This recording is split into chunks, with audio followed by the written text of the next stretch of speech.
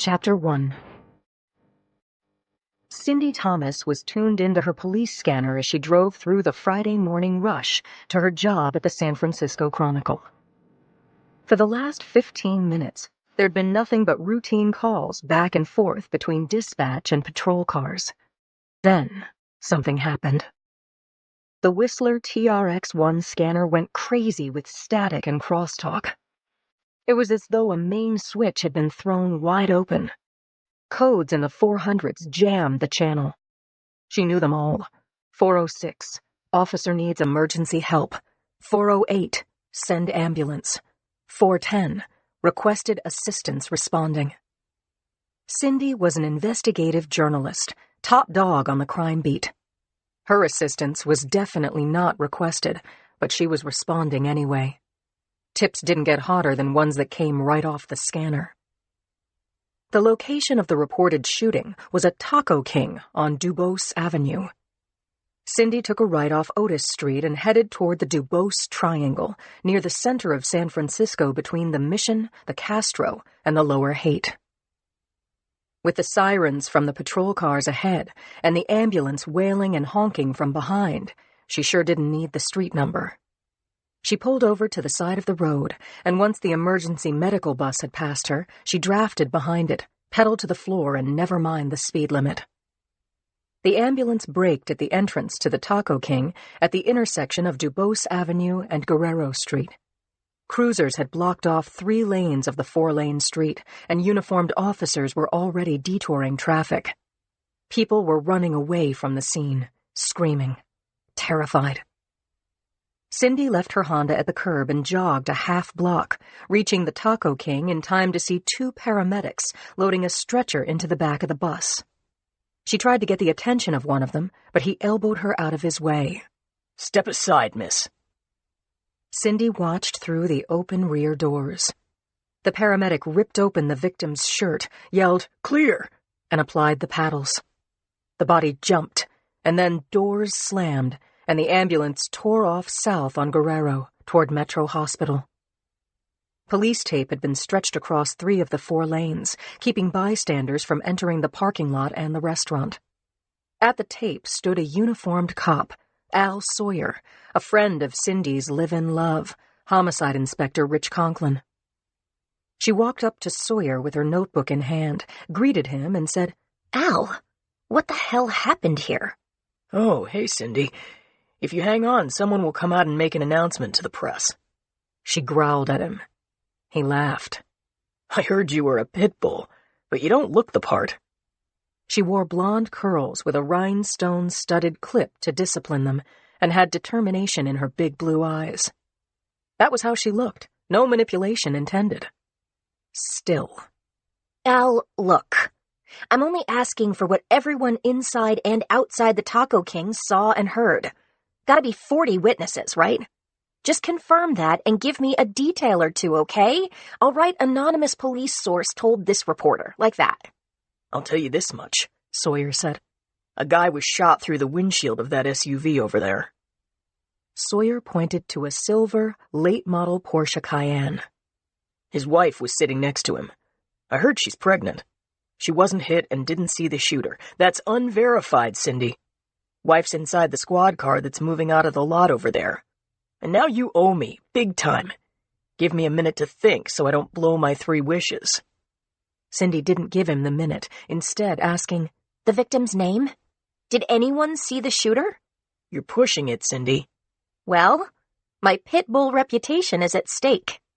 He grinned at her, then said, "Can you see the SUV?" "I see it." "Take a picture of the SUV's back window." "All right, Al. I sure will." Sawyer said, "Here's your scoop. The victim is almost famous. If he dies, it's going to be big news." Chapter 2. Sawyer shook his finger at Cindy, a friendly warning. Cindy mouthed, "Thank you," and before she could get chased away, she ducked the tape, got within 50 feet of the SUV's rear window, and snapped the picture. She was back over the line, blowing up the shot, when Jeb McGowan appeared out of the crowd and sidled up to her. McGowan looked like a young genius with his slicked-back hair and cool glasses with two-tone frames. He played the part of journo elite, having worked crime in his last job at the LA Sun-Times. He had a daily column, as she had done some interviews on cable news after he reported on the Marina slasher 2 years ago. Back then, McGowan had implied that San Francisco was small-time and provincial. "Why are you here?" she'd asked. "My lady friend has family in Frisco. She needs to see them more. So, what are you gonna do?" Cindy had thought, "For starters, don't call it Frisco." Now McGowan was in her face. "Cindy, hey!" That was another thing. McGowan was pushy. Okay, the same had been said of her, but in Cindy's opinion, McSmarty was no team player and would love to shove her under a speeding bus and snatch the top spot. Or maybe he'd just stick around like gum under her shoe and simply annoy her to death. "Hiya, Jeb." She turned away as if shielding her phone's screen from the morning sun, but he kept talking. "I had a few words with a customer before she fled. I have her name and good quotes about the mayhem after the shooting. Here's an idea, Cindy. We should write this story together." "You've got the name of the victim?" "I will have it." "I've already got my angle," she said. "See ya, Jeb." Cindy walked away from McGowan, and when she'd left him behind, she enlarged the image of the Porsche's back window. A word had been finger-painted in the dust. Was it rehearsal? She sucked in her breath and punched up the shot until rehearsal was clear. It was a good image for the front page, and for a change, no friend of hers at the SFPD was saying, "That's off the record." As she walked to her car, Cindy wondered, rehearsal for what? Was it a teaser? Whatever the shooter's motive for shooting the victim, he was signaling that there would be another shooting to come. Cindy phoned Henry Tyler, the Chronicle's publisher and editor-in-chief, and left him a message detailing that her anonymous source was a cop, and she was still digging into the victim's identity. Back in her car, she listened to the police scanner, hoping to catch the name of the victim. And she called Rich to tell him what she'd just seen. He might already know the victim's name. Chapter 3. Yuki Castellano locked her bag in her desk drawer, left her office, and headed to the elevator. A San Francisco assistant district attorney, Yuki was prosecuting an 18-year-old high school dropout who'd had the bad luck to sign on as a wheelman for an unidentified drug dealer. 2 months ago, there'd been a routine traffic stop. The vehicle in question had a busted turn signal light and stolen plates. The cop who'd pulled over the vehicle was approaching on foot when the passenger got out of the offending vehicle and shot him. The cop's partner returned fire, missed, and fired on the vehicle as it took off on Highway 1 South. The cop called for assistance and stayed with the dying man. A few miles and a few minutes later, the squad cars in pursuit forced the getaway car off the far right lane and roadblocked it. The police found that the passenger had ditched, leaving the teenage driver, Clay Warren, and a sizable package of fentanyl inside the car. The patrolman who'd been shot died at the scene. Clay Warren was held on a number of charges. The drugs were valued at $1 million as is and impounded. Warren and the car were identified by the dead cop's partner, and forensics had found hundreds of old and new prints in the vehicle, but none that matched to a known felon. Bastard had worn gloves or never touched the dash, or this was his first job and he wasn't in the system. Yuki doubted that. So, in lieu of the killer dealer, the wheelman was left holding the bag. The DA was prosecuting Clay Warren for running drugs in a stolen car and acting as accomplice to murder of a police officer, but largely for being the patsy. Yuki had hoped that Warren would give up the missing dealer, but he hadn't done so and gave no sign that he would. Using the inside of the stainless steel elevator door as a mirror, she applied her lipstick and arranged her hair, then exited on the 7th floor and approached Sergeant Bubbleen Waters at the desk. Hi, Bea. I have a meeting with prisoner Clay Warren and his attorney. They're waiting for you, Yuki. Hang on a sec. She picked up the desk phone, punched a button, and said, Randall, gate please. A guard appeared. Metal doors clanked open, and locks shut behind them. The guard escorted Yuki to a small cinder-block room with a table and chairs, 2 of the chairs already occupied. Clay Warren wore a classic orange prison jumpsuit and silver cuffs. His attorney, Zach Jordan, had long hair and was wearing a pink polo shirt, a khaki blazer, jeans, and a gold stud in his left ear. Zach gave Yuki a warm smile and stood to shake her hand with both of his. Good to see you, Yuki. Sorry to say, I'm not getting anywhere fast. Maybe Clay will listen to you. Chapter 4. Zach Jordan was a defense lawyer who worked pro bono for the Defense League, a group that represented the poor and hopeless. During a brief break from her job with the DA, Yuki had worked for Zach Jordan and could say that he was one of the good guys and that his client was lucky to have him. In this case, his client was facing major prison time for being in the wrong car at the wrong time. Yuki sat down and asked, How's it going, Clay? He said, Just wonderful. Clay Warren looked younger than his age. He was small and blonde-haired, with a button nose, but when he glanced up, his gray eyes were hard. After his quick appraisal of Yuki, he lowered his gaze to his hands, the cuffs linked to a metal loop in the middle of the table. He looked resigned. Clay, she said, as we discussed before, a police officer is dead. You know who shot him. I'm asking you again to help us by telling us who did that. Otherwise, I can't help you, and you'll be charged as an accomplice to murder and for possession of narcotics with intent, and tried as an adult. You're looking at life in prison. For driving the car, he said. Do you understand me? Yuki asked. You're an accomplice to the murder of a cop. If you help us get the shooter, the DA might help you out. The charges could be lowered significantly, Clay. I don't know anything. I was driving.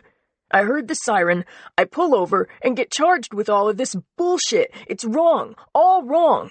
I was speeding, period. And the drugs inside the car? Where'd you get $1 million worth of fentanyl? Yuki knew that there was a tentative ID on the dealer.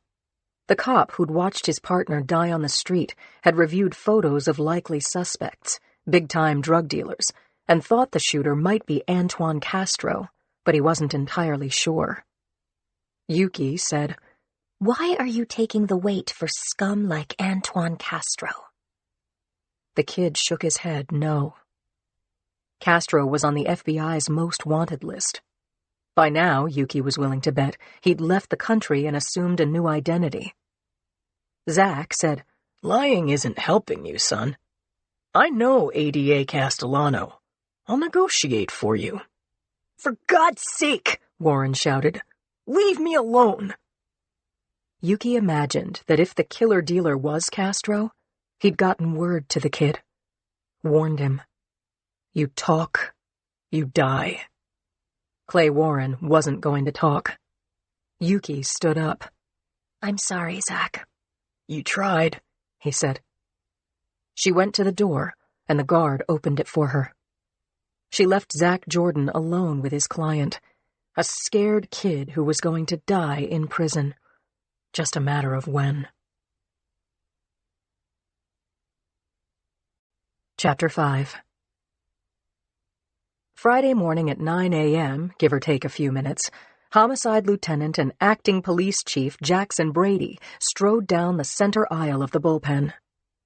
The night shift was punching out, day shift straggling in, calling out, Hey, boss. Yo, Brady. He nodded to Chi, Lemke, Samuels, Wang, kept going. At the front of the room, there were 2 desks pushed together face to face. Boxer and Conklin's real estate. Brady had partnered with both of them when he first came to the SFPD as a switch hitter. Stood with them with bullets flying more than once. He counted on them. Would do anything for them. Brady slid into Boxer's desk chair. He looked at Conklin over Lindsay's small junkyard of personal space, swung the head of the gooseneck lamp aside, moved a stack of files and a mug to make space for his elbows. Conklin looked up, said, "You okay, Lou?" Brady knew that he looked like shit. Too many hours here, too much junk food, too little sleep. Worried, 18 hours a day. His collar was tight. He loosened his tie, undid the top shirt button. "So, the way I understand it," Brady said, "Boxer had a doctor's appointment yesterday afternoon. A checkup. She calls to say, 'I'm fine, boss. Doctor said I need to start taking me time.'" Conklin said, "She told me the same." Brady thought about when Boxer had been very sick. Took off a couple of months and came back. Said she felt perfect. So now what was she saying? "You think she's all right?" said Brady. Conklin said, "She's fine. Doctor told her she shouldn't run herself into the ground like she does. So her sister has the wild child, and Lindsay and Joe took off to parts unknown for the weekend, maybe another day or 2. You know, Brady, most people take weekends off." "Oh, really? I don't know many." Brady gathered up loose pens and pencils and put them into a ceramic mug. Conklin said, "What worries me is how you look. Don't rub it in." Brady had been working 2 jobs since Chief Warren Jacoby had been retired out. Filling Jacoby's old chair on the 5th floor as well as running the homicide squad room felt like having his head slammed in a car door. The mayor was pressuring him. Choose one job or the other, but decide. Brady had talked it over with Yuki, who'd offered measured wifely advice, not pushing or pulling, just laying it out as a lawyer would. I can make a case for taking on more responsibility while working fewer hours per day. I can also give you reasons why homicide is where your strengths lie. And you love it. But you have to make a decision PDQ, or the mayor is going to make it for you. Conklin was saying, "I can work with Chi and McNeil until Boxer is back." "Yeah, do that." Brady left Conklin and the bullpen, took the fire stairs 1 flight up to 5. When he got to his office, his assistant said, "Lou, I was just about to look for you. Check this out." He took a seat behind the desk. Katie leaned over his shoulder and brought up the Chronicle online, paused on the front page and read the headline, "Roger Jennings shot at Taco King," then added the takeaway, "He's in critical condition." Jennings was a baseball player, a catcher nearing the end of his professional career. Why would anyone want to kill him? Chapter 6. I'd called Joe as soon as I left my doctor's office and told him what Doc Arpino had said. "Lindsay, live a little. Get out of town for a few days. Go to a spa." My dear husband had said, "Leave this to me." I'd left word with Brady and Conklin. "I'm off duty." Words to that effect. Now, with our phones locked inside the trunk, Joe and I were heading north, breezing across the Golden Gate Bridge, sailboats flying below us across the sparkling bay. Joe was at the wheel, and I was sitting beside him, saying, "I did not." "You did too. You came to the airport. You said, 'I want you, and I want the jet.'" I laughed out loud. "You're crazy." "You remember the company plane?" "Oh, yes." "Louder, dear." "Oh, yes." We both laughed. Joe and I had met on the job, heads of a cop and DHS joint task force charged with shutting down a terrorist who was armed with a deadly poison and a plan to take down members of the G8 meeting in San Francisco. He killed a lot of people, including one very close to me, before we nailed the bastard and took him down. I blocked thoughts about all of that and said, "You remember when we broke away from the G8 case for the investigation in Portland?" "Do I ever?" said Joe.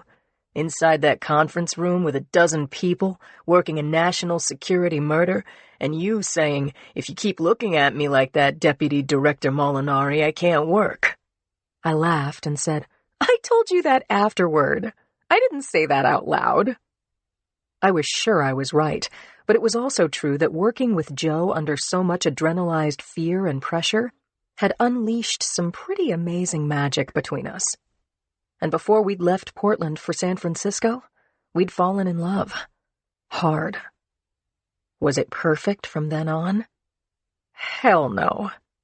We lived on opposite sides of the country, and so we rode the long-distance relationship roller coaster for a while, cured loneliness and longing with adventures for a few days a month, until Joe gave up his job and moved to the city by the bay. About a year after our wedding, I gave birth to Julie Ann Molinari while home alone on a dark and stormy night with electric lines down across the city.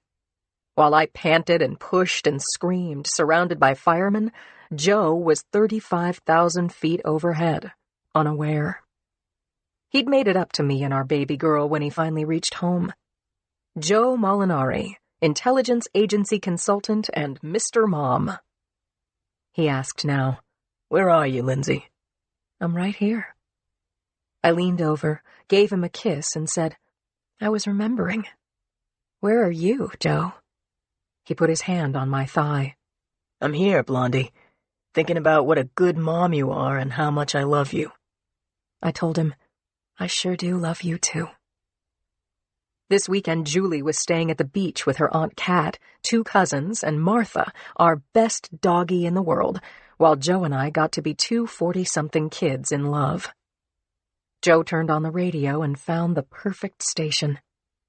We were cruising. The weather was sunny with a side of sailboats, and we were singing along with the oldies.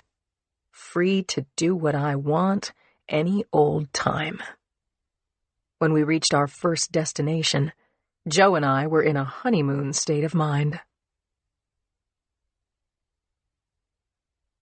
Chapter 7. Joe slowed the car and parked us in front of a modest-looking 2-story building made of river stones and timbers, surrounded by greenery.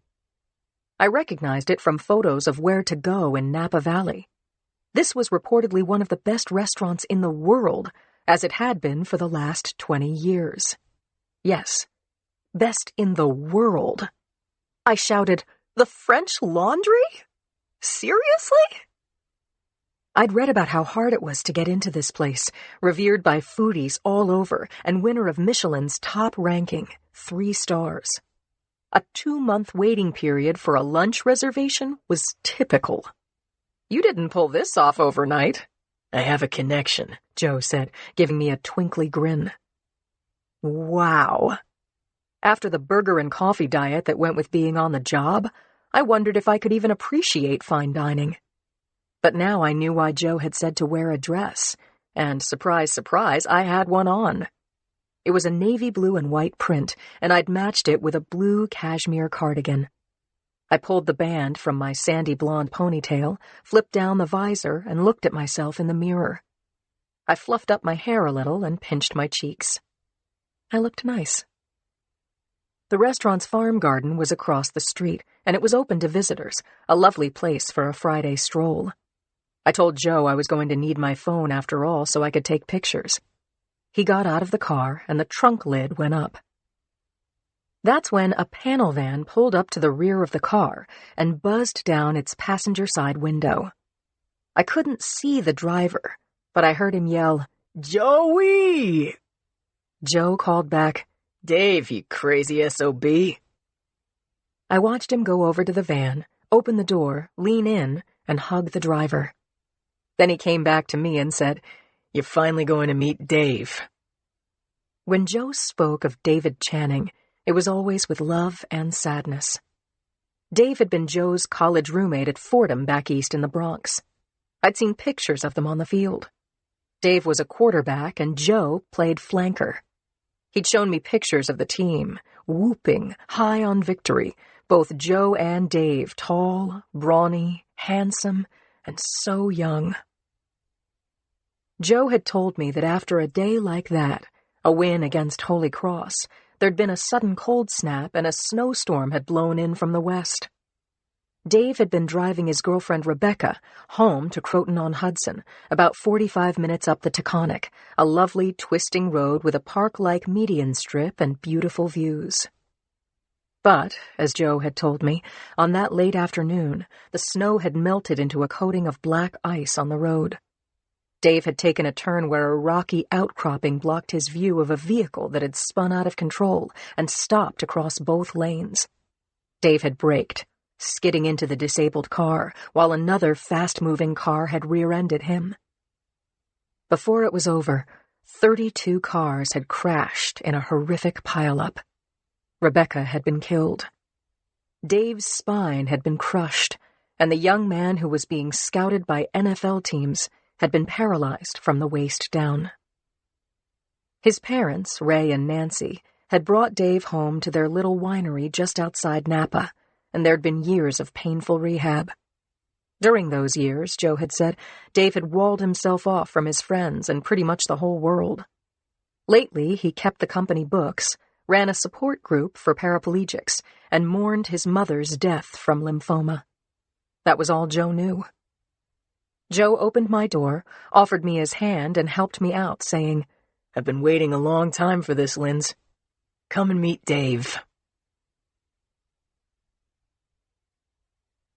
Chapter 8. David Channing did some show-off wheelies, pushed his chair wheels to fade back, and told Joe to go long. He tossed an imaginary football, and Joe made a big show of snatching it out of the air, running across an invisible goal line and spiking the ball in the end zone. Dave laughed as Joe did a victory dance. Then he grinned shyly and held out his hand to shake mine, and I turned it into a hug. "It's trite but true," he says. "Joe has told me so much about you." Back at you, Dave. He can really riff on you, too. Joe squeezed his friend's shoulder, said, "Shall we?" Dave said, "I'd love to join you, Joe, but I'm just here to finally meet Lindsay, and now I've got to get back." Joe said, "Hell no, you don't. I haven't seen you in 3 years. We're having lunch together, all of us. It's on me." Dave protested. He said that this was our weekend. Lunch was all set for us. He didn't want to be a third wheel. But he didn't have a chance versus Joe. I heard him mutter, "You're still tough, old man," as Joe, steering us toward the restaurant and holding open the shiny blue-painted door, ushered us inside. We were greeted by the maitre d', who called Dave Davy, and we were shown to a table, seated so that I was between Dave and Joe, Dave saying, "These folks are customers of ours." Joe said, "I think we'll be having the Channing Winery cab." Sounded good to me. Claire Washburn, my BFF, had been here for her anniversary last year and had given me the Cliff's Notes, saying, "A meal at the French Laundry changes your life." I didn't doubt my friend. In fact, I couldn't remember a time when she'd been wrong about anything. But I wasn't sure that a single meal could change my life, even for a day. Joe's lasagna was a high bar and possibly my favorite dish in the world. I looked around and immediately warmed to the restaurant. The main room was comfortable and homey, with sand-colored walls, a dozen round tables, a coved ceiling, and sconces between the casement windows. Our menus arrived, and Dave said, "I recommend the tasting menu. Today's version will never be served exactly the same way again." Lizette, our server, concurred. A quick look at the menu laid out a journey of 9 little courses of classic French cuisine with a 3-star spin. And along the way, there would be wine to taste. I'm no math whiz, but it was easy to see that lunch for 3 was going to come in at over $1,000. Possibly well over 1,000. Joe put his arm around the back of my chair and pulled me closer to him. Dave apologized for not making it to our wedding, and I told him that we'd felt him there nonetheless. "Love the wedding present, Dave." He laughed, said, "Not everyone loves an antique gun safe." Joe and I said it together. "We do." Chapter 9. Before the first dish arrived, the two old friends started catching up on who'd married, who'd gone into politics, who had passed away. The salmon tartare was served in a little cone. Adorable.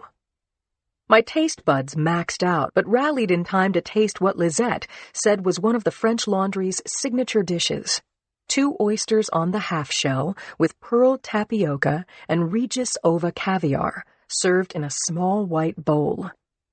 I dipped a fork into the oyster shell and brought the creamy, buttery, salty aphrodisiac of foods to my mouth. It was good. Very good. I was still thinking about the unusual textures and flavors when the next in a procession of beautifully plated delicacies arrived. I didn't quite get the creamed English peas and pork jowl, the marinated nectarines, the soft-boiled red hen egg in the shell that looked as though it were made of porcelain. But from the ecstatic expressions at my table and surrounding ones, I understood why the French Laundry was the gold standard for people with sophisticated taste. 3 hours later, when we were sipping our coffee and sampling the wondrous variety of sweets, we convinced Dave to talk about himself. "Joey knows this, Lindsay, but my mom passed away just before you two got married. My dad and I were always close, but working together has really given us I don't know what else to call it, a deep friendship." Dave sighed. Joe put his hand on Dave's arm and asked him what was wrong. Dave said, "Dad's sick, in the hospital, and I'm very worried." "Why? What happened?" Joe asked. "He has a thoracic aortic aneurysm brought on by high blood pressure. It's grown to the size that might require surgery. His doctor prescribed him beta blockers but says he's got age-related system breakdown. But I'm not buying it. He's 72. He's never been sick before." Joe said, "I'm sorry to hear this, Dave. If you have any time, Joe, I know he'd like to see you. He was our biggest fan." Joe looked down at the table. I'm pretty sure he was flashing back on those college football years, their families screaming from the stands.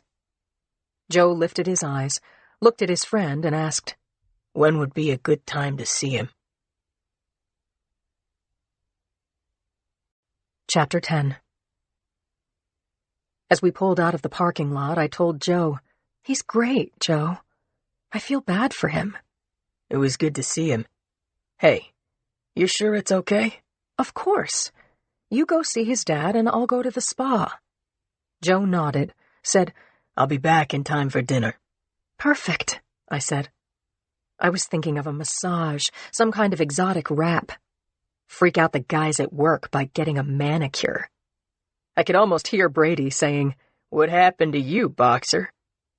I grinned, but when I turned to share my joke with Joe, he was in deep thought.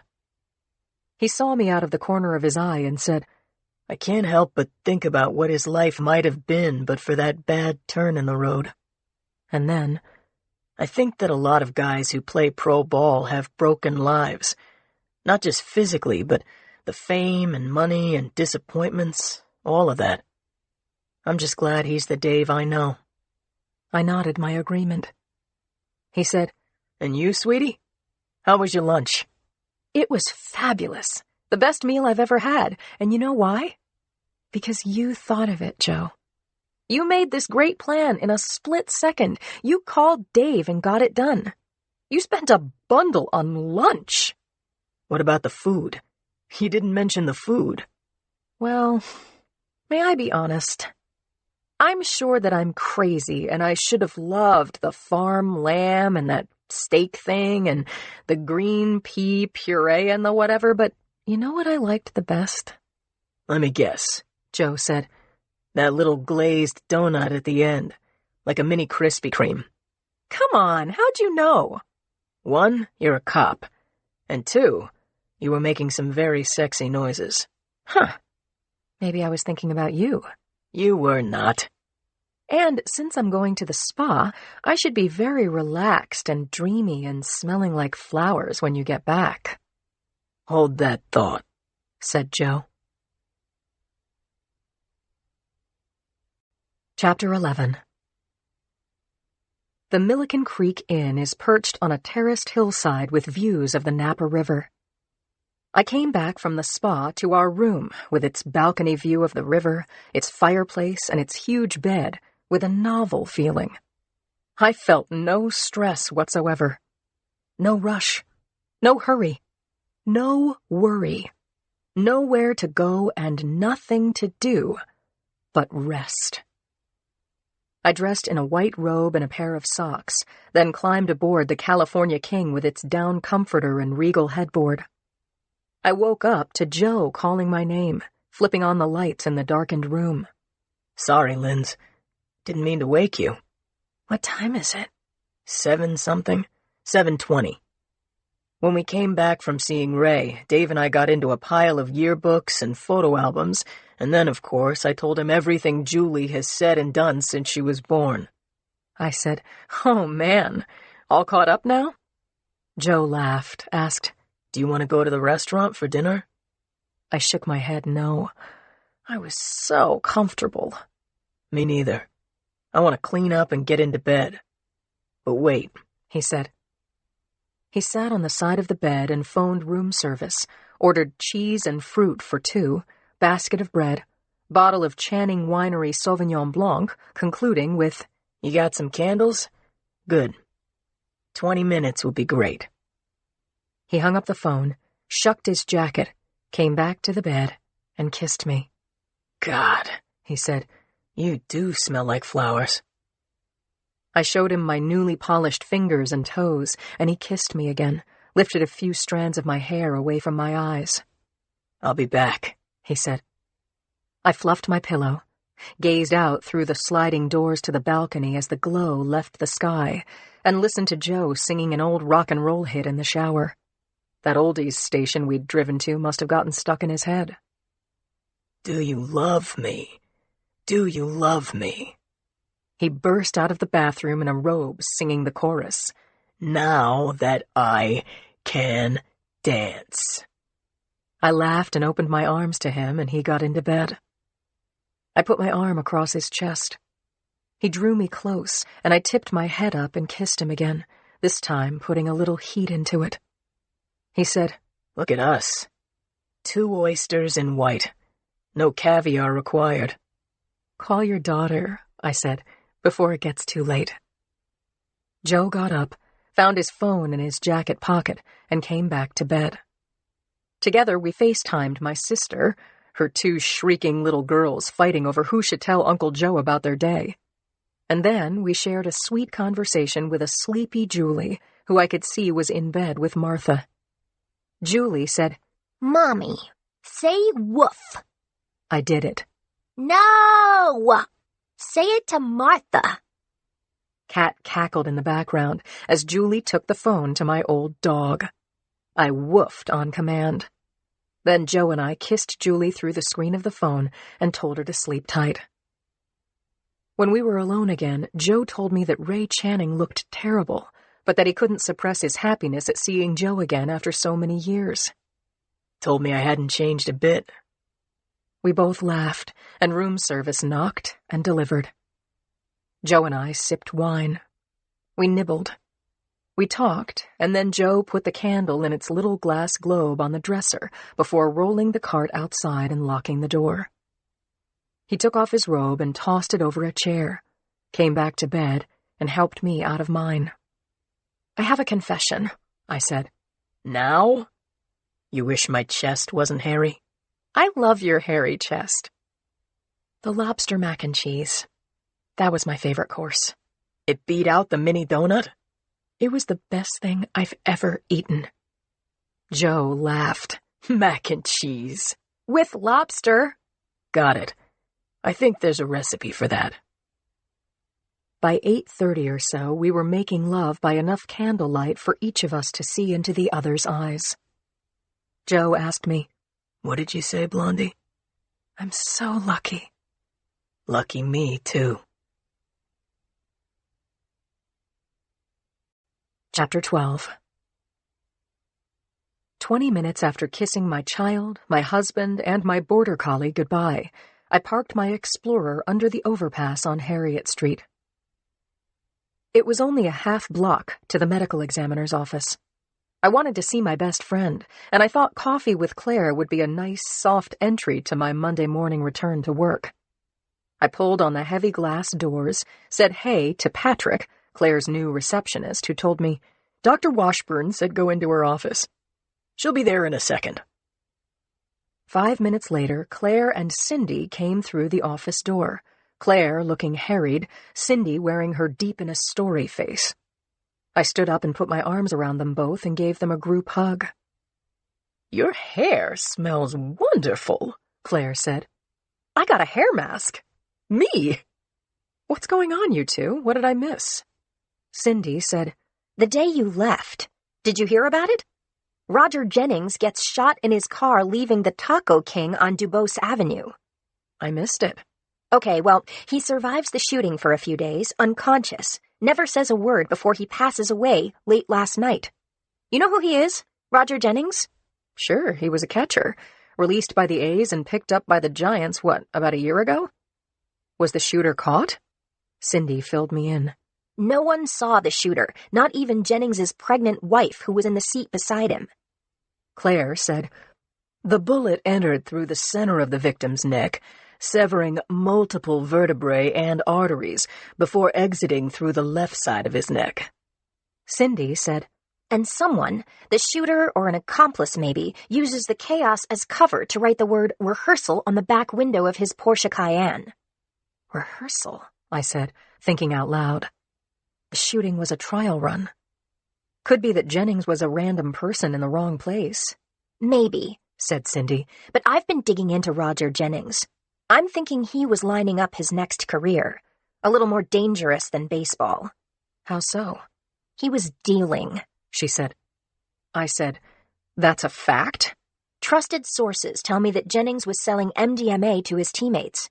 There may be others. Chi and McNeil are on it. And now," said Cindy, "I've got to get back and file the story." She blew kisses. Then she was gone. Chapter 13. As Cindy flew out the door, Yuki blew in. "I hope there's coffee in here somewhere."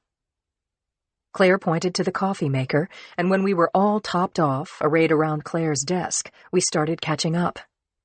Claire had been working all weekend, trying to organize the cremains of 5 bodies recovered from a crack house fire in the Tenderloin. "This is the worst," she said. "Cause of death could be overdose, smoke inhalation, gunshot, all of the above or none of the above. I doubt I'm going to ID even one of those bodies." Yuki said to me, "Arson is suspected, but it could have been a crack pipe falling onto a pile of newspapers, everyone too whacked out to notice." Claire got up from her desk, saying, "Be right back." I asked Yuki how her case was going, and she said, "This defendant, Clay Warren. When I was working with Zach, I would have been fighting to get this kid released. I would have argued that he was a victim of circumstance. He didn't know about the drugs. I'd have gotten him to give up the puke who left him literally holding the bag. Now I'm going to send him to prison for the rest of his dumbass life. Talk about cognitive dissonance," Yuki said. She asked about Julie, and I told her that Joe and I were exhausted last night, but Julie didn't want to sleep. At all. We compromised, let Julie and Martha into our bed, and our snoring finally knocked them out. Next thing I hear, "Mommy, I'm going to be late for school." Yuki was laughing when Claire came back and reseated herself in her chair. She took a swig of coffee, sighed deeply. I asked, "You okay?" "Sure," she said. I splashed cold water on my face. I want to sign off on these fire victims before I go home tonight. So tell me, you went to the French Laundry? Claire's receptionist knocked, poked his head in, and said, Sorry to interrupt.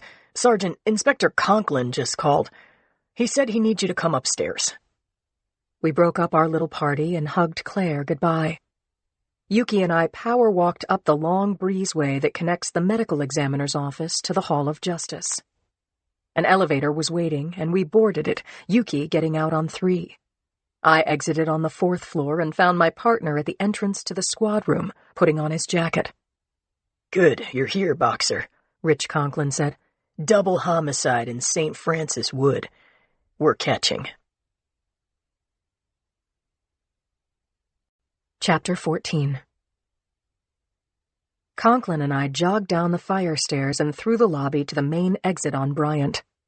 He briefed me as we checked out a squad car. The victims are Paul and Ramona Barron. The record producer? That's the one. I pictured Barron. Dark-haired, mid-40s, small guy with a Vegas personality. The picture in my mind was of him recently celebrating a movie deal with a big crowd at the Club Monroe. Rich was telling me, their housekeeper, Gretchen Linder, found their bodies when she came to work about a half hour ago. The wife was still breathing, then she died while Linder was calling it in. She's at the scene now. Conklin got behind the wheel, and while I buckled up and flipped on the sirens, he floored it, the car shooting away from the curb. I held onto the armrest as we sped southwest towards St. Francis Wood, an affluent, old-money enclave, one of those neighborhoods where nothing much ever happened, until it did. Apart from a few expletives when jackass drivers failed to give way, Conklin and I didn't speak again until we arrived at the murder house. 3 patrol cars were in front of a beautiful old home, about 4,000 square feet, taking up a double corner lot. The lawn was mown, shrubbery shorn. The property was as tidy as a freshly made bed. We parked between the CSI van and an ambulance, got out of the car. I spent a moment taking in the big picture. The multi-million-dollar old homes as far as I could see, ancient trees lining the street. There were 2 cars parked in the Barron's driveway, a late-model Mercedes and an Audi, both gleaming. A well-used Honda was parked at the curb, along with the 3 black and whites, CSI's van, and an ambulance. Incongruent crackles and screeching of car radios, dogs barking, horns honking, underscored that shit had happened. CSIs waited at their vehicle for a go-ahead. Uniforms taped off the walkway to the house and set up a secondary perimeter, kept traffic moving. The front door of the house at 181 San Anselmo Avenue opened, and Charles Clapper, the CSI director, stepped out and waved us in. Conklin and I started up the walk, but were stopped by high-pitched screams. 2 young children, a girl of about 4 and a boy of maybe 6, both in pajamas, tore out of the backyard and crossed the lawn toward the street. Conklin and I captured them, while a pretty woman in a pink, blood-stained tunic over jeans called out, "Christopher! Dee Dee! Come to Gretchen right now!" Dee Dee had wrapped herself around my knees. I picked up the little girl and she hugged my neck hard. Rich held on to her bawling bigger brother until their nanny, also crying, disentangled them and gathered them to her. Conklin introduced the nanny, Gretchen Linder, who was distraught. Very. "We're not allowed. That man told us to sit outside and wait. This is, oh my God, their parents. These poor kids. I saw Ramona die. I'm in charge of them. I don't know what to do," she said. "Should I take them to my place?" It was kind of her to want to take the children home, but that wouldn't happen. Richie said, "We need to take your statement. See that gray Ford next to the ambulance? What do you say I take you all to the police station? We'll figure out what's best for the kids short term, and then you can help us figure out what happened here." Linder nodded. She put her hands over her eyes and sobbed, then wiped her face with her sleeve. With Richie right behind her, she shepherded the children to the squad car. Chapter 15. "I've never seen a room like this inside a house," I said to Clapper. Clapper and I stood together in the foyer of the Baron's house, staring into a screening room that took up most of the ground floor. Wall fixtures threw soft light on a half-dozen sectionals arranged in a horseshoe angled toward the wall of large TV screens. Photos of Paul Barron with entertainers he'd produced hung over the back bar. I said, "It feels corporate. Like a first-class airport lounge." At the far end of the screening room, 2 pairs of wide-open French doors revealed an open-space family/kitchen/dining room, remains of breakfast still on the table. I asked, where was the point of entry? Clapper shook his head and said, "The doors and windows were all secured, except the front door. The nanny opened that and shut off the alarm." "What then? An inside job?" Charlie Clapper is not only a former homicide investigator, but he's a meticulous CSI. He said, "Here's what I know so far. The basement level is the recording studio, accessed by the elevator over there," he said, pointing to the door under the rising staircase, "and the stairs at the back of the kitchen." He continued, "The studio is like a big soundproof safe with professional recording equipment. No windows. A fire door with a bar lock leads to the outside. Air comes through vents from up here. There's no way to get into that room from the outside unless someone opens the door for you." "So you're thinking someone let the killer in?" "Patience, Boxer. Let's go upstairs. 4 bedrooms and baths, and the Barons had an office off the master. That's where they were shot dead, 1 bullet each." "Murder-suicide?" "Crossed my mind, but there's no weapon in the room." "A locked room murder mystery in real life?" Clapper grinned. "Hello, Agatha Christie. But I don't think so. You met Gretchen Linder?" "Conklin's taking her and the kids back to the hall." Clapper said, "Here's what she told me. That she came to work this morning, 8:45 on the dot, as always. Front door was locked.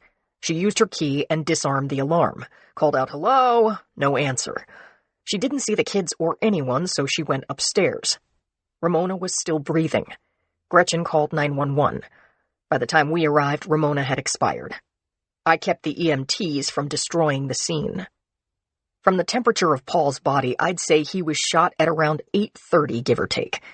Likely the shooter knew when the nanny was due to arrive." I said, "How about giving me the tour?"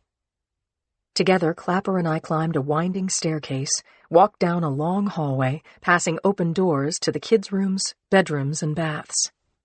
Clapper paused at the entrance to an open room at the end of the floor. "Grab the walls and stay with me," he said. Chapter 16. Clapper and I paused at the threshold to the Baron's office. At the center of the room was a sturdy antique partner's desk, made for 2 people to work facing each other. Behind the desk was a wall of casement windows. There was art on the opposite wall, a large TV screen, an exercise bike, and a water cooler, but my eyes turned quickly to the deceased. Clapper said, "Paul Barron took a shot to the back of his head." The dark-haired man in plaid and jeans had fallen across his desk, facing the doorway. He had bled copiously over the desk and everything on it.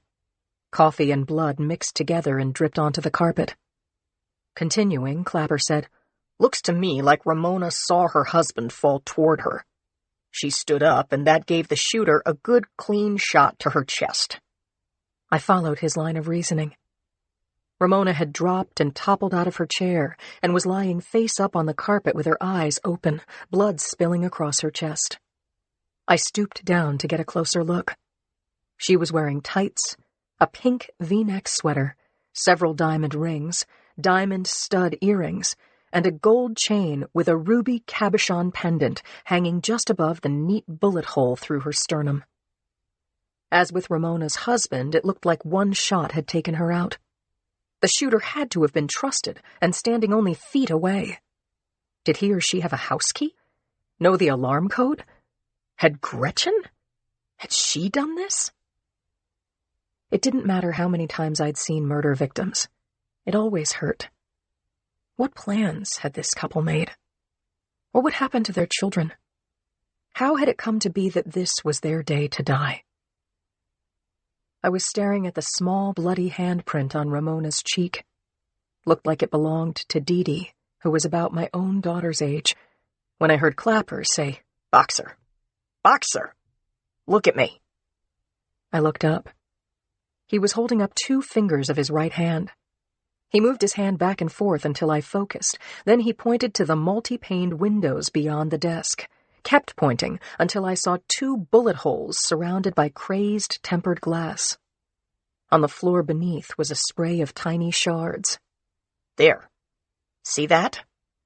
This time I couldn't miss it. The 2 shots must have come through the windows. But we were on the 2nd floor. How the hell had the shooter managed 2 perfect kill shots from outside the house? I grabbed the wall, meaning I walked carefully around the murder tableau and looked out through the windows. There was a pretty brick patio below, but no ledge outside the window, no purchase for a shooter to stand and take his shots. Could the shots have been fired from a neighboring house? Or, more likely, from the top of San Anselmo, 2 streets over? I turned back to Clapper. "A sniper," I said.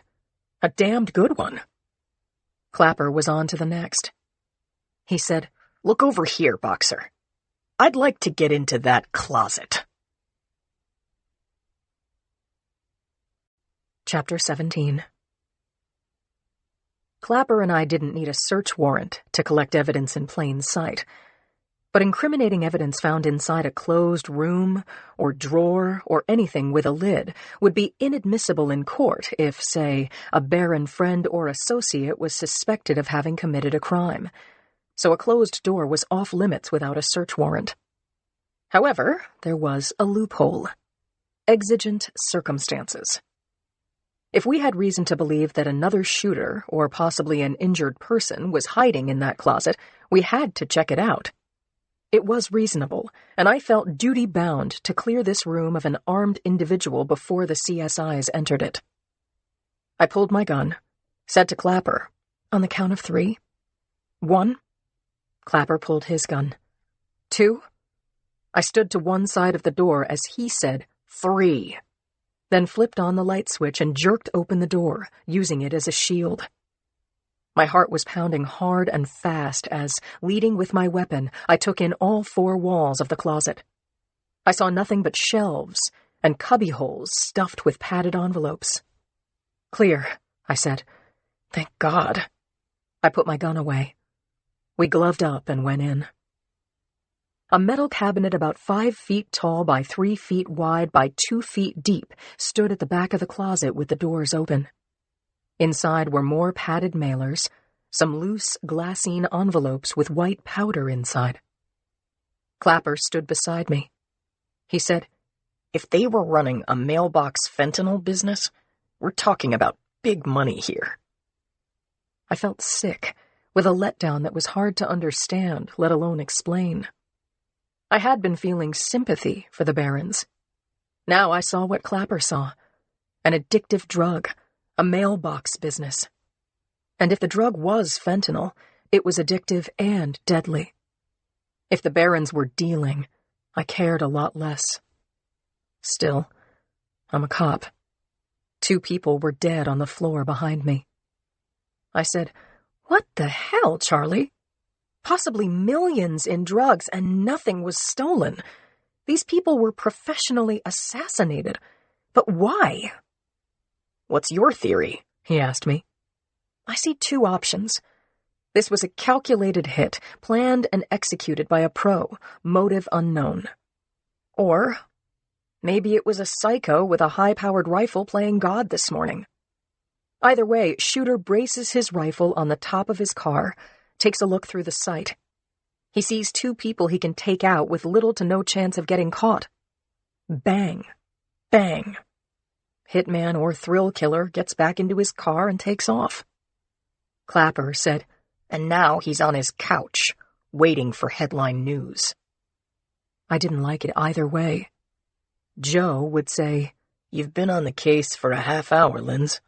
Take it easy on yourself." Clapper said, "I've got guys out on the road looking for shell casings, a cigarette butt, something." "I'll check on that warrant," I said. Chapter 18. Conklin texted me. Judge Hoffman signed the ticket. "We're good, Charlie," I said to Clapper. "We own this place." I left the Baron's house by the side door as a half-dozen CSIs carrying kits, lights, cameras, and other accessories of their trade headed up the front walk. I remembered that I needed a ride back to the hall and was about to text my partner when the medical examiner's van arrived. I waited to exchange a few words with Claire, but the doctor who climbed down from the van was not a busty black woman with a wry comment about the crispy critters in her cold room. This doc was white, dainty, with streaked blonde hair and purple eyeglass frames. I introduced myself, and the pathologist told me her name, Dr. Mary Dugan, and that she was on loan from Metro Hospital until Dr. Washburn returned. I asked, "I just saw Claire a couple of hours ago. Do you know what this is about?" "All I know is that Lieutenant Brady called the hospital asking for a pathologist to sub for Dr. Washburn, and here I am." It made sense that Claire was probably sacked out at home and would call me when she woke up. I told Dr. Dugan that as soon as she retrieved the slugs from the victims, she should get them to Clapper. "No problem," said Dugan. I gave her my card and was looking up the street when I heard my name. There, behind the tape, was Cindy waving to get my attention. I waved back and ducked under the tape, and Cindy took me by the arm, saying, "Richie said you could use a ride." I laughed out loud. What a great guy. But I knew that by taking Cindy up on this offer, I was essentially giving her a green light to grill me for 25 minutes in the car. She was going to be disappointed. "Fine, Cindy. Thanks." An attractive man elbowed his way through the gathering crowd toward me. He was about 30, was wearing expensive, classic-cut clothes, and had the intensity of a reporter hot on a scoop. He pushed past Cindy, interrupting us to say, "Sergeant, I'm Jeb McGowan from the Chronicle. Can you tell us what happened here?" Cindy looked at me, switched her eyes toward McGowan, and gave off a sub-zero vibe. "Mr. McGowan, I can't discuss an investigation in progress." "Sergeant, it's all right. I'm only asking for a quote." "Sorry, no can do." It hadn't taken long for news of the Baron's deaths to get out. A news chopper chattered overhead. An ABC7 news van rolled up the street and stopped at the tape. Cindy said, "My car's a block away. Follow me." I followed, got into her car, strapped in, and got ready to keep Cindy at arm's length all the way back to the hall. In fact, although she huffed and puffed, everything I told Cindy was off the record. I said that the fatal shootings this morning had added 2 young orphans to the world, and that we had no suspects or witnesses to the murders. I did not tell her about the probable millions in drugs inside the supply closet. Their value was still to be determined. My thoughts shifted to what Cindy had told the Women's Murder Club this morning, that a veteran ball player had been shot through his windshield while leaving a Taco King last Friday, that the word rehearsal had been scrawled on the rear window of the victim's very expensive vehicle, that anonymous yet reliable sources had reported to Cindy that Jennings had been dealing drugs. Jennings's execution was similar in style to the Baron's murders. Now I wondered if that drive-through murder had been a rehearsal for the killings this morning. Was there a drug connection between Roger Jennings and the Barons? There was a lot to do before I would have answers. But this I knew. My long weekend in Napa Valley with Joe seemed so long ago and far away, it might have occurred in a dream. Chapter 19. Conklin and I waited in the little area outside Jacoby's former office, now Brady's part-time corner on the 5th floor. His door was closed and his assistant was at her desk. She looked up and said, "He'll only be a minute." Conklin took chairs for us in a row along the wall and used the time to catch up. "CPS has the Barron kids, Dee Dee and Christopher," he told me. "Ramona's sister B is on a cruise. Her ship docks in Athens in 4 days, then she'll fly home, pick them up. Telling her was awful. She refused to believe me, and when she did, the satellite dropped the call.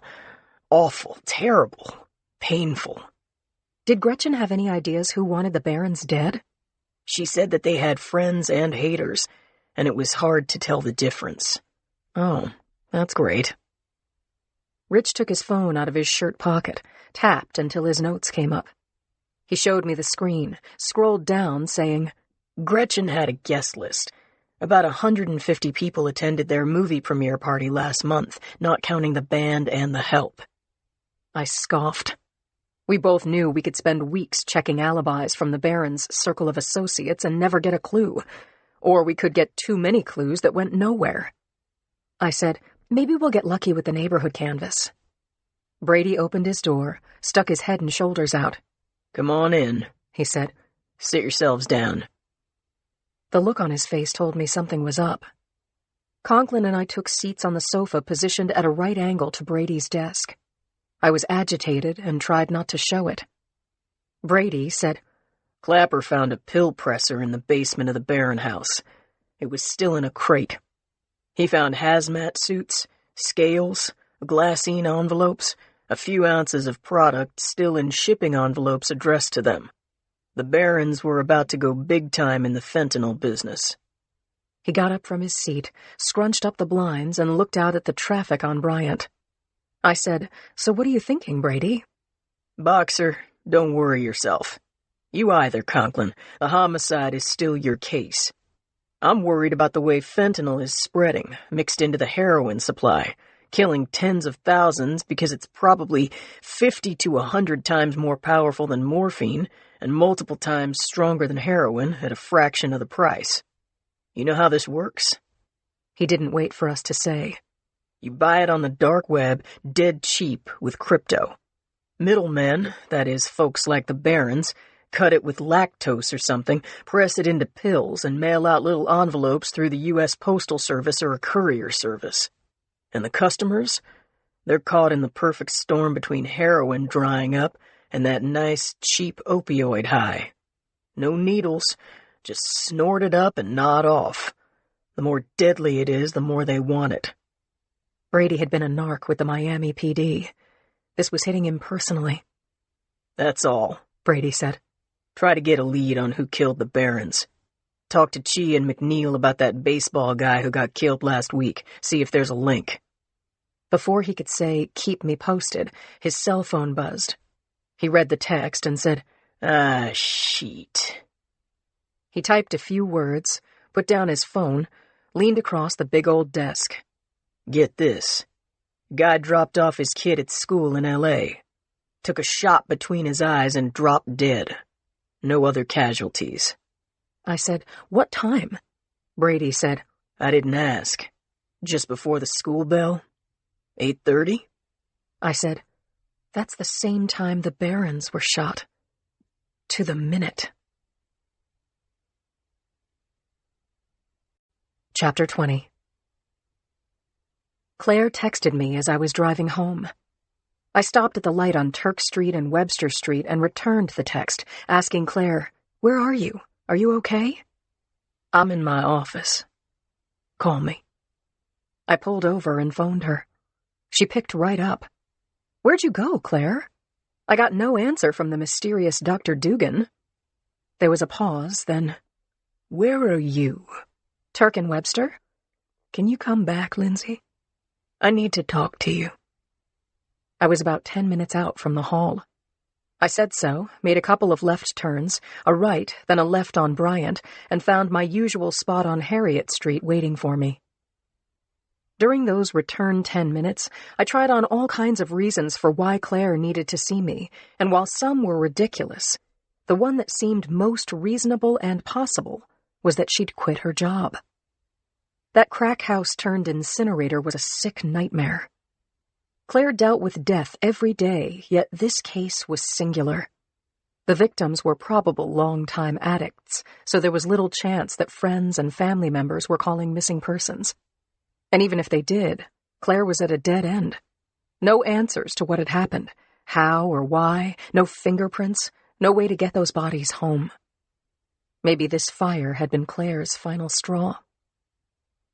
I locked the car, buttoned my coat, and took the short walk to the medical examiner's office. The lights shined through the glass. I saw that the receptionist had gone home, but there were a few people sitting in the waiting room. One of them was a cop I knew. I knocked on the glass, and Diaz got up, reached behind the reception desk, and buzzed me in.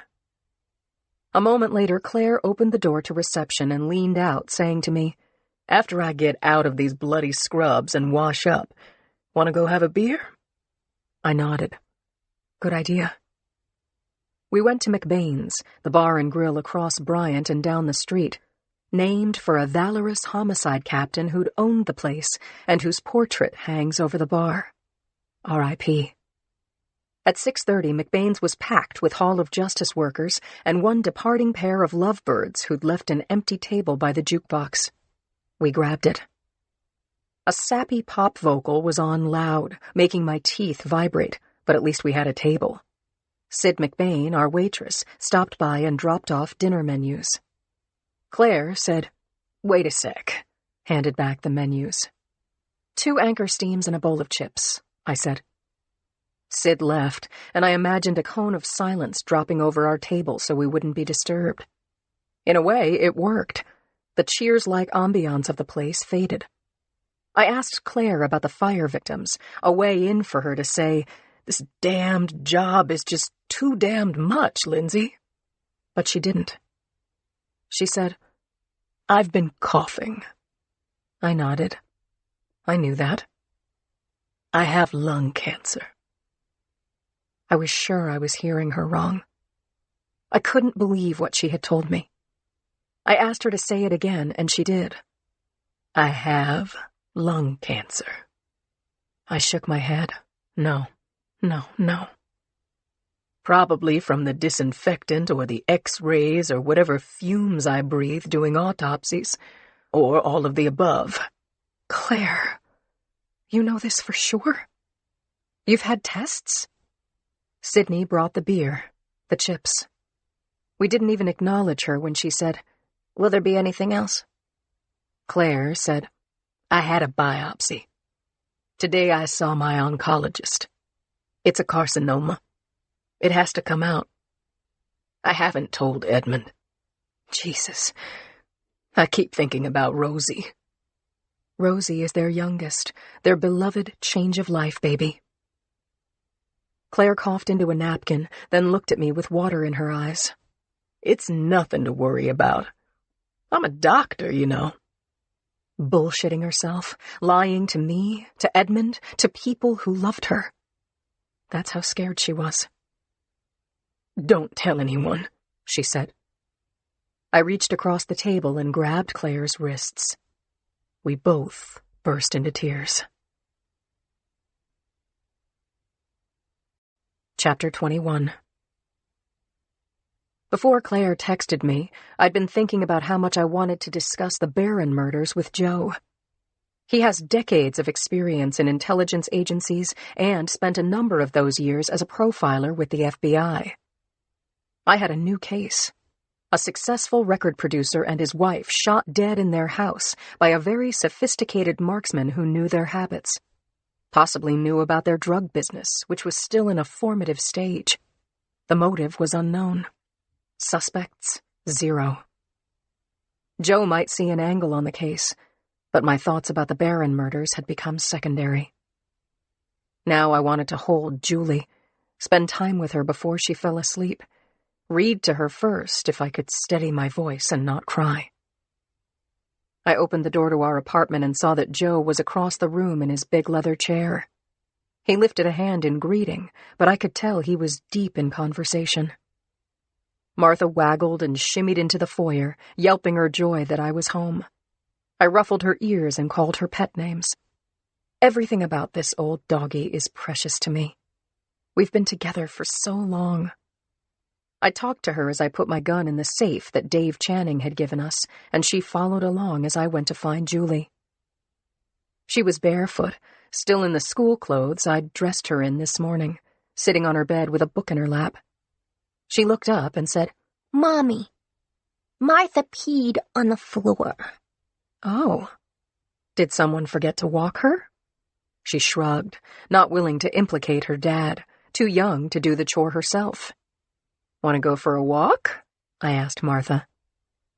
This is every dog's favorite question, and ours responded with a loud, emphatic bark. Yes. Yes, she did want to go for a walk. We went out to the foyer where I slipped a collar and leash onto Martha, zipped Julie into a coat, and tied her shoes. I got Joe's attention, and he put his hand to the phone and said, "Just take a quick walk, okay?" I nodded, and the three of us girls took the elevator down to Lake Street.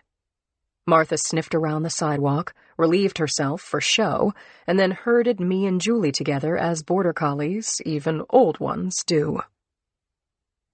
Back in Julie's room, I found clean PJs and asked her to tell me about her day. She was willing. I brushed the thick, dark curls she'd inherited from her dad, and I thought about Claire. My eyes watered. I heard Julie say, "Mommy, are you listening? That was funny." I hadn't heard a word. "I'm sorry, Julie. Tell me again. Please."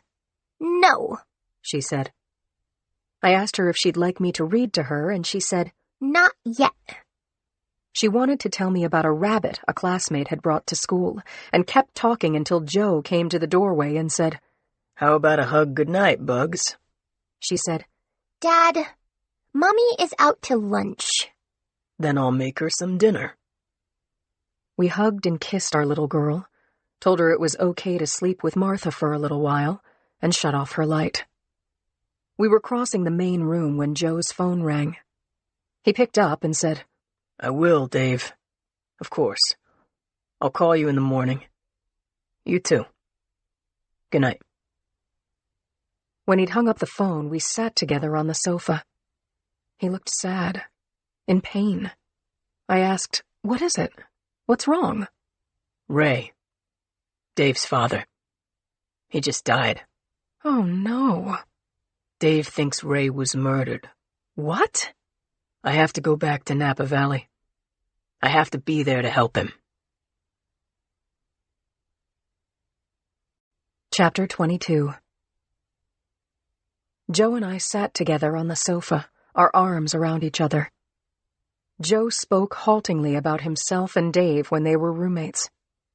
And he told me that he wondered if Dave was in such a bad place that the only way he could accept his father's death was to create a fantasy that Ray had been murdered. "It doesn't make any sense otherwise," Joe said.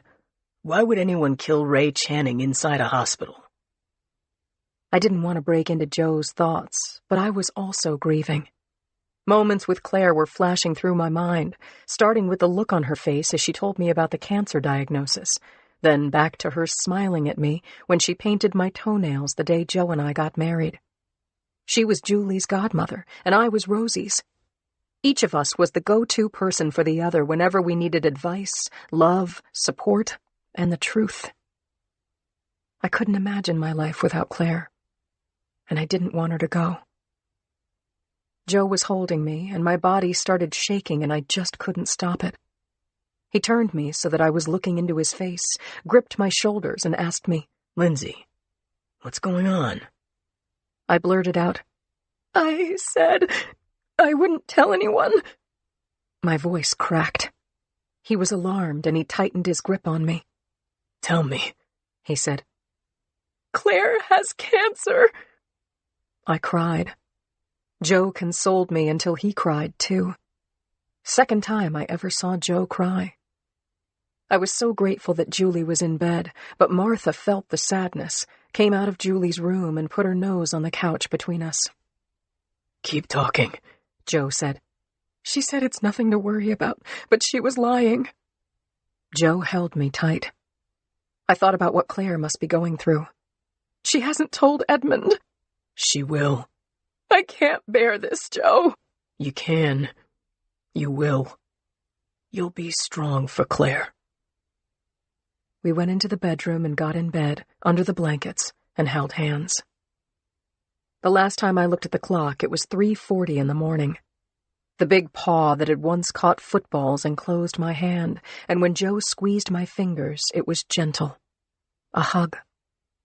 I slept hard after that, and when I woke up a short time later, Joe was dressed. He leaned over and kissed me. I made coffee and walked Martha. Julie's still sleeping. Mrs. Rose will take her to the pre-K bus and she'll pick her up, make her dinner. I'll call you after I see Dave. I sat up and kissed him again. He said, Go back to sleep. I'll call you later. When the phone rang, I thought it was Joe, but it was Cindy. Chapter 23. Cindy was at her desk at the San Francisco Chronicle at 6 a.m. It was 9 o'clock in New York, and news had been breaking across the country all morning.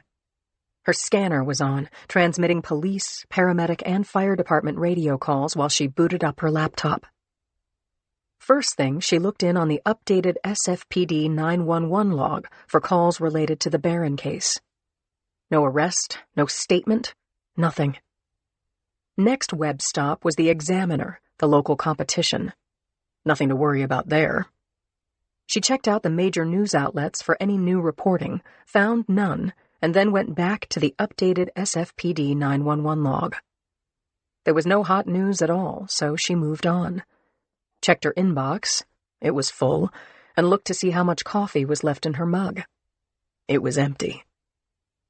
She watched through the glass walls of her office as reporters, writers, and staff ambled into the city room, navigated the maze of partitioned cubicles to their stations. They stowed their bags, got coffee, then went to work. It was 6:15 when McGowan came in.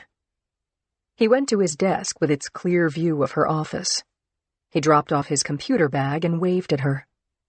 After opening his laptop, he headed across the city room to suck up to the publisher who was doing his morning walkthrough. McGowan was the worst kind of phony. A toady. Blech. Cindy shook off the creeps, turned back to her computer, and opened her crime blog. A lot of people had posted questions about the Barron killings.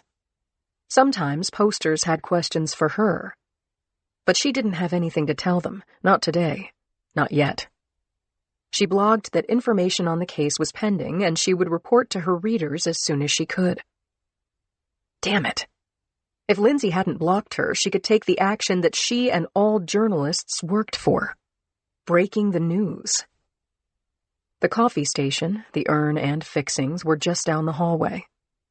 Cindy brought her mug, and when she returned to her desk, there was an interesting bulletin in the chyron crawling across the bottom of her screen. A drug dealer had been shot in Chicago yesterday morning. The cops had identified the victim as Albert Rosillo, but had kept the story quiet for 24 hours until the autopsy was completed. Now the police were asking the public for information on Rosillo's death. Cindy opened her link to the Chicago PD website and read up on the victim. Albert Rosillo was 54, a Chicago native. Owned a smoke shop on North Broadway where he sold papers, smokes, candy, soft drinks. He had an undetermined number of employees, who Cindy guessed were stock boys doubling as drug runners. Rosillo was divorced, no children. He had been exiting his apartment house on his way to work, car keys in hand, when he was shot, one bullet to the forehead. Rosillo's girlfriend, Tanya Patton, 48, and her boy, Vanya, 8, had been walking right behind Albert down the front steps. One bullet had been fired. Only one. The woman and child had been spared. Patton hadn't seen the shooter, was questioned and released. Apart from Patton and Vanya, there had been no witnesses to the shooting, no suspects. Police found a half-kilo of heroin taped under the dashboard of Rosillo's Subaru Forester. The news crawl resumed, and this time Cindy read it from the beginning. Chicago drug dealer shot in execution-style murder at 10:30 a.m. on Monday. Cindy sat still for a moment and let the connection sink in.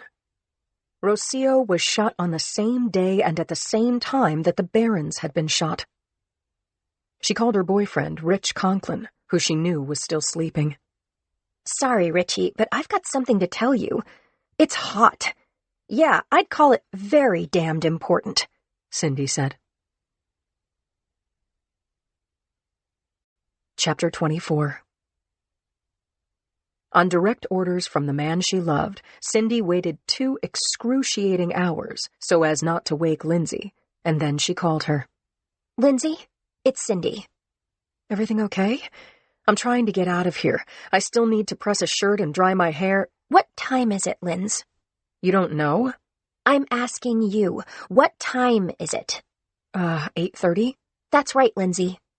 At this time yesterday, the Barons were killed, and at this same time yesterday, Albert Rocio, smoke shop owner in Chicago, was shot between the eyes.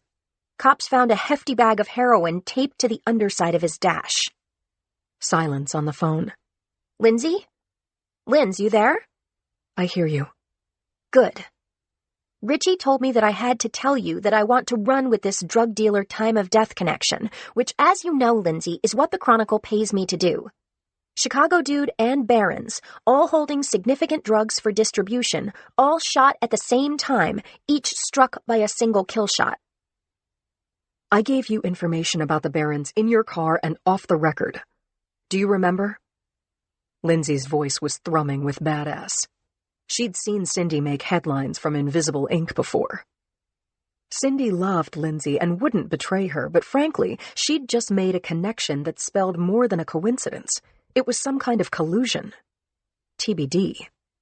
Which was the difference between writing What to Do This Weekend in San Francisco and investigative journalism. She was onto a gangbuster front-page story. Cindy said, I know you told me off the record. Otherwise, I wouldn't be asking for your permission. Calm down, Cindy. You too, Lindsay. Henry Tyler, the publisher and editor-in-chief of the Chronicle and her rabbi, knocked on her glass door, then came into her office and sat in the side chair. He held up his hand, mouthed, I can wait. Lindsay was saying, I understand this is some kind of sacrifice, but I'm going to give you another off-the-record tip as compensation. Hear me? Cindy scoffed. Yes. What is it? Here's another dot to connect. There was a shooting in L.A. yesterday, 8:30 a.m., but as of now, nothing about drugs. Cindy nodded to Tyler, held up a finger, just a minute, and said to Lindsay, Can you officially confirm that? No. It's an anonymous tip. Find out some other way. You can't quote me or say sources close to the police or anything like that, and do not link that up with the Barron murders. Or what? Roger Jennings was my story, by the way. Don't do it, Cindy. I'll give you the go-ahead with a quote soon, but I need to see if there really is a connection before you take it public and warn off the shooters. Okay. So no problem with the LA piece? Just don't mention the time of the shooting. Cindy exhaled her exasperation, said, Okay. Talk to you later. She clicked off and said hi to Henry Tyler, her publisher and editor, a kind man who'd backed her wild notions, and promoted her to senior reporter on the crime desk. He said, Sorry to interrupt. Look, do me a favor, Cindy. Take McGowan under your wing, will you? He's a good writer, but he's new to us. He could use some help getting into the swing of things around here. Sure, Henry, she said. Tyler thanked her and left her office. He had just left when McGowan stepped in without knocking and sat down in the chair. So, Cindy, what's the inside scoop on the Barron killings? Tyler wants us to work together on the story.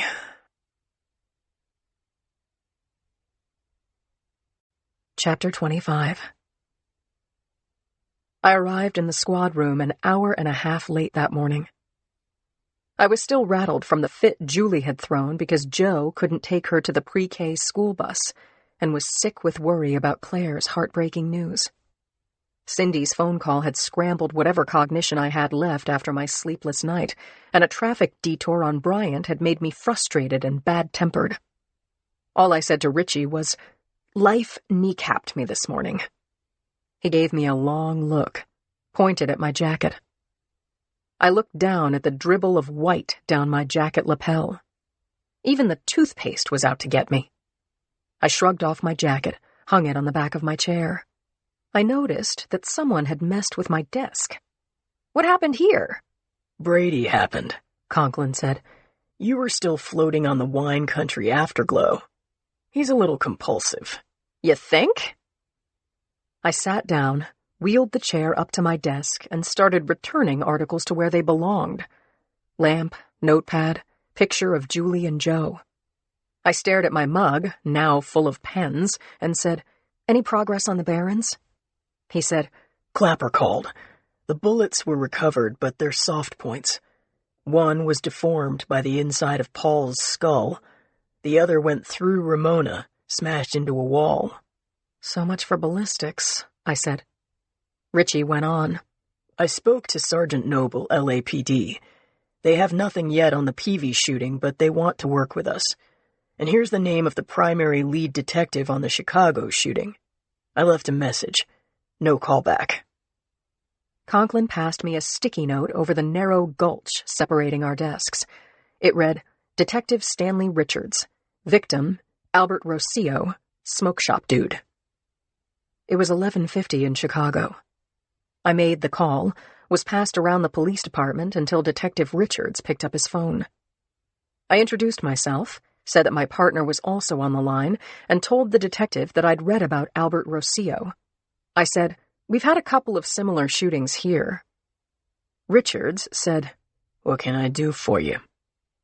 I couldn't keep the stress out of my voice as I gave the detective what we had: the rehearsal at the Taco King and the Baron shootings. I also told him about Fred Peavy, the LA dealer who'd dropped his kid off at school and taken one through the forehead. Richards was aware of only the Barons who'd made the national news. I said, "The Barons and Peavy happened at the same time, 8:30 a.m., Monday morning Pacific Standard Time." Richards grunted, said, "That's a match. Rossio was off at 10:30 here." He sounded bored. "Boxer, right? Good luck with your DBs." He was hanging up. "Richards." "Yeah." "You got anything on Rossio? A motive? A suspect?" "Sorry. I can't help you." Richards was keeping the case to himself, and frankly, I wasn't into pulling teeth from another cop. I said, "Do I have this right? You're the primary on Rossio. I've got a case that could be its twin, and you're jerking me around? Maybe your captain can give us an assist. I'll give him a call." Richards said, "Hang on, Boxer. Happy to tell you about our big file of nothing." Reluctantly, he told us much of what we already knew, that Rossio's girlfriend claimed not to have seen the shooter and knew nothing about his drug business. As of now, Chicago PD didn't know if Rossio had enemies. "Rossio's body is still warm," Richards said, giving me notice that he was done. We signed off. Richie muttered that Richards was a jerk, and I agreed with him as I typed a note for the file. Richie said, "Did Cindy catch you this morning?" "Yep. I promised her an exclusive. I'm guessing I bought us 8 hours before she runs a serial killer story." Conklin flashed his winning smile and said, "Serial killer scores in 3 places at once." I said, "Let's hope for a break on the Barons before Cindy turns that into a headline." Chapter 26. It happened just before Cindy was getting ready to leave work for the day. McGowan walked to her doorway and held up a copy of the Examiner so that she could read the headline from her desk. "Snipers hit drug dealers in 3 cities." Hey, what? That was her story. She'd been scooped by the Examiner, and that meant her world was ending. Her work was now running in the public domain without her byline. McGowan said, "I told you not to hold the story." Cindy blew up like a virtual bomb. She said to McGowan too loudly, "Listen, you dumb shit. You don't screw with police sources." He laughed. Man, that must be a drag for your boyfriend. Cindy's face burned. "You're disgusting," she said. He's a cop, right? And as McGowan was saying, "Oh, come on. Where's your sense of humor?" Cindy crossed the office and slammed her door in McGowan's grinning face. Ignoring the shocked faces of her colleagues staring through her glass wall, Cindy went back to her desk and typed the headline into her browser. Then she watched the bad news fill her screen. Google, Bing, USA Today, network and cable news all had the same or similar headlines. The writer at the Examiner had gotten all details of this shooting spree correct. But how? Cindy stopped scrolling and took a head-pounding minute to think about the 4 incidents in an attempt to understand how a reporter at the Examiner had made the connections. First, Jennings, whose status as a minor celebrity with a fan following had gotten him ink and on-air mention. But the word rehearsal on the back of Jennings's car had not been released. The press had been kept far from the scene, and if Rich's friend Officer Sawyer hadn't pointed it out to her, Cindy wouldn't have seen it. The Barron's murders had been uncontainable because Paul and Ramona were both celebrities. But details of the killings had not been released. Not the shooting of the couple through the second-floor window, not the drugs in the supply closet. In L.A., Peavy had gotten ink and airtime because the shooting had happened outside his child's school. But Peavy's involvement in the drug trade was not mentioned. Albert Rosillo was a sidebar. His death had been reported as a 1-inch mention in the Chicago papers only. He'd sold porn and cigarettes. The drugs were sold old school, over the counter or by messenger for cash. This was also not mentioned in the article. The timing of the shootings, that all the victims had been shot by a single, well-aimed bullet, and most especially the drug connection, were still an inside cop theory that Cindy alone had known. Until the Examiner's expose. She read the Examiner story again. It was well written by Galena Moore, a writer whose name Cindy didn't know. A few clicks later, Cindy learned that before coming to the Examiner, Moore had worked the crime desk at the L.A. Sun-Times. McGowan had worked at that same paper before making his big move to the Chronicle. It was stunningly clear to Cindy. Her story had been leaked, and she knew who'd sprung the leak. She called Henry Tyler's extension, told his assistant, Brittany Hall, that she needed a few moments with the chief before he left for the day. "I'm sorry, Cindy. You just missed him," she said. Chapter 27. Cindy cooked dinner, banging the metal spoon on the pot lids for emphasis as she rehearsed what she would say to Tyler. "Henry, Bang. he's not just a sneak. Bang. He's a spy. Bang. He tipped off a reporter at the Examiner. Bang. Bang. Bang. He's a danger to all of us. Bang. Bang. Bang. This is..." Richie came up behind her and said, "Hands up, sweetheart. Drop the spoon and step away from the stove. Do it now." She gave him a look like, "Funny, but I'm not in the mood." He tapped her on the butt and took over the stove, checked on the chili and the corn, turning to say, "Want to make a salad?" "I shouldn't handle knives," she said. "Trust me." Cindy paced in the living room, a dark, narrow space banked with bookshelves and Richie's photographic cityscapes.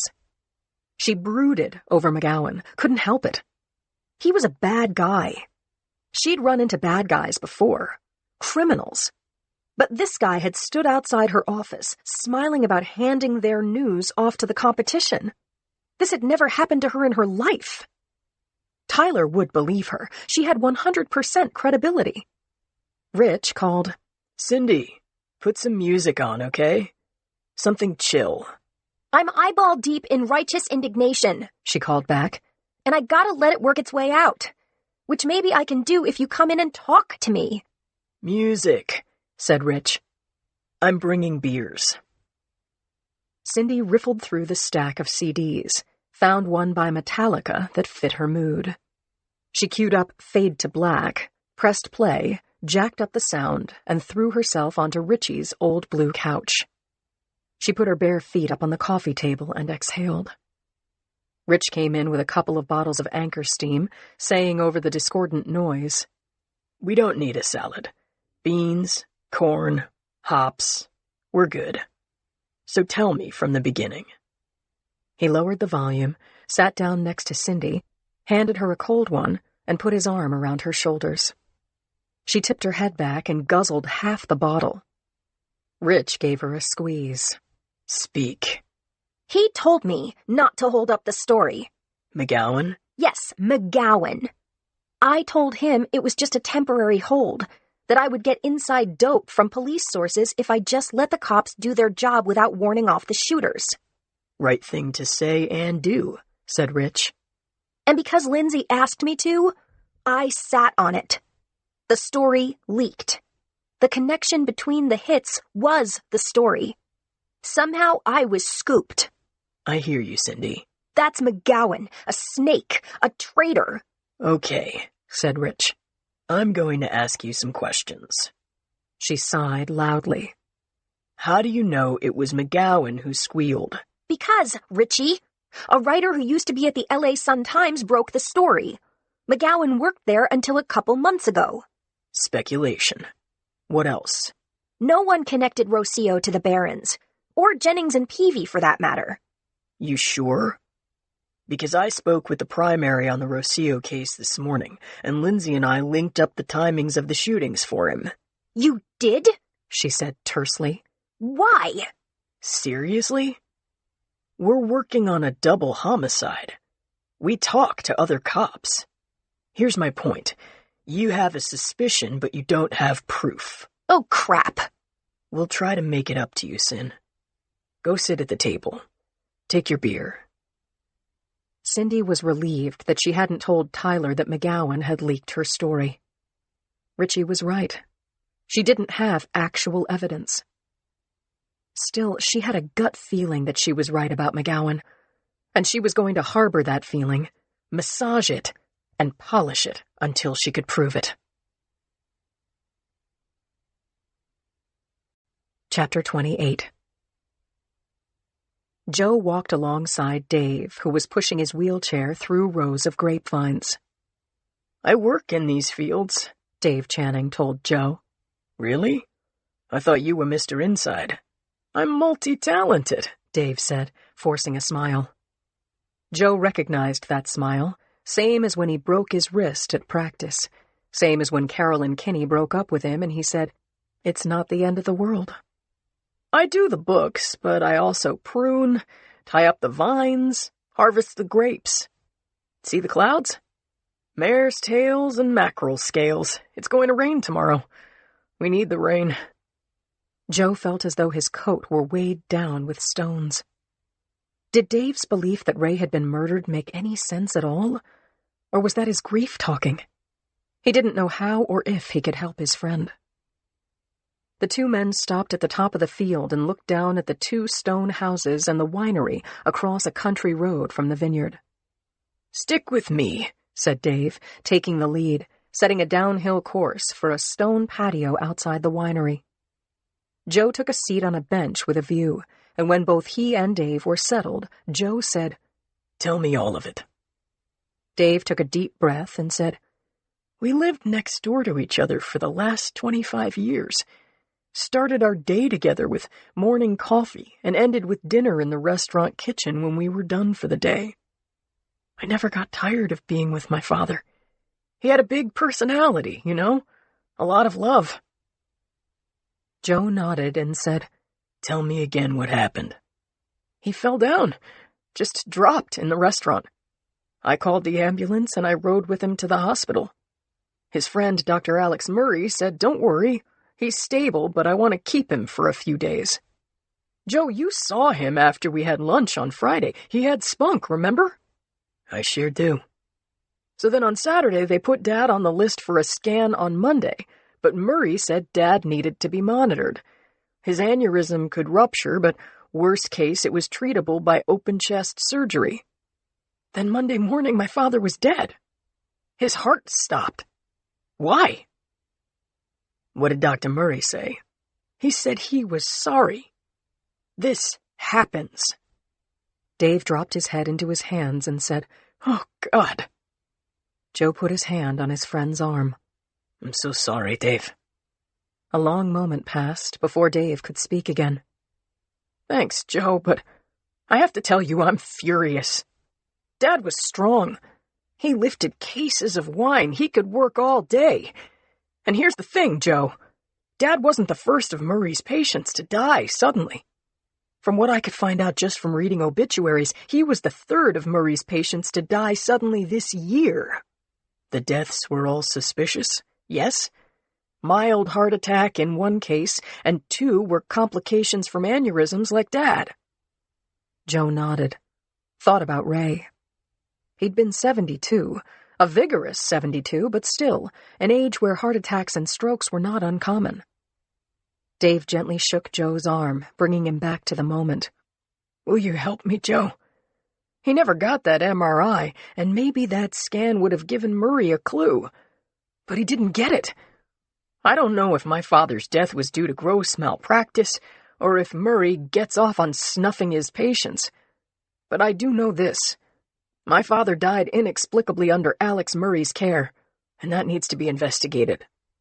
"What about going to the police, Dave?" "I don't want to stir up the hospital's lawyers, not until I have something solid to go on.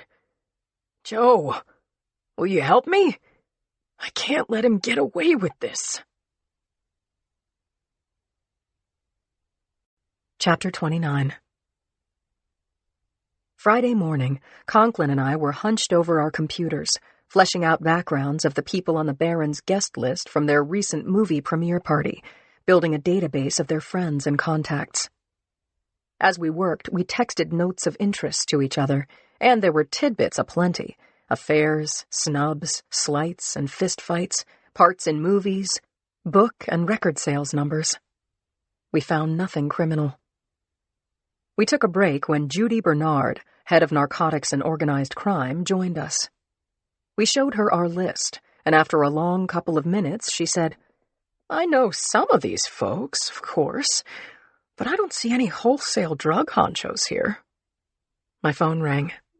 It was Brady. "I've got something," he said. I turned toward the rear of the squad room and saw that Brady was down from his office on the 5th floor. He waved to us from his glassed-in cubicle. I thanked Bernard for the consult. She said, "No problem. Keep the faith."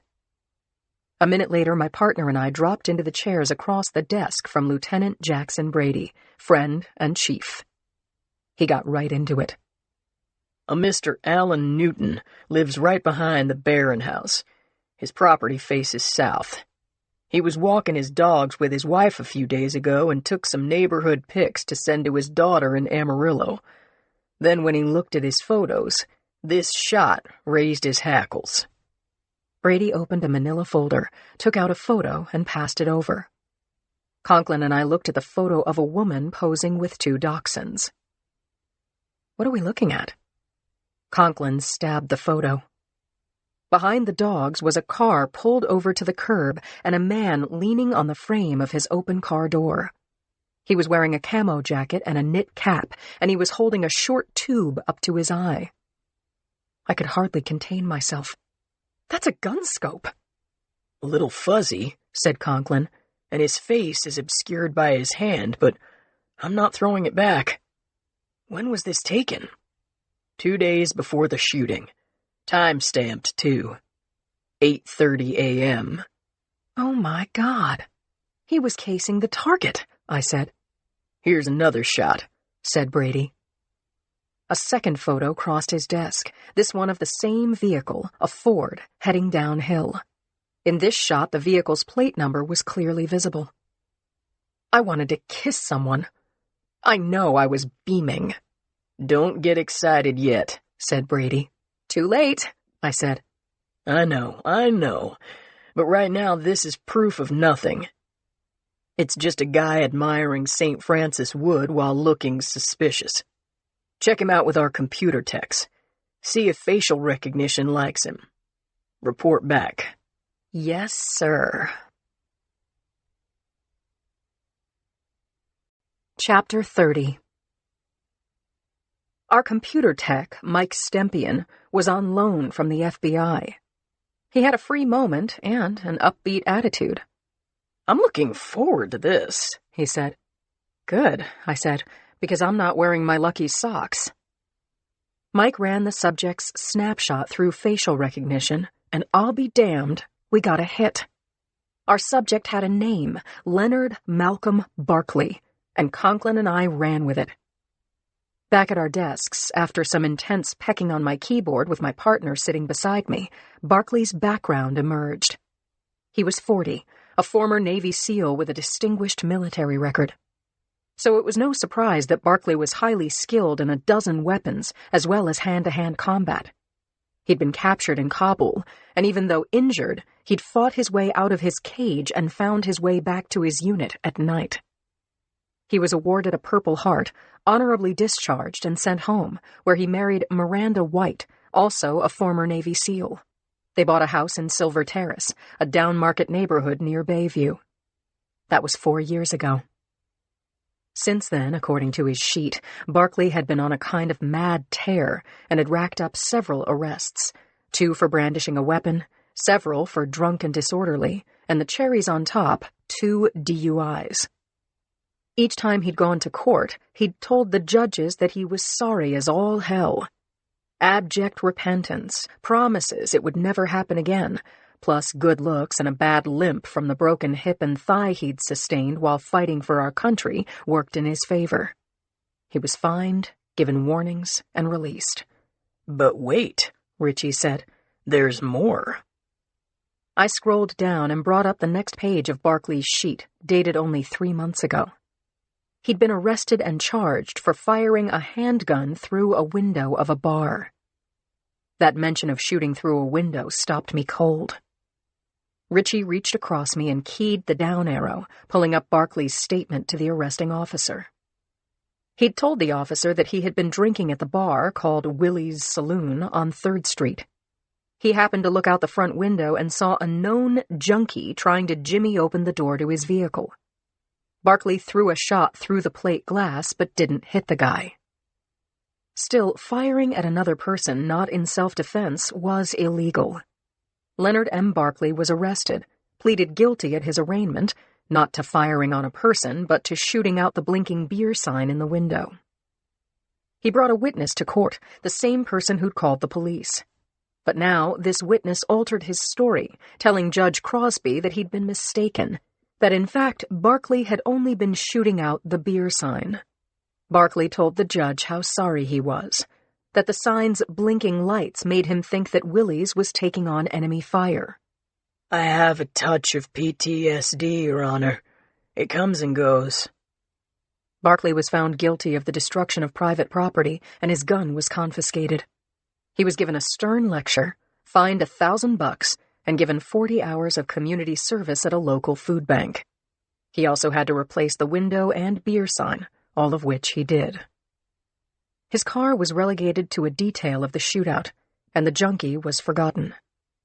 But I was interested in that Ford, same model, same color, same tag number as the one we'd seen in the photo of Barkley with a rifle scope to his eye, staring down San Anselmo Avenue toward the Baron's back windows. Barkley was acting like a man with PTSD, all right. He was drinking, fighting, carrying a gun, and firing it, all of which confirmed my opinion that he was armed and dangerous. If he was our guy, he had enough brainpower and a steady enough hand to fire a rifle from 300 yards through a window and hit his targets. 2 shots, 2 fatalities. Barkley's last known address was Thornton Avenue near the intersection at Apollo Street in Silver Terrace. I pulled up a map of that area with a street view. Rich and I homed in on the brown stucco house on this residential block. "Let's pay a call," I said to my partner. We high-fived, and I called Reg Covington, our SWAT commander. I filled him in and gave him Barkley's address. "We'll be there in 40 minutes, he said. Conklin and I jogged down the fire stairs, and when we reached the curb at the front of the Hall of Justice, we signed out a car. Chapter 31. Conklin and I watched from our unmarked car at the crest of a hill where two roads met in a Y-shaped intersection, Apollo to the left, Thornton straight ahead. The house where Leonard Barkley lived with his wife was one of dozens of small, plain, stucco and wood-slat houses on both sides of Thornton Avenue. We saw movement in the Barkley house as the occupants walked past their ground-floor windows. Mercifully, there were no pedestrians. No one was out mowing the lawn, washing the car, or engaging in other activities that would put bystanders in the way of gunfire. Covington and his team were in an armored vehicle on Thornton. Others of the SWAT team had set up a perimeter ringing the house, extending the line down the hill. We didn't want to enter the house. Yet. A man like Barkley would have access to firearms as well as improvised explosives, booby traps, God only knew what else. We'd put a spike strip in front of his vehicle. If he tried to make a run for it, he'd blow his tires and we'd have him. I had Barkley's home and cell numbers. I checked in with Joe, who told me he was still with Dave Channing. He told me that he'd spoken with Julie's nanny, Gloria Rose, who was now in charge of our darling and our home. I asked myself, as I always did when my gun was in my hand, why I thought I had the right to take chances like this when I had a child. But I didn't take time to search for an answer. A very dangerous man, likely a killer with an agenda, was inside his house only 30 yards away. I looked at Richie. He said, "I prayed. We're covered." I grinned at the man I loved like a brother and trusted with my life, just as he trusted me with his. We gripped hands for a second or two, then I spoke to Covington over our channel. I waited until his Bearcat pulled up next to our car and in front of Barkley's house. Then I called the subject on his landline. I let the phone ring until a man's voice spoke on the outgoing recording. Same thing happened when I called Barkley's cell. I did as requested and left a message. "Mr. Barkley, this is Sergeant Lindsay Boxer, SFPD. I need to speak with you. Please come out your front door with your hands up. Do it now, or we're coming in." No one picked up the phone, but there was a response, the sound of breaking glass coming from a dormer on the second floor. A gun barrel poked through the opening, and shots cracked the air. Covington's team let loose with a fusillade of gunfire, followed by a flashbang grenade. The explosion rang out up and down the street, and finally there was a tense silence. Time to go in. Chapter 32. There'd been no sign of life from that small stucco home in the middle of the block since the gunshots had been fired from the second floor.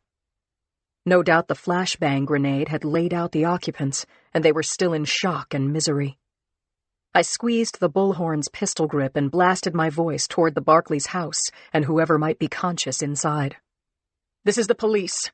Come out through the front door with your hands in the air," I announced again, and then Covington's voice was in my earpiece.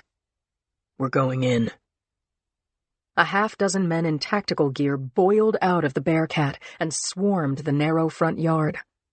Other armored cars screamed down the hill, and the TAC team took positions around the house. 2 men and our SWAT commander charged up to the front door. I heard Covington through my earbud. "On 5. 5 seconds passed, then the men with the battering ram bashed in the door. Once SWAT cleared the ground floor, my partner and I went in. The house was boxy. A staircase in the center hall rose to the second floor. The kitchen was to the left. There were dishes in the sink and breakfast remains on the table.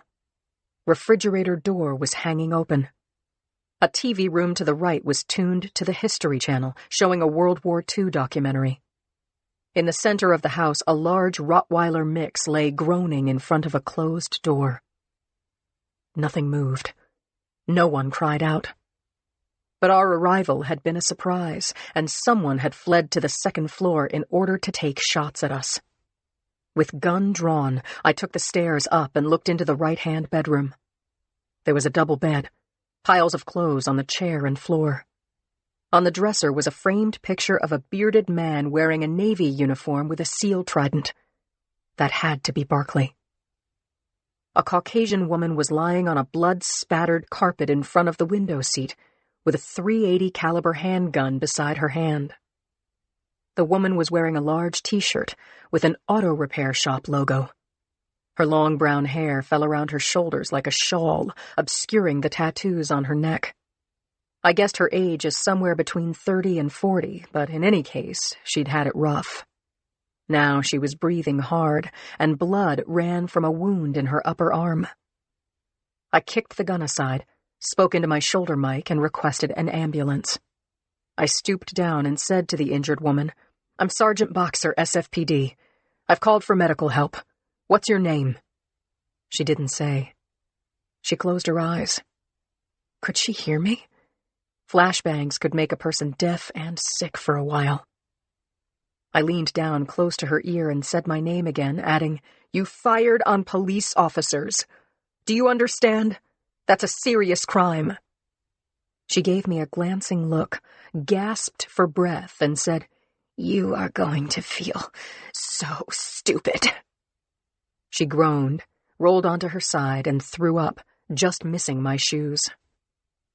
I got her a wet towel and a glass of water from the bathroom and helped her sit up and use the towel on her tearing eyes.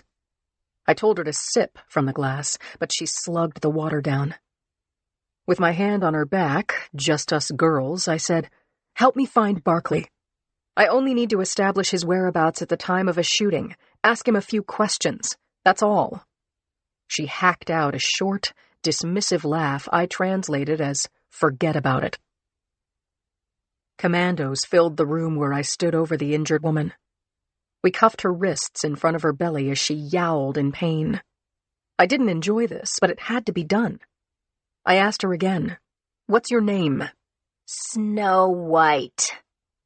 Barkley's wife's name was Miranda White Barkley. Maybe we were getting somewhere after all. Out on the street, sirens wailed toward Thornton from Venus Street, getting louder, cutting out suddenly in front of the house. Car doors slammed. I said, and meant it, "Miranda, we're running out of time to help your husband. Can you hear me? I want to bring him in safely, but our chief is organizing a manhunt. Barkley can't hide. Every cop will be combing the city looking for him." Footsteps pounded up the stairs. Then Brady appeared in the doorway. "Got us a Mincy warrant," he said, slapping the folded document against his hand. "Conklin and I are going to grab up laptops, phones, whatever. Did she tell you anything?" More footsteps sounded on the stairs. Conklin appeared in the doorway with news. "The dog was lying in front of the door to the basement. There's a tunnel down there. If Barkley was here, he's gone down the rabbit hole."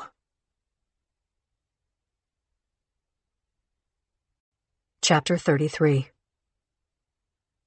I left Conklin at the scene and followed the paramedics, taking Miranda White Barkley on her stretcher down to Thornton Avenue. By then, because of the SWAT team ruckus, the street was teeming with curiosity seekers and law enforcement officers of every type and stripe. Car horns blatted as frustrated drivers tried to move stalled traffic with the heels of their palms. I walked up to one obnoxious jerk who had buzzed down his window and was blowing his horn, yelling at the ambulance, "Move your ass, goddammit!" I put my badge up to his face and said, "Cut it out." The ambulance hadn't left the street.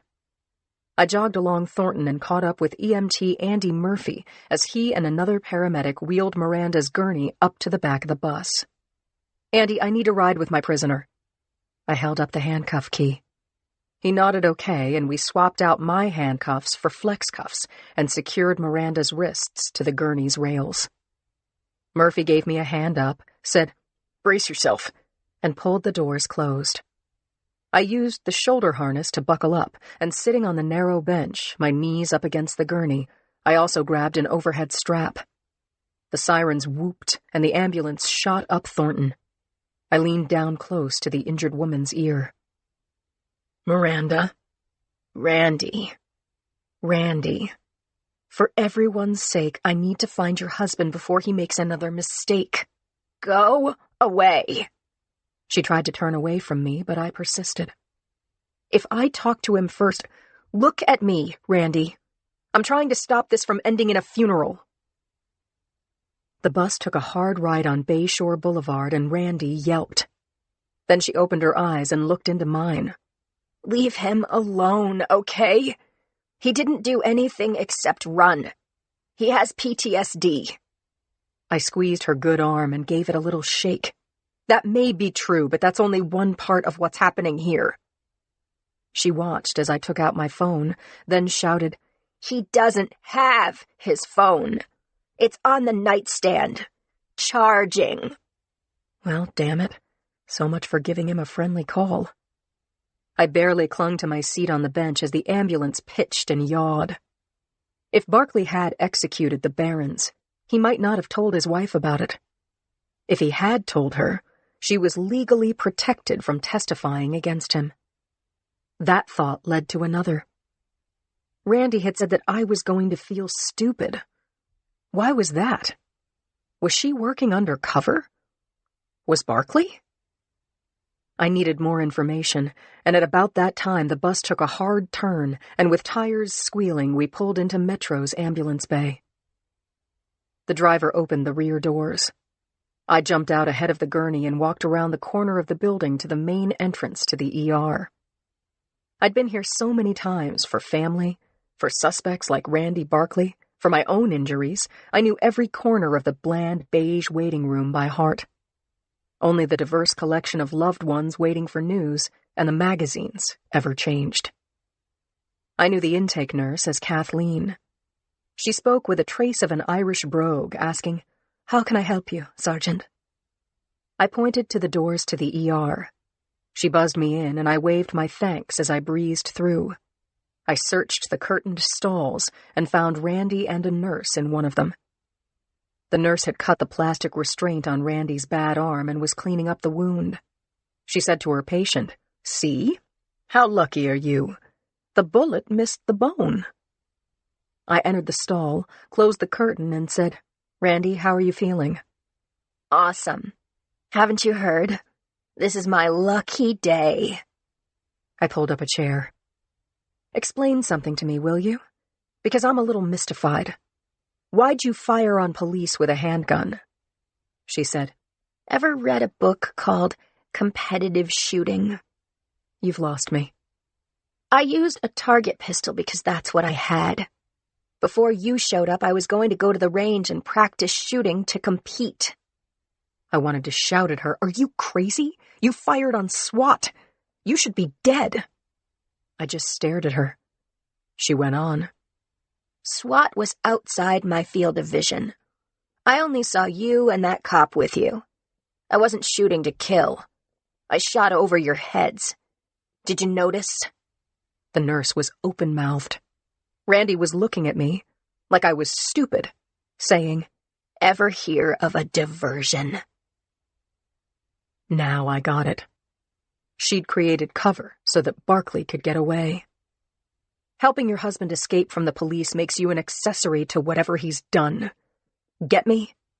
At present, he's under suspicion of committing murder. Chapter 34.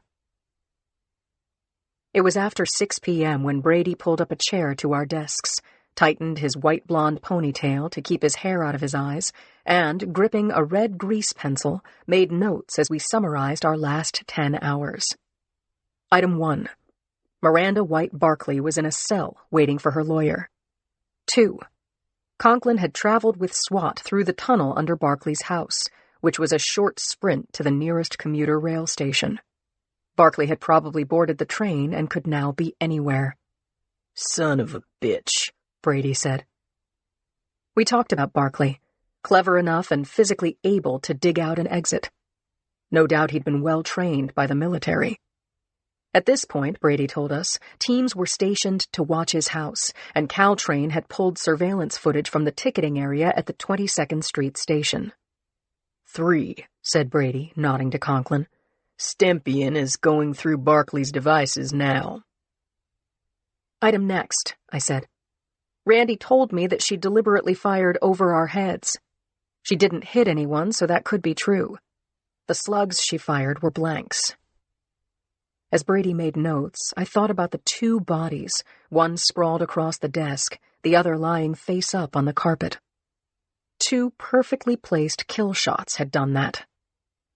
Who had done the shootings, and why? What on earth would have motivated Barkley to murder the Barons? And how did those killings link up with the homicides of drug dealers in LA and Chicago at precisely the same time? Brady pushed back his chair, linked his hands behind his neck. Bottom line, he said, we don't know where Barkley is, the wife ain't talking, and there's no known connection between Barkley and the Barons. Got a whole lot of parts on the floor of the shop, but can't make a car. I repeated a version of what Joe always says to me when I'm overstimulated and a wreck about how much time is flying by.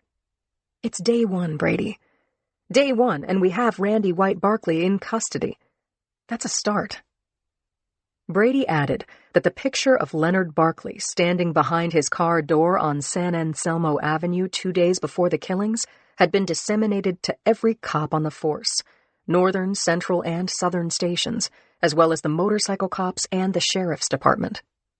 Brady said, I don't have to tell you, unless we nab the son of a bitch, we gotta break the wife. Randy hadn't cracked while she was in pain and with me questioning her. Conklin was good with everyone, but he was especially good with women. His sincerity always came through. I said, sounds like a job for my partner. Cappy called over from his desk. Hey, Richie, Cindy's on the tube. Brady rearranged things on my desk until he got his hand around the remote. He pointed it at the TV mounted on the wall, where it could be seen throughout the squad room, and boosted the volume. And there was Cindy Thomas standing in front of the Barkleys' house, mic'd up, made up, a lower third screen graphic displaying her name and San Francisco Chronicle. Brian Whalen, a TV reporter from the local CBS affiliate, said, Cindy, can you bring us up to date on the incident that took place here this morning? Brian, this is what we know. This man... She held up an enlargement of a photo I had scrutinized dozens of times. Leonard Barkley is wanted for questioning in the murders of Paul and Ramona Barron. You're saying he's a suspect in those murders? The police department is calling Barkley a person of interest. He may be a witness and have useful information. The incident this afternoon involved the police trying to bring him in, but he got away, and his whereabouts are unknown. If anyone knows or sees this man, do not approach him. He's presumed to be armed and dangerous. Call the SFPD hotline immediately. She gave the number. Then she added, Mr. Barkley, if you're listening, the police want you to know that your wife has been injured by gunfire and is in police custody. Please call the number on the screen. The SFPD and your wife need to speak to you. I was pretty sure that if Barkley was watching from his bunker, he was scoffing and loading his weapon. Brady muted the volume on the TV.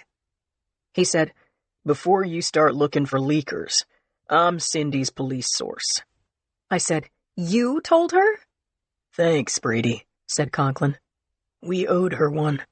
That's what she said. You all go home now and brace for a deluge coming over the tip line. Let's hope for a lead that pays off. Chapter 35. I can't leave Dave right now, Joe told Lindsay. He was sitting in his car in the parking lot, watching a rabbit hop across the patio outside the Channing restaurant. Hang on a sec, she said. I'm parking the car. He heard her shut the door and set the car alarm. He wanted to be home with her, talk to her, hold Julebug on his lap and rock her to sleep. He's a mess, huh? Lindsay asked. Joe said, Well, he thinks Ray's doctor murdered him. I don't know if he's grief-stricken or delusional or both, but I do know that he's alone and in a bad place. Joe heard Mrs. Rose speak to Lindsay over the intercom. "Come on up, Lindsay dear." "Thanks, I'll be right there." Lindsay said to Joe, "I never asked. Does Dave have a girlfriend?" He pays for the girlfriend experience. "Oh, geez. Do whatever you need to do," she said. Lindsay told him that after she put Julie to bed, she'd ask Mrs. Rose to take over for another couple of hours so she could have dinner with the girls. "I'll bring her a case of Channing's Private Reserve cab," Joe said. "And one for us." "No problem." Joe said he'd be home tomorrow, and after exchanging goodnights and phone kisses, he returned to Dave's small 2-story stone house, which was identical to the house about 20 yards away, the house where his parents, Ray and Nancy, had lived. David left the lights on, telling Joe, "If Ray's restless spirit is still around, he'll want to see the lights." Dave's living room was sparsely furnished with 2 upholstered armchairs in front of the fireplace, a standing lamp, and a handmade end table made from what looked like antique wine crates. A collection of framed oil paintings, including one luminous view of the vineyard at sunup, hung over the fireplace. Joe had taken a close look. They were signed Nancy Channing. An aged plank dining table dominated the dining area. There were 4 straight-backed dining chairs, and Joe saw a short stack of folders in front of one of them. Joe took a seat and opened the folder on top. It contained a thin sheaf of clippings from local papers, primarily obituaries. Dave brought Joe a cup of tea and said, "Read this one." This one was a glossy Napa Valley monthly publication called Great Grapes, which contained a lot of ads, a smattering of local news, and profiles of artists and business owners. Joe opened the magazine to where a slip of paper bookmarked an essay by a writer named Johann Archer. Archer had written about the death of his 38-year-old fiancée, Tansy Mallory, a dance teacher and long-distance runner who'd been taken to the hospital with heat exhaustion. He'd written that Tansy was in every other way healthy and recovering when she died. Archer had poignantly expressed his shock about the unexpected and still unbelievable loss of the woman he had dearly loved. The writer hadn't mentioned the name of the hospital or the doctor, only that he disbelieved the hospital's stated cause of death.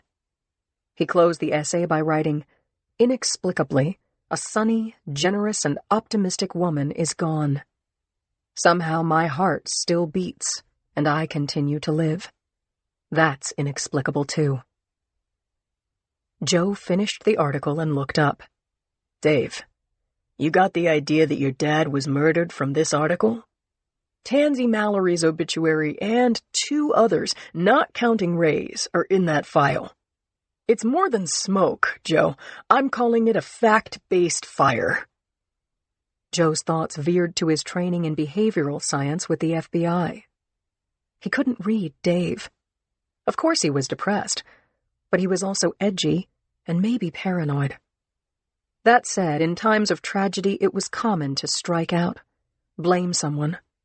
Dr. Murray was a logical scapegoat for Ray's death.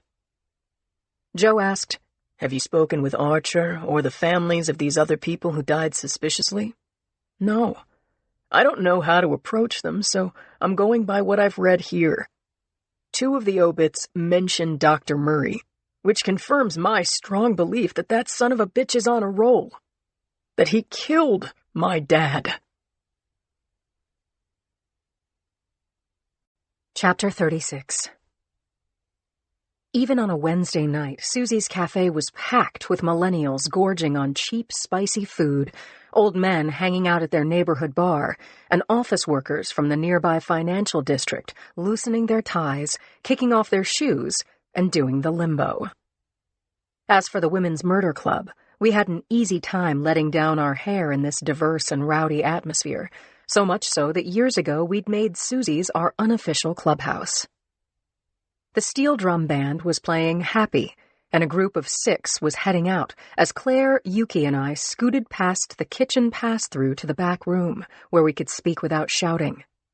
Lorraine was wiping down the table in our booth and said, "Jerked beef is the special tonight." We thanked her and slid into the banquettes, Claire and I on one side, Yuki sitting across from us. It took only seconds to choose from the menu, which hadn't appreciably changed in at least 10 years. I said to Lorraine, "Cindy's working overtime." It wasn't a lie, but it was shy of the truth. Cindy had begged off our dinner date because she was still mad at me for asking her to sit on her story that drug dealers were victims of sniper shootings in several cities. It wasn't just any old scoop. The Baron's deaths had gone wide on national TV, while Cindy's name was not on the front page of the Chronicle. I hadn't been able to give her a full-hearted apology, and Cindy knew how to hold a grudge. I explained that to Yuki and Claire said, "You're both stubborn." Yuki's 2 cents? You had to ask her to hold it. She's a bulldog, but in a day or so, she'll get over it and be on to the next. Lorraine appeared at our table with pencil and pad in hand. Claire and I ordered beers. Yuki ordered a shrimp salad, and Claire said, "I'm gonna say, I'll have jerked beef on a roll." I asked for gumbo and a basket of bread. "That's all?" Lorraine said. "I might order some key lime pie in a little while." "It could be gone, Lindsay. If not, I'll nail down a piece for you while I still can." The frisky waitress headed for the kitchen pass-through window, and after she had gone, Claire asked Yuki, "What's the emergency, sweetheart?" Yuki was clearly dressed for court, in a blue suit, a V-neck silk blouse, and high-heeled shoes. "Clayton Warren, that junior wheelman I'm charging with car theft, possession of drugs with intent to distribute, and acting as accomplice to the murder of a cop." We both nodded. We knew. If convicted, Warren, who was 18, would get serious time for serious crimes. His arraignment was set for today. I'm looking for him, and his attorney comes in, tells me that his client tried to hang himself this morning. "What?" Claire and I said in unison. "Let me restate that," said Yuki. "He did hang himself, with a bedsheet hooked over a heating pipe in the bathroom." Claire was consumed with a sudden coughing fit, excused herself, and said, "My asthma." I gripped her hand under the table as she said to Yuki, "He's dead?" "Not quite." Another prisoner grabbed his legs and yelled for help. He's in solitary with a neck brace and round-the-clock guards. But think about it. He hasn't been indicted, let alone tried. He could go free. And if he's convicted, he could appeal. There's no death sentence in the charged crimes. So why'd he try to kill himself?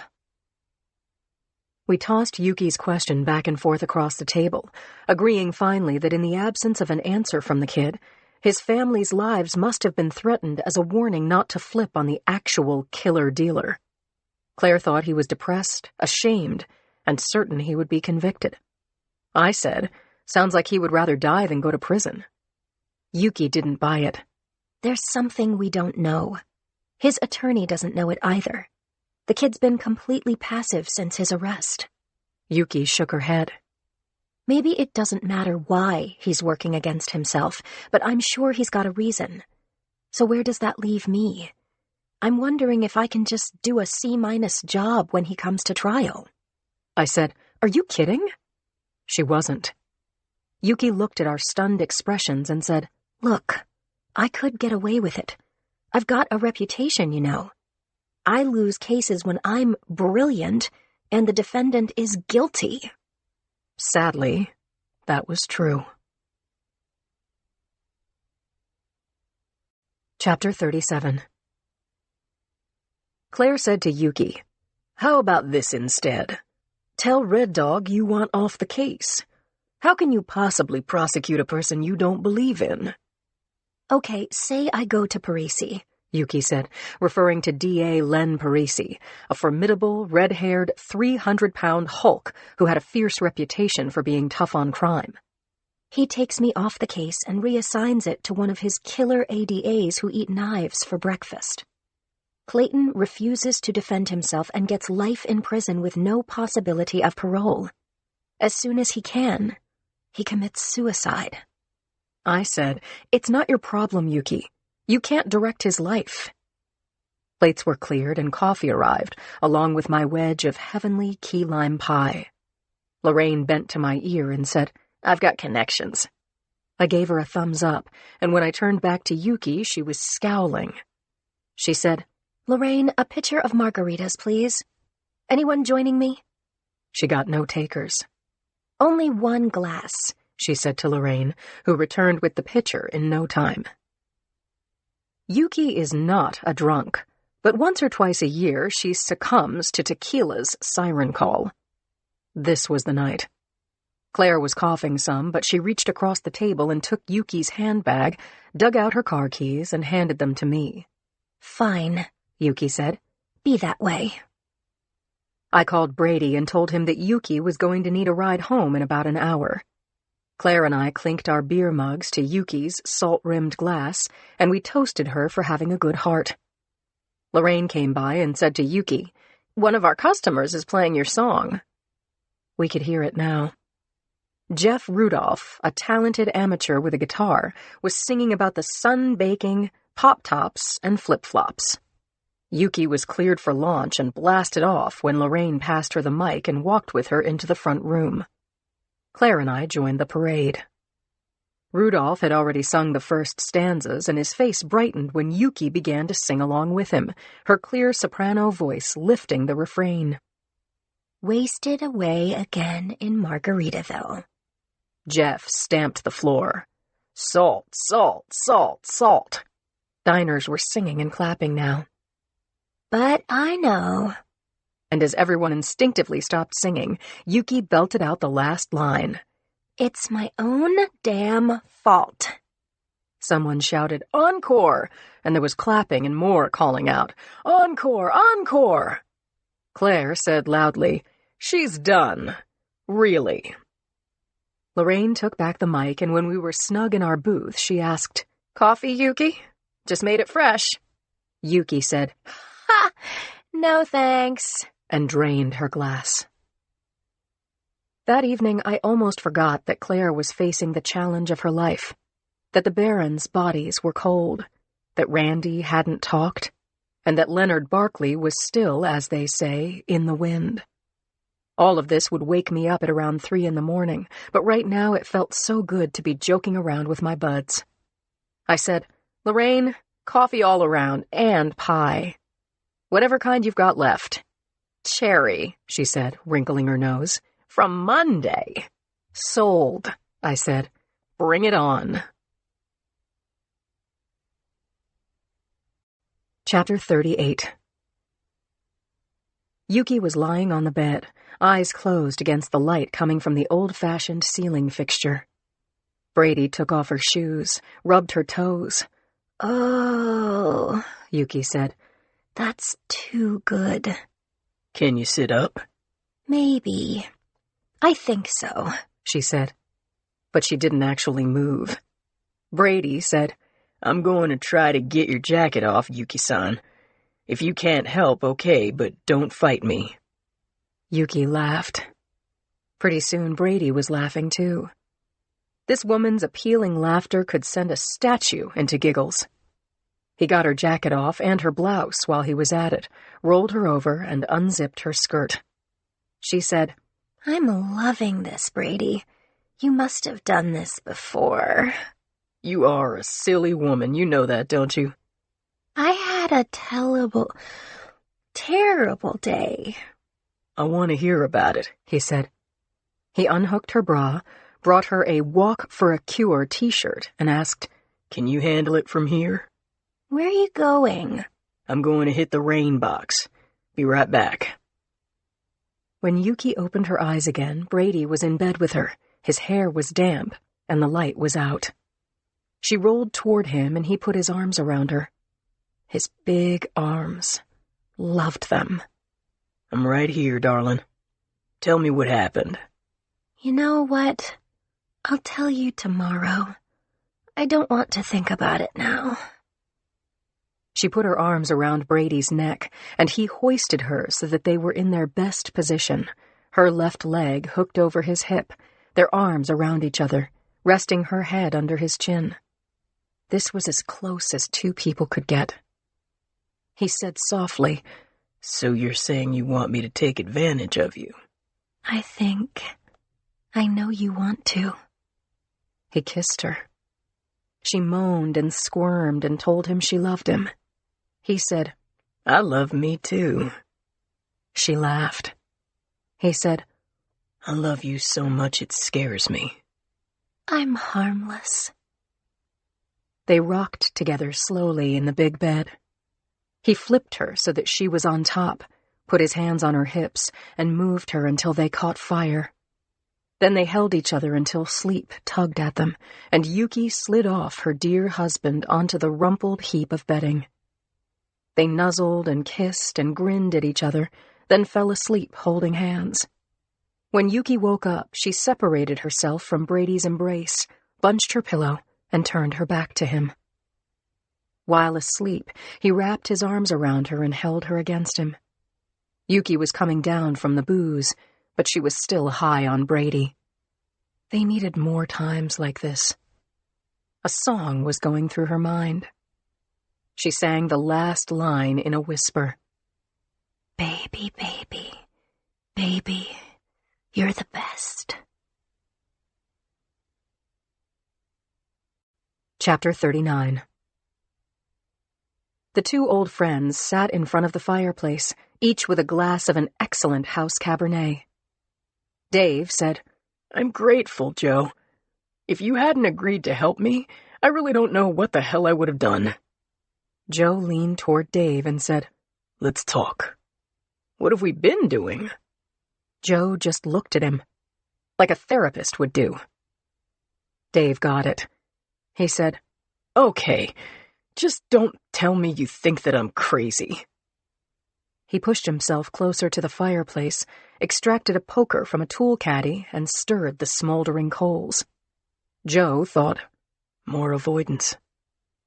Dave had asked for his help, but he wasn't ready to get into the hard stuff. Over dinner, he had talked about a woman he'd met online, said he hadn't told her about his injuries. He talked about how, even though Ray had been moody, they'd watched sports together on TV. Now he watched by himself, or with Jeff the chef if the game was on early enough. While Dave threw logs on the fire, Joe sat silently, balancing his good feelings for Dave against his unwanted suspicions. Dave returned to the table and said, You were saying? Joe said, I was saying it's time to really talk about all of it, Dave. You, Ray, Dr. Murray, and me. I want to talk to you about my limitations. You? I wish I had your limitations, Dave said. Sorry, that didn't come out right. Joe said, It's fine. I know what you meant. He sipped his wine and watched his friend's face cloud over with sadness. Dave said, Damn Murray to hell for what he did. Was blaming Murray a reaction to grief? Or was Dave right? Joe said, I don't have a badge, Dave. I'm a freelance consultant. I'll try to talk to Murray, but if he refuses, I can't force him to talk. That said, I should be able to poke around enough to see if there's reason to bring in law enforcement. I can pay you to be my consultant. Shut up, Dave. On second thought, pay me $1. Then we're official. Dave thanked him, dug a single out of his shirt pocket, and slid it over to Joe. Joe made a note on the back of his checkbook, hired as consultant to D. Channing, then added the date and his signature. He passed the ad hoc document over to Dave, and Dave signed it too. Then he put his hands over his eyes and cried. Joe tried to comfort him, but he was worried. Although he had accepted without question that Dave loved his father, he couldn't ignore the nagging feeling that had come up almost a week ago when he had gone with Dave to the hospital to see Ray. Ray had treated Dave like a kid or like an employee, sending him to the cafeteria, ordering him around. You told me that you were very close, Joe said to Dave, carefully steering his friend back to the present. So what happens to you now? I don't know. I suppose I'll sell the place, move to LA or New York. I've been here for so long, mainly to help out my parents. Mom was a buffer between me and Ray. More about that, Joe said. Well, he was bitter at how things turned out. How I turned out. He made unnecessary cracks, like Why don't you run to the store, Dave? If he was drinking, he'd tell me that this was God's punishment for getting Rebecca killed. Oh, Christ, Dave. I've forgiven him. I understand his disappointment. I felt the same way about what I did. A line of thought that dead ends on that damned highway. But, as you know, my dad took care of me, gave me a job, responsibilities.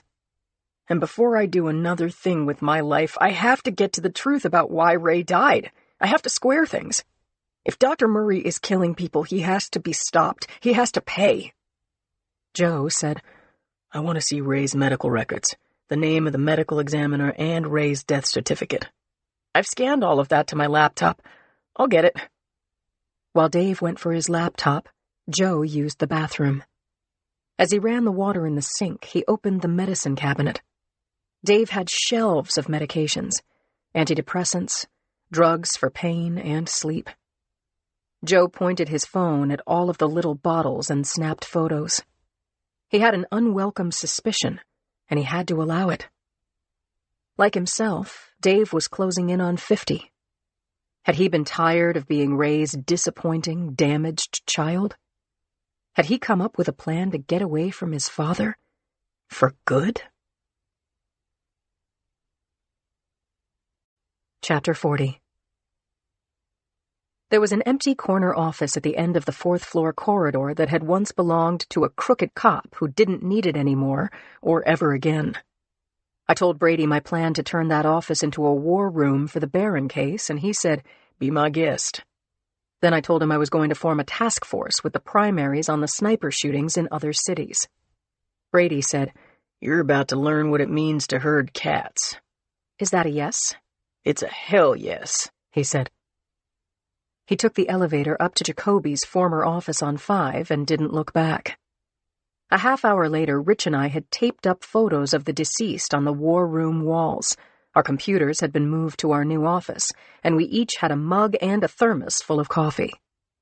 We arranged for a conference call with Detective Richards from Chicago, Detective Noble in L.A., Chi and McNeil from out on the street, and Conklin and myself on whatever lines we could grab at that hour, all of us telephonically together at noon. Richards's victim was the small smoke shop owner, Albert Rossio. Richards had been miserly with whatever he had gleaned about the shooting, telling us that so far he hadn't made any progress. Noble had taken the lead in the case of Fred Peavy, killed by a single shot outside his son's school. He was coming late to his case and had sounded eager to be part of our team. McNeil and Chi were the lead investigators on Jennings's assassination at the Dubose Avenue Taco King. Jennings, the first to die, had been shot from a distance through his windshield. His rear window had been marked with the word rehearsal, written with a finger in the dust on the window. However, Jennings had been shot slightly later than 8:30, like the other victims. It was unclear whether Jennings was part of the same collection of executed drug dealers. Conklin and I were under the most pressure. Paul and Ramona Barron, unlike the other victims, were well known and had a fan base of rich and influential citizens. Those friends were talking to the press and clogging the mayor's phone lines with demands for an arrest of the killer or killers, pronto. I thought Brady was right that egos would be involved in this task force, but I also believed that to varying degrees the cats wanted to be herded if it would result in closing their cases. Rich and I had an immediate and specific goal. At 1 o'clock, we'd be meeting with Miranda White Barkley and her attorney, who would be pushing to get his client released and had a fair chance of getting his way. We had no evidence that Randy had participated in the murders. Still holding her as a material witness, we would have to release her at 2 o'clock. I hoped that by the time the conference call ended, we'd have the leverage we needed to get Randy to talk. I wasn't just hopeful. I was damned well determined. Chapter 41. Ted Swanson's former office had been cleaned, but no flowery air freshener could eradicate the stink of that dirty cop who'd cost the lives of 18 people. He was at Chino for life, but that was old stinking news. I closed the door to our new war room with its large gray desk and 2 phone consoles, and my partner and I booted up our laptops. I clicked on a news link and read the chyron running along the lower edge of my screen. SFPD has no leads in the deaths of Ramona and Paul Barron. Great. Tell me something I don't know. A box with an arrow appeared in the upper right with the title, The Mysterious Deaths of Paul and Ramona Barron.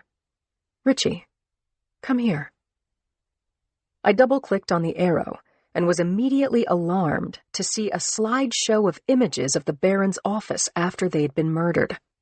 There were close-ups of the bullet holes in the casement windows, Ramona's desk chair, the blood-stained carpet, and the taped outline of Paul's body across the surface of the partner's desk.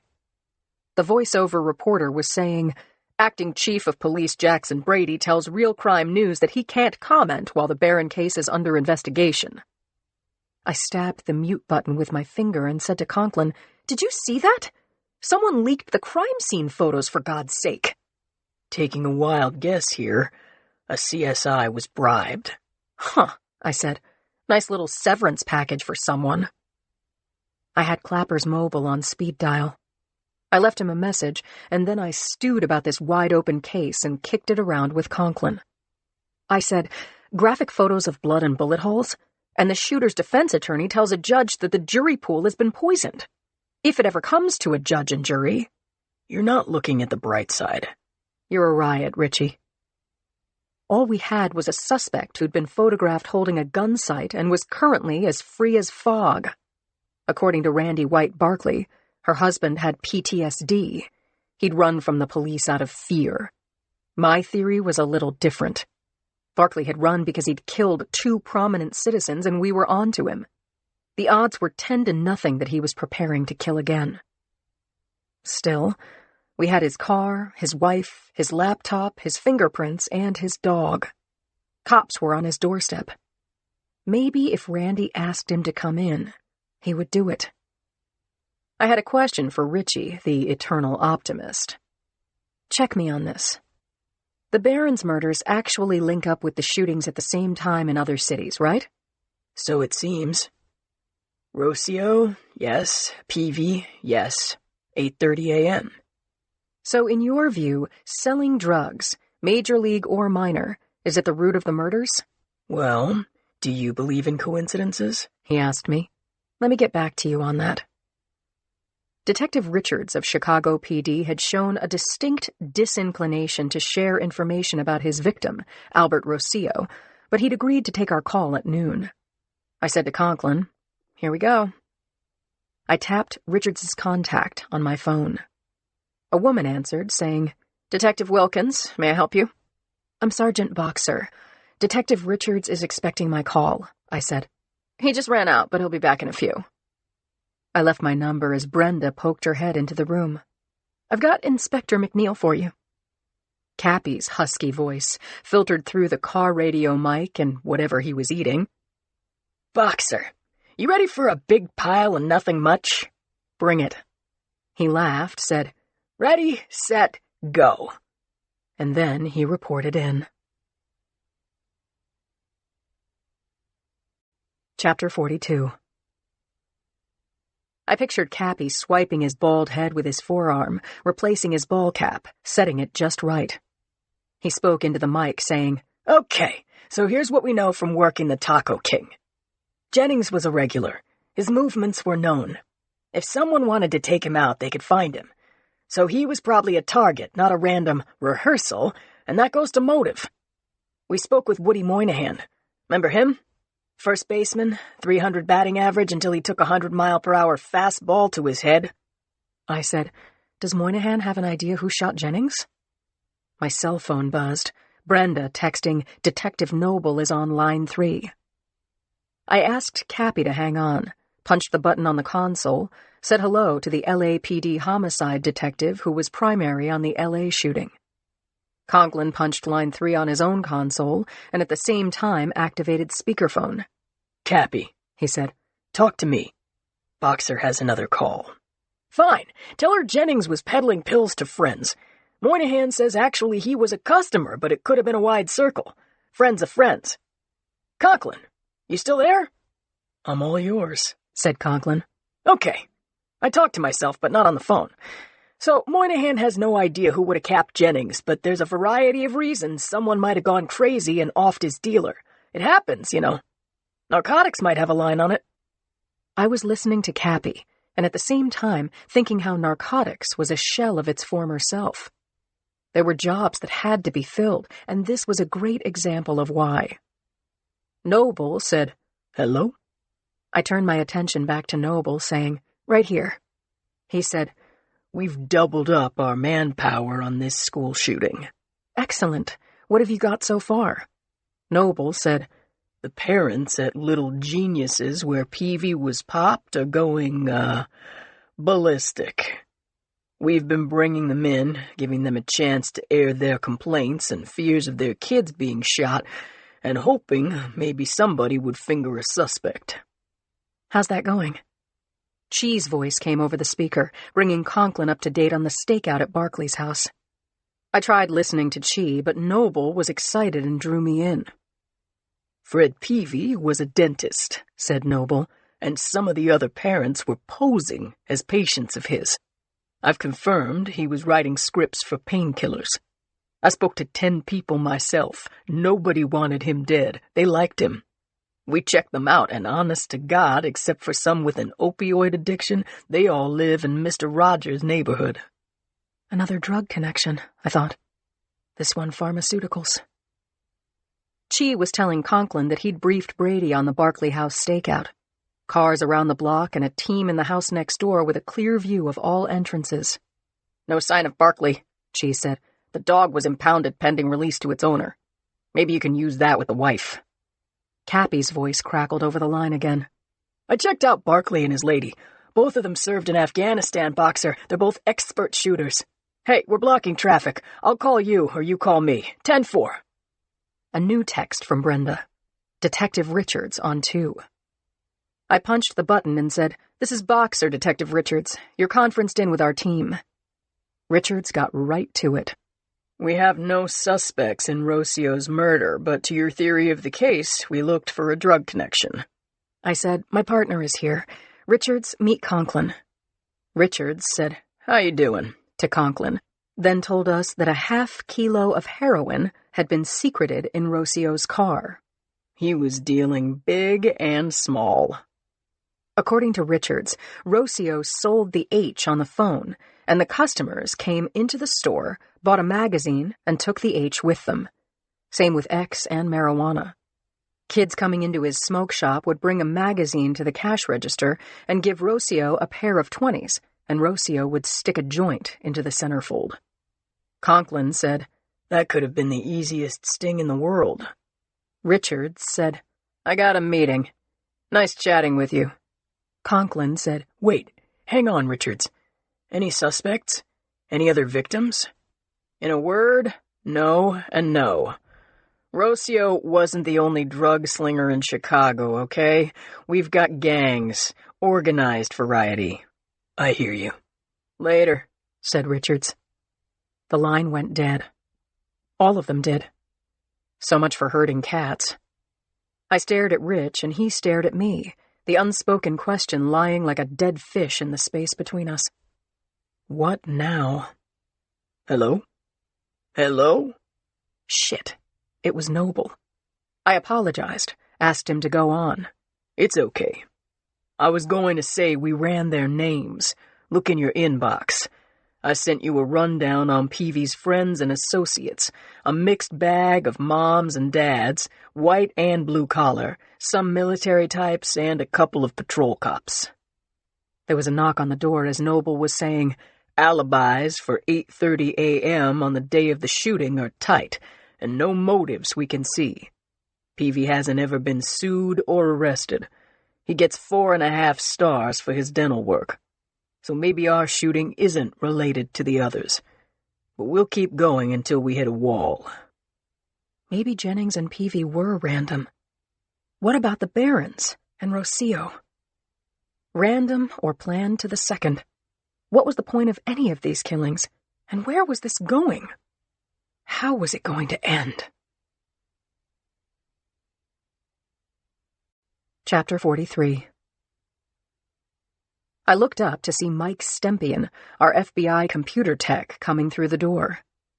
He looked as excited as if he'd found a can of gold coins under his sink. He definitely had something to tell us.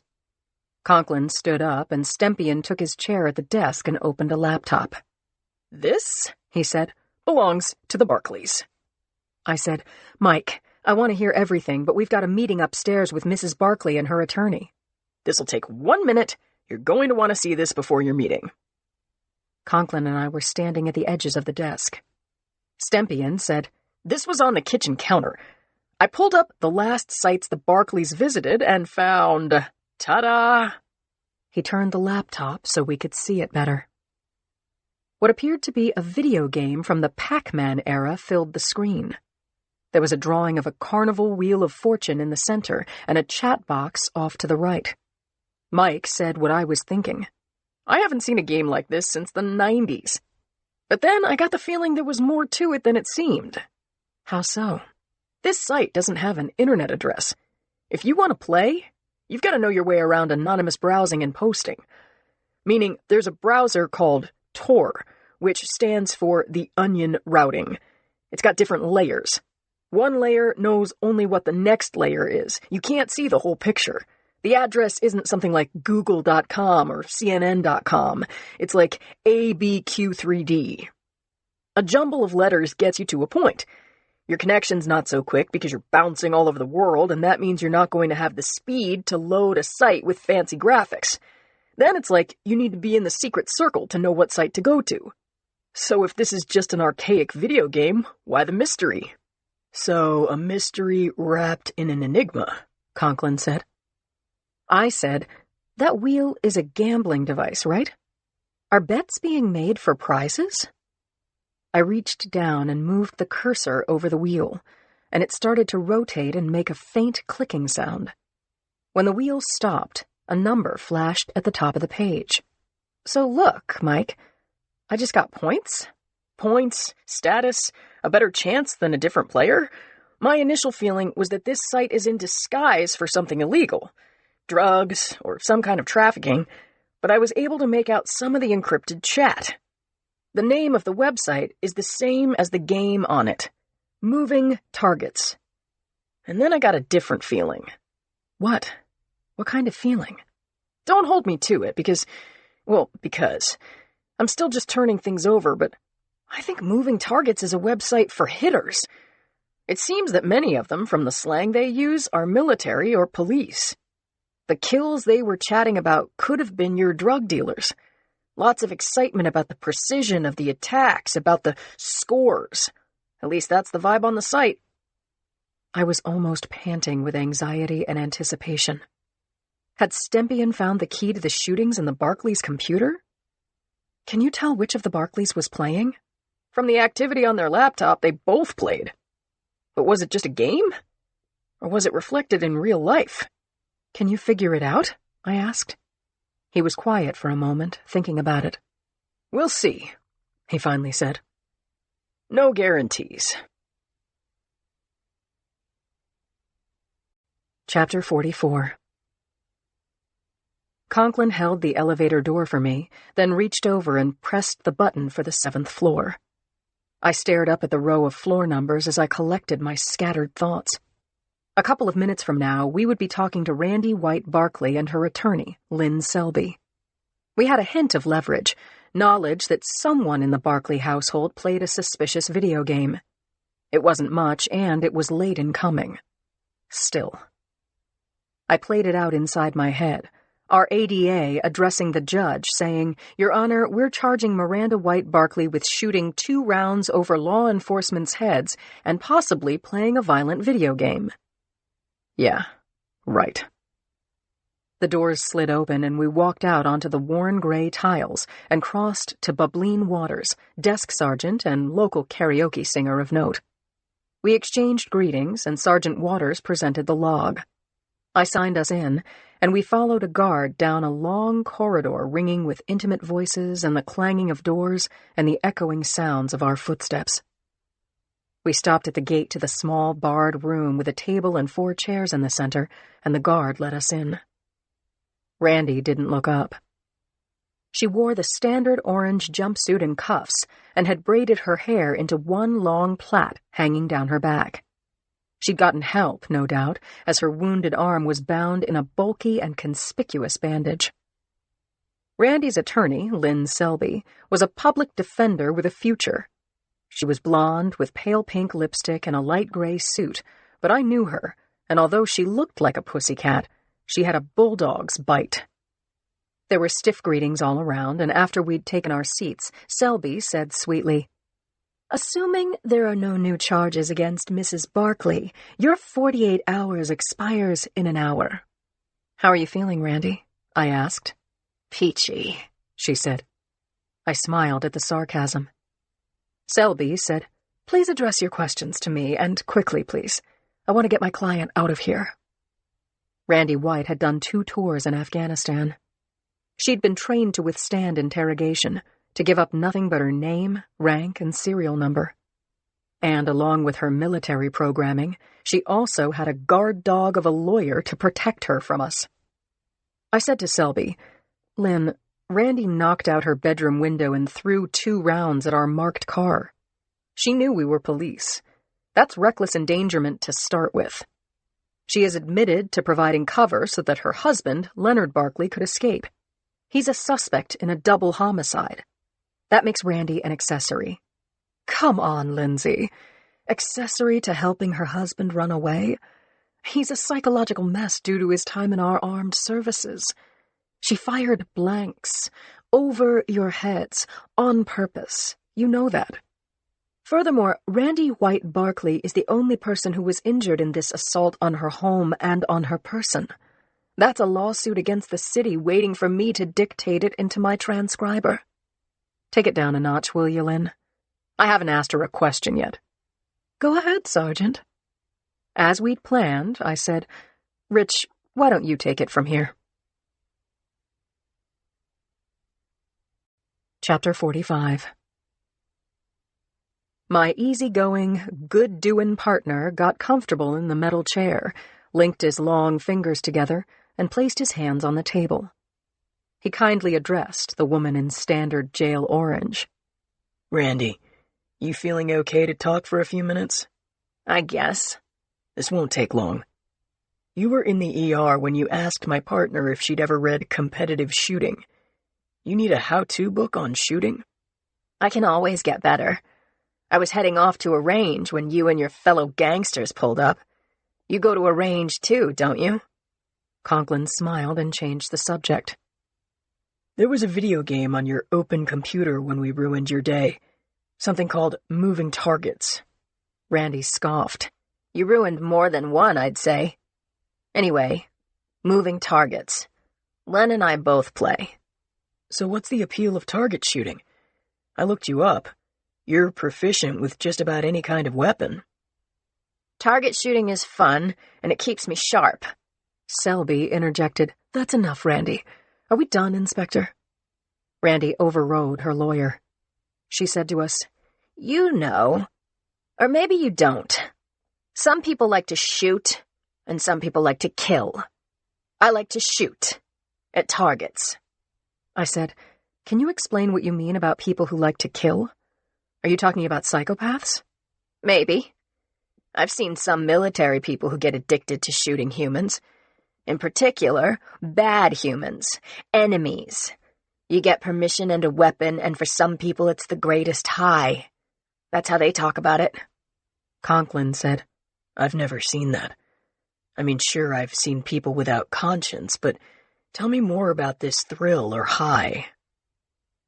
I knew he was hoping Randy would implicate Leonard. Would we get that lucky?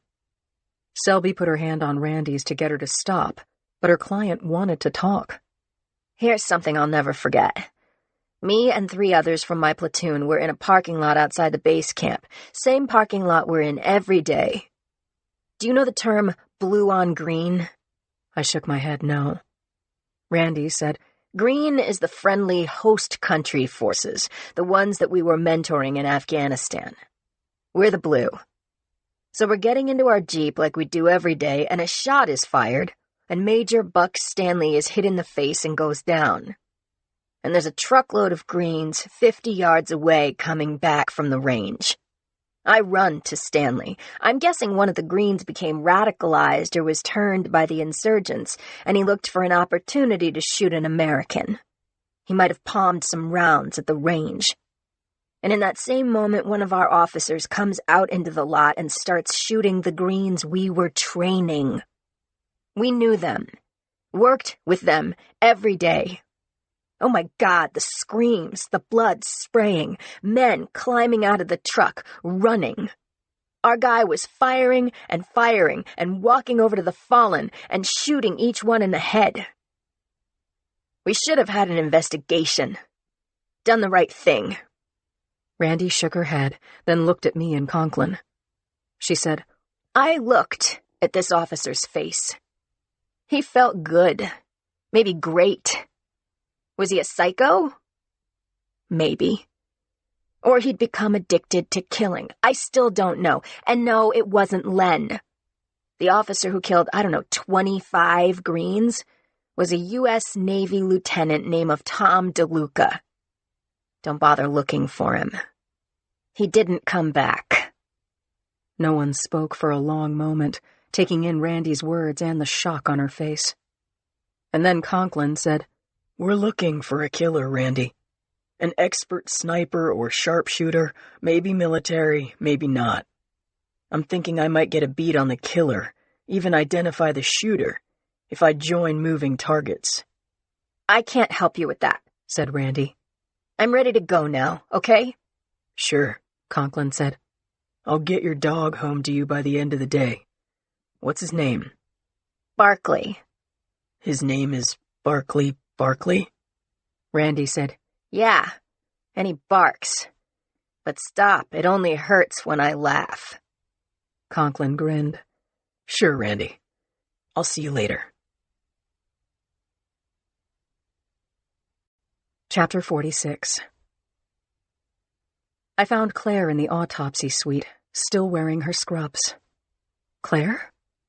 She looked up, surprised to see me, and said, Oh my God. She pulled a sheet over the dead man, patted his hand, then called out to her assistant, Bunny, can you put Mr. Ryan away? Thanks. Those closest to Claire had made a care plan, each of us with an assigned role. Edmund would be meeting us at the hospital. Cindy and Yuki would be going to see Claire at the end of the day. I would be driving her to Johnson Hughes Cancer Treatment Center and staying with her until she was tucked into her bed at one of the best facilities in the country. She said, I'm sorry, Lindsay. I forgot you were coming. Paging Dr. Freud. We still have time. How are you feeling? Never better. Right, I said, playing along. So get dressed.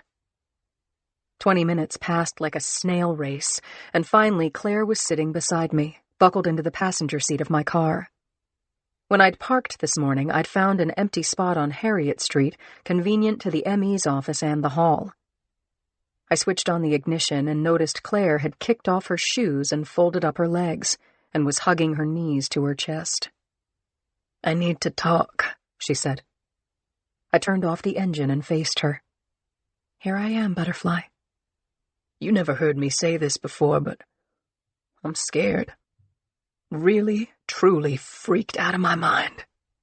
Who wouldn't be? You've got surgery in the morning. Talk to me. Claire threw a long sigh and leaned back against the headrest.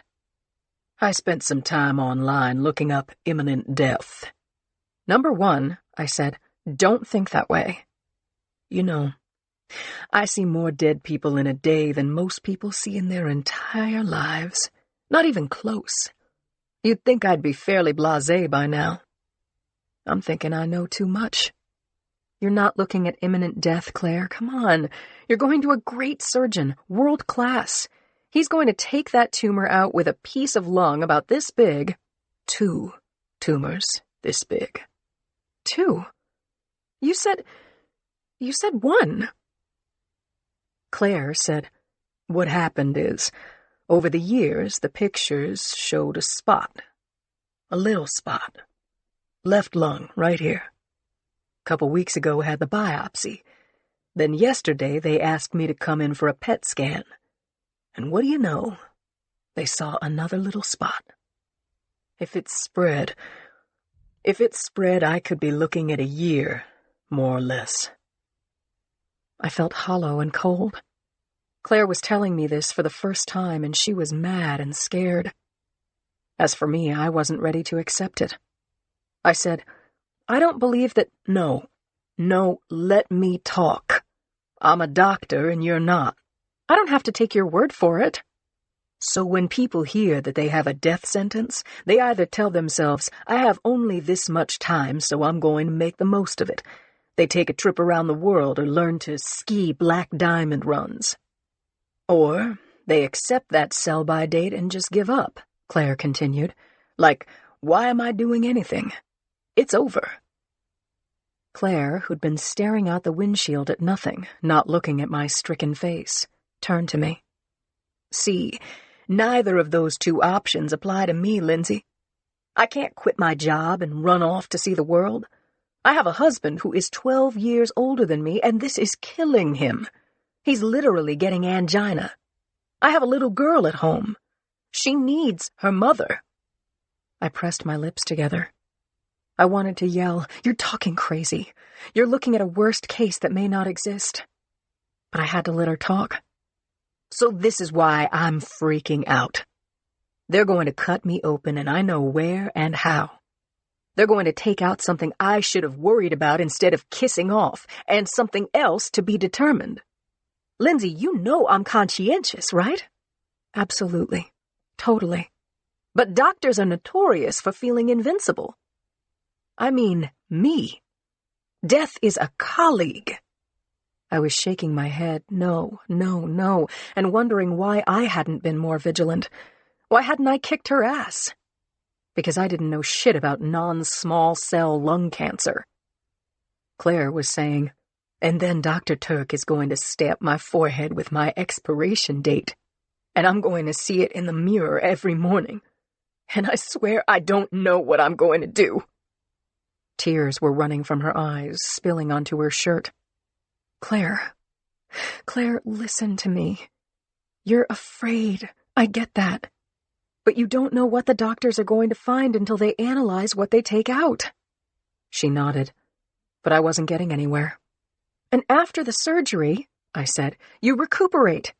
You do what your doctor tells you, and if he says radiation or chemo, you do that. And if he says it's okay to work, you decide if you're going to do that. You take care of your family and let them take care of you, and you take some time for yourself. But along with all of that, you fight like hell, Claire. You use all of your contacts and build a team. Check into the latest treatments and alternative treatments. You've got to put on your brass knuckles and load your gun and fight like hell. And that's how you win. My best friend reached out to touch me, but I had to pull away and cry into my shirt sleeve. I grabbed tissues out of the glove box, and when I could speak again, I said, Hear me? I haven't had a cigarette in 20 years. How could my body betray me like this? How could I ignore the symptoms? I'm not ready for this, Lindsay. I'm not ready to die. Did you hear me? She nodded. Tears were running down both our faces. Claire coughed long and hard and painfully. Then she said, Yeah, I hear you. Fight like hell. I'm glad we got that straight. I hugged her over the console in the gear shift. We rocked within the confines of that front seat, and I told her that I loved her, and she said, I love you too. I started up the Explorer and heard Claire say, Lindsay, look at me. Posing like a boxer, she showed me her fists. I hear you. Chapter 47. I drove back to the hall on autopilot, using a soft touch on the gas, watching the lights and signs, but my mind was on Claire. When I'd left her private room, she'd been covered in a light cotton blanket, wearing headphones, listening to the San Francisco Symphony, featuring Edmund Washburn on percussion. From the serene look on her face, it appeared that she was in a high-quality, low-stress zone. I suspected there might be some sedative in her IV bag. I said to her long-devoted husband, "Edmund, you'll call me when Claire is out of surgery?" "You're number one, Lindsay. First call goes to you." I leaned down, kissed Claire's cheek, said, "I'll see you tomorrow." "Tell the girls," she whispered, but didn't open her eyes. Edmund got to his feet and hugged me tightly. There was nothing to say that hadn't already been said, all of it cheerleading with stark fear lying just beneath our words. I kissed Edmund's cheek, too, and after he released me, he squeezed my hand hard. I told him that I'd speak with him soon, and fled before emotion took me over. The stoplight at 7th Street was red. When it turned, I parked at the next empty spot on Bryant and fast-walked to the hall, where I badged security and took the elevator to 4. Instead of turning left to the homicide squad room, I turned right and headed back to the corner office war room. I hit the light switch, got my computer bag out of the desk drawer, and was stuffing the charger into the outside pocket when there was a knock. "Boxer, got a sec?" It was Brady. I said, "Sure. What's happening?" "Do you remember Bud Moskowitz?" He was with SWAT. He retired. Wait, Brady, you don't think Moskowitz had anything to do with the shootings? "No," he laughed. "Bud saw that news clip this morning with the crime scene photos. He has an idea." "Great. Give me his phone number." "He's in my office. I'll send him back." Chapter 48. I was straightening up the desk, organizing my notes, when Moskowitz said, "Hey, Boxer." "Hey, Bud. Come in. I stretched out my hand. We shook, and I offered him a chair. Bud was more than 20 years older than me. I hadn't known him well, but I had a good feeling about him. "So, you have a tip for us, Bud? Because we could use one." Moskowitz looked fit, as well as focused and competent. "You mind if I take a look at those photos?" "Go ahead." He walked over to the wall and looked at the crime scene photos taken of the victims from different angles. He spent time with each one, slowly, methodically examining them, taking a couple off the wall to hold under the light, asking me about the victims and the caliber of the rounds. I told him what little I knew, that the shells were of different types, that the casings hadn't been found, that forensics hadn't gotten any hits in the database because of the bullet's impact with bone or plaster or brick. I asked Moskowitz, "What do you see?" "All the shots were taken from a good distance. Very professional work." We all agree. "Boxer, I don't know if this is worth anything, but when I read in the paper about all these shootings taking place at the same time, it reminded me of this website I used to belong to." "Moving Targets, by chance?" "Well," he said, slapping the desk, "you stole my tip. I'll be going now." I laughed and told him to stay. "No, really. Our computer tech also came up with Moving Targets, but we're still in the weeds. Tell me what you know." "My wife is waiting for me downstairs, so let me give you the short version. I used to belong to the site. I played the game as a game for target practice. But at some point, I started to think that some of the guys on the board were highly trained experts, very competitive, and that they were crazy. They talked in the chats about killing like it's the greatest high in the world. But I didn't know. Were they talking shit, or were they for real? The site held virtual events, competitions, and there were team events. Points were awarded for the best shots and for teams shooting multiple targets. The more difficult, the higher the points and the bragging rights. It looked like it was pretend, cartoon murder. But after a while, I wasn't entirely sure. So then the newspaper stories, and something I saw on the internet. A picture of 2 bullet holes through a 2nd-story window, 2 shots that took out 2 people. It set off alarm bells. This is really getting to me, Bud. I'm thinking along the same lines. I'd like to get into this site. Can you give me a password or something? I can pretend to be you. I opted out 10 years ago and my codes have expired. Understand, Boxer, I never matched up guys boasting about kill shots with actual deaths. There were groups within the group. I didn't belong to any subgroup. I wasn't working undercover, and I wasn't a serious player. My mind had been dull with pain just minutes before. Now it crackled like a downed electric wire. Let me make sure I understand. You're saying that moving targets appeared like a sports forum. People who were known only by screen names shooting off their mouths, playing virtual ball. But instead of making bets on lineups and game outcomes, they're bragging about killing people? Why did you keep this to yourself? Boxer. First of all, there were no names or pictures of real bodies, just chatter and cartoon drawings with X's over the eyes. Bang, you're dead. And a sound effect. Also, I told Tracheo about it. Tracheo had been police chief before Jacoby. Many years had passed, and Tracheo was long retired. Moskowitz went on. Tracheo gave me a direct order. He said if I didn't have real names, bodies, facts, to get the hell off moving targets. I did what he said. I was with SWAT. I had plenty of shooting in real life. I quit the site and never went back. It was more than I'd known 10 minutes before, but I still had nothing actionable.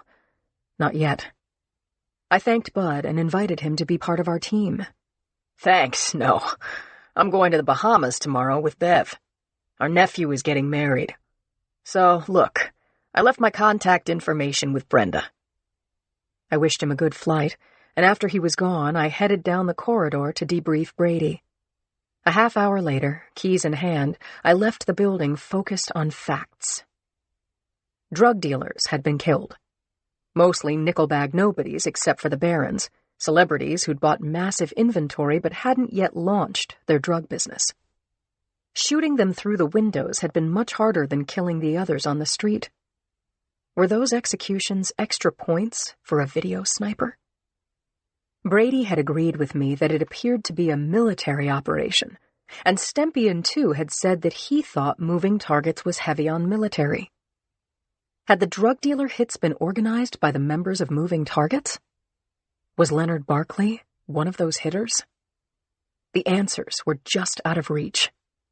The lights were out, and I couldn't see a thing.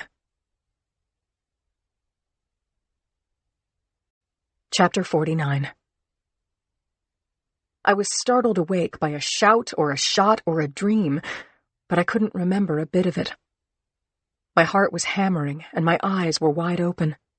A hint of sunrise was backlighting the gray sky as I reached across Martha to better see the clock. Its luminescent hands pointed to 5:30. That's when it hit me. Claire was in the hospital and would be having surgery in a few hours. Going under the knife. Was she awake, too? I stared at the ceiling, finally clapping a pillow over my face, and when I woke up again, Martha was licking my ear, and the sun was rising over the windowsill. I tousled Martha's coat and put my feet on the floor. It was still too early to call Edmund, but I had things to do. I fed Martha, made coffee, and caught up on TV news while unloading the dishwasher. I peeked in on Julie, then showered, dressed, and checked my text messages while I took Sweet Martha for a quick walk. Joe had written to let me know he was going to stay longer with Dave.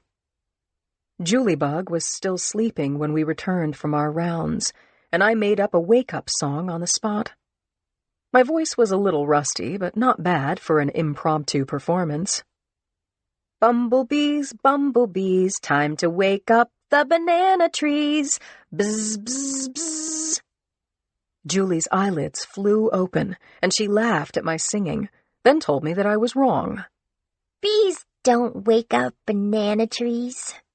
I challenged her on that point, saying, "Well then, who wakes them, smarty?" Bees wake the flowers, Mommy. Okay, but rhyming counts. She giggled. I kissed her head, and she gave in. We both win, Mommy. I'm hungry. I made oatmeal, and using a magic trick I'd swiped from the back of a cereal box when I was a kid, I pierced the banana skin with a needle near the stem. Using the needle as a little knife, I sliced the fruit crosswise every 1/4 of an inch from stem to stern, leaving the skin whole.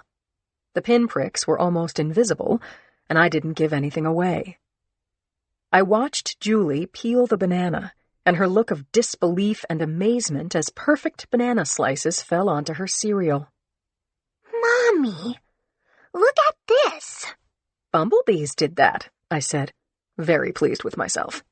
No! Really?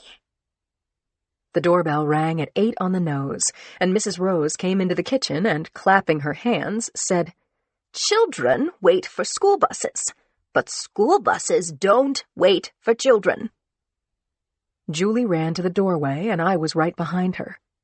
I gave her the pink and silver backpack and received kisses and hugs in return.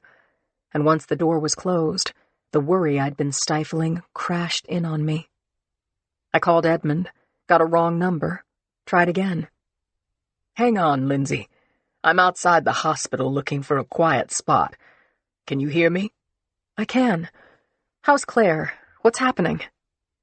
There was a pause. Maybe it lasted only a few seconds, but all of my attention was focused on that connection. She's changing the scope of the surgery, Linz. What? Why? She was brainstorming with the surgical team. That's all she wrote. She's not in her room right now. I said, I don't think I'm getting this. The docs have been watching this little spot in her lung for years. I'll bet she didn't tell you that. No, she only just told me. So she's saying, spot, it's just a spot, and even Dr. Turk thought so. She skipped her x-ray last year, and now it's 2 spots. 100% cancer. Turk planned to take out the spot, but now that it's 2 and visible, he's gotta get it all. Edmund, it didn't metastasize. Nobody said that. As far as I know, Dr. Claire had a change of heart about what kind of surgery. Something she read or thought up or wanted to bounce off the surgeons. She sent me a text saying, I got this, love you, then shut off her phone. I can't reach her or her doctor. Nurse said she's in radiology, then on to the operating theater. I'll call you, Lindsay, as soon as I know what's going on. I said, I'll call you when I get to work. That wasn't a question. Makes more sense for me to call you. I promise I will. Okay, I said. I hear you, Edmund. I'll wait for your call. Chapter 50. I snatched the car keys from the coat rack in the foyer and was halfway out the door when my phone rang. I grabbed it. Edmund? It's Brady. Brady. I just spoke with Edmund Washburn. How's Claire? I condensed what Edmund had told me, and Brady made appropriate sounds and comments but asked no questions. I pictured him standing in Jacoby's old office, impatiently staring out the window at the morning rush on Bryant, and I got it. Something was on his mind, and once I stopped talking, he was going to tell me. I took a breath. He said, Are you on the way? What's wrong? There were 3 fatal shootings, he said. 2 in Houston and another in San Antonio. The M.O. looks the same as the others. The victims are known drug dealers. All were shot at the same time, at 8:30 a.m. local time. So you're saying the shootings are connected to the Barron murders? Could be. Or it's a hell of a coincidence. What can you tell me? At 8:30, a shot was heard on Warm Springs Road in the residential Westbury neighborhood in Houston. Cops responded to the 911 call. Couple of minutes later, Anonymous phoned the tip line giving the address of one of the dead men and the location of the gun. He didn't want to get involved. Right, said Brady. Tip was accurate. Houston PD recovered the weapon a half-mile away from the victim, Vincent Morris, black male, 53, unarmed. Shot through the temple while driving. Naturally lost control of his late-model Mercedes and crashed into an empty van parked at the curb at McKnight Street and Dunlap Street. Morris was killed with 1 shot. You're saying the victim was shot dead while driving and from a half-mile away? Is that even possible? Brady sighed. Several bystanders saw the Mercedes plow into the parked van, but there were no witnesses to the shooting itself. I asked, is the gun registered? Number is filed off. It's at their lab. That's all I know. What about the other 2 victims? Where are you at, Boxer? People are piling up outside my office. Conklin has everything. Photos, coordinates, contacts. See him soon as you get here. You 2 should reach out to Houston. I'll call San Antonio. See if we get some new puzzle pieces. He hung up. My thoughts were bouncing like a handball inside my skull. My best friend was consulting in her own life-threatening disease and possibly convincing the surgical team to improvise on the fly. And now there was a new direction in the sniper case. 3 dead people in Texas, and at least one of them had been shot through a car window. I had to wonder if that long-shot marksman was our lone suspect, Leonard Barkley. If not, was the shooter a member of the same Moving Targets Club? Or worse, had psycho copycats seized on a fresh new idea, real-life target practice on random subjects? I had many questions and one answer. Anything was possible. Minutes after speaking with Brady, I was driving toward the Hall of Justice, cautioning myself to keep my scrambled mind on the road. Chapter 51. Brenda followed me into the war room, handed me a pile of messages, set up a coffee machine, and, pointing to a plastic-wrapped platter, told me, I made those cookies from scratch. Peanut butter and chocolate chip. Aw, thanks, Brenda. Anytime, Lindsay. Cappy was taping up the new crime scene photos, and Conklin was on the phone saying, Got it. Thanks. He turned to me and said, Lindsay, open your laptop. You've got mail. The email from Conklin had the pictures and names of yesterday's shooting victims, with appended details. Age, marital status, occupation, police record, known associates. All had died where they'd been shot. ID on all had been recovered, as well as drugs on 2 of them. Cindy hooked me up with the Houston PD, Conklin told me, speaking of his beloved roommate, my pissed-off girlfriend, Cindy Thomas. She's been on this since 6 a.m. You know, Linz, she sleeps with the police scanner next to the bed, he said. Brings it to work, which is where she is now. Don't get between my girl and her Pulitzer. I laughed and sighed at the same time. Conklin went on. She says all 3 victims are known dealers. Victim number 1 was shot by a single bullet from a long distance. According to Brady's contact, the shot was fired from a half-mile away. Wow, said Conklin. A half-mile away? That's gotta be some kind of record. Conklin got up, walked to the wall, and scrutinized the enlarged photo of the crash, Morris's Mercedes having come to rest halfway through the rear compartment of the panel van. He moved a couple of feet to the next photo. Victim number 2 is still unidentified, also shot in his car, Conklin said. The light had just changed, and the driver was heading south on San Pedro Avenue when he caught a few rounds to the left arm, chest, and head. Same time as the one in Houston, 8:30 a.m.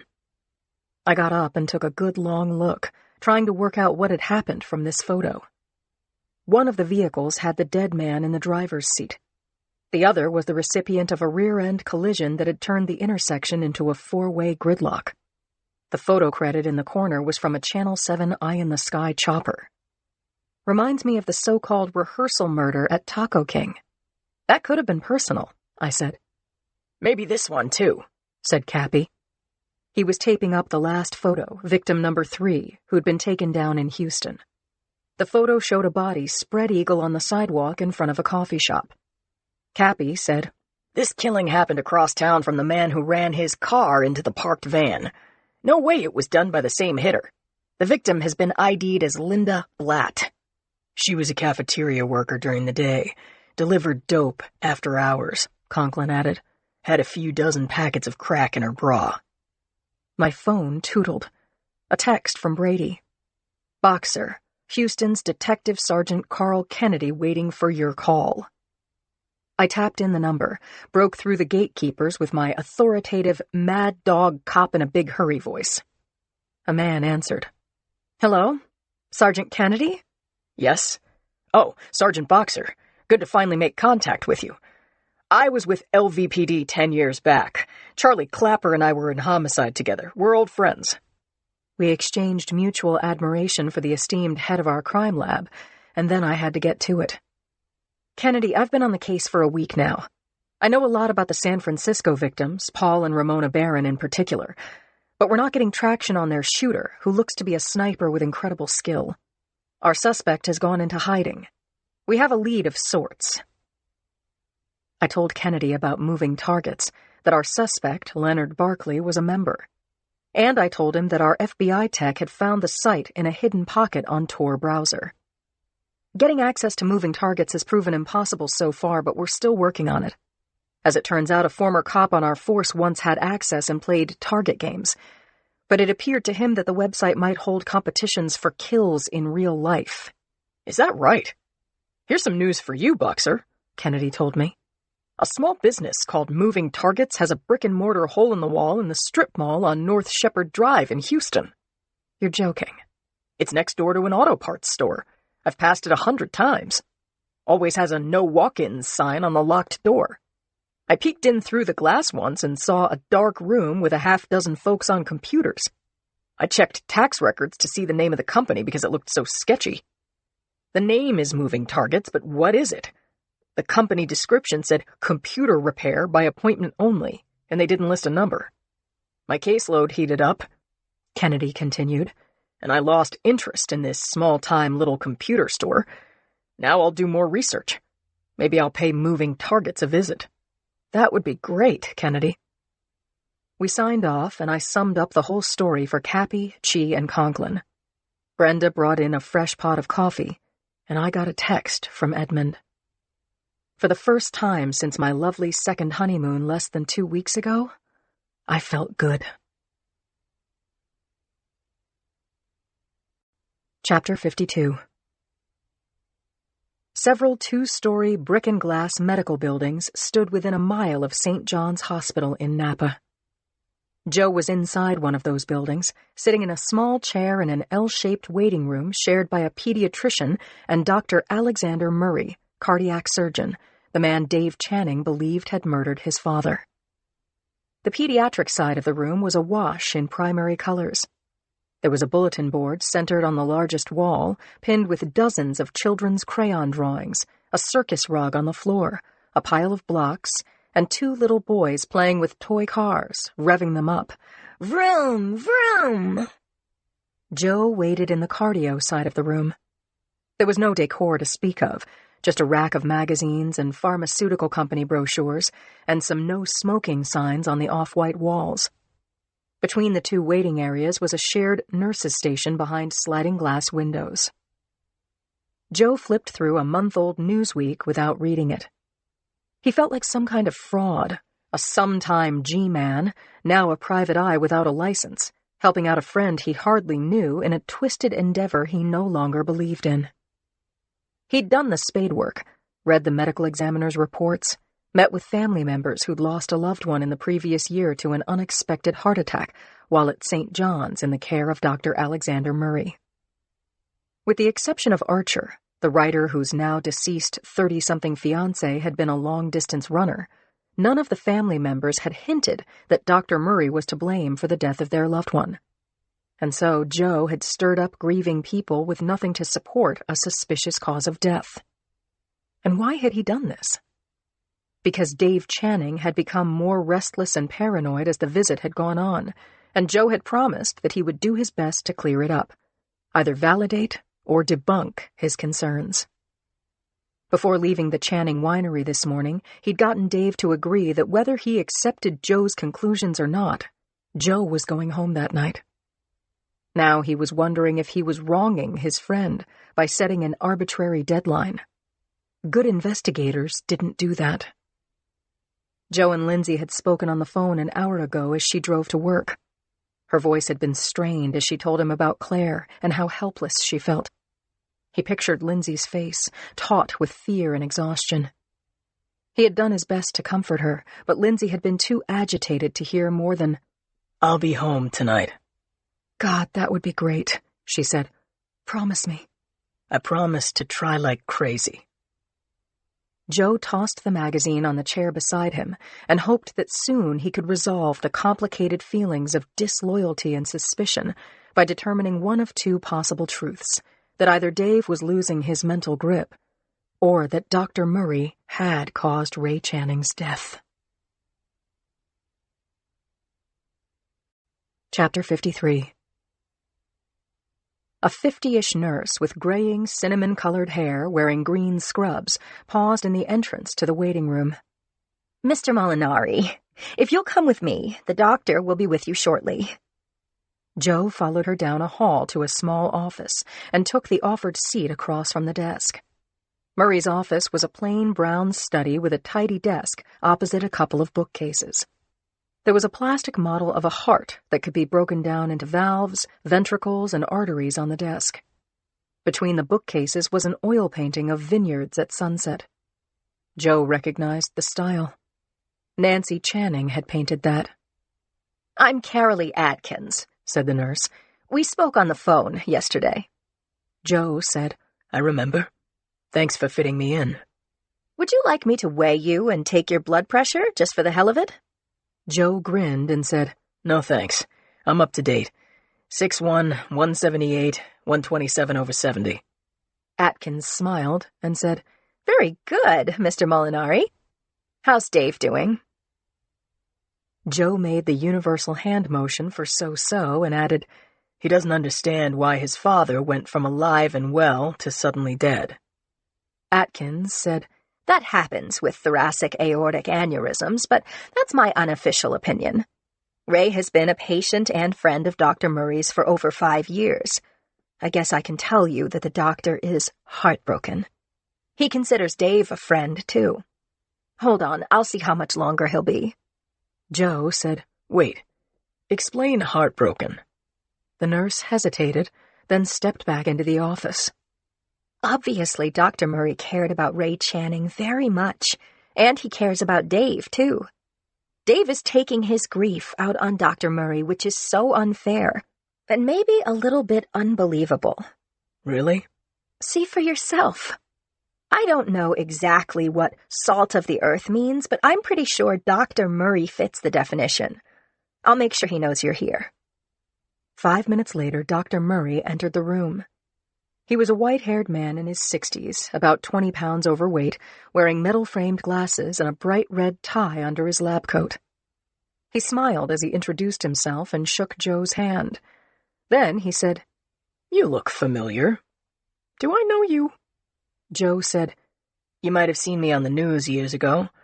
I was with Homeland Security during the Bush administration."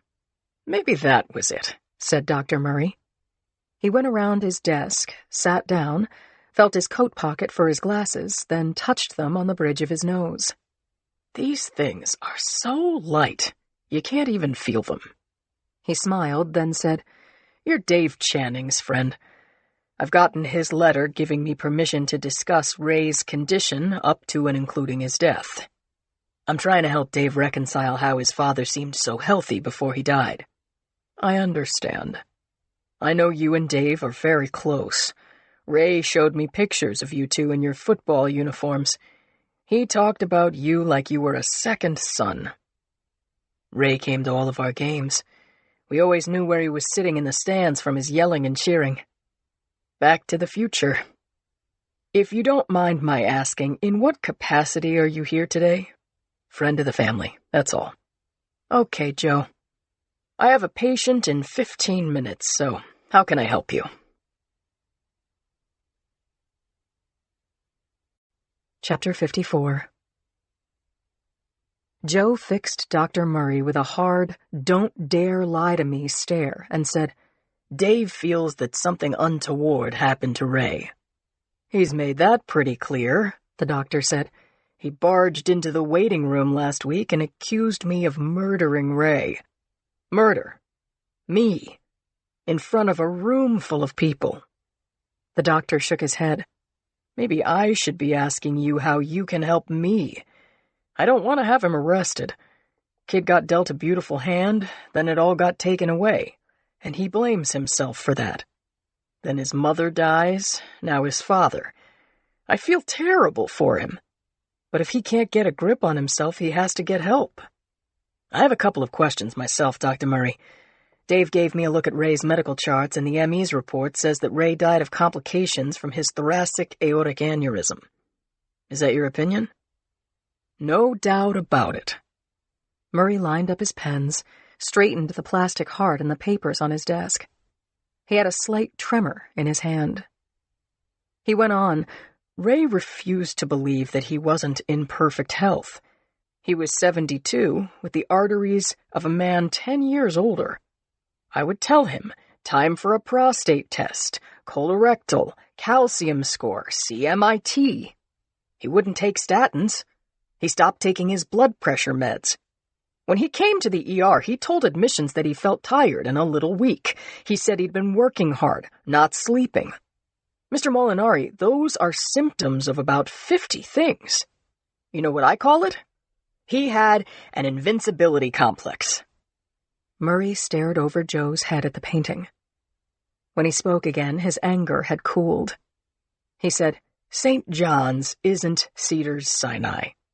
It's a country hospital, and we did our best, you understand? Ray's blood pressure was high, cholesterol was high, but he was stable. As I understand it, you saw Ray the day after he was admitted. Yes, I did, Joe said. He looked good to me. Sounded good too, but I'm no expert. I am an expert. I saw him on Saturday. I told him that after he got his MRI on Monday, if everything looked okay, we'd release him. I put in some provisos. That he was going to have to see me more often, do what his doctor ordered, blah blah. Monday comes, he turns down the MRI. He said, I don't need it, Doc, I'm fine. I stopped by on Monday late afternoon to see his chart, make sure it was okay to release him the next day. He wasn't hale, but again, he was stable. I prescribed a mild sleep aid. I was shocked when I got the call on Tuesday that he had died. Nurse Atkins leaned into the doorway. Doctor, your 10 o'clock is here. Murray patted his jacket pocket, touched his glasses perched on his nose, and looked at his watch. Time got away from me. To Atkins, he said, Just be a minute. When she had gone, he said, No, it wasn't the 0.5 milligrams of Valium that killed him. It was his heart. Complications from his aneurysm. I feel terrible that we lost Ray. I miss him. But Dave is being very unfair to me. I save lives, Mr. Molinari. I don't take them. Dr. Murray, thanks for your time. I'll have a stress test when I get home. Smart. Take care of yourself. Chapter 55. The former roommates shared a late lunch at the plank table in Dave's great room with its soaring ceiling and 180-degree view of the vineyard. Talk to me, Dave said. What did that son of a bitch have to say for himself? Joe said, Dave, you remember that I came up through the behavioral analysis unit of the FBI. Yes, I've seen the TV show. You were some kind of profiler. Joe sailed past Dave's snarky humor and said, I'm good at reading psychological cues. I also watched The Mentalist. I missed that one, Dave. So shut up for a minute, will you? Dave threw a sigh, drank wine, said, Go ahead, please. Here's what I gleaned from my meeting with Alex Murray. He's a little distracted. He's got a slight tremor in one hand, and that's neurological or stress. He's busy. And he's highly pissed off at you for calling him a murderer in front of his patients, which, by the way, could get you sued. I'm up for it. Tell him to go ahead and sue me. My countersuit will be quite a revelation to him. Joe gave Dave a warning look and went on. He's quite regretful about Ray, but he also fought his corner. Arrogant asshole. Dave emptied his glass. You know what he said to me, Dave?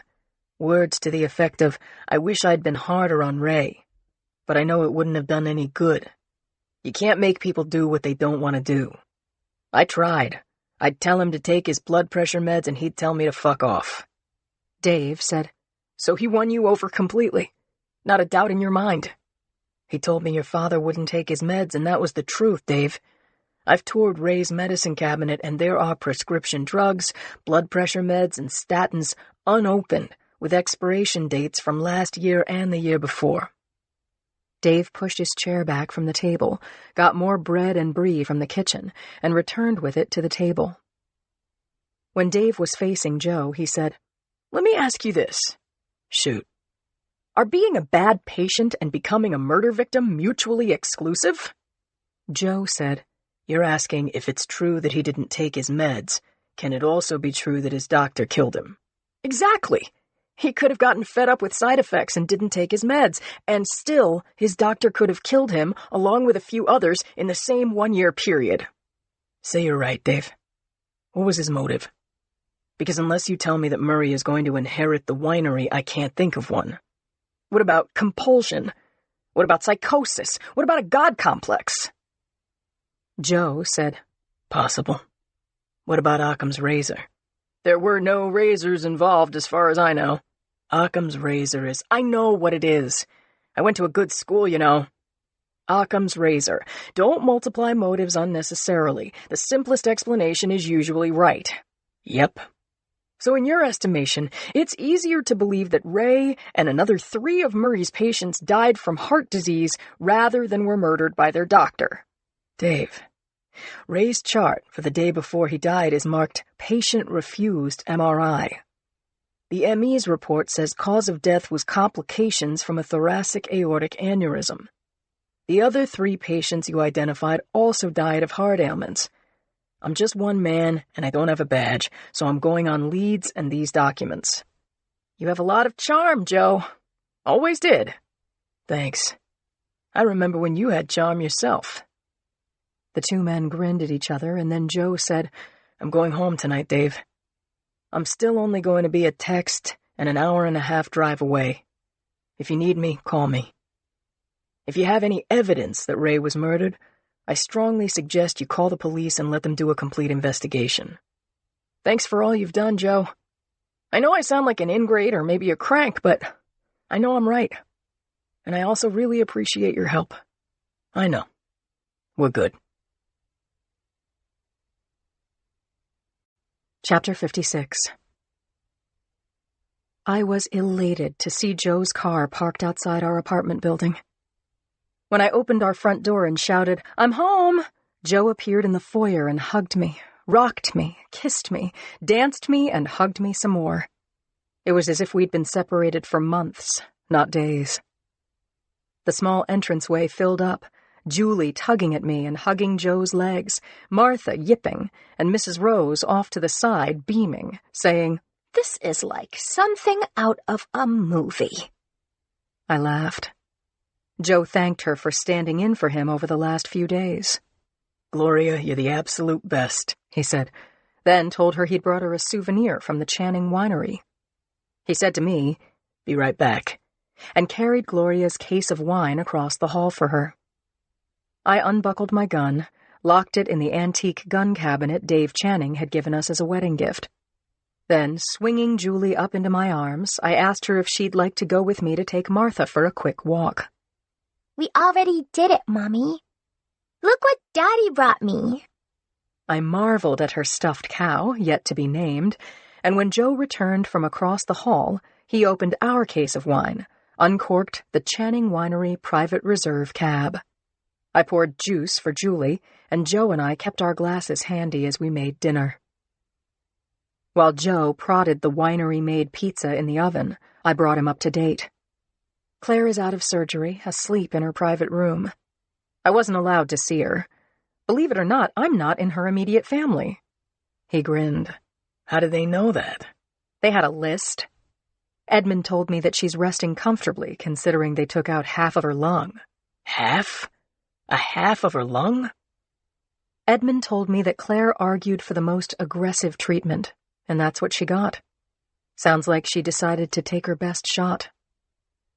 Julie came back to the room with Martha, demanding to know what we'd just been talking about. Joe distracted her.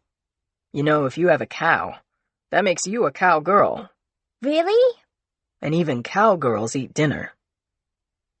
Joe's reheated Channing Winery pizza was delicious, and so was the arugula salad with shaved Parmesan and fresh Napa fruit. The Channing vino was also mighty good. As soon as was reasonable, Juliebug plus her new cow were tucked into her bed. The dishwasher rumbled, and after changing into sweatpants and t-shirts, Joe and I stretched out together on the long leather sofa. Of course, we both fell asleep. I heard his phone and tried to slip it out from his pant pocket. Woke him up, of course. I said, "This is the second call, Joe." He looked at the screen, saying, "It's from Murray's office." He pressed the talk button, but the caller had hung up. He played the message on speakerphone. It wasn't Dr. Murray. It was a woman's voice. Mr. Molinari, I couldn't tell you today for fear of being overheard. One day I saw Dave Channing hurl a potted plant at Ray. One of those heavy terracotta urns. And he threw some punches, too. Thought you should know. The call ended abruptly. Joe clicked off and said to me, "That was Nurse Atkins, Dr. Murray's nurse. She says that Dave got physical with Ray." "Hit him?" "Yeah, and threw things at him. My brain is closed for the night," he said. "How about it, Blondie? Bed?" "You don't have to ask me twice." Chapter 57. Joe had announced that his mind was closed for the night, but that was an aspiration more than a fact. The late call from Dr. Murray's nurse had rattled him, and hearing that Dave had gotten physical with Ray aroused Joe's worst fears. I held on to Joe, my arm across his chest, my leg over his thighs, and I listened as he ticked off the first 3 items on an investigator's checklist when considering a murder suspect. "Dave had the means," Joe said. "He has sleep meds in his medicine cabinet. Could he have crushed an overdose of sleeping pills, loaded up a glass of juice, and handed it to his father? Yes. Here, Dad, drink this." He definitely had opportunity. He visited Ray in the hospital several times, and Ray had a private room. You're going to ask me about motive, Blondie, and that's the tough one. So what could be his motive to kill his only living relative? Joe rolled onto his side and put his arms around me. "Exactly," I said. "Ray was Dave's everything. His life is going to be a lot poorer without the love and support of his father. Without Ray, who is there for him? His by-the-hour hot dates? The seasonal workers? His virtual friends online? Sounds lonely." Joe said, "Well, I can imagine it a different way. Ray ran everything. Dave worked for Ray. He took orders, and I saw that, Lindsay. Run to the cafeteria for me, son. Hand me my tablet. Give us some privacy, Dave." "You're saying Dave resented that?" "I'm saying that reporting to his father at his age could have been more than annoying. It could have been a motive for murder. Ray owned the business, and Dave ate there, lived there, worked there. Dave's income and way of life depended on his father, and his father was sick.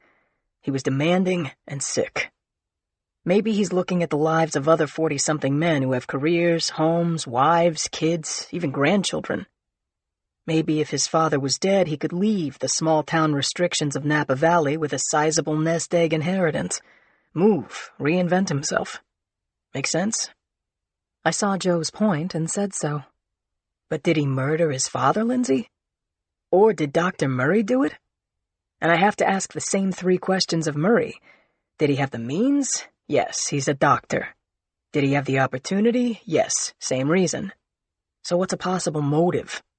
Why would he kill his own patient?" I said, "Isn't it most likely and utterly probable that no one killed Ray but Ray?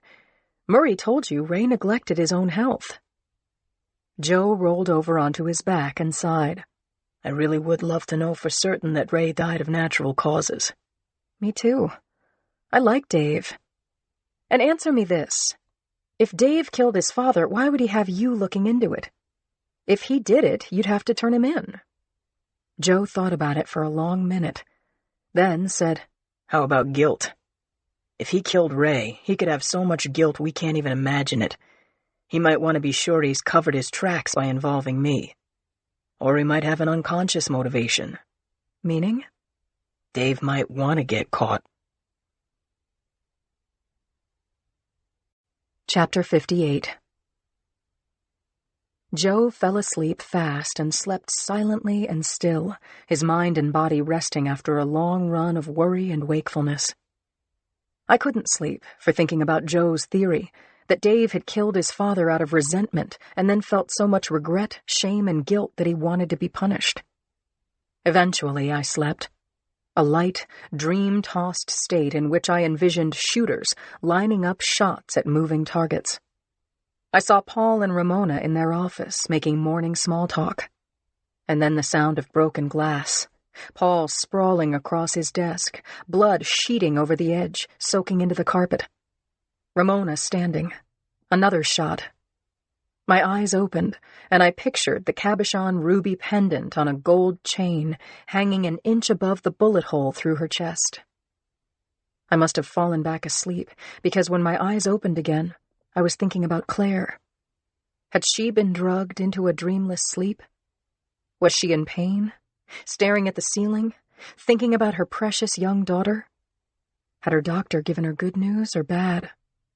I needed to know.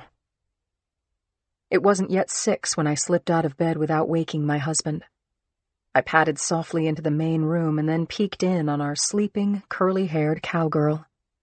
I watched her for a little while, wondering what kind of woman she would grow up to be. Martha mouthed my hand. I assured her that I was on it, and quickly dressed in jeans and sweatshirt to take my good dog for a walk. I remembered something told to me by a stranger on a train. She was holding her baby, and she jerked on her dog's leash to pull it under the seat. She saw me looking at her, I guess with judgment in my eyes.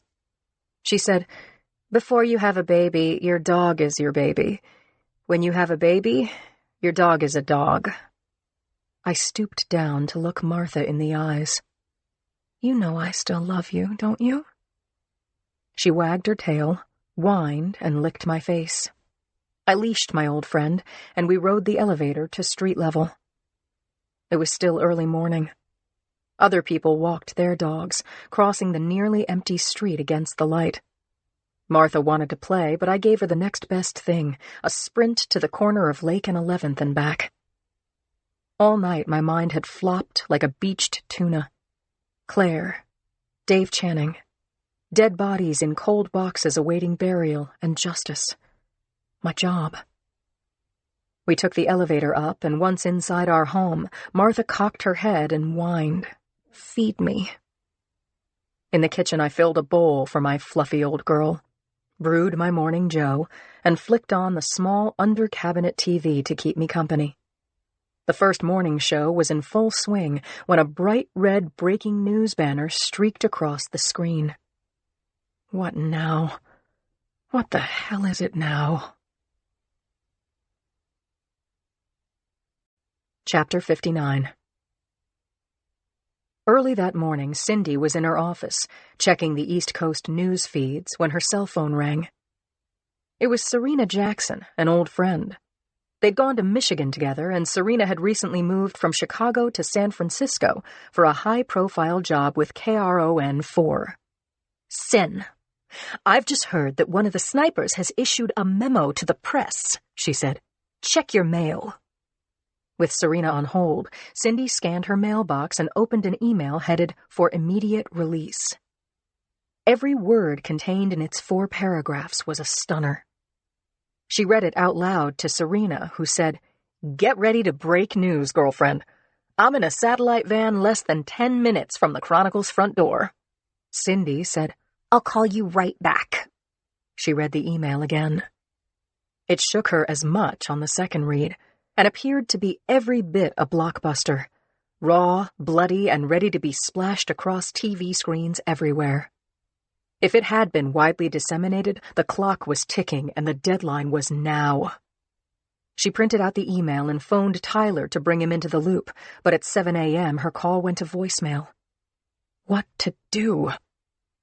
It was risky to go on the record with a story based on a totally blind lead, but it was done often enough. Unconfirmed at this time. Confidential sources say. And then there were the breathtaking deep throat leaks during Nixon's last days. Cindy thought over her options. Take a moonshot, or go by a more cautious route. If she broke the news, she owned the scoop. If she waited... She called Serena. Give me 10 minutes. Opening a new email file, Cindy wrote to Tyler, saying that a news bomb was about to drop, that she had judged the lead as authentic, and that she had moments to go live with the story before the competition broke it. Cindy roughed out the story, and it was ready for edit in nothing flat. She gave it a headline, attached the unverified email, and, marking the package urgent, fired it off to the publisher and editor-in-chief's inbox. Then she stuffed a copy of the email into her coat pocket, darted into a closing elevator, and rode it down to the street. Serena was waiting for her on mission, already set up for the interview. The two friends and colleagues talked over the upside-downside ramifications while standing in the shadow of the Chronicle's clock tower and agreed. The risk was worth taking. The business they were in, it was either go big or go home. They took their seats in the tall directors' chairs facing the camera, their backs to the Chronicle building, an umbrella shading their faces, the morning breeze messing with their hair. The sound man tested the level. The cameraman counted off 5 seconds to go with his fingers, and then tape rolled. Serena introduced Cindy as the star reporter and head of the crime desk at the San Francisco Chronicle. She said, "You have big news this morning, Cindy. A bombshell email that you've just posted on your crime blog from someone claiming to have inside knowledge about the recent sniper attacks that have terrified people in 5 cities. That's exactly right, Serena. I received an email just minutes ago giving reasons for the sniper attacks and warning of future executions, Cindy said. I find the email credible. But viewers must understand that, like the Zodiac killer's letters to the Chronicle decades ago, the email is unsigned. I've weighed both sides of the argument carefully and have decided that it's better to release this email than keep it quiet. Cindy, is there a timestamp on that? It landed in my inbox early this morning. The headline was, "For immediate release." Can you read it for our viewers now? Cindy raised the sheet of paper from her lap and began to read the highlights. Quoting now, "This is a warning to all drug slingers, the pushers who sell grass, coke, meth, and molly, the sickos who sell oxy, heroin, fentanyl, unprescribed pharmaceuticals, and designer drugs, or name your poison.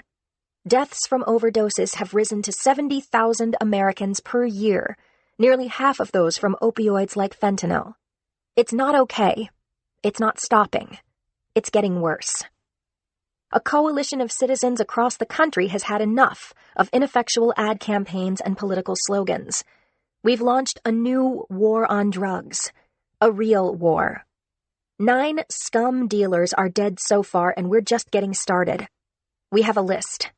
If you're part of the problem and value your life, stop selling drugs now, whatever it costs you.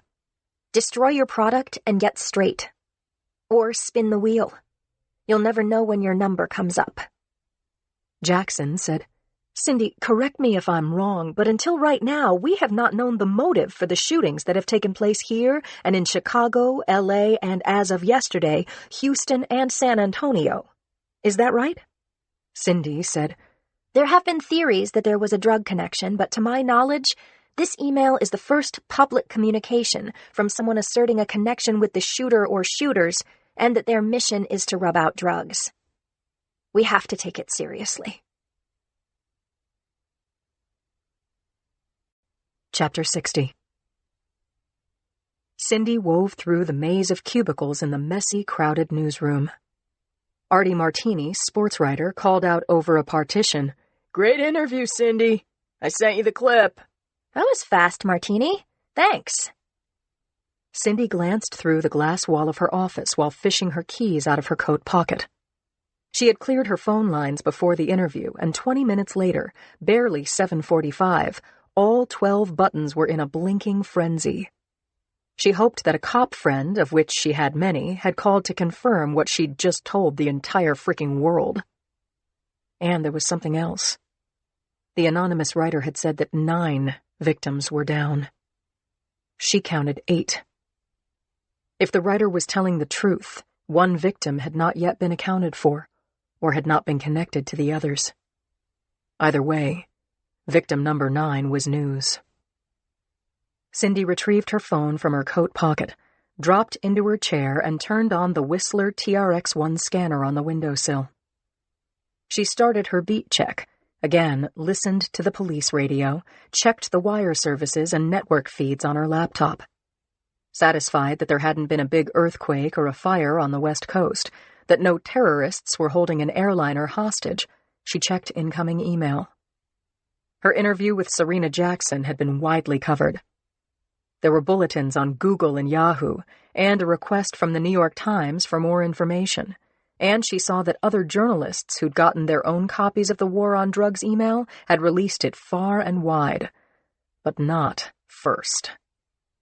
To her great relief, nothing in her mailbox claimed that the email was a hoax. Cindy pulled the office phone toward her and began punching buttons. The voice of Brittany Hall, Henry Tyler's assistant, came over the speaker. Cindy, Henry wants to see you at 8. Why? Slap on the back? Or had her impromptu interview with Serena Jackson put her in trouble of the job-threatening kind? The next caller was Lindsay. Cindy, I just spoke with Claire. She's out of the ICU. Room 1409, doped up, but receiving visitors for a couple of hours a day. She sounded okay, considering. Hey, I saw your interview. You were terrific. Another dozen messages followed. More compliments on her interview, an art department query, an editor asking for a callback, but nothing that shook her world. She called Johnson Hughes Cancer Treatment Center and was relayed from operator to nurse's station to Claire's room until she spoke with a nurse's aide who told her that Claire was with her doctor and took Cindy's number. Cindy went back to work and was Googling warning to drug dealers when her phone rang. The number on the caller ID was from a local exchange, but she didn't recognize it. She picked up, hoping it was Claire. Cindy Thomas? The caller was male, and Cindy got a sudden chill when she realized that he'd disguised his voice with a digital voice changer. Speaking. You read my email? I saw your interview, and you've earned a reward. We just put down another dirtbag in Chicago. A perfect hole in one. Have a good day. Wait just a minute. The line was dead. She tapped call back, but the unidentified caller didn't pick up. Shit. She looked up the phone number and there was no listing. Of course the caller was using a burner phone. Cindy scribbled notes, a verbatim account of what the caller had said. The 9th victim had been shot in Chicago. She sent the memo to Tyler, even as she checked the Chicago PD blotter. There was nothing there about a sniper shooting. It was early yet. For the moment, she had what the caller had implied. Her reward was an exclusive. She left a message for Serena to call her and simultaneously opened the Chicago Trib website. There was nothing there about a new sniper shooting. Nothing. Nada. Zip. If her anonymous caller had told her the truth, a Chicago drug dealer was dead, and the Chronicle still owned the story. The digital clock in the lower right corner of her computer screen blinked 7:57. Pulling a mirror out of her pencil drawer, Cindy fluffed up her hair, slicked on some lip gloss. Then, clutching her phone and her tablet, she took off for Henry Tyler's office. Tyler's PA, Brittany, betrayed not the smallest emotion as she waved Cindy into the office of the publisher and editor-in-chief. Tyler was there, and so was Jeb McGowan. Chapter 61. I tipped back my chair so that I could better see the TV hanging above my desk in the squad room. News anchor Jason Kroner was reporting from the studio of ABC 7 Chicago. According to a police source, this morning an unidentified man was found shot dead on the pavement on the Chicago Riverwalk at approximately 7 a.m. An hour later, a person of interest in the shooting was apprehended on the Michigan Avenue Bridge, standing at a distance from his SUV, the engine left running, and a .308 Remington rifle in the front seat. There's a sight line from several places on the bridge to the pavement where the victim was discovered. The shooter may have fired from a vehicle. I sighed as the reporter gave a rip and wrap of the other sniper killings, all unsolved cases, starting with ours. And then there was a cutaway from Kroner to a 30-second clip of Cindy reading the War on Drugs manifesto. Cindy could be annoying for sure, but she was really admirable. Smart, professional, and, I have to say it, adorable. Richie was beaming, and we shared a grin. And then the camera was back on Kroner, who closed, saying that the station would update the story as news became available. I said, "Could be a break." The guy said, "Stop selling drugs," or "spin the wheel." Who says that? You say, "take your chances," or "roll the dice." It's a reference to moving targets, all right. Jesus. And the guy Chicago PD has in custody. I wonder if he was looking through a gun sight. You feeling lucky? If this is Christmas, the suspect has a beard and his name is Leonard Barkley. We stopped for coffee in the break room, then took the short walk down the hall, past the interrogation rooms, the elevator bank, and the virtually empty robbery division detail, and unlocked the door to our war room. I sat down at the phone, punched in a number I'd put on speed dial. When a phone rang inside Chicago PD, I asked for Detective Richards. He picked up, saying, "Boxer, are you haunting me?" "I guess I am. Have you spoken to the unnamed gunman?" "I processed him. His name is Jacob Stahl. He's a former Marine lieutenant, did a couple of tours in the Stan. His prints match what we got off of AFIS. He's currently employed part-time as a school bus driver. The gun is registered to him and it wasn't recently fired. We're holding Stahl as a person of interest, but if he shot the guy found dead in the park, he didn't use the rifle in his car." "No?" "The gun hasn't been recently fired. We'll hold him as long as we can. It's possible he shot the victim with a different firearm, maybe tossed it off the bridge." Conklin said, "Maybe he's revisiting the scene to watch what the cops do." "Possible," said Richards. "After we get him in the box, we'll hear what he has to say." I said, "Richards, the so-called video game, Moving Targets, the person who tipped off the press used the phrase spin the wheel." "Yep. I got your email and saw your screenshot of the site. I'll try to work it in when my partner and I talk to Stahl. Would you be interested in watching our interview, live streamed from our house to yours?" "Hell no." "Excuse me?" "Just kidding, Richards. That would be great. What do I have to do?" "Stand by for a password. One more thing, Boxer." "What's that?" "You owe me." Chapter 62. Conklin and I sat side by side at the old desk in the war room, staring into a computer screen that was, in effect, a window into an interrogation room at the Chicago PD Violent Crimes Division. We got our first look at Detective Sergeant Stanley Richards. He was 40-ish, of average height and weight, a restless, hands-in-his-pockets, coin-jingling man with a 5 o'clock shadow at 10 in the morning. He took his hands out of his chinos and dropped into a seat at the table, approximately 2,100 miles away from our desk in the war room. Sitting beside him was his partner, Detective Sandra Wilson. She was black, wearing a man-tailored white shirt, a navy blue blazer a lot like mine, and a hint of a smile, an expression I would have loved to wear myself. She looked calm, relaxed, and unreadable. The suspect, Jacob Stahl, sat opposite from the detectives and had sprawled across both chairs on his side and folded his arms over the table. His body language was saying that he owned the table, the room, the story he was about to tell. My hope that Stahl was Leonard Barkley by another name evaporated. Unlike Barkley, who was a Fidel Castro look-alike, Stahl had a fleshy face. He looked to be 6'2" to Barkley's 5'9", and he had a wide, toothy grin, perhaps prompting Detective Wilson's Mona Lisa smile. He said to her, "You're a really good-looking woman, Detective. You know that?" Wilson said nicely to Stahl, "Jacob? Okay if I call you Jacob? Mind taking a look at this?" She held up her phone so that Stahl could see a photo. Richards had forwarded it to us, and I recognized the shot of the recently deceased man. According to the police report and the dead man's blood-stained shirt, he had taken a bullet through his heart. According to Richards, he'd also had a boatload of heroin in his backpack. Stahl said, "May I?" Without waiting for an answer, he took the phone from Wilson and gave the screen a good long look. Then he handed it back. "I don't recognize him, at least not from that angle. I can't swear he wasn't one of the 3,000 enlisted men I trained or served with. But this I know. When you check my rifle, you'll see it hasn't been fired. You checked my hands for GSR, so you know I haven't fired a weapon.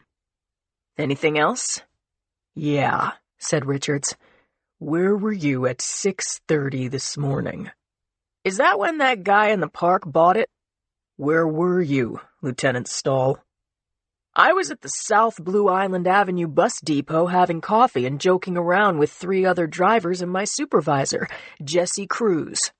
We cleaned the buses, and I started my route at 7. Picked up 36 little kids and took them all to school. Drove nowhere near the Riverwalk. I got more eyewitnesses to my whereabouts than you got time in a week to interview." "And now I have a question for you," said Stahl. "Are we done? If not, I'm through talking without a lawyer. If so, I'll take my gun and go about my business." Richards said, "Remember when I read you your rights?" "I remember. But this is ridiculous. You didn't arrest me. I thought you just wanted me to tell you what I saw from the bridge."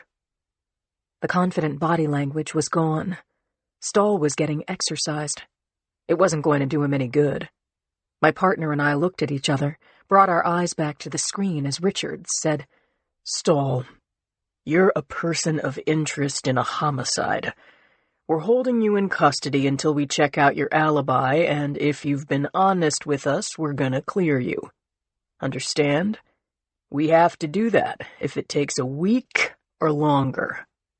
Richards continued, "Furthermore, now that you said you want a lawyer, we have to stop talking to you." "Fuck that! I waive my rights." "Good thinking," Richards said almost kindly. He pushed a pad of paper and a pen across the table. "After you sign the waiver, we're going to need names of all the people who can vouch for your whereabouts during the hours before we brought you in." Chapter 63. Sitting beside me, Conklin exhaled loudly and ran his hands through his hair. He said, "Is Stahl innocent, arrogant, or dumb and dumber? It's hard to know." Stahl signed the waiver. Richards signed it. Wilson signed it too and sat with Stahl as Richards took the waiver out of the room. He returned a minute later, took his seat, asked Stahl if he wanted anything. Soft drink? Coffee? Stahl shook his head, no. Richards said to Stahl, "Explain the rifle." "I was going out to DeKalb County to shoot at tin cans. It's my brother's land and I have permission." "So I don't get what you were doing on the bridge." "I was taking in the view. It was looking to be a gorgeous day. Man, when I'm wrong, I'm really wrong." Detective Wilson asked Stahl for his brother's name, contact information, location of the property. She also took the number of Stahl's supervisor. Then she left the room to run down Stahl's alibis. Richards said, "Stahl, have you ever heard of a website called Moving Targets?" "No." "Oh. It's a video game, right? A buddy of mine used to play. Compete, you know. I didn't find it very challenging. Not for someone trained like me." "Is there more to it than a game? In your opinion, could moving targets be a front for targeted hits on drug dealers?" "What? Where'd you get that? That's nuts. If we're talking about the same thing, it's like a kid's game. Anyone saying otherwise is just full of crap." Richards drilled down, asking the same questions in different ways, taking his time, playing up to Stahl's military expertise, asking Stahl's opinion, looking for Stoll to contradict himself. But Stoll was consistent. Richards returned to the subject of moving targets, saying, "That website has come up during our investigation. I'd like to talk to your buddy. Ask him about how the game works. I'd like to talk to him too. Name is Sid Bernadine. He's dead. Stroked out 2 or 3 years ago. I miss the hell out of Sid." Stoll looked empty, like he'd given up everything he had to give. Richards had done a good job. I don't know anyone who could have gotten more or better out of Stoll, not me or Conklin or Brady or Jacoby. Wilson returned to the room with another cop. Stoll said, "So what's this now?" Richards said, "I told you, Stoll. We're gonna make you comfortable here while we check your alibis and your gun. You get a phone call. You want to do this nice? Or should we go ahead and cuff you?" Richards put his hands in his pant pockets, and that opened his jacket. I caught a flash of yellow, the handle of his taser gun. "I'll take that phone call now." The room emptied, and our screen went black. Chapter 64. Henry Tyler had been breaking news at the Chronicle since before Willie Brown was mayor. Cindy liked him, respected him, and was anxious to get his thoughts on the anonymous email and its writer, who called out the new war on drugs. When Cindy entered Tyler's office and saw McGowan, she had a visceral reaction. Why was the nervy Chronicle cub in Tyler's office? What kind of meeting included the two of them? She flashed on him prowling around, his leaking her news to the competition, showing signs of marking her territory for future acquisition. She said hey to McGowan, "Morning, Henry," to her boss, and took a seat next to McGowan on the edge of the leather sofa. She hoped that Tyler wasn't going to give her hell for airing an unconfirmed story with McGowan in the room. Tyler said, "Cindy, I just saw your interview. Well done. I've got to ask if you've got confirmation that your tipster has an actual connection to the shooters." Not yet, but then again, he called me, Henry, a few minutes ago. He disguised his voice and used a throwaway phone, but he let me know that there'd been a shooting in Chicago. Same kind as the others. 1 kill shot from a distance. I sent you a memo. Sorry, I missed it. I posted the article on my blog. We broke it first. Tyler said, "A solid verification? And in that order? Victim of a shooting. Call from your source, and that shooting is confirmed?" She nodded yes, and Tyler said, "Okay. Very good. 2 scoops in 1 hour. Nice work, Cindy. You're on a great streak." He smiled at her from behind his desk, then said, "I called you both in because the SFPD still has nothing on the Jennings murder, and likewise the Barron case is getting cold. Also, Houston and San Antonio have nothing on their victims. I want you two to work together.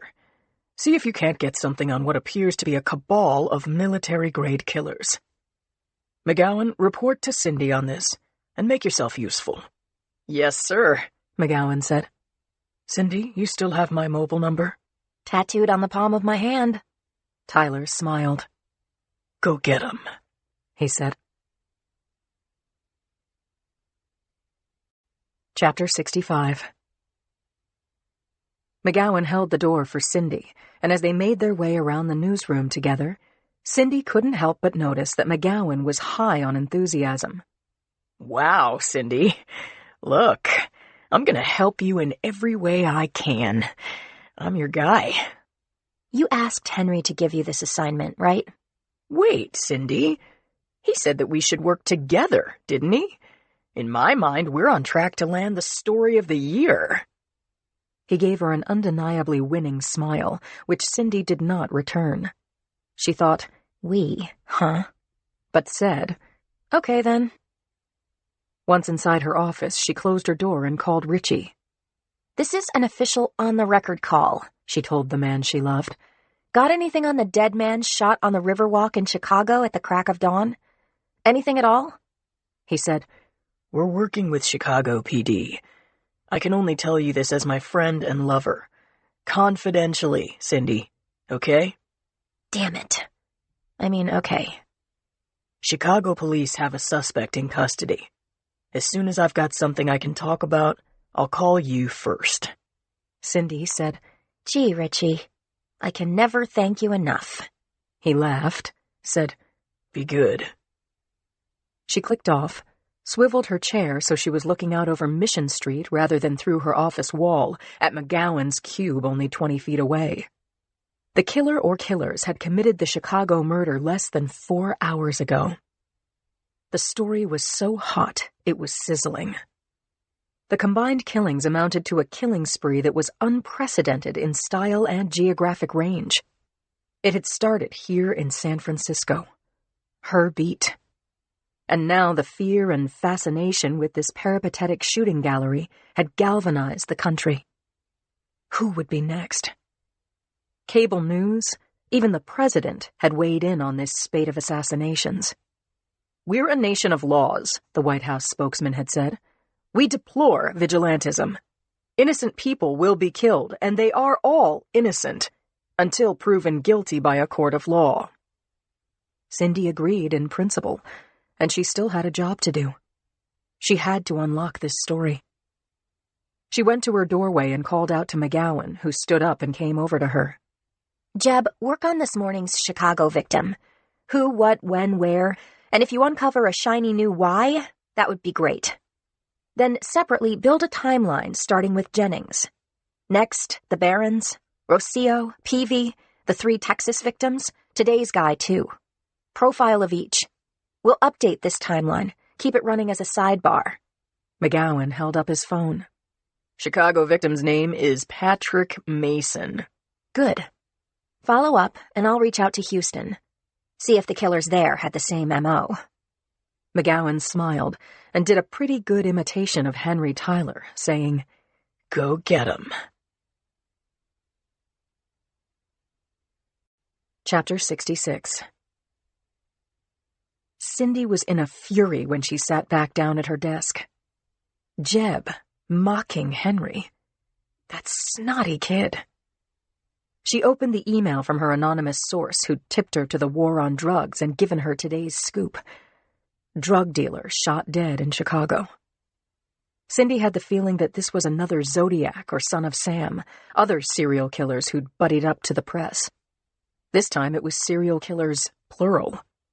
But who were they, and why and how were the shooters and their intended victims chosen?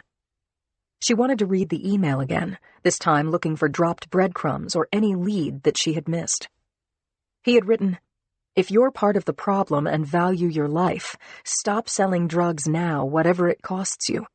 Destroy your product and get straight. Or spin the wheel. You'll never know when your number comes up." Spin the wheel was an odd phrase. Was it his manner of speech? Was it something meaningful? She'd like to know. That's when it hit her.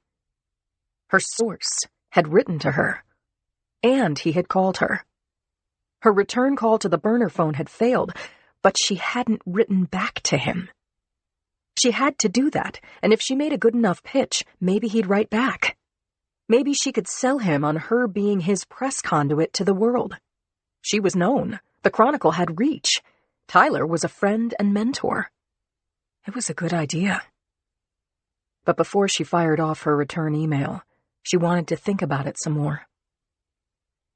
Cindy opened her blog and her mail, checked every feed in the U.S. and abroad, noting how much coverage the sniper killings had drawn.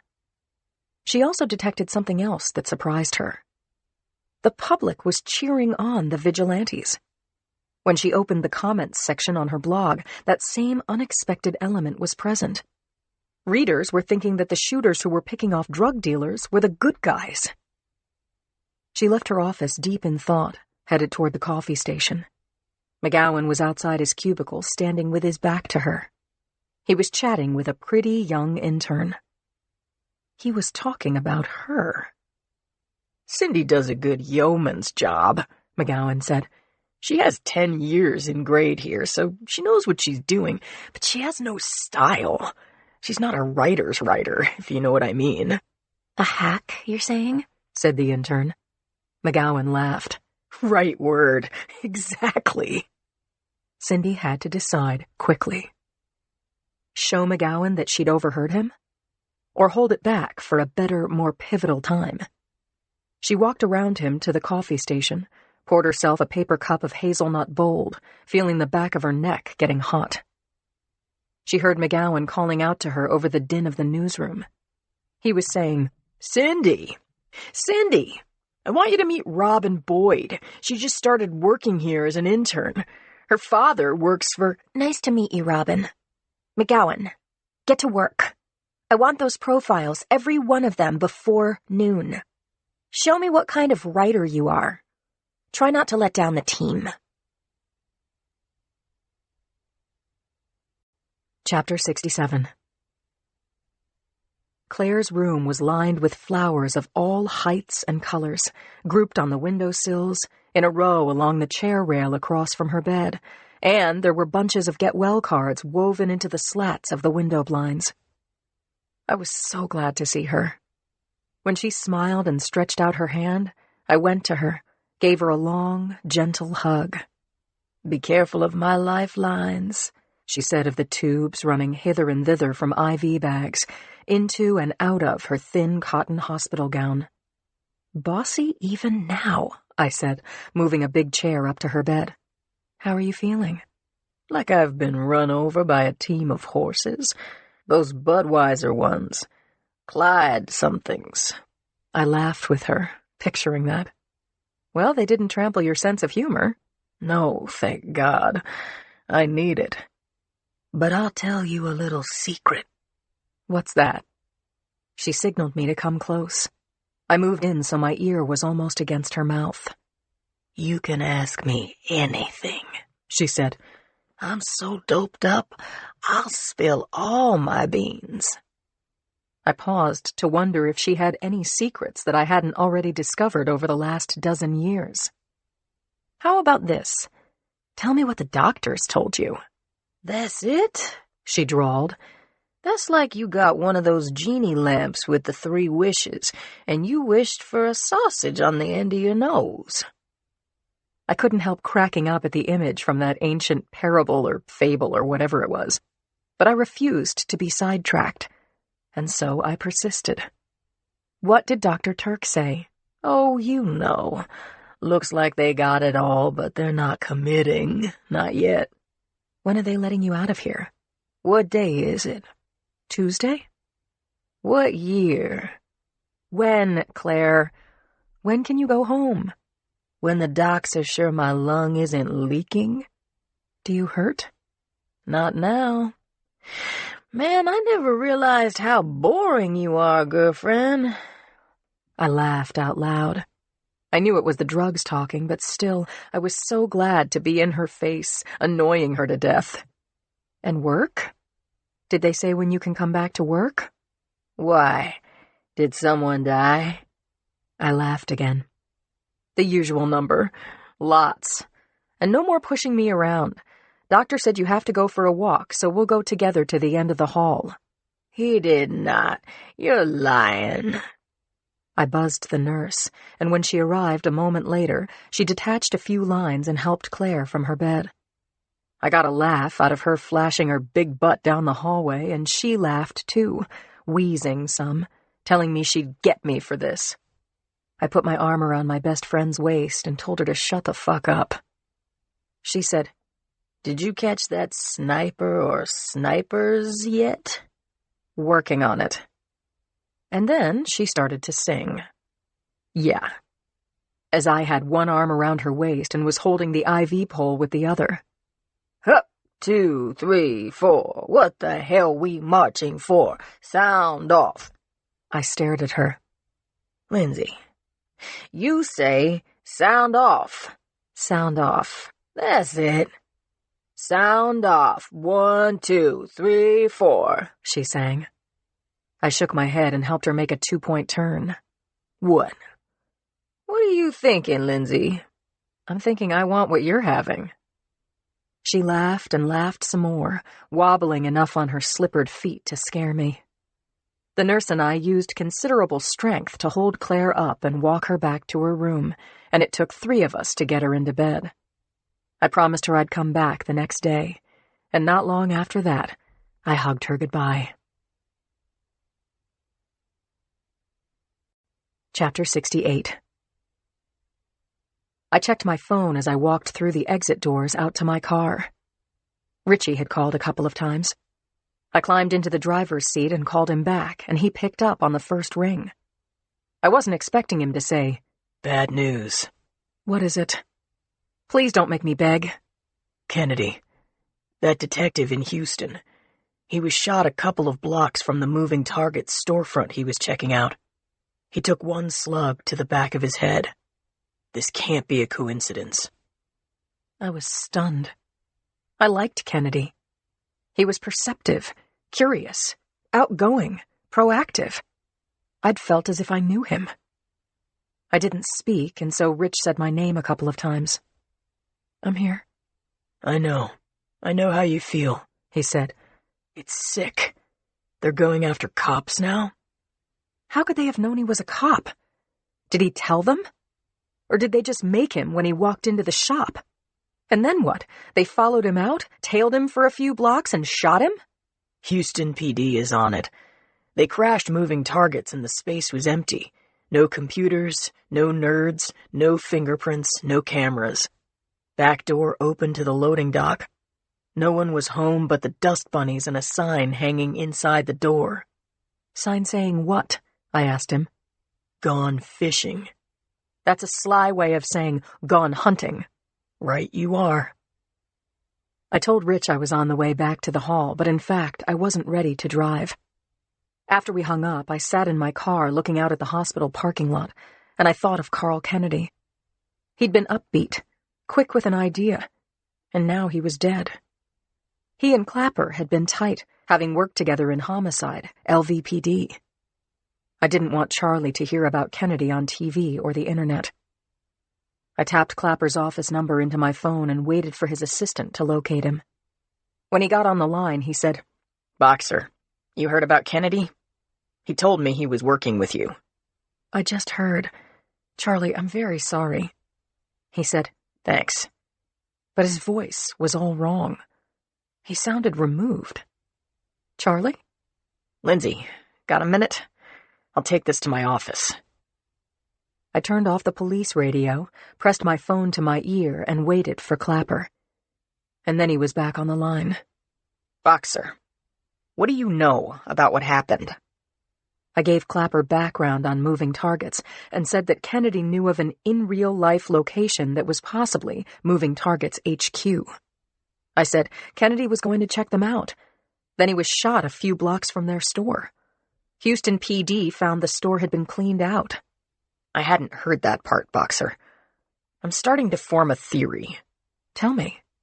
What if Kennedy knew these Moving Targets people? I should tell you he was known to cross the line. Like how? Skim cash, pocket drugs, stash a gun. My just-formed theory is based on his character, Boxer, not on evidence. Maybe he told Moving Targets he wanted to make them an offer. They pay him off. He keeps the cops in the dark. And so they shot him. Evidence will tell, Boxer. Regards to Richie. And then he hung up the phone. Chapter 69. Cindy drafted an email to the mystery man who had given her the tip of a lifetime. The motive for 9 killings and counting. A manifesto on a new war on drugs, followed by a lead to a new shooting in Chicago. The man wanted exposure. He had proven that he had inside knowledge. He wanted to get the word out that he and or others were eliminating drug dealers, one piece of crap at a time.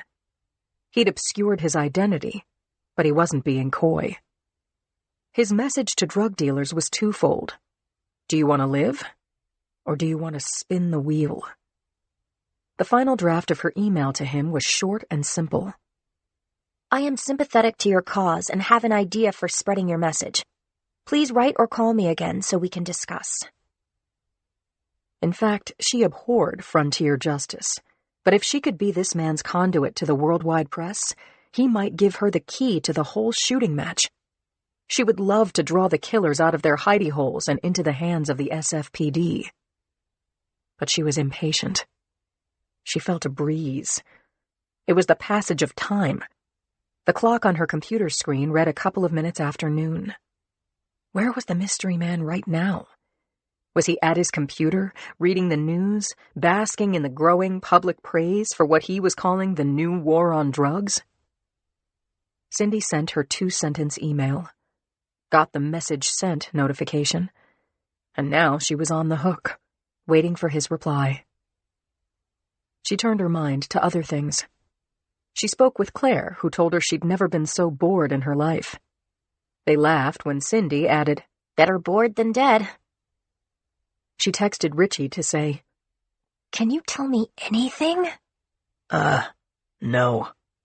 "Screw you, Buster," she responded, forcing herself to add, "Kidding." She got up, made a wide counterclockwise circle around the newsroom so that she could avoid not only McGowan but Tyler as well. The lunch wagon was in the outer corridor near the elevator. She bought an egg salad sandwich and a bag of pretzels, then took the long way back to her desk. She checked her email, hoping that the man of the spinning wheel had replied in the 10 minutes since she'd invited him to be her confidential informant. Nope, he hadn't. And he hadn't called either. So she opened her crime blog, skimmed the new comments on her original post, and found a thread she was least expecting. It was about the love of killing, the high of shooting, of slicing arteries, of stabbing and hacking off body parts, of taking trophies. Oh my God! What door to hell had she opened? Chapter 70. Cindy skimmed the new comments on her blog, gobbled them down, then went back to the top of the page and read them again. The posts were about the love of violence and, to her mind, had been written by psychopaths. Like this one. Daily life is gray. When you're a soldier, you're trained to kill, given direct orders from your CO, and compensated with the guilt-free experience that's the greatest high in the world. Then you come home, and everything is gray again. If you're like me, gray is not good enough. The post had been signed with a screen name, and the writer hadn't confessed to a specific killing. Interestingly, he'd gotten dozens of likes. Other writers had expressed similar thoughts, sending her anecdotes about bloodlust that only war could satisfy. Some veterans of foreign wars had detailed the taking of trophies, ears and hands and fingers, spelling out in loving specificity the pleasure of taking body parts, as well as taking photos of piles of the dead. The language used to describe these atrocities was too graphic for the Chronicle to print. More to the point, the posts were about killings in war. Nowhere in this avalanche of gory imagery was there a connection to the snipers and the victims in American cities. Cindy kept reading, and finally, at the bottom of the 4th screen, she found a post with a completely different feel. A declaration. Her vision narrowed. She knew who he was. She read fast, then again more slowly. There are killers who torture, who revel in taking life, sometimes in rage, sometimes for pleasure. This is not my style. When I kill a drug dealer, I am in control. My fellow travelers and I know our targets long before we fire a gun. They are guilty of ruining lives and of taking them by the tens of thousands as a byproduct of their sales jobs. I'm proud of the recent work we've done. We've saved countless lives while only taking a few. I feel no pleasure in the shootings. I feel proud of the results. I'm doing good work, and I stand by it. The post was signed Killshot, and Cindy knew from the cadence and structure of his post that this was the man who'd declared the new war on drugs. She grabbed the phone to call Tyler, but stopped because McGowan had appeared in her doorway. She put down the receiver. "What is it, Jeb? What do you need?" Chapter 71. Cindy stared up at the creep Tyler had forced her to take under her wing, wishing that she could make him disappear just by looking at him. "See how you feel about this," said McGowan. "I roughed out the profile of the first victim." Cindy knew a lot about Roger Jennings, the ball player who'd been killed at the Taco King. She and Jeb had seen the car, the pregnant wife who'd been spared, and the hole punched in the windshield by a bullet before it killed the Giants' catcher. Thanks to Richie's friend Sawyer, she had a photo of the word rehearsal written in the dust of the Porsche's rear window. It had been verified that the veteran ball player had sold recreational drugs to his teammates. That wasn't even news. She'd assigned Jeb to writing victim profiles, so now he was saying he'd done it. It was put up or shut up time for McGowan. "Let's see it," Cindy said. McGowan placed a sheet of paper on her desk and stood watching her. "It's a first draft," he said, "but I want your early read on the tone." "Be quiet and let me read," she said. Jennings's name was at the top of the sheet. The text read, "There's more than one kind of headshot. Some headshots are close-up photos that can get you apart. Another can drop you to the mat in the 8th round. Others you catch and throw back to the pitcher. Those are known as high, hard ones." Roger Jennings was versed in high, hard ones. He knew they were coming because he would call them. He didn't do it often, it wasn't his style, just when he needed to ruffle a hitter. As a batter himself, he was quick to react. He could duck or fall flat to the ground. He was seldom tagged as the target of pitches, let alone those thrown at his head. But the headshot that killed him wasn't a baseball. It was a bullet, and he never saw it coming. Cindy looked up at Jeb, who'd been nervously watching her read. He said, "And then his bio, 38 years old, survived by his wife, Maria, 29, blah, blah, blah." "It's good, Jeb. It's very good. Poetic, evocative, compelling. And yes, I like the tone." "Really? Thanks, Cindy." "You're welcome. Keep going. Make sure you mention that witnesses report that Jennings was selling drugs. Maybe that's the kicker at the end of the piece. Maybe it's a refrain or a summary. Try it a few ways." "Can do." "Good. We're looking for 8 more profiles and counting." "Right," Jeb said. "I'll have those for you before we close for the day." "Go get 'em," said Cindy. And when he was gone, she dialed Tyler's extension. He picked up his phone. "It's Cindy," she said. "Hold a spot on the front page for this. Anonymous shooter confesses. Sending you a draft in 5. Chapter 72. Joe was working in his home office, outlining a security analysis proposal for the TSA. It was pleasant work. He'd written the book on the Transportation Security Administration when he was in Homeland Security, and figuring out the new TSA specs gave him a chance to use comfortable tools that were right at hand. Julie had left her stuffed cow, Mrs. Mooey Milkington, on his desk to keep him company. Martha was snoozing next to his feet. Bill Evans's soothing "peace, peace" was coming through his earbuds, and in about an hour Joe was going to break for the meatloaf sandwich that was chilling in the fridge. It was while Joe was in this fine-tuned, contemplative mood that his phone rang, breaking it all into shards. Joe glanced at his caller ID, which read, Napa County Jail. He let the phone ring a few more times as he decided whether or not to pick up, but by the 3rd ring, he really had no choice. "Molinari." "Joe, thank God you're there." "Dave, please don't tell me you're in lockup and that this is your one phone call. You want me to start lying to you now?" Dave said. It was a joke, but not a good one. "What happened? Give me the condensed version so you don't use up your quarter." "Okay. This morning, after I drank my breakfast, I went to Murray's office and called him out. His nasty nurse, Atkins, yeah, her, she barred the door. So I made a general announcement in the waiting room that Murray had killed my father, and I was shown the door. I saw Murray's Beamer in the parking lot, so I rolled past it and keyed the side of his car. Next thing, cops came, lifted me out of my chair, and carried me into the squad car. What are the charges, Dave? It was vandalism, with a side order of defamation. How bad was the scratch? Headlight to taillight? I don't need a lawyer to tell me it was more than $400 in damages. I could go to jail for 3 years. A muffled sound coming over the phone was Dave crying, and Joe had to strain to hear the guard tell him, "Say goodbye. Time's up." Dave argued with the guard, said that he was talking to his lawyer and that he needed to get bailed out. 30 seconds, said the guard. Make it count. Joe said, "Dave, what's the bond?" "It's $10K. Look, Joe, I know I have a goddamn lot of nerve, but can you come back and pay the bail? I can repay you as soon as we get to my place. Also, I have a few more documents you're going to want to read.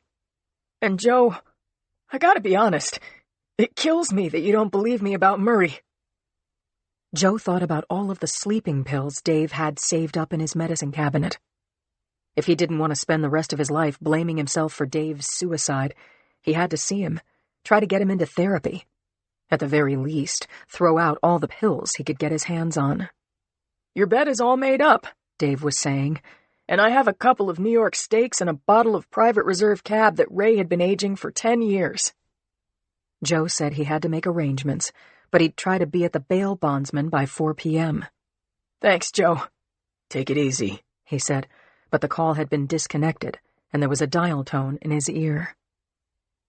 Over the next couple of hours, Joe spoke to Lindsay, made an arrangement with Mrs. Rose, squared away his notes, and wrote a couple of emails.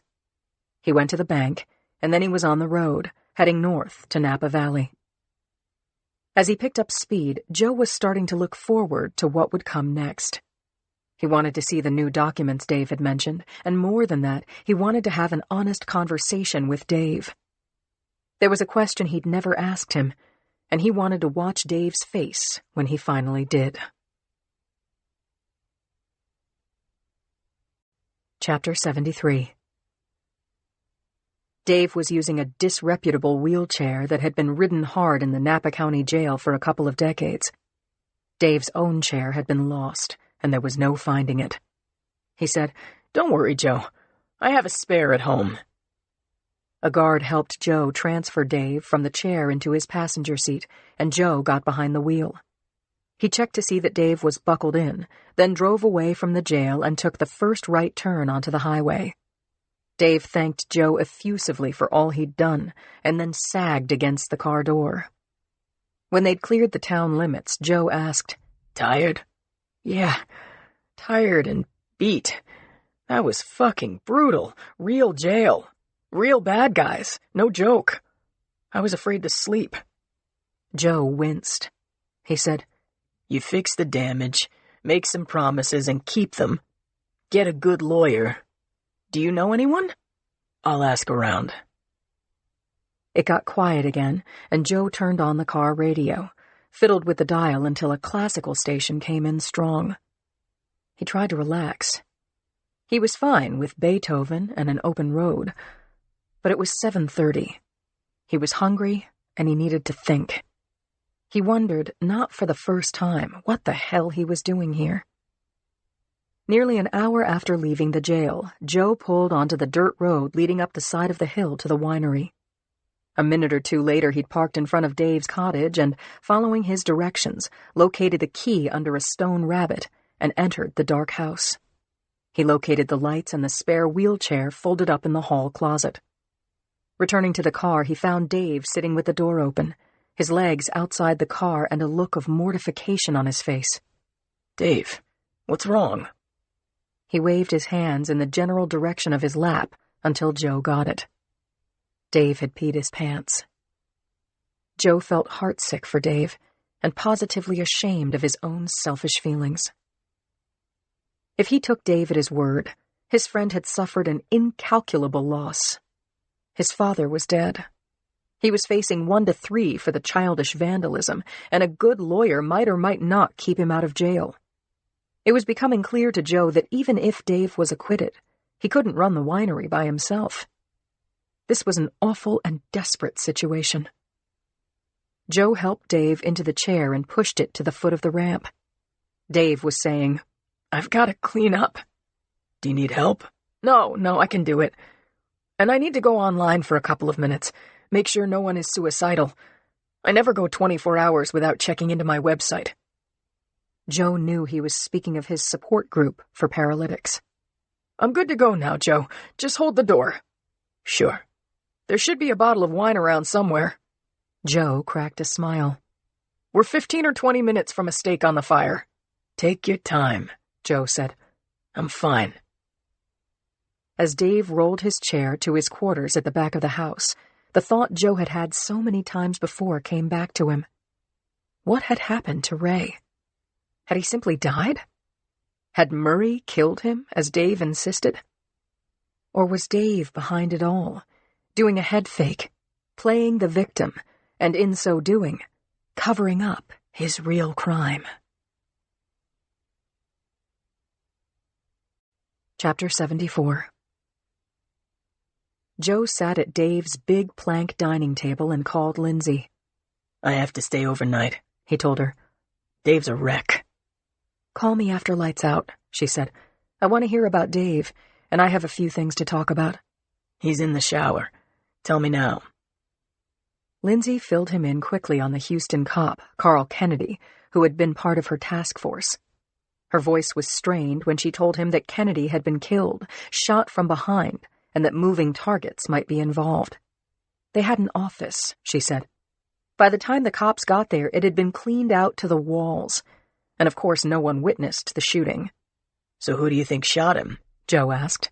"Hang on a sec," Lindsay said. "There's more." Clapper just spoke with Houston's forensics lab. Kennedy was armed when he was shot. One bullet had been fired from his gun, and he had a shell casing in his pocket.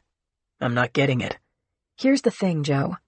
A drug dealer who was killed in Houston yesterday was found with crack hidden in her bra, and when the slug was removed from her neck, it matched—" "It was a match to Kennedy's gun?" "Yes." "So who shot Kennedy?" "What are you thinking, Linz? I'm not my sharpest tonight." "I'm speculating here. Say that Kennedy was with moving targets. It's a wild thought, but according to Bud Moskowitz, ex-SWAT and former moving targets player, cops and military were members of the inner sanctum. Let's also say that for some reason, moving targets turned on Kennedy. Did he know too much? Did he threaten them? Had he just found religion when he took out that female drug dealer and was going to turn himself in? Joe, I just don't know. Listen, you've never heard me say this before. These vigilantes outnumber us. They're more organized than we are, and probably smarter." Joe listened to Lindsay's breathing. She was exasperated and maybe on the verge of tears. He said, "Okay, I get it. Now that you've got that off your chest, what's your next move?" She groaned, but Joe wasn't letting her go without an answer. "Come on, Blondie, from your gut. Out with it." "Okay. I have one thought." "And that is?" "Paul and Ramona Barron are being buried on Saturday. Rich and I should go to the funeral, see who's there, take some pictures, and hope a suspect shows up with a long gun." Chapter 75. The prisoners' ward at Metropolitan Hospital was grim, but no grimmer than the rest of the place. Same pale green paint job, same dust-encrusted windows and gray-speckled linoleum floors. The ward had 6 beds, 2 of them in use. The bed closest to the door was occupied by a tattooed man the size of an oak tree, chained hand and foot, howling for something for the pain. The bed in the farthest corner was filled by Clay Warren, the 18-year-old miscreant Yuki would be prosecuting for possession with intent, car theft, and acting as an accomplice in the murder of a cop, though all concerned knew he'd merely been the wheelman. Also, it was widely known but legally suspected that the real perp was a major drug dealer who had ditched the kid and the car and gotten away clean. Said drug dealer was very likely living in a cute little cliffside hacienda overlooking the ocean, while the patsy had been stabbed in the chest with intent to kill him. No wonder he wouldn't talk. even for a pass to a lighter sentence and the possibility of breathing free air in his 20s. Yuki knocked on the doorframe and, after passing the raging oak tree, headed toward Clay Warren. Clay? Yuki called out. I brought you something. I hope you like sweets. The young man turned his head toward her and almost instantly looked away. She noted the flex ties cuffing his wrists to the handrails. His ankles were under the sheets, but Clay Warren wasn't going anywhere. There were tubes running from his chest, from under the sheets, from the IV above his head, to the monitors behind him. It was then that Yuki saw an older woman sitting in a chair at the far side of the bed, keeping the patient company. The woman, who was probably Clay's mother, stood up. She was Yuki's size, about 40, wearing drab gray clothing that hung to her ankles. And she was furious. Yuki said, Hello, I'm ADA Castellano. I know you. I've seen you in court. How could you do this to my boy? Look at him. Look at him. Clay, just barely conscious, was present enough to say, Mom, stop. Mrs. Warren? The woman didn't answer. She stood facing Yuki, her eyes locked in a hard stare, her fists clenched. Mrs. Warren, I want to help Clay. Please understand that I need him to help me with the guy he worked for so I can go to the DA. You're lying, ADA cutthroat. ADA career woman. You don't want to help, Clay. You want to win. How much time do you get for lying to his mother? Yuki looked down at the floor, not out of shame or to avoid the woman's anger, but in an effort to compose herself and explain her position. If Mrs. Warren could get Clay to agree to testify against Antoine Castro, Yuki would be able to get the charges against him lightened significantly. Let's go to the cafeteria and talk, Yuki said. Maybe together we can make a plan. You should leave, that's what. Leave my son alone. Please tell me what happened to him. Do you need glasses? Yuki was actually wearing glasses, through which she watched Clay's mother point a shaking finger at the whole length of Clay's chest and abdomen, bandages wrapped around him. He must have been stabbed multiple times. He was shanked in the shower, Mrs. Warren said, so loudly she got the attention of the huge man at the front of the ward. Is that right? He said. Clay's mother ignored him. You have children, ADA Castellano. Try to imagine it. My son had lost gallons of blood by the time they got him here. His heart even stopped. Grace of God, he's alive. He should be out on bail, not in that place with those animals. There was laughter from the oak tree. You don't mean me, right? Because I didn't do it. Mrs. Warren, I have no power over Clay's situation if he doesn't help himself. He was driving a stolen car with a trunk full of dope. A cop was shot dead. The gun was inside the car. If Clay won't testify against the real criminal, I cannot do a thing but try to convict him. If he talks, he'll be dead before his birthday. After strafing Yuki with her condemning eyes, Clay's mother, who had dressed as though she was already in mourning, returned to her pale and motionless son. She sobbed as she leaned over the side rails and caressed her boy's head. Yuki went over and touched her arm. She was roughly shaken off.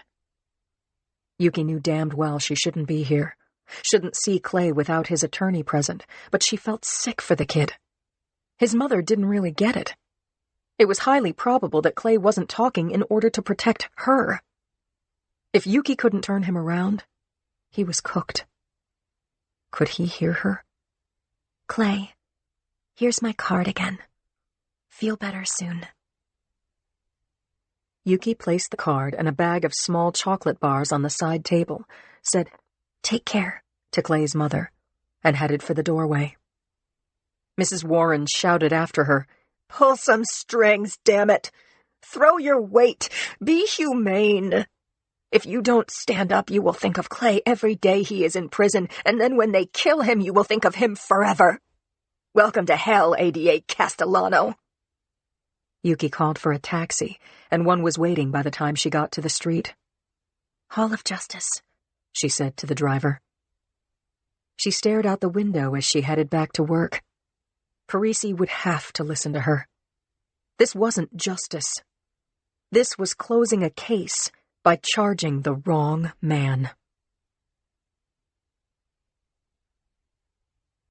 Chapter 76. I watched Yuki blow through the swinging gates to the squad room in a great big hurry. She waved at Brenda without stopping and landed at my desk, saying, "Lindsay, you've got to come with me." "Where are we going?" She pointed to the far end of the room, took me by the wrist, and led me to Brady's office. He was working, head down, but he looked up when she spoke his name from the doorway. "I can't go downstairs," she told him. "Can we use your office for a couple of minutes?"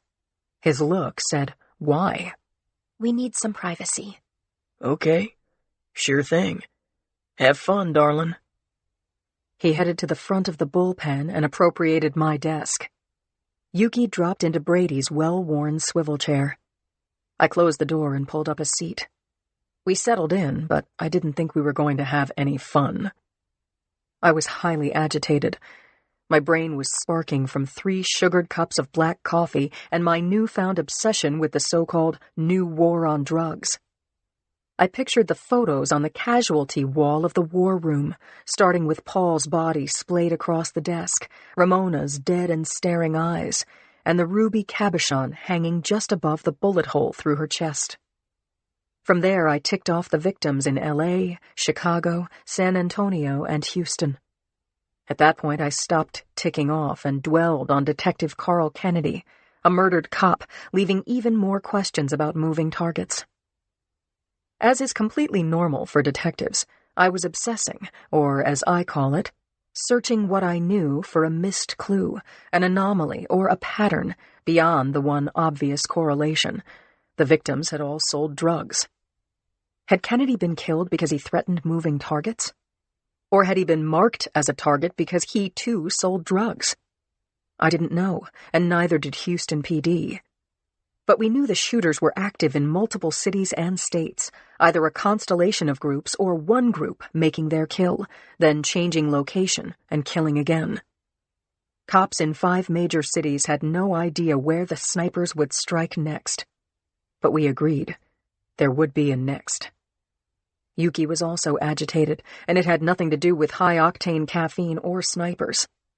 She said, "I've just been to the hospital prisoners ward. You know the kid I'm prosecuting?" Clay Warren. "Right. He got shivved in the shower last night. Someone upstairs loves him because it's a miracle he survived. So I went to see if I could, talk him into giving up the actual drug dealer and cop shooter. He's bandaged from here to here," she said, demonstrating from below the waist to collarbone. "But no. His mother kicked my butt around the room, told me to do something, that he's going to get killed. Lit my fuse, but good, Lindsay. And she was right." I nodded and said, "Go on." "So I charged into Red Dog's office," she told me. "He was meeting with a couple of suits," Yuki said. "I didn't recognize them, and I didn't care. I just let Red Dog have it at the top of my voice. Picture me screaming, 'We can't prosecute a man who is not guilty. Clay Warren was a kid wheelman, and now he's in the hospital with a dozen holes in his guts and a compromised kidney. Now I'm supposed to send him to prison for things he couldn't have done? Come on, Len, have a heart. We're doing this?'" I clapped my hands over my cheeks and leaned in. What did he say? He stood up, all 6'3" of him, and he barked, "Grow up, Castellano. We have a dead cop. This so-called kid wheelman either shot him or witnessed the shooting, for Christ's sake. You've been here too long for this candy-ass crap. A good prosecutor can prosecute anyone." Yuki put her elbows on Brady's desk and lowered her head into her hands. Her next words were muffled by her palms and a blackout curtain of blunt-cut hair. She shook her head, then lifted her face to look at me. I was standing my ground, but he was coming toward me. I started backing up. This was his parting shot, Lindsay. "I don't appreciate you barging in here. We're done." "Yow," I said. I'm mortified, she said. I almost said, I don't give a flip what you appreciate. Am I trying to get fired? Are you? When I quit before, I was sad all the time. Len begged me to come back. I remember. I emailed him an apology, but I didn't grovel. Good. On both counts. What now? I'm going to avoid Red Dog for a couple of days if I can. I've got to tell Zach that I saw his client and what happened, and he has to get a continuance for the latest possible date. I said, could be when cops come to take Clay back to jail. His mother will change her mind. Get him to give up the crime boss in exchange for witness protection. She said, Yeah, I saw Goodfellas a few times too. I smiled and my phone buzzed. I glanced at the screen. It's your dearly beloved, I said. I gotta take it. Just as I hung up with Lieutenant Brady, Yuki's phone rang. She handed it to me. It's Conklin. I looked over my shoulder and saw Conklin through the glass wall. He signaled to me and at the same time spoke into my ear. Need you, Lindsay. We have to make a plan. I'm coming, I said. I walked Yuki to the elevator, hugged her goodbye, and rejoined Conklin. We've got to get organized for the funeral tomorrow, he said, and please do not fight me on this. In the interest of domestic harmony, I'm bringing Cindy. Chapter 77. Conklin and I were attending the Baron's funeral because there was a chance that their killer might show up. It happens. Sometimes a killer will return to the scene of the crime to gloat or bathe in the memories. Funerals are the after-party, not only to exult in and rerun the bloody memories, but also to enjoy the grief of the bereaved. We were in the town of Bolinas, population 1,600, on the edge of the Pacific. If the Baron's killer paid a call, he would see that it was a beautiful day for a funeral. Soft sunlight warmed the clean lines of the old Presbyterian church. The cemetery was across the road, an acre of sloping, clipped grass, marked with old tombstones and ringed with a stone wall. There was also an imposing wrought iron gate. Dozens of people would be in attendance, but the hundreds of fans, press members, tourists, and curiosity seekers were not welcome. Warren Jacoby, former chief of police and my close friend, had volunteered to be a consultant, my undercover escort for the day. Partnering with him was like old times, and as clueless as we were about who done it, the whole team was revved up. We were hoping that Leonard Barkley or Jacob Stahl or a previously unknown suspicious character might crash the funeral. I wore a skirt and a boxy black jacket to hide the holster at the small of my back. Jacoby and Conklin were both armed, and Cindy wore a somber gray dress, playing her part as Conklin's civilian date. We all blended in and took our seats in pews at the front and the rear of the church. The church was lovely inside and out, and the funeral service was touching and hopeful, given the circumstances. Reverend Grand George was elderly and sweet. He talked about the Barons being at home in heaven, and said that he knew we hoped they were comfortable and at peace. I had a different take on that. I thought that if there was a heaven and they were in it, they would be enraged that their lives had been cut short, and that their children would be raised by other people. The organ played. People prayed. And when the service ended, we all left by the double-wide front doors. Outside the church, in parked cars camouflaged by a fringe of woodland around the parking area, our colleagues Chi and McNeil, Lemke and Samuels were armed with guns and cameras, ready to pursue a fleeing suspect. Jacoby offered me his arm, and I took it, tottering a bit on my high heels as we crossed the dirt road between two lines of yellow tape, backed by local police who were charged with keeping the press in check, which wouldn't be easy. Photographers jostled for good angles as reporters shouted questions about the police investigation. Paul Barron's parents were long dead, but we accompanied Ramona's family, her parents, Jill and Charles Greeley, her sister, Bea, and the two small children, Dee Dee and Christopher, through the cemetery gates. We mingled with mourners, walked a few hundred yards across the acre of grass, coming at last to the white tent over the two open graves. The mourners gathered. Remembrances of Ramona as a child were offered, as well as shared laughs, hugs, and tears. The children clung to their grandmother. I looked around surreptitiously and noticed a beefy man in a canvas jacket, red-faced with clenched fists, standing off to the side. I nudged Jacoby. Conklin was already looking at the big man as he stepped toward the tent. When he was standing near the open graves, the man in canvas said loudly, "What a load of crap!" He then coughed up a wad of phlegm and spat on Paul Barron's coffin. Chapter 78.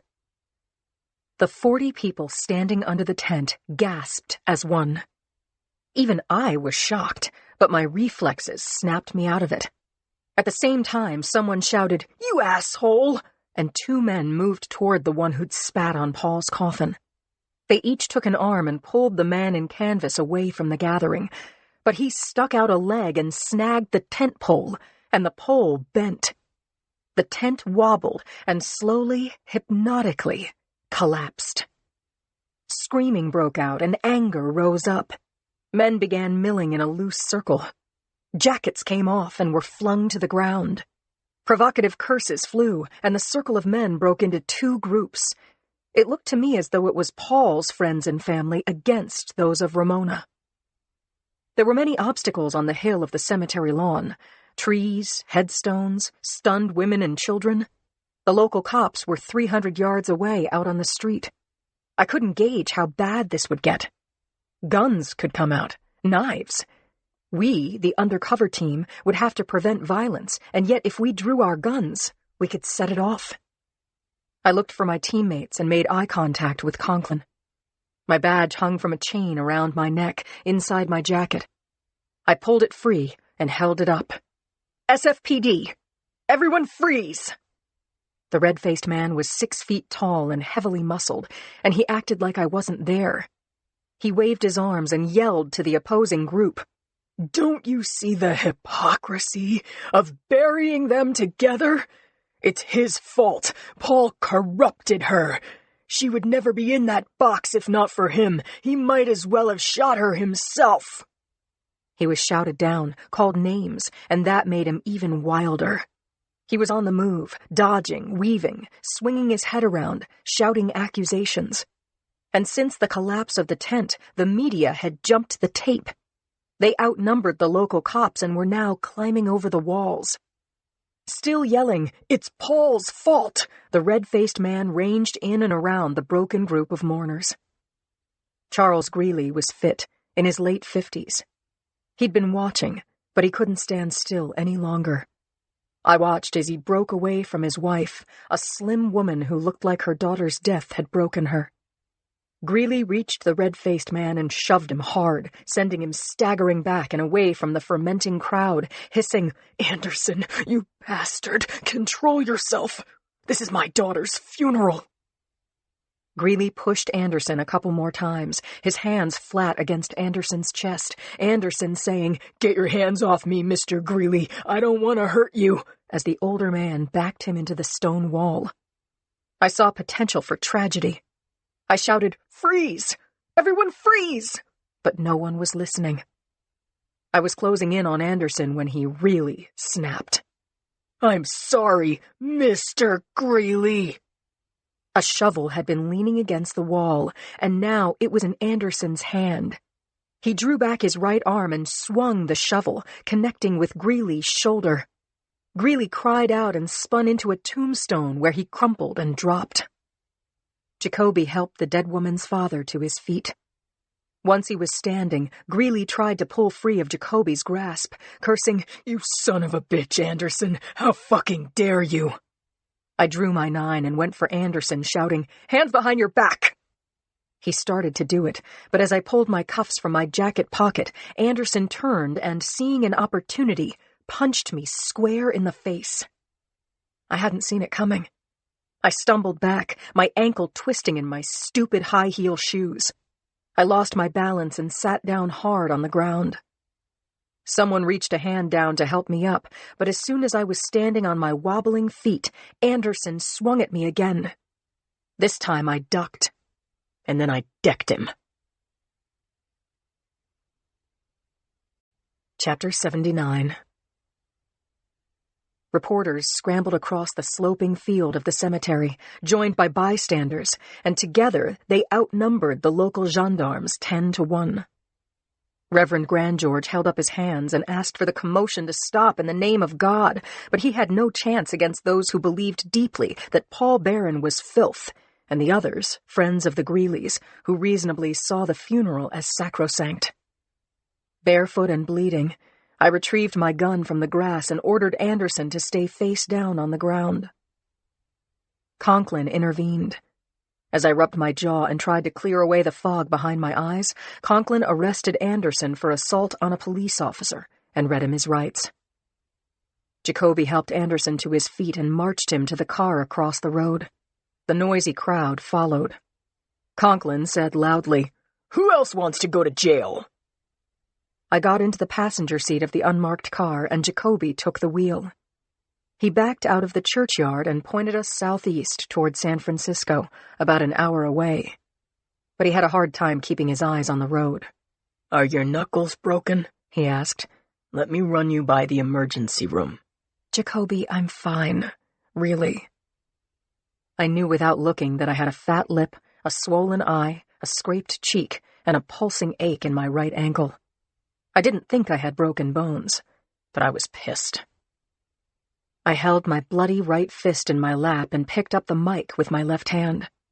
I reported to dispatch that we were on our way back to the hall. The dispatcher's voice came over the radio along with a big pile of static, and she confirmed. I dialed down the noise, rotated my bad ankle, and looked out the car window, ignoring the kicking and cage rattling from the back seat. Anderson was freaking out, but he was cuffed. The doors were locked, and no one had been shot or maimed. An hour later, we were back at the hall. I washed up and iced my face, and after Anderson was booked, he was brought to interview 2 in an orange jumpsuit. He didn't ask for anything, not a cold drink or a phone call or even a lawyer. Good. Jacoby and I were experienced working together, and we gave Anderson a thorough 3-hour interrogation with tape rolling. Since Anderson punched me, I was throbbing all over. Maybe I just wanted it all to be done with, but I believed Anderson's story. He had no independent knowledge of the Baron's drug involvement, but he'd seen the news. His story was short and bitter. He had loved Ramona when they were in high school, and he hated Paul. He put his head down on the table and cried. "Lock me up," he said. "I deserve it. There's no other place I want to be." By then we knew that Anderson didn't own a gun, had never been in the military, had no priors or outstanding warrants.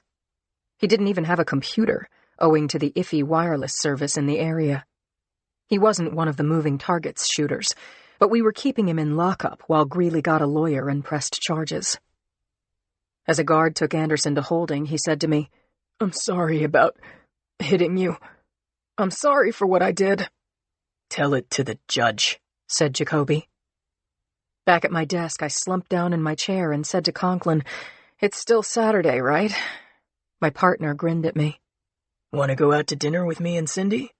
"Thanks, but no. I have a date." Chapter 80. My daughter screamed and ran into her room when she saw me.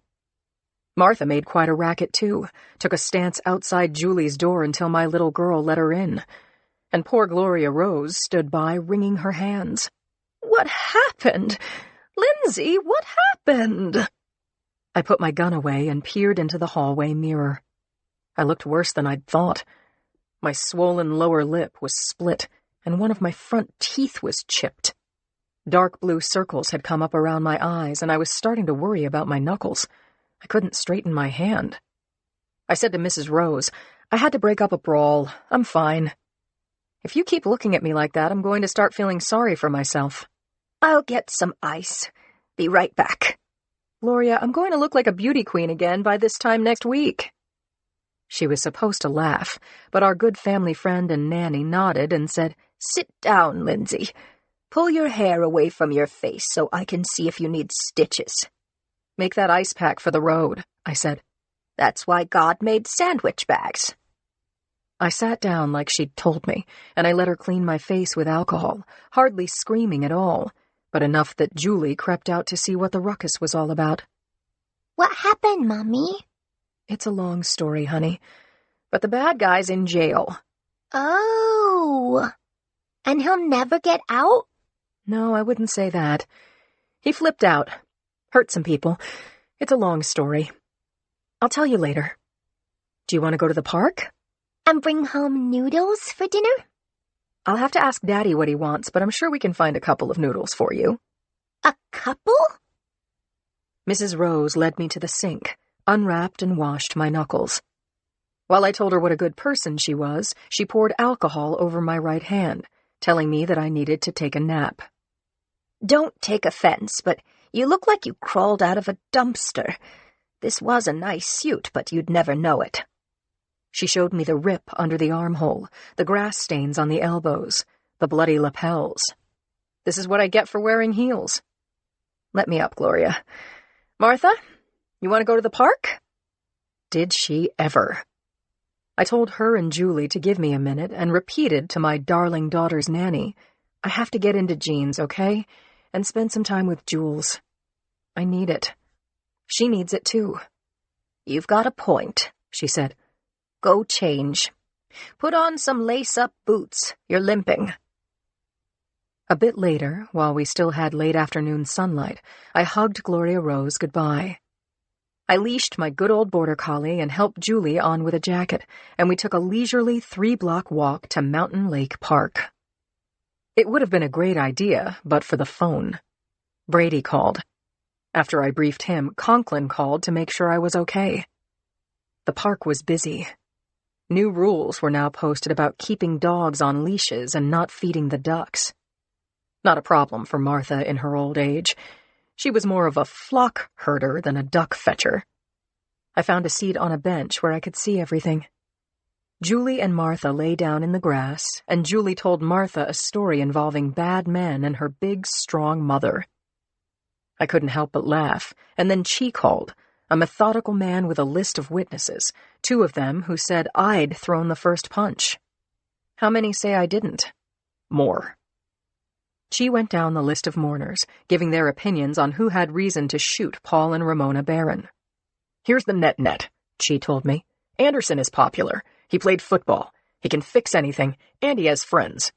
They thought Paul Barron was a dirtbag, that Ramona was the real deal, and they felt sorry for Anderson, who had loved her for 20 years. None of them had any thoughts about the snipers. Nothing. Moving targets, what's that? Never heard of it. But they trusted we would crack the case. And nobody is filing charges against you. I sighed into the phone, told Chi I'd see him on Monday, and I'd just hung up when my phone rang. Joe, what's your ETA? Not tonight, sweetheart. If I could leave Napa right now, I would. But why not? Dave? Yeah, long story. He said he'd call me after the child was asleep. Julie climbed up on the bench and asked if I was talking to Daddy. I handed her the phone. Daddy, Chinese noodles for dinner, okay? There was a moment of silence. Then the question, Why? was repeated several times before she said, Okay, bye, and handed me the phone. Joe had hung up. Sorry, Julie, but his friend Dave is in a bad way, and only Daddy can help him. Julie threw her arms around me, and Martha dropped her head onto my knees. It's okay, Mommy, Julie said. I just love being with my 2 best girls.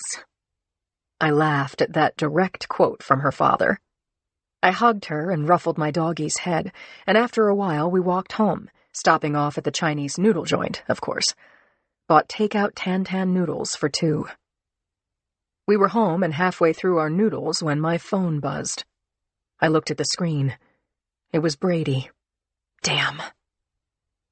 I grabbed the phone and prepared myself to tell him I'd be fine after a day in bed, but he spared me the trouble. Jacoby had briefed him through the right hook to my face and let him know that the perp was booked. But that wasn't why he was calling. There's been another shooting, Boxer. No. Where? L.A. One shot to the head. The dead man was a retired cop. No, Brady, no. What the hell is this? Was he dealing? I've got more news, Boxer. Stempian ran the pictures Lemke took at the funeral. He got a hit on Barkley. I'm speechless. I sent you the photo. He's shaved, but it's Barkley with a rock-solid alibi for the shooting today. He couldn't have been in Bolinas and the City of Angels at the same time. I looked at the picture of an average-sized white man, clean-shaven, wearing a black sports coat, white shirt, and a tie. Had I seen him and not recognized him? Lemke will circulate the photo, he said. You take the day off. I laughed. It was about 6:30 p.m. See you in the morning, said Lieutenant Brady. Chapter 81. Joe had been sleeping in Dave's spare bedroom on the second floor when he was jarred awake by the squeal of hydraulic brakes and the sound of shouting. He peered out the window and saw Dave directing a crew in overalls, carrying furniture and boxes from Ray and Nancy Channing's house next door and loading up a large truck. This disturbed Joe, as it would any investigator. Was there something in that house that could be evidence against Dave? If so, there was nothing he could do to stop him. In fact, the whole situation stank of secrecy, misdirection, and Dave's uncharacteristic anxiety and paranoia. Joe showered, dressed, packed, and took his bag downstairs. He left the house by the front door and watched the move of furnishings, garment bags, plastic tubs, and whatnots into the truck. Dave waved and called out.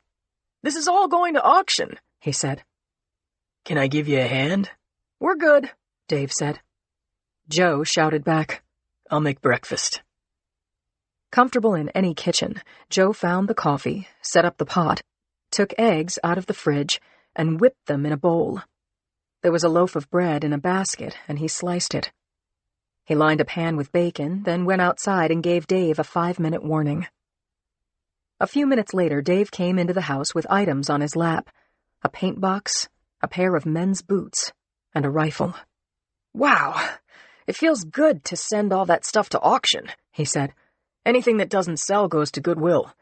I got cash for Mom's paintings and Dad's clock collection.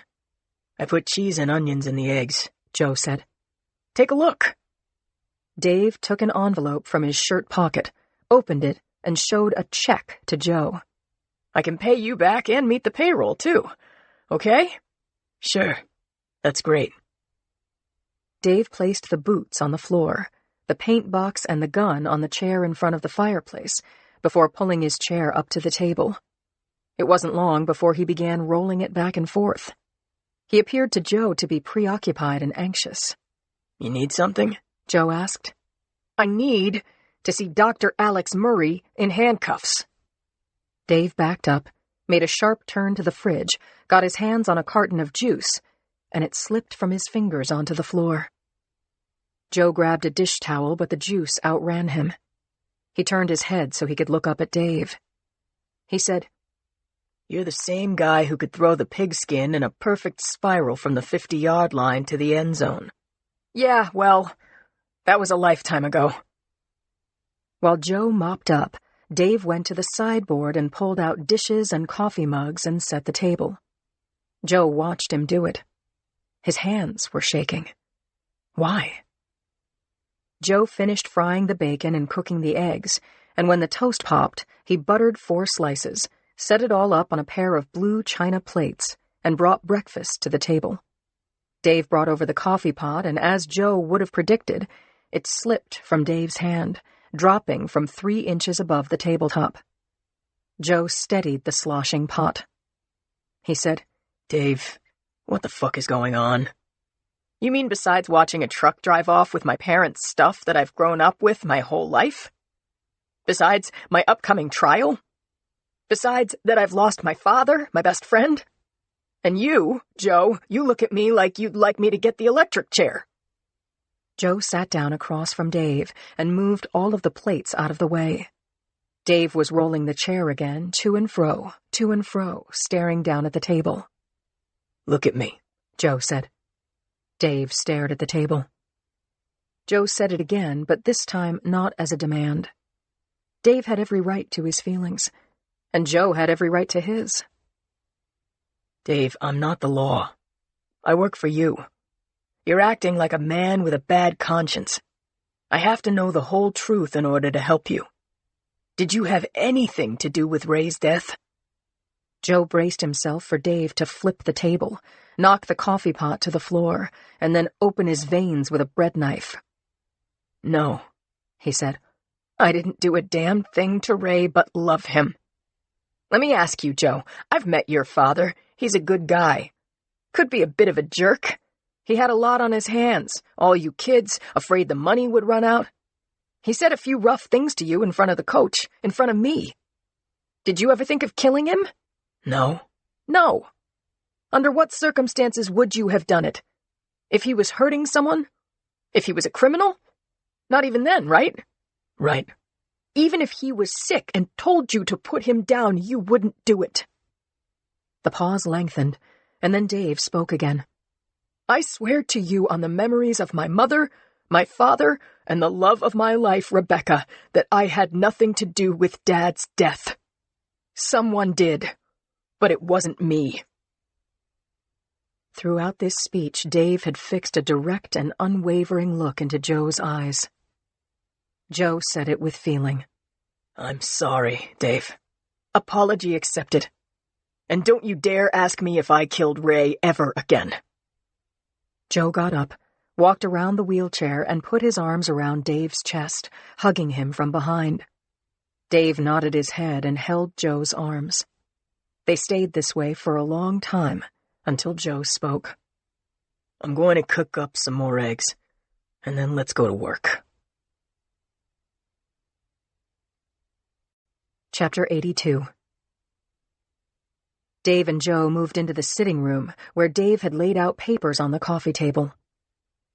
"I pulled these from funeral home websites," he said. "I've got 5 question marks and 4 suspicious deaths, all of them patients of Doc Murray." Playing devil's advocate for a minute. "Oh, geez, I thought we were done with that." "People die, Dave. Older people with heart conditions die all the time. Murray's a cardiac surgeon. His patients all have heart disease." "Correct, Joe. And their deaths aren't investigated because of that. Old person is brought into the hospital with heart issues and dies overnight. End of story. What if Murray is ending the story a little early? Humor me, Dave. If it wasn't Murray, who could be the angel of death? Who had the means, the opportunity, and the motive?" They kicked it around as cars pulled up to the winery, and they made a list of nurses, aides, orderlies, other doctors, and a couple of laundry workers Dave knew by name. They quickly, almost arbitrarily, cut the long list of possible killers into a manageable short list: a charge nurse who manned the ICU and cardiac station at night, an EMT who'd brought in 60% of the patients who had died. There was Murray's favorite anesthesiologist, Dr. Quo, who checked in on post-op patients. But Dave's opinion didn't waver. Murray still held the #1 spot. "Ray had a roommate when I was there with you. Abe somebody. Horowitz. Abe Horowitz. He was scheduled for a triple bypass the day after Dad died.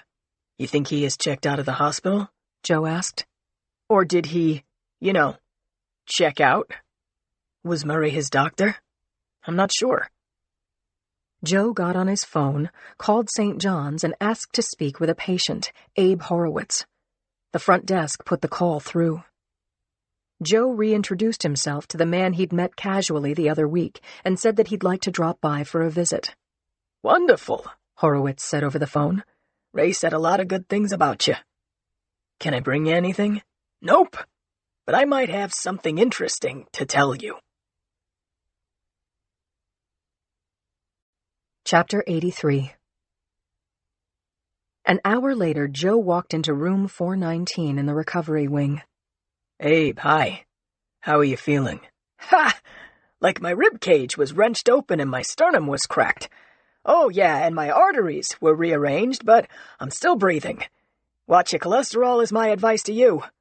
Please have a seat, Joe. Joe said, I have a little gift for you. I think it's going to have to wait until they let you out of here. Hey, said Horowitz, examining the bottle. Channing Winery Private Reserve Cab. I'm going to save that for a special occasion, like the first night I'm home. My wife and I are going to drink to poor Ray.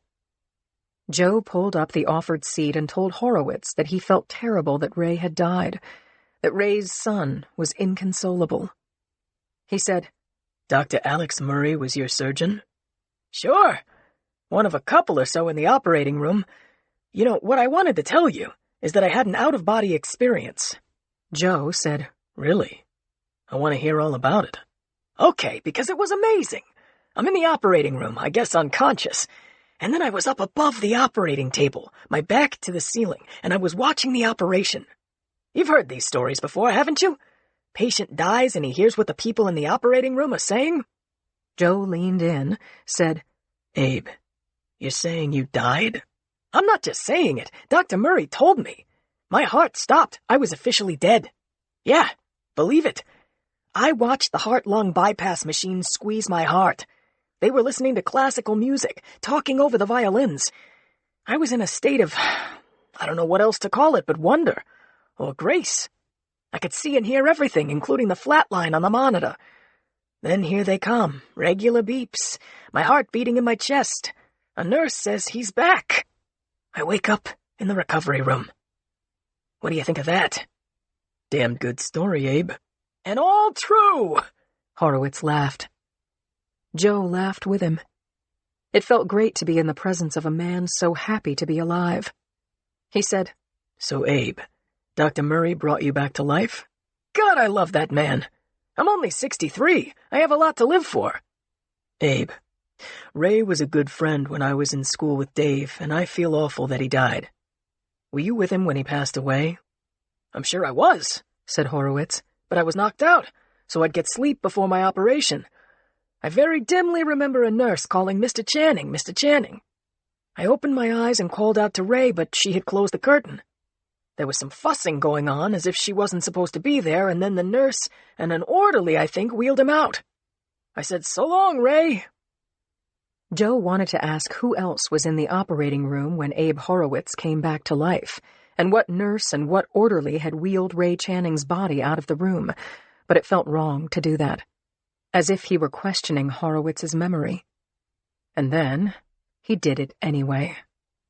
Horowitz said, I heard voices, but didn't see any faces when they rolled Ray's gurney out of the room. I do remember the sheet over his face. Now, when I was in the OR, I was just watching Dr. Murray. Everyone was wearing gowns and masks, but I know Alex. He's been my doctor for 10 years. Joe, why do you ask? Favor to Dave. He's grief-stricken. The two men talked for another few minutes about Abe's upcoming stay at rehab and how long Joe would remain in Napa. They were making small talk about their families when a nurse came into the room with Abe's medication. Joe made a mental note of the nurse's name, and after she left, Joe put his card on Abe's nightstand and shook his hand goodbye. He got into the elevator thinking of Horowitz saying, God, I love that man, and continued thinking about Abe Horowitz's story about his life and death and life operation. Dr. Murray, the nice white-haired doctor with the metal-framed glasses and bright red tie, had opened Abe Horowitz's chest, cut away the arteries that had led to his heart attack, and effectively, scientifically, killed his patient. After that, he'd reconnected the arteries in a medically precise procedure and, using a heart-lung bypass machine in an almighty God kind of way, palpated his patient's heart and brought him back to life. Joe had a new thought about Murray. If he was a killer, he was a very, very smart one. Chapter 84. I'd been puzzling all night about Brady's call saying that the man who'd been shot in L.A. was a retired cop. I didn't understand this twist in the moving target's M.O., and I sure didn't like it. I put my Kevlar vest on under my windbreaker and kissed Julie and Mrs. Rose goodbye. I got to the hall at 8, alarming the security guard in the lobby with my Halloween mask of a face. I said, "I got a few licks in, too." The guard said, "I don't doubt it for a second, Sergeant." I held my face as I laughed, knowing that there was going to be more of this kind of talk as my bruises spread. Upstairs in the squad room, Conklin said, "You'll be fine. You'll be fine." The repetition made me think otherwise, but I let it pass. "Who's in with Brady?" "Detective Noble from L.A. "He flew in? Does Brady want us to join them or take Noble to the war room?" Conklin said, "War room. I brought churros. Only ate one." He picked up the phone and tapped the keys. My long view from the front to the rear of the squad room included the back of Noble's head and Brady behind his desk picking up his landline. He and Conklin had a short exchange about logistics, then they hung up. "I'll set up the room," said Conklin. "Allow me," I said. Conklin said, "I got it," and went to make coffee. I sighed and walked to Brady's office, steeling myself against his comments when he saw my face. I introduced myself to Detective Noble, who winced when he stood up to shake my hand and got a good look at me. Brady didn't even blink. Noble and I walked through the empty bullpen to the war room, which was now wallpapered with photos of the sniper victims. Conklin played Inspector Mom, offering refreshments including churros and just-brewed police department mud with a choice of flavored creamers. Then Detective Noble brought us up to speed on yesterday's shooting. "It's not in the papers yet," he said, "but 3 people were killed yesterday. One was former LAPD narc Barry Pratch." Noble showed us pictures. First one, Pratch was in his dress uniform, possibly for his photo ID. The second photo was nearly identical to those of the other sniper victims. Pratch was spread eagle, face down in a street that had been cordoned off and banked by cruisers. He wore civvies, jeans, polo shirt, running shoes. His khaki jacket had reinforced shoulders, patches on the elbows, a hunting jacket, or what you'd wear to a shooting range. I looked up and asked Noble, "Do you know anything about who killed him? Why was he wearing a shooting jacket? Please say you've got witnesses." Noble said, "If only. No. The whole thing is odd. Pratch had been with LAPD for a decade, but got written up a number of times for suspicious shootings on the job. Rumor had it, never officially stated, that he was using oxy, very likely taken off perps. Maybe he was selling, too. Wouldn't surprise me," Noble said. Clapper had said similar things about Detective Carl Kennedy. The only difference that I could see was that Kennedy had moved from LAPD to Houston and was on the job when he was murdered. Maybe Pratch and Kennedy had been friends. Noble said, "Pratch was about to get canned, so he took early retirement 3 years ago. But listen to this. He was going after the shooters, and he killed 2 of them. He was hunting down drug dealers like he was still on the job." "What does this mean to you?" I asked Noble. "My theory is that Pratch took out 2 of the snipers and would have kept going. But someone, a 3rd shooter, capped him first. Dead men don't shoot." Noble went on to tell us about the shooters' bodies. One of the dead men had been found on the roof of a 2-story office building. The other had been standing outside an apartment house. Neither of the snipers had been identified yet, but LA's overworked forensics unit had photos, prints, and expended bullets, and would ID the dead men as soon as they could. "Which could be weeks," Noble said. We refilled our coffee cups and kicked it around. Why had a disgraced police officer killed 2 trained assassins? How had he known them, and how had he known where they would be? Was he one of them? Had he gone straight and decided that shooting drug dealers was dead wrong? Or had he had moving targets in his sights from the beginning and joined them? Maybe he'd seen a way to redeem himself by bringing them down. All good theories, but where was the key to the answer? Would we ever know? Noble had said, "Dead men don't shoot." Correct. And they don't talk, either. Chapter 85. Brady stiff-armed the door and burst into the war room, saying, "Barkley was just seen entering the Sleepwell in Portola." I knew the place. The Sleepwell Motel was pinkish in color with a traditional motel design, a square U-shaped building enclosing a parking area which faced San Bruno Avenue. Brady snapped out his orders. "Take Lemke and Samuels. I can't raise Nardoni. Boxer, you're first officer. SWAT's on the way." I followed Brady down the center aisle with Conklin right behind me. Lemke and Samuels were at their desks.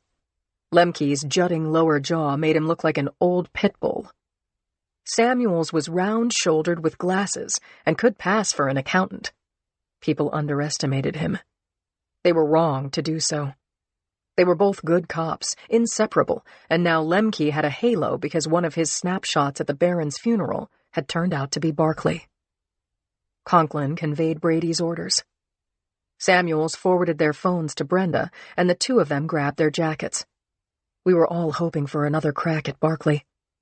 I wanted him alive and in the box because he was all we had, and he might be a key to the whole moving targets operation.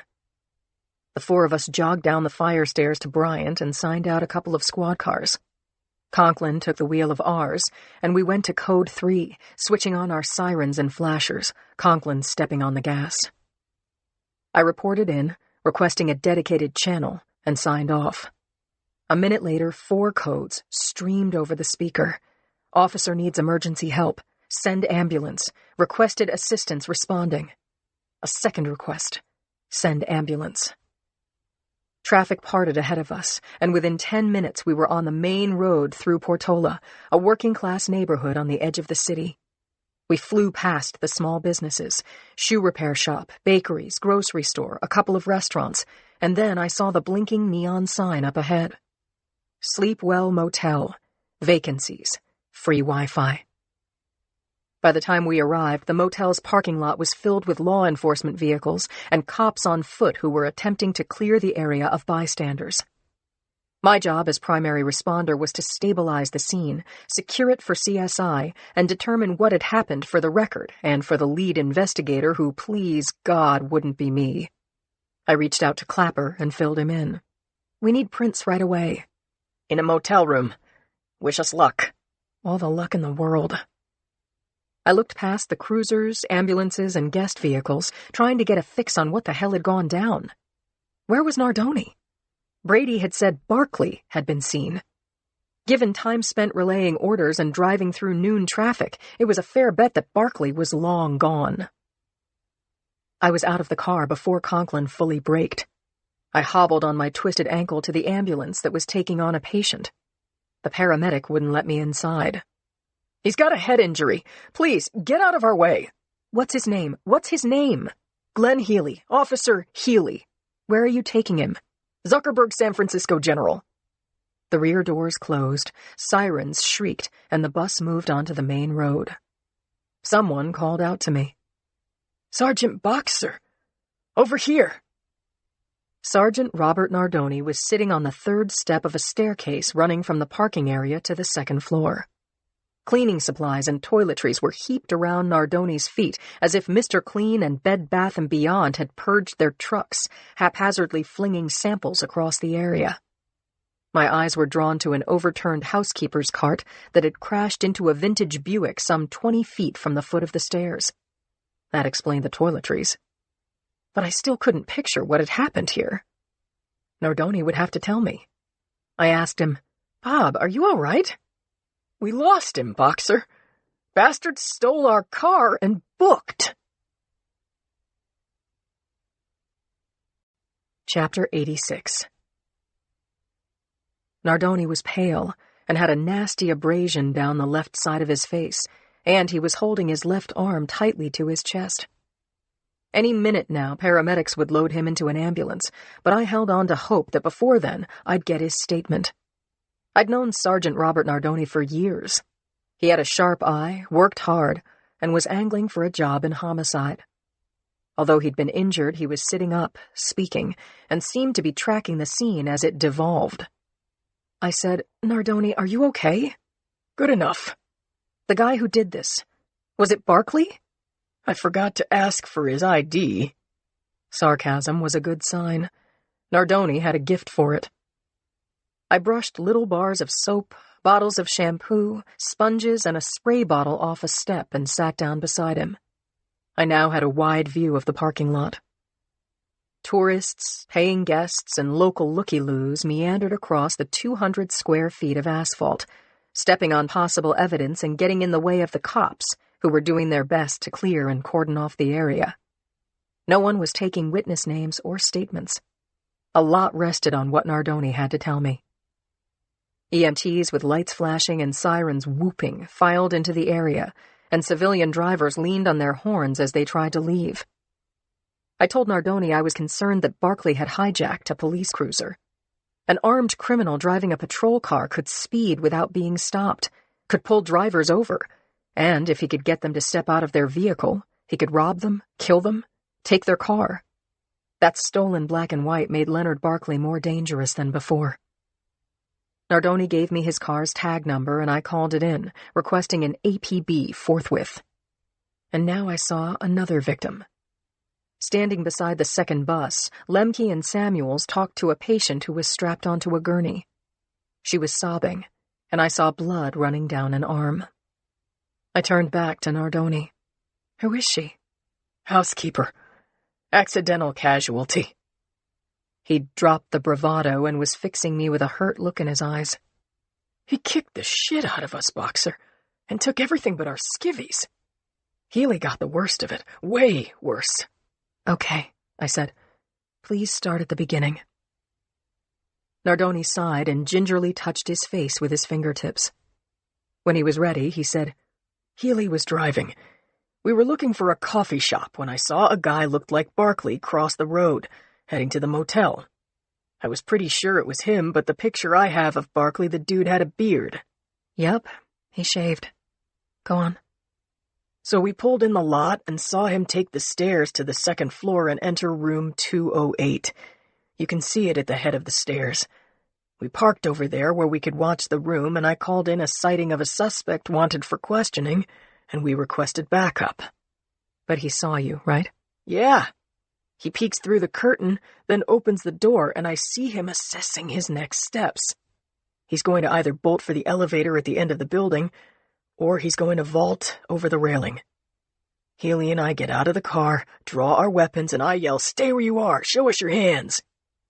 That's when the cleaning woman comes out of room 206 and slow walks her cart along the second-floor walkway, blocking our view of the suspect. She's wearing earbuds and she's humming. I can't see around her and she doesn't hear me. And then?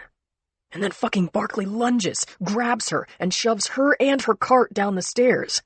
I'm in front, and she bowls me over. Strike! I fall on top of Healy, who hits his head against the railing. Now all three of us are in a pile, right? Disoriented, out of breath. The suspect, assumed to be Barkley, grabs Healy out of the pile, pushes him against our car, and yells into his face, "I'm the good guy, you dumb shit!" Ah, jeez. Nardoni swallowed, coughed, and then he continued. I'd lost my gun while rolling down the stairs with 400 or 500 pounds of people and a cleaning cart on top of me. I hear Barkley gut-punching Healy, who's grunting and trying to get free of him. Then I see that Barkley has bent Healy over the hood and he's patting him down, saying, "Give me the keys." And then the keys jingle. He's got them. Chapter 87. Nardoni wanted to tell the story as much as I wanted to hear it, but he was running out of gas. There were some small plastic bottles of water among the litter of toiletries. I got one from under the cart and brought it back to Nardoni. He thanked me, sipped from the bottle. Then he said, I tried to shove that poor woman off me, but she's dead weight, unconscious. By the time I'm out from under her, I find Healy lying in his vomit, bleeding from the side of his head. Our guns are gone. The dude is also stripped off our shoulder mics. I didn't even feel him do it. But now I'm on my feet and I see him get into our car and pull out. My phone is in the car. And your badge? I have mine, but he ripped Healy's off his shirt pocket. I gotta say this, Sergeant, and not as an excuse. We didn't have a chance. The dude is MMA or something. If it's Barkley, he's a Navy SEAL. That explains it. You did your best, Bob. Paramedics approached with a gurney. Nardoni protested. They insisted. Paramedics won. Out on the street in this light commercial area, horns blared, hydraulic brakes squealed, uniforms closed a lane and tried to control traffic. If the runaway psycho was Barkley, he had PTSD. Now he had weapons and a badge and a police cruiser. And he thought he was the good guy. The mayhem could set him off. Conklin came over and said, I spoke with Cappy. McNeil and Chi had been assigned to watch the Barkley house, in hopes that Barkley would need clean underwear and maybe a conjugal visit. But according to them, Barkley hadn't shown up, and Randy had been followed whenever she left it. I called Brady, told him we needed to move Barkley's wife, put her in protective custody. He said he'd get a warrant. I got into our squad car, turned on the radio, checked in with dispatch. Specialist Hess told me, Good news, Sergeant. The cruiser was found on San Bruno, near Cliff's auto body. Abandoned. Engine left running. Were there guns inside? No guns, no nothing. Barkley had given us back the car. Good news. I no longer had to worry about him flipping on the siren and driving at 100 miles per hour to parts unknown. But it wasn't enough. Where was Barkley? Maybe he was across the street, watching us. Chapter 88. By 2 that afternoon, I was settling Randy White Barkley into her safe house in Parkside, which, in my humble opinion, was several grades above the shack she and Barkley called home.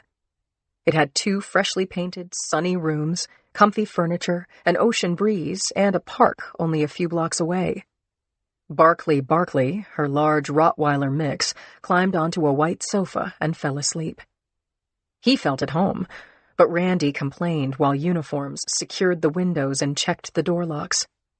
She didn't know that we had court orders allowing us to set up hidden cameras, bug the landline, and hack into her laptop. Randy asked, Is this actually legal? Yes, and again, Randy, it's for your protection. Protection from whom? My husband? Consider this. Say he gets in here to visit you. We tell him to come out with his hands up.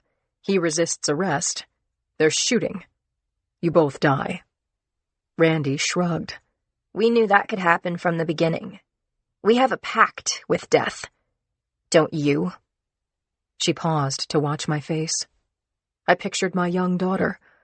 My getting shot was always a painful possibility. Randy read my expression and sneered. Yeah, I thought so. She went into the kitchen and opened the fridge. From where I stood, I could see that it was empty. I said, There's a cruiser outside. Officer Pat Hudson is your contact. Here's her number.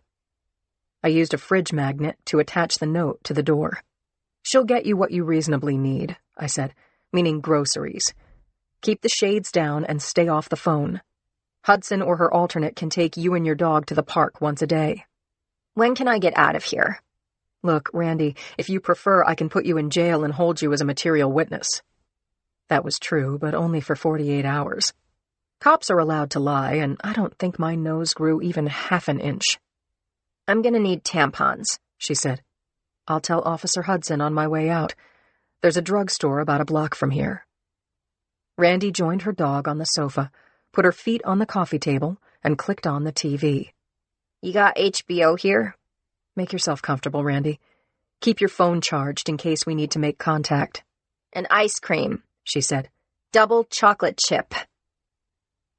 Would Leonard Barkley try to find her at their actual home on Thornton?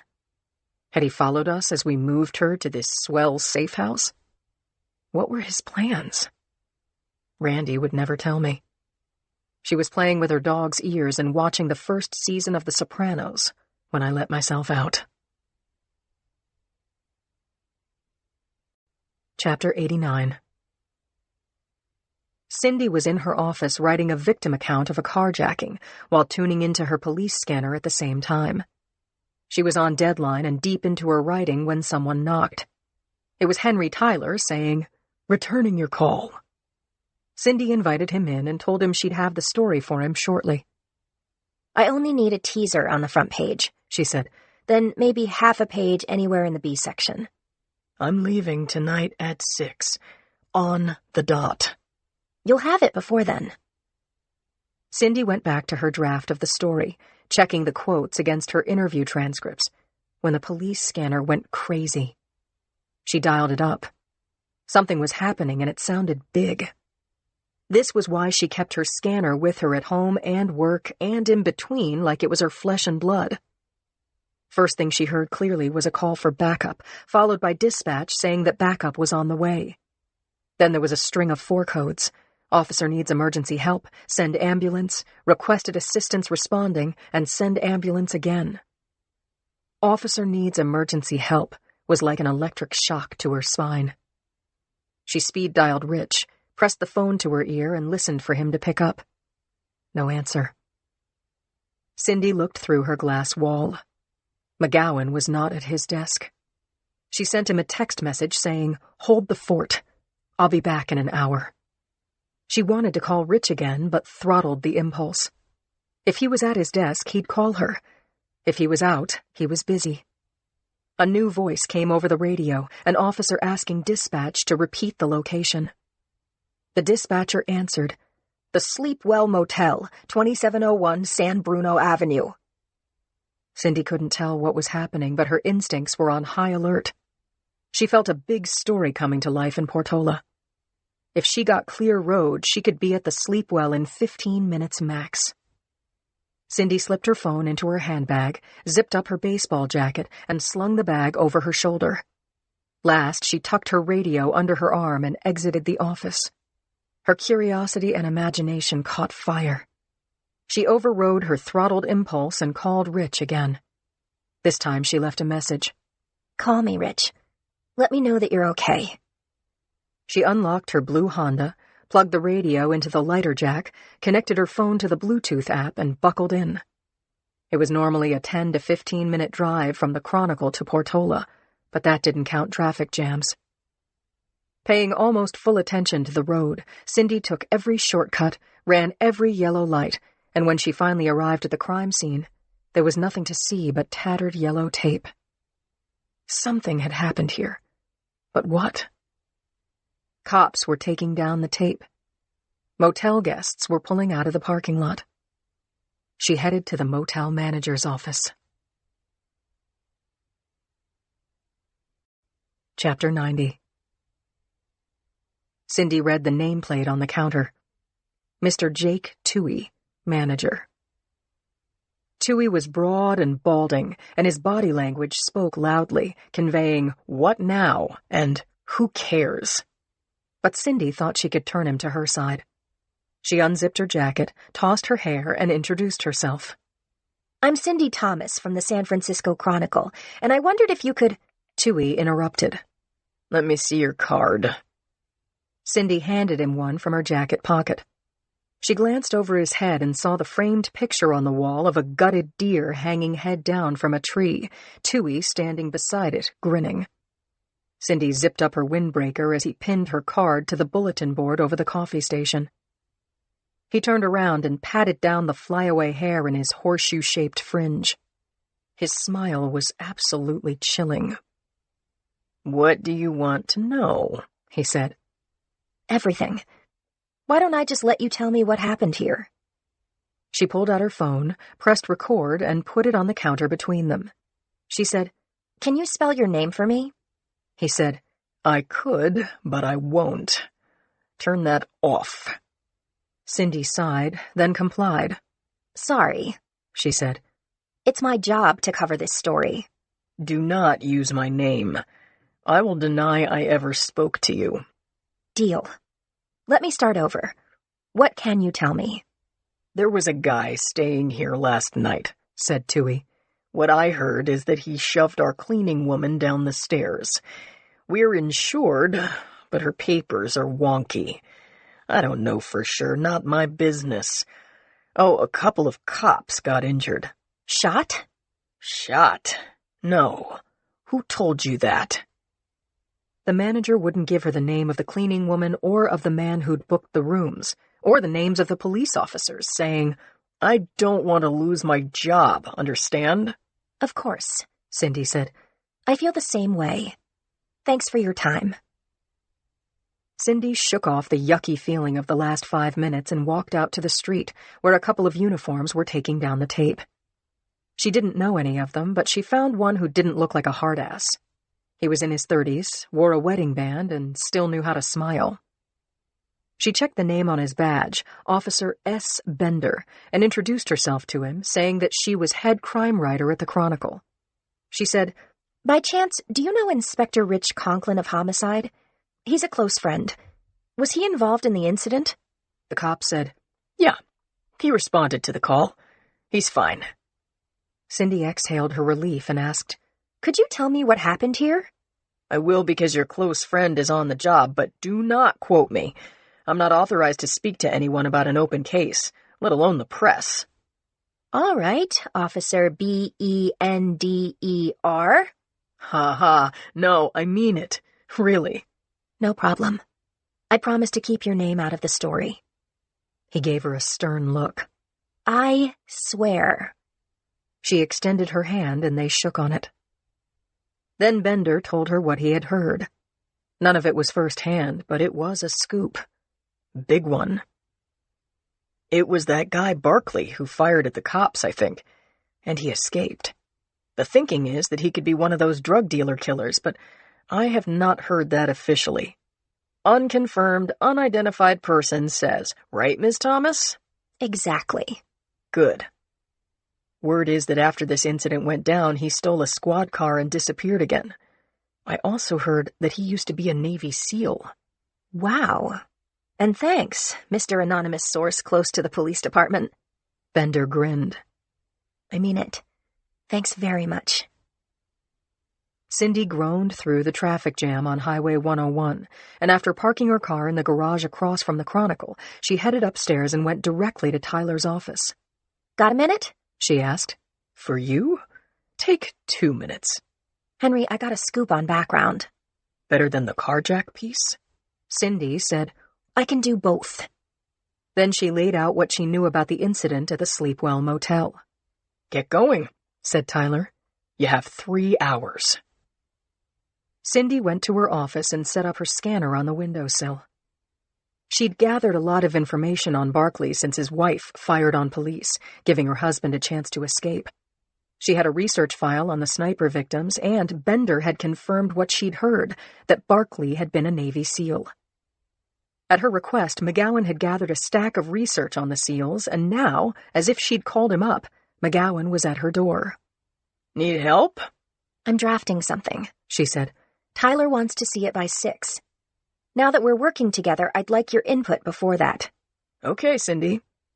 I've checked the news feeds. There's nothing about the Sleepwell Motel. Damn it.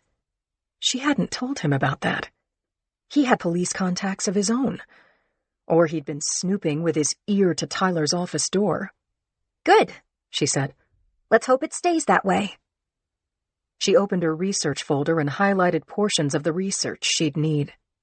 She could do this. She could do it fast and well. Chapter 91. It was 3 o'clock when Cindy was ready to write. Headline: Police skirmish at the Sleepwell Motel. Copy. Anonymous sources close to the SFPD tell the Chronicle that one of the snipers suspected of murdering 10 or more people in 5 cities in under 2 weeks' time attracted the attention of 2 SFPD officers today at the Sleepwell Motel in Portola. The suspect, who has not yet been positively identified, was staying at the Sleepwell when the police engaged him. We can't know what he was thinking, but when challenged, the suspect tried to flee. Again, when stopped, the suspect hurled a motel employee down a stairway into the police officers, seriously injuring one of them, and then stole a police vehicle. Moving now into the body of the piece, Cindy wrote, It's been said that the suspect is highly skilled in hand-to-hand combat and cutting-edge weaponry. Anonymous sources close to the SFPD have told the Chronicle that the subject is a former Navy SEAL. Cindy filled in the background of this elite branch of the military, who were experts in combat diving and land warfare, having trained for 5 years in weapons and demolition, patrolling and marksmanship and fast rope rappelling, culminating in advanced levels of tactical training. She noted that the SEALs had come into their own in 1944 during the D-Day landings, and highlighted their work in Vietnam, Grenada, Desert Shield and Desert Storm, and the killing of Osama bin Laden.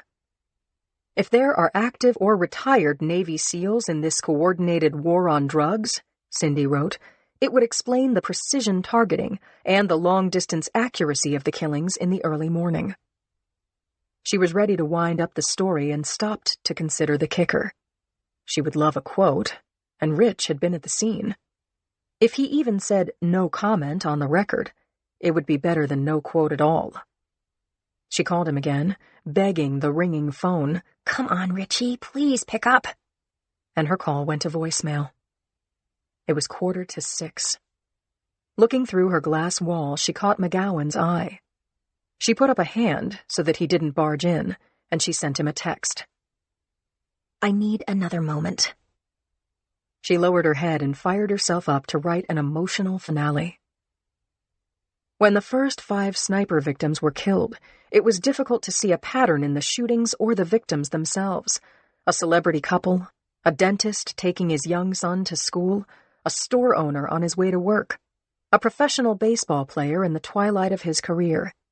It made no sense, until it did. The shootings were not random.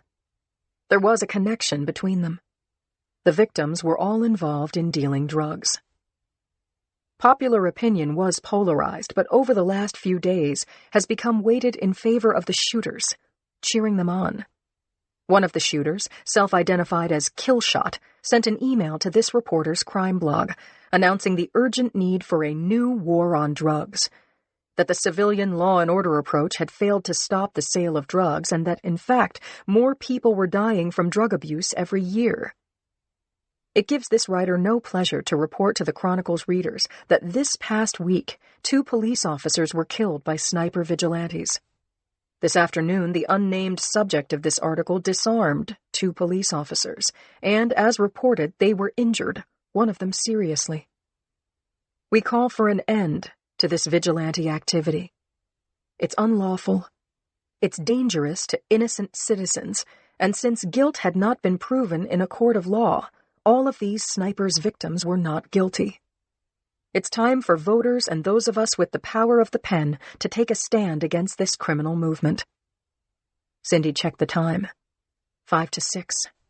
No time to double-check it, but that's why she was sending the article to McGowan. She watched as he read it on his screen, and while he did that, she texted Tyler. "I'm just doing a quick polish," she wrote. "I need 30 seconds. McGowan knocked on her door. "Well," she said, "what do you think, Jeb?" In 3 words, it's not news. Cindy said, "Well, I guess we'll see if Henry agrees." She attached the Sleepwell Motel story to an email and sent it to Tyler. She turned her back on McGowan and listened to her scanner while she waited, and then her computer pinged. She looked and was elated to see that it was the return mail from Tyler. She couldn't open it fast enough. Tyler wrote, "It's thin. Wait until the SEAL/shooter, if that's what he is in custody, or until you get a new interview with Killshot. Have McGowan keep going with the victim profiles that are confirmed by police." McGowan held the elevator door for her. What did he say? Cindy showed him her fist, then rotated it and pointed her thumb down. The elevator door opened, and they got out. "See you tomorrow," Cindy said. She didn't wait for a reply. Chapter 92. I love what I do, but these past weeks were making me wish I'd become a school teacher, like my mom wanted me to be. After the Sleepwell Motel witness roundup and the transfer of Randy Barkley to her cozy unjail, I'd collaborated with Conklin on a 7-page report for the brass. Following that, we'd gone to Zuckerberg San Francisco General to check in on Nardoni and Healy, as well as Bettina Senek, the motel housekeeper. Nardoni and Senek were being released in the morning. Healy was still in the ICU. Leonard Barkley, damn him, was still at large. I got home at around 8. Mrs. Rose had fed Julie, but she was still awake and hungry again. So we split a bowl of leftover noodle soup, plus a salad. I insisted on greens, plus a glass of wine for me, because I deserved it, plus a cookie for Julie because she demanded it, and one for me, just because. By 9, Julie was sleeping with Martha and Mrs. Mooey Milkington. I was standing in the shower, still streaming adrenaline out to my fingertips. The hot water beat at my bruises, but my mental and muscular tension was unrelenting. I was occupied with my hydrotherapy and churning thoughts when I heard Joe calling me. "Lindsay, I'm home." I yelled toward the bathroom door. "Don't come in." "You're joking." "I have to prepare you first." "Prepare me? I'm starting to worry." "Ah, nuts," I said. "Come on in." Joe slowly inched the door open, so that by the time he was fully standing in the doorway, I was ready to scream. He parted the curtain just enough to show my face. He stared. "What happened, Blondie?" "Can I tell you later? It's not that interesting, and I'd rather you go first." Joe brought a towel over to the shower, pulled back the curtain, turned off the taps, and wrapped me in a white terry cloth bath sheet. He helped me step over the side of the tub and took me into his arms. His tenderness so moved me that tears welled up and spilled over, and then cry I did. "What happened, sweetie?" he said. "Don't tell me you walked into a door." "I got punched in the face." "Look at me, Lindsay." I looked into Joe's eyes and remembered when, not long ago, while he was attempting to rescue people from a bombed glass and steel building, a second bomb had gone off. A heavy structure had fallen on his head, and I had thought I would lose him. The operation to relieve the pressure on his brain had been successful. He was as smart and funny as always. His brain was intact, and now he also had a winding scar road from the top of his head to behind his left ear. "Lindsay?" I returned to the moment, and my dear husband kissed each of my eyes and then my split lip very carefully. I said, "Please take me to bed." Joe picked me up as if I were weightless and carried me to our king-size pillow-top mattress. He laid me down and stripped off his clothes. Then he got under the covers and took me into his arms again, this time stroking me while I only wrapped my arms around his neck. He made love to me tenderly, but I was in a different kind of mood. I was reeling from adrenaline overload. I felt the punch to my face and the one I'd thrown. I was charged up about Barkley, the beating he'd given to Healy, and that he'd gotten away again.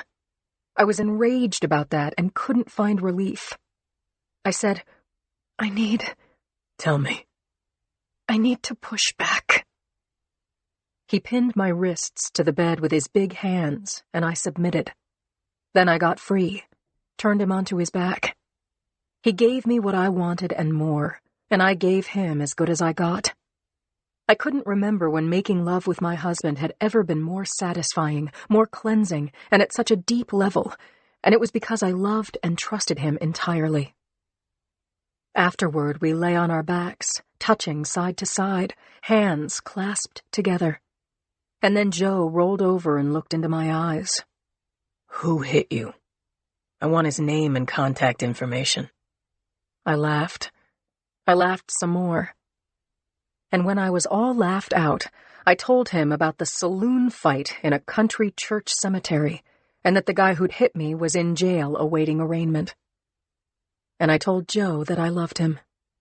He said, "No kidding. I love you too." "I know. Put your clothes back on." He swatted my butt. We dressed, and after we looked in on our little girl, we walked our family dog in the moonlight. I thanked God that we were all well and together.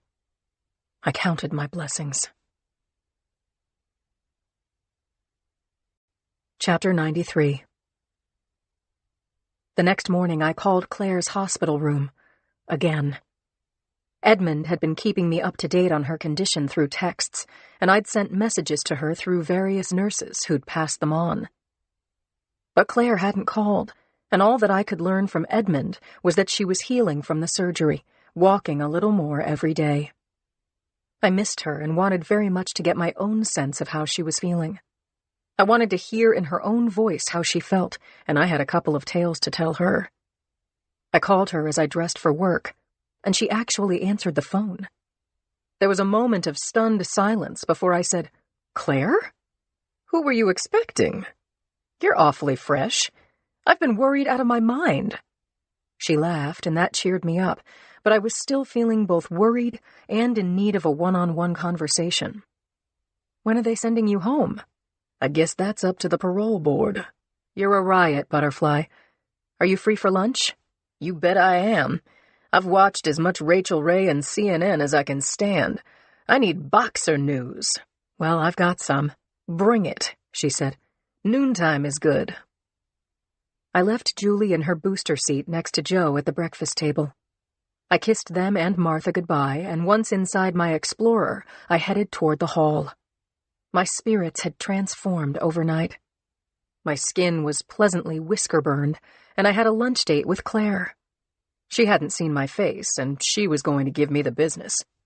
I thought about picking up something she might like. Perfume. A nightie? My wandering mind was jolted back to the present by my phone buzzing. It was the same buzz as always, but I knew, just knew, that it was Brady. He said, "There's been another shooting. Actually, a threesome." I said, "For Christ's sake! A triple homicide!" But he talked over me. "Outside the Jazz Center. Northern Station got the call, but you've got to be there." I changed course toward that large glass and steel building on the corner of Franklin and Fell. I ran my tongue over the chip in my tooth and turned up the scanner. It began crackling like a forest fire with codes that were becoming commonplace. Ambulance requested. CSI. Medical examiner. The Jazz Center is a beautiful building, but today all anyone would notice was the jam-packed area around the base of the building. There were squad cars, unmarked cars, paramedics schmoozing outside their vehicles, the CSI van and the ME's van just arriving, and they were in the process of closing off the immediate area. And there was something else, or rather someone else, only I would notice. My good bud, still mad at me, was startled when I pulled the car up to where she stood at the intersection waiting for the light to change. I lightly honked my horn. Spinning around, she recognized my vehicle, then turned her eyes to me. She came toward the window. "Oh, man," she said. "Rich said you got punched. I hope your lip doesn't scar." "Did he tell you I punched back?" I showed her the cuts on my knuckles and the artistic bruise changing color as it rose up my hand to the wrist. "Impressive," she said, turning to leave. "Anyway, I gotta go, Linz." I said, "Wait, Cindy, do you know anything about the victims?" She didn't answer. "Cindy, have you heard any victim names?" She gave me a hard look that said, "You must have mistaken me for someone who gives tips to cops." I sat in the car for a long moment, watching her walk ahead, thinking that this situation totally sucked. Maybe she was in the right. Or maybe she just refused to understand that I couldn't give her unsubstantiated information on an investigation in progress. Maybe Brady would cut her a break. I grabbed my phone and I called him. He didn't wait for me to say hello.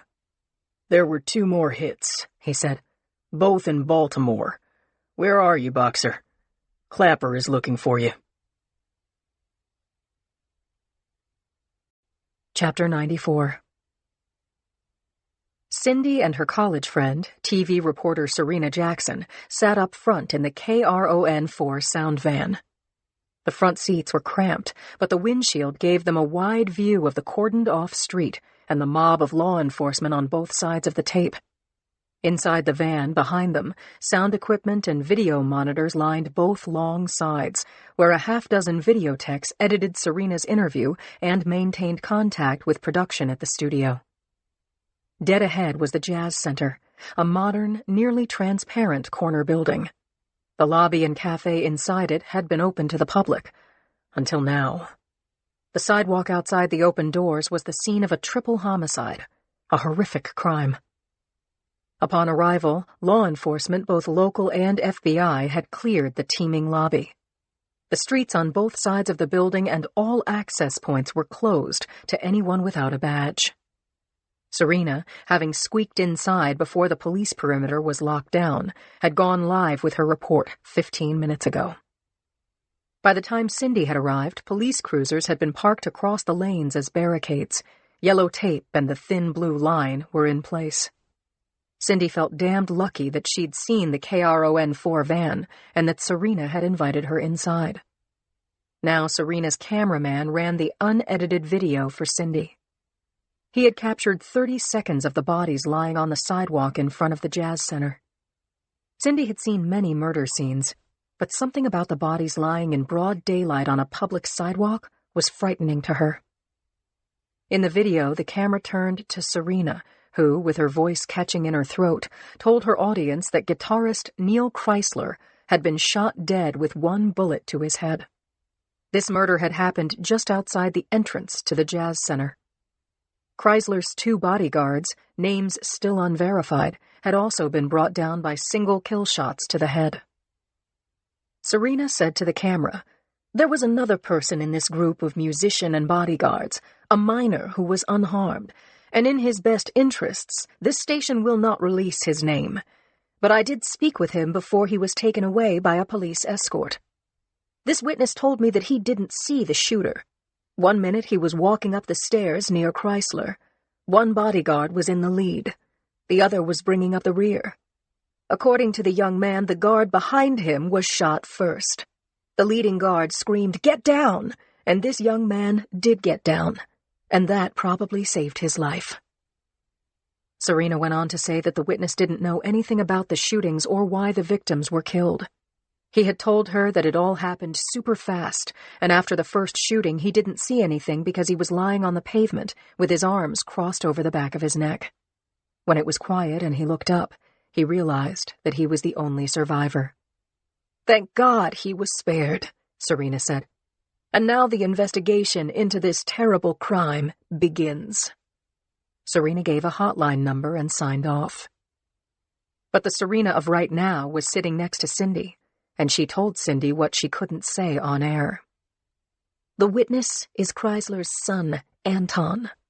Security guards who worked for the Jazz Center heard the shooting, and when it stopped, they came outside, grabbed the poor kid, and let him call his mother. The security people saw no sign of the shooters." "Thanks for the guided tour," Cindy said. "It's good of you to share." "Happy to do it, Cindy. But a shorter version of this video went live. Every news outlet in the country has the story, but maybe you can get it onto your blog while it's still warm. Don't mention the witness's name unless you can get it from someone you love in the SFPD." Cindy thought, "That'll be the day." She watched through the windshield as CSI unloaded the halogen lights. They were still taking pictures, but soon the ME would take the bodies away. "I have a tidbit for you," Cindy said. "Before I left the office, I heard that 2 drug dealers were shot in Baltimore." "Huh. So the war on drugs heads east," Cindy said. "And that's not all. The Baltimore victims were shot at different times, one at around midnight, the other at about 3 a.m. Plus, those shootings didn't happen at the same time as the Jazz Center shootings." "I see what you're saying. The killings weren't synchronized," Serena said. "The MO is changing. Where is Killshot when you really need him?" "I've kept the porch light on," Cindy said, "but Killshot has gone dark. Maybe all he wanted was a platform, some limited exposure. And we gave it to him." "Or maybe," said Serena, "he's dead." Chapter 95. After leaving Serena, Cindy drove back to the Chronicle, taking a few chances with the speed limit. She parked in the garage across the street from the newspaper building, made a dash for the entrance against the light, and took the elevator to the 2nd floor. Once in the newsroom, she stopped at McGowan's cube and filled him in on what she'd learned from Serena. I saw the coverage. Pretty gory. That poor kid. I'll bet he was Chrysler's son. I predict he'll be in therapy for about 40 years. Jeb, have you gotten anywhere with the Baltimore victims? I've got one name. Robert Primo was 29, killed while walking toward a gay club called Occam's Brain. He was picked off about 20 feet from the entrance and a bullet fragment cracked the front window. I've got pictures. He stood beside her and held up his phone, swiped his thumb across the screen, showing her snapshots of Primo. First one, he was with a group of people his age, and they were all laughing. Next, there was a shot of Primo's body lying on the sidewalk outside the club, followed by a close-up of the crack in the front window. The last was a photo of innumerable bottles of Xanax on a tabletop in what looked to be a police station evidence room. Tell me this isn't exclusive, Cindy said. Sorry, Cindy. As fantastic as I am, I got this off the net. The Baltimore Sun ran it. But I'll keep trying, he said. I have faith. Cindy said, hand this off to the new intern. I want you on Chrysler.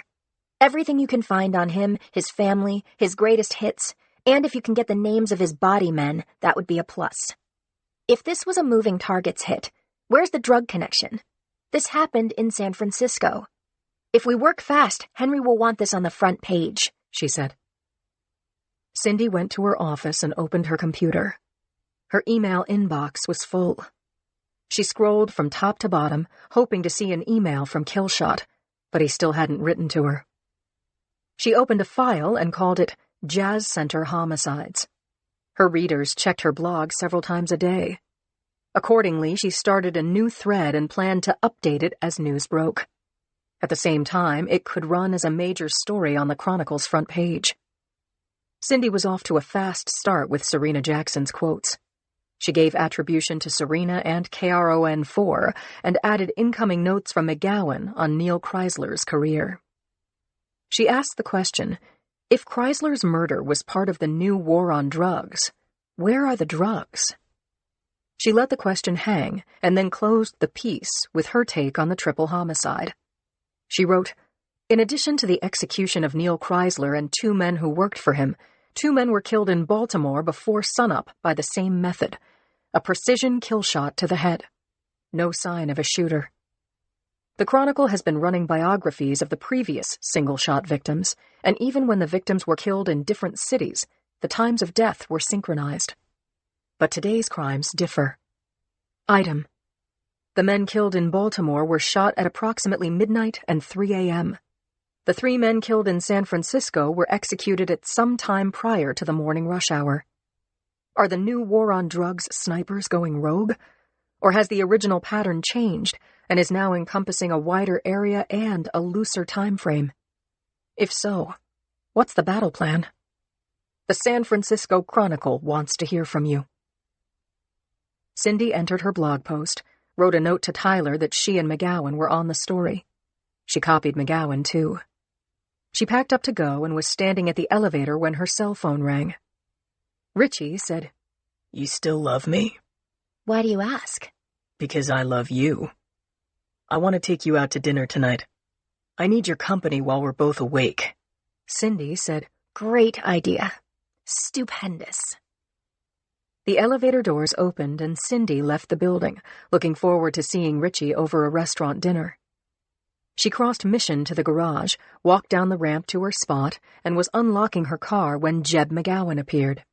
Everything okay, Cindy? I'm absolutely fine. What about you? She said.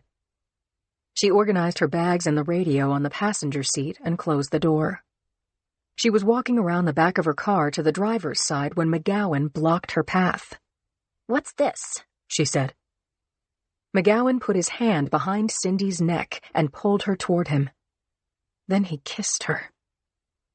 Cindy could not believe what had happened, but she had to believe it. McGowan had put his lips on hers and stuck his tongue into her mouth, and now he was grinning at her. He said, Wow, I've been waiting a long time to do that. Admit it, Cindy. You liked it. Let me be clear. If you ever do that again, Cindy hissed, I will have you fired. I don't know what you're talking about, said McGowan. Are you imagining things, Cindy? Because absolutely nothing happened. Chapter 96. When Yuki opened her eyes that morning, she knew that the day she'd been dreading had arrived. She was still conflicted. The kid was a patsy. But as Parisi had told her at the top of his lungs, it didn't matter what she felt. She had a job to do. A good prosecutor can prosecute anyone. And since the defendant had refused to cooperate, she couldn't do anything for him.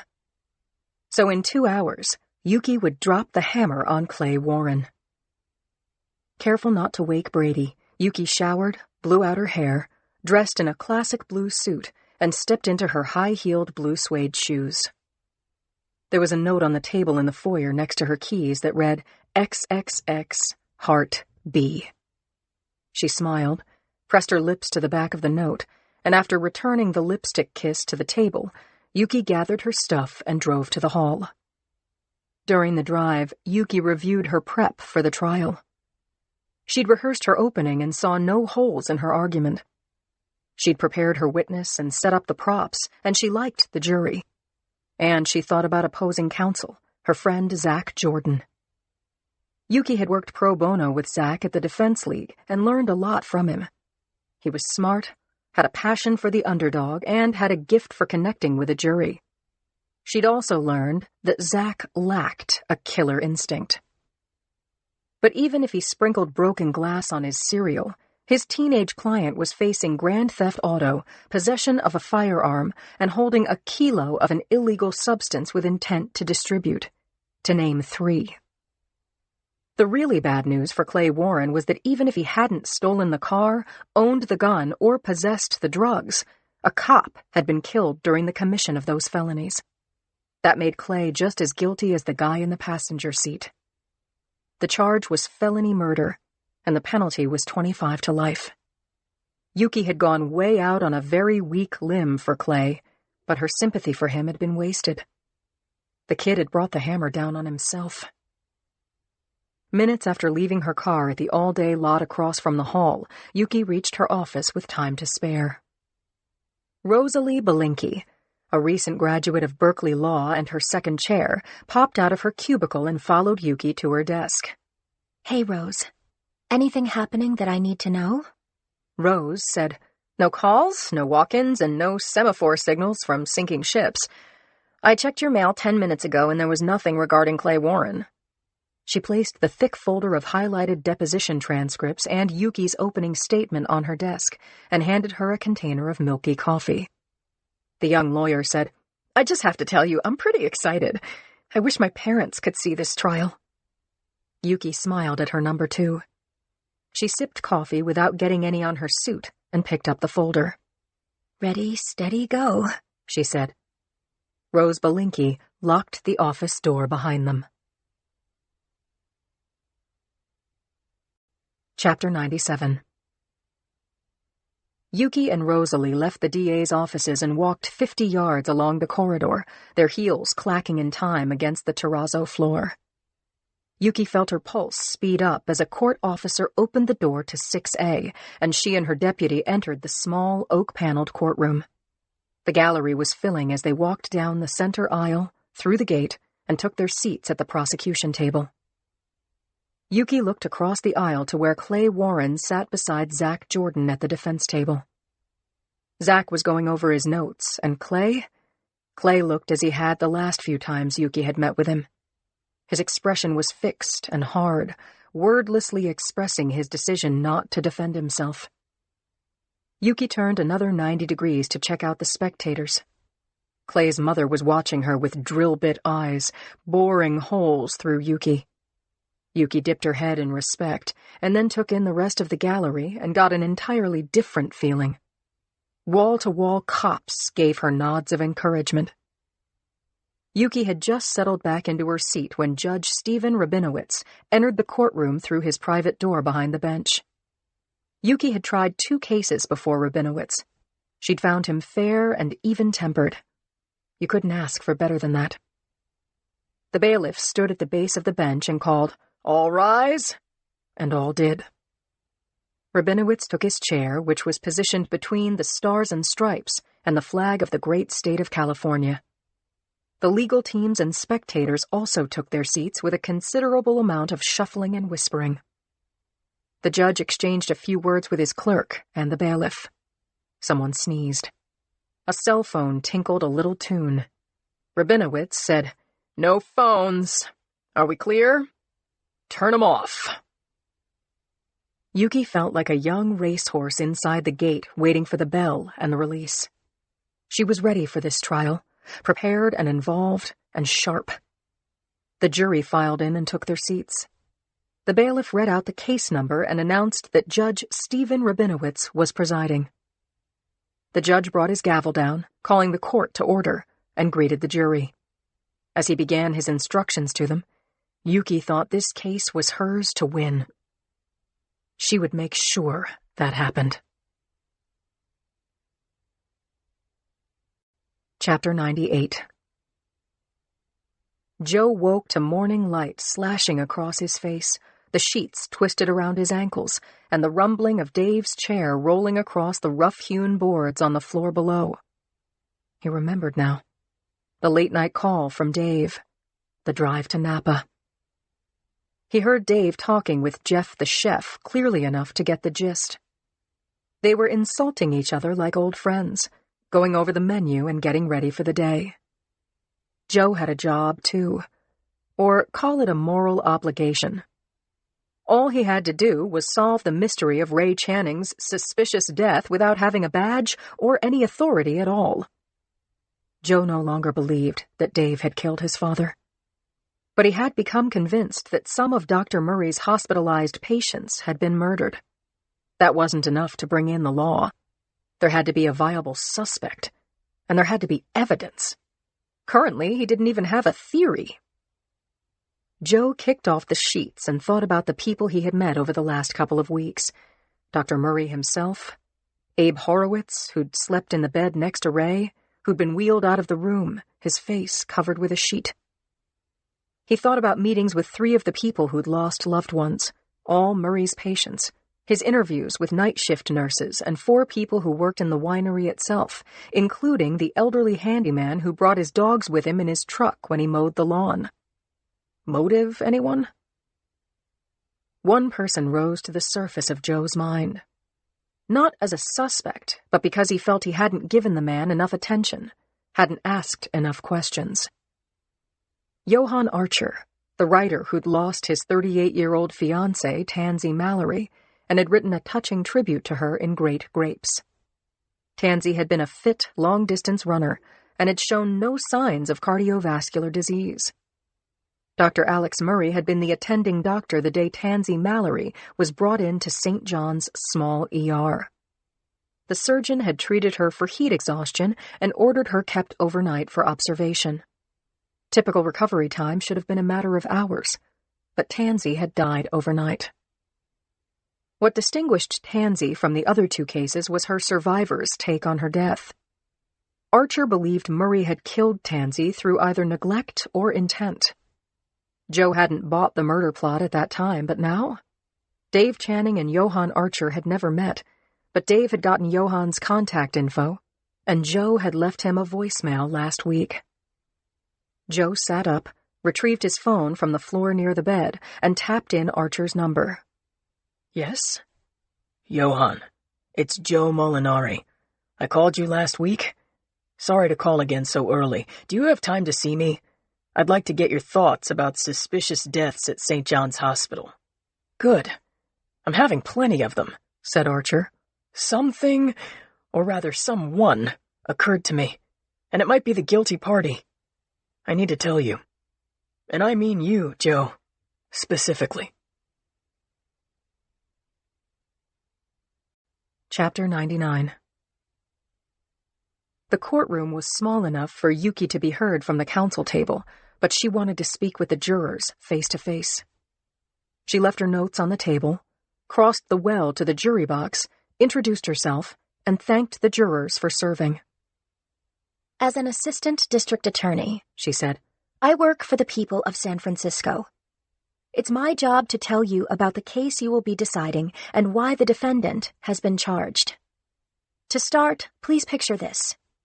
At 11:27 on March 15th, Officer Todd Morton and his partner, Officer William Scarborough, are driving in the Sunset District on 19th Avenue when a white Chevy Impala speeds through a red light at the intersection of 19th and Taraval. Officer Scarborough is at the wheel, and Officer Morton is in the passenger seat. Morton turns on the flashers and sirens, and Scarborough follows the Chevy.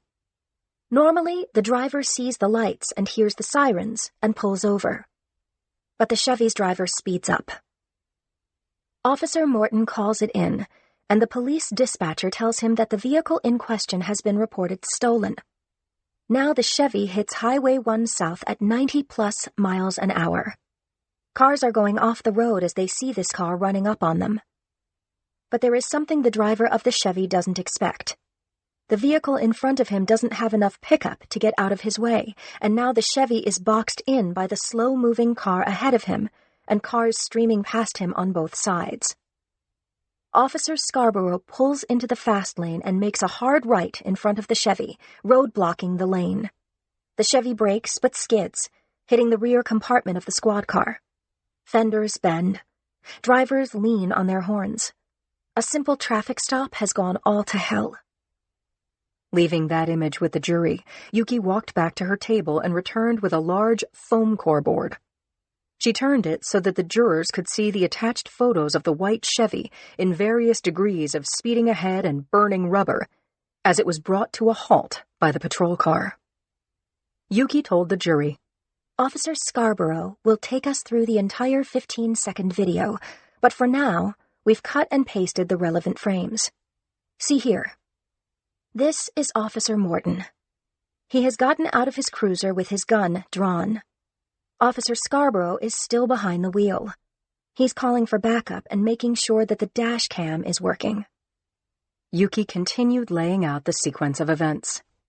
Everything is happening very fast, she said. The time between when Officer Morton gets out of the cruiser to approach the Chevy and when he is shot measures only 15 seconds. In that brief gasp, a good man, a public servant doing his job, dies. His wife becomes a widow, and his 3 children fatherless. And the man who shoots him gets away. The defendant knows the shooter's identity. Yuki let that last sentence hang in the air. But he's not talking. Chapter 100. Yuki walked along the rail fronting the jury box, letting the jurors count off the seconds. Then she asked, How does the killer get away? In the few seconds following the crash and the shooting, the gunman makes a plan. Traffic is now crawling with rubberneckers. The man with the gun steps into the far right lane where the driver of a RAV4 is slowing for the accident. The gunman points his weapon at the driver's open window and shouts, Get out of the car! The driver of the RAV4 is Mr. Jonas Hunt, 70 years old, and he tells Officer Scarborough later on that he wanted to see 71. He complies with the shooter, gets out of his car. The motor is running. The shooter gets into the car, makes a U-turn across a break in the median strip, avoiding the clotted traffic, and makes his escape. The cruiser's dash cam has recorded the Chevy's plate number, and although every law enforcement officer in California looks for the car, they can't find it.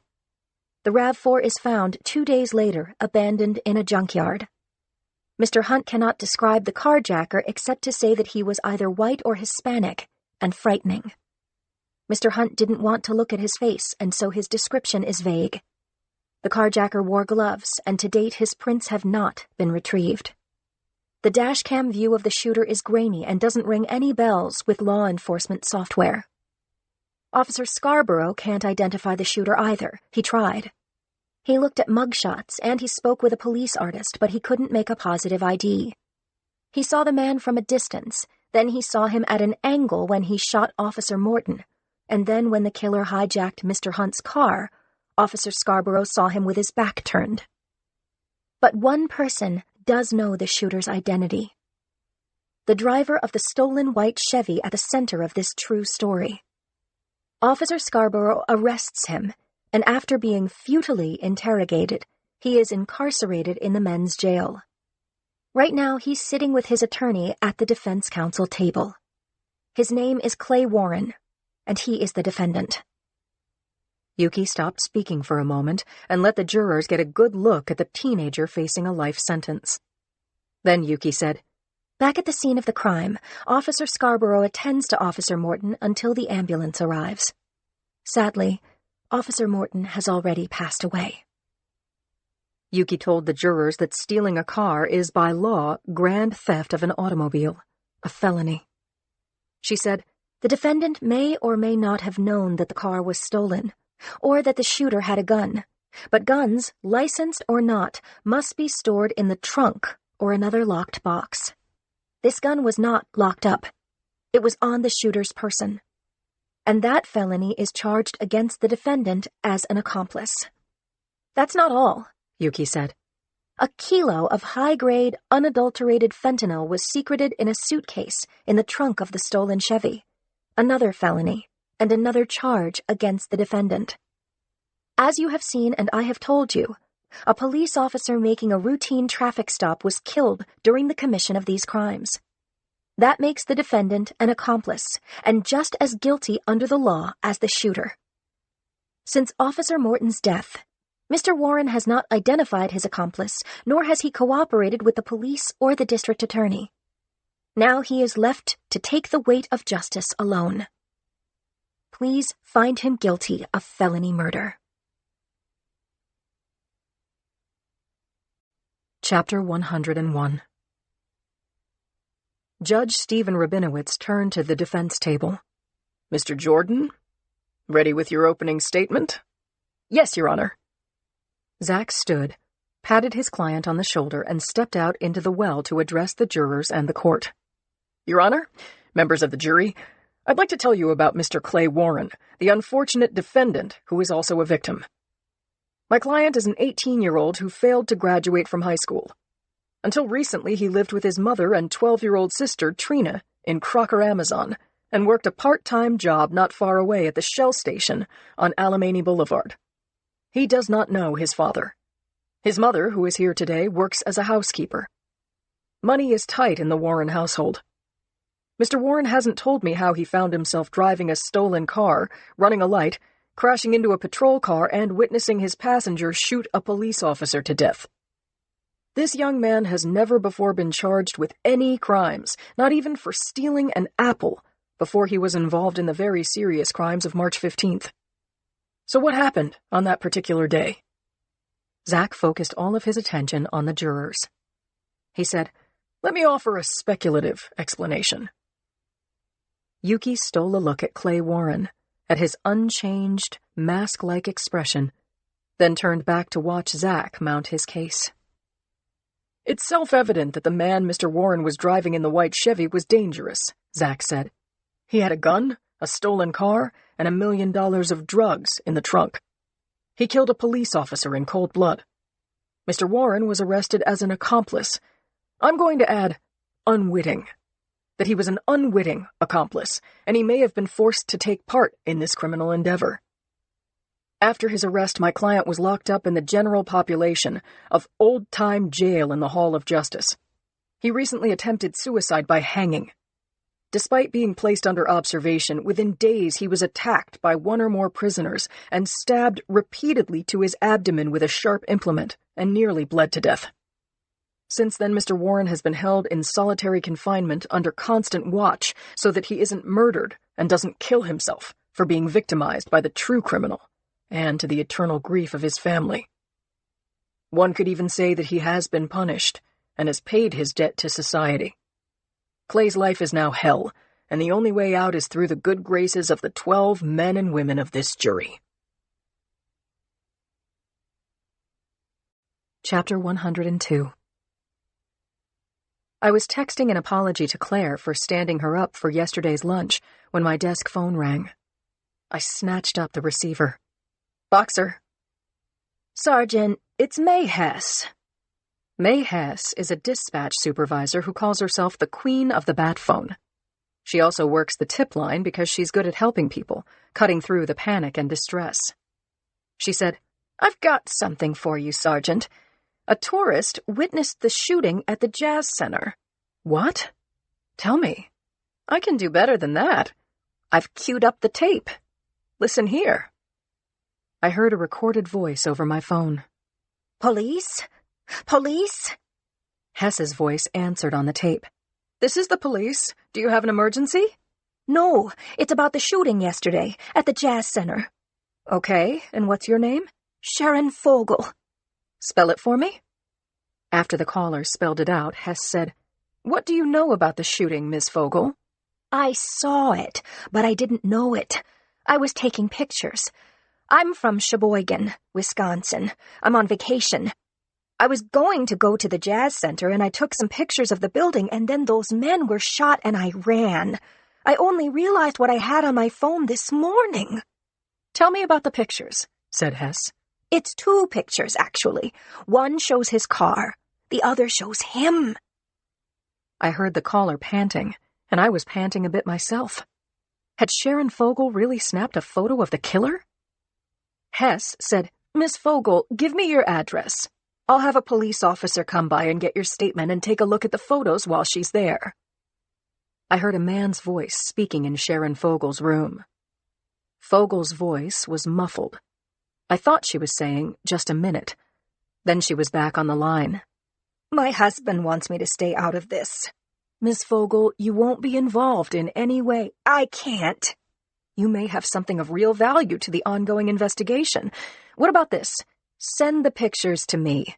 I'll forward them to the homicide team." Give me your email address, said Fogel. The voice of the man speaking in Fogel's room was growing louder. "You've always got to be the star of the show, Sharon." Have you got them? Fogel asked Hess. "Let me open your email." I heard the clatter of the phone hitting the floor. Then the click of the phone disconnecting. The taped call was over, but Hess was there.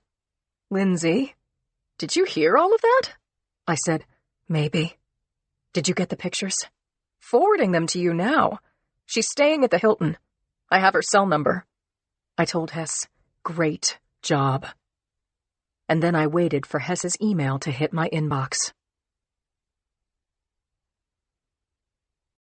Chapter 103. Conklin looked over the top of his computer and asked, "What was that all about?" "Roll your chair over." He pulled his chair around to my desk so that he could see my monitor. I said, "Hotline thinks we might have a witness to the Jazz Center shootings, and the witness sent pictures." "Let's see." I opened the email, daring to hope. The first photo was a glamour shot of the Jazz Center, the corner view of the building's expanse of glass windows sparkling in morning sunlight. The street was quiet. There was some traffic at the intersection, but this shot had clearly been taken before 3 people, a semi-well-known guitarist and his 2 bodyguards, were picked off one shot at a time. Fogel had said she'd taken a picture of the car. In the lower right corner of the photo, on the opposite side of the street from the Jazz Center, was a black Ford Taurus. I said, "The witness said that the gunman fired from inside a car. Maybe this one. I can read, 4 numbers on the tag." "Not a bad line of sight from the car to the entrance of the building." There were a couple of other cars parked in front of the Taurus, all of which would have to be checked out. I jotted down the tag numbers as Conklin said, "I'm ready for the next one." I clicked on the next picture. It had been shot only a few seconds after the first. It showed a man in the driver's seat of the Taurus, his gloved hand on the window frame, pulling the door closed. "Uh-oh," I said. "So much for his prints." My partner adjusted the monitor so it faced him square on. "Am I hallucinating? Or is that Barkley without the beard?" I enlarged the man's face so that it took up most of the screen, but the more enlarged I made it, the more his features went out of focus. I had seen photos of Barkley with and without the beard, but I couldn't be sure that this was him. I said, "I'll find Stempian. You run the plates." I called Stempian, but he didn't pick up. It was 20 after 12, lunch hour. When I ate out close to the hall, my cheap eatery of choice was McBain's. Was it Stempian's go-to joint, too? Conklin looked up from his computer and said, "The Taurus was reported stolen 36 hours ago." "Could be Barkley stole it before the shooting and still has it," I said, trying out a theory. "Or, Richie, he could have left the car after the shooting and walked off the scene. The car could be right where it was yesterday. The street was closed all day for CSI and until late last night." "I'll go take a look," he said. "You find Stempian." I transferred the 2 pictures to a flash drive and went across the street to McBain's. The place was crowded. It always was at lunchtime.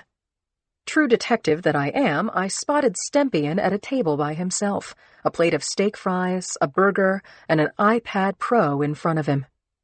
I navigated a path through the congested bar and grill, and when our FBI computer guru looked up, I smiled and said, "May I join you?" He said, "Absolutely," but his look told me that he was checking out my face.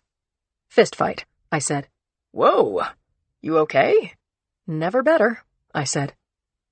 Sid came to the table and I ordered what Stempian was having. Once she'd departed, I held up the thumb drive and said, "Mike, you feeling heroic today?"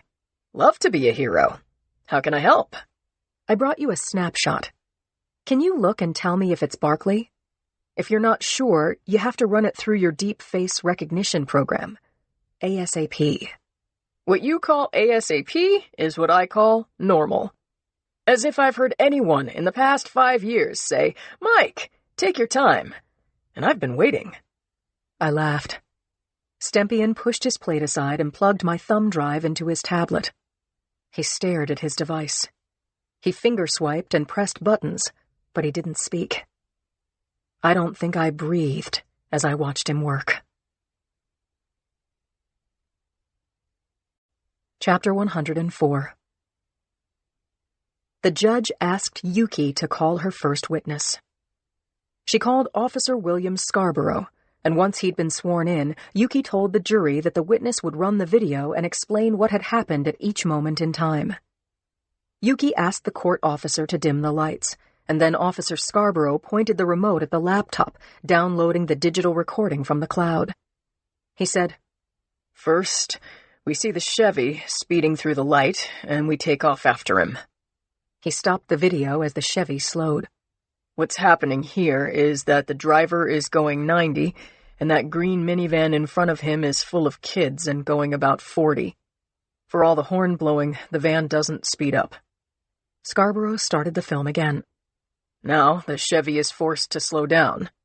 The van is crawling in front of him, and traffic is flowing on his right and left sides. Here's where it all goes down. I pull into the traffic on the left, speed ahead, and see daylight between the back of the van and the front of the Chevy." Scarborough paused the video to make sure the jurors got a fix on the next move. Scarborough said, "I make a hard right in front of the Chevy. It's a tight squeeze, but I'm just trying to stop the guy. He T-bones our cruiser, hitting in the rear compartment, and we all come to a stop." Scarborough explained the action in the last part of the video. "That's Officer Morton, walking over to the driver's side of the Chevy, ordering the driver to step out of the car. But what Morton can't see is that the passenger door opens and a tall man in black clothes gets out. I can't see his face," Scarborough said. "I've watched this video so many times, but the crash put our car at an angle to the Chevy, and this guy walks out of the shot. I've got less than a second of his profile. He resembles a dangerous criminal I've seen on FBI posters, but resemble isn't enough for a positive ID." Scarborough's voice cracked. He cleared his throat and let the video roll. "He walks around the Chevy to where Todd Morton is standing with his back to him, talking to the driver. Here, it's painful to watch. The gunman opens up on Todd. He goes down, and then the son of a bitch fires at the cruiser. At me. The dash cam catches me as I get out of the cruiser and go toward Todd, and I'm calling for an ambulance, and traffic is going nuts, and by then the shooter has evicted the old man from his RAV4 and takes off. Scarborough hit pause again and said, At this point, Clay Warren gets out of the Chevy with his hands up, and I direct him to put his hands on the roof and not to move. I cuff him, pat him down. He wasn't armed. The ambulance arrived fast, but Todd was dead from the time he hit the ground. Yuki asked for the lights to go on. Several people in the gallery were crying, and one person left her seat and pushed open the door. Yuki said, I know everyone here feels for you and Todd Morton's family. What can you tell us about your late partner? Scarborough sighed and spoke for several emotional moments about Morton, lauding him and stating that neither of them had ever been involved in a shooting before. You said you couldn't identify the shooter? His features are regular. He wore sunglasses and his jacket had a high collar. Mostly he was on the move, standing away from me or half away from me, and then he was shooting at me. Things were happening fast. Judge Rabinowitz asked defense counsel if he had any questions for the officer, and Zach Jordan said that he did not. Yuki thanked Officer Scarborough and asked him to step down. Rabinowitz said, Miss Castellano, please call your next witness. We have no other witnesses, Your Honor. Mr. Jordan? I have a character witness, Your Honor. In that case, let's take a brief recess, a half hour. And then after your witness, Counselor, we'll hear your closing arguments. Chapter 105. I snatched up the receiver of my ringing phone. Conklin said, I'm on Fell Street outside the entrance to the Jazz Center. You're right again, Boxer. We got a break? Black Taurus with a 180-degree view of the entrance to the Jazz Center and a surprise inside the car. Don't make me beg.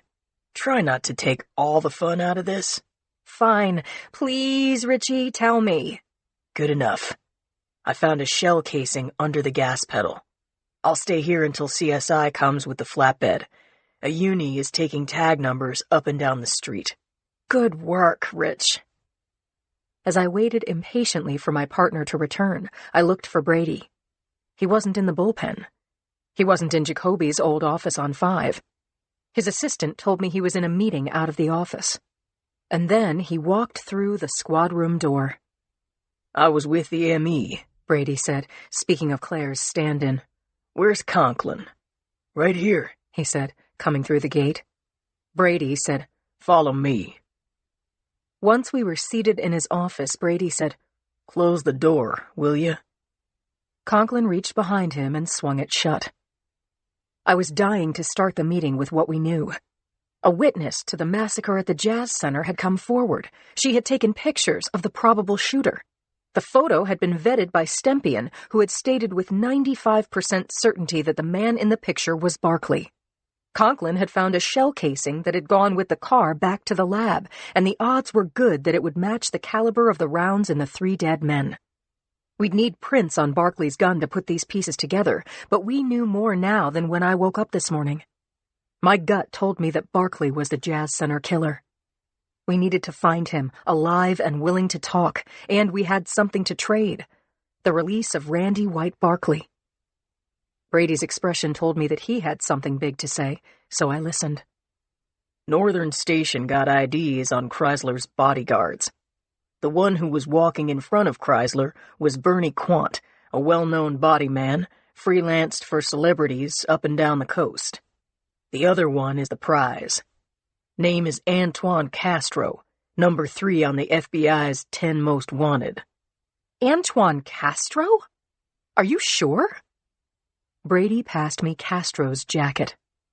I saw his mugshot and his morgue shot, dated today. They were a match to his photo on the FBI's 10 Most Wanted bulletin. Also in his jacket was a long list of prior offenses, convictions he'd dodged because of lack of evidence, and the big one: a bank heist in Seattle. 4 people died. The gang fled. A survivor identified Castro absolutely, positively, and that had vaulted him onto the FBI list. In more recent news, Yuki had told me that before Clay Warren went mute, he'd once mentioned Castro as Todd Morton's killer, but had stopped short of positively, then backtracked, and had refused to cooperate ever since. Now Castro was dead, and I was shocked. After the shootout on Highway 1, I had theorized that Castro had gotten a fresh horse and ridden out of town. It seemed that he'd been in San Francisco all along. I said, Castro is the #1 suspect in the killing of Todd Morton. Yuki is trying the kid Castro left twisting in the wind. Brady, don't you and Yuki talk about your cases at home? She never mentioned his name, Brady said. I said, Warren is on trial right now. With Castro dead, maybe he'll talk about him, his drug operation, where he lived. You know what I'm saying, Brady? Make himself useful in exchange for a deal. Go, he said. I left the office at a fast clip, leaving Conklin to watch Brady's face when he told him that we had a phone shot of Leonard Barkley getting into a stolen car outside the Jazz Center, where 3 people, including Castro, had been killed. For Clay Warren, Castro's death might be the best thing that could have happened to him. I ran to the courtroom. I had to find Yuki before the jury came back with a verdict. Chapter 106. Dave had parked his van in the medical center parking lot. He had reclined the seat back a few degrees so that he could watch the lot and also see Dr. Murray's second-floor office. At 4 p.m. on the nose, Murray left the building, got into his car, and drove away. The open bottle of wine rested between Dave's thighs. He lifted it, took a couple of pills along with some fine Channing Cabernet, and waited for his pulse to slow. Then he made a phone call to the doctor's office. He recognized her voice. Nurse Atkins? Yes. To whom am I speaking? It's Dave Channing. What do you want, jackass? His words were coming slowly. He took long breaths and exhaled deeply. He said, I came to, bring something for, the doctor. He just left, she snapped. Don't call here again. Before she hung up, Dave shouted, Wait! I brought something. An apology. And a check. For the damage. For what I did, to his car. Leave it in the lab pickup box downstairs. I'm hanging up now. Again, Dave yelled, Wait! I have things to do, Dave. You should have your lawyer send the check to the doctor, but I know what you're doing. You're trying to show remorse so that the judge doesn't put your sorry ass away for the full 3 years. That's not it. Listen. Make it quick. I took pills. I don't have much time. I wrote an apology to you, too. And I brought you a gift. My mother painted a small oil. Could be worth more than 20,000. My way of saying, I'm sorry. What kind of pills did you take? Dave's laugh was a croak. I took 'em all. Sleep, heart, BP. Digoxin? Yeah. If he had it, I took it. I barfed some, but he had spares. I'm drinking Dad's best wine. How much of the digoxin? I wasn't, counting. How do you feel? I'm passing out. Where are you? Atkins asked. Outside. The van. Channing Winery. Blinds were cracked open on the second floor. Then Atkins hung up the phone. Dave watched the lights in Murray's office go out. He took his phone out of his hip pocket and placed it on the dash. He took another swig of the wine he'd helped grow and bottle. Then he laid his head back, waiting.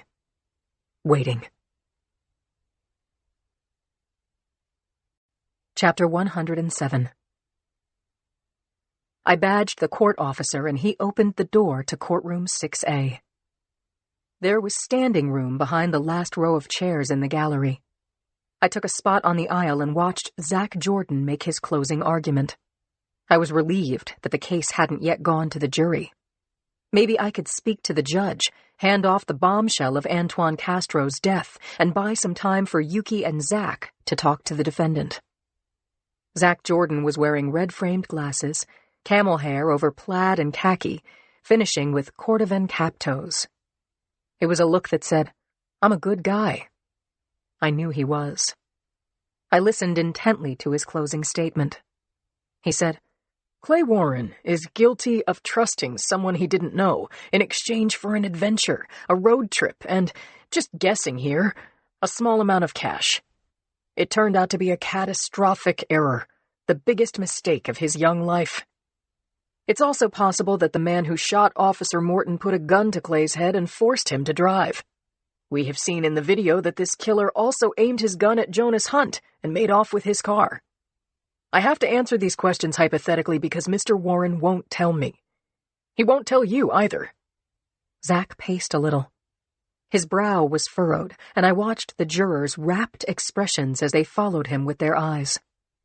Zach stopped and faced the jury, saying, "But when he was first arrested, Clay thought he might know who'd convinced him, or forced him, or paid him to get into the car. He mentioned the name of a notorious criminal, but he said that he couldn't make a 100% ID. And now I know why he wouldn't cooperate or help himself. He was afraid of retribution, and he got it. He was brutally attacked in jail, stabbed multiple times in the gut, and came this close to dying. You heard Ridley Sierra, Clay's best friend since grade school, swear under oath that in his opinion Clay is naive and younger than his years. He described Clay as gullible. I believe that Mr. Sierra is right." My heart twisted thinking about Clay Warren, the poor dope, and I wanted to tell him, help is on the way. Zach was wrapping up, and time was running out. I saw where Yuki was sitting beyond the railing. I texted her, but she didn't respond. I was desperate to reach her, so I took a chance and crept up the aisle to the bar, reached over and tapped her on the shoulder. She spun around, annoyed, but then she read the expression on my face. She mouthed, "What's wrong?" I stepped on some feet, bumped knees, but I got close enough to Yuki to whisper in her ear. "Antoine Castro is dead," she whispered back. "How do you know?" "He's in a drawer at the ME's office." Yuki grabbed my hand and squeezed, then stood up. She said, "Your Honor, Mr. Jordan, I'm sorry to interrupt, but we have new information from the SFPD. If we may approach the bench?" "This had better be good, Ms. Castellano. It had better be brilliant." Chapter 108. Yuki, Zach, and I stood at the bench, looking up at the judge. Yuki said just above a whisper, "Your Honor, the man who we believe killed Officer Todd Morton has been positively identified by his photo. His fingerprints on his gun matched his prints inside the Chevy and Mr. Hunt's RAV4. I would prefer you hear this information from Sergeant Boxer, who is a homicide investigator with the SFPD. Judge Rabinowitz looked at Zach. "Okay with you, Mr. Jordan?" "Yes, Your Honor." He said, "If we were on a TV show, I would say, this is highly irregular." Irregular or not, the judge called court into recess, and Yuki, Zach, and I followed the judge into his private chambers. He didn't ask us to sit, so we stood around his desk. Judge Rabinowitz said, "What can you tell me about this individual, Sergeant?" I said, "The man we believe was the passenger in the stolen white Chevy, the one who shot Officer Morton, is a drug dealer by the name of Antoine Castro."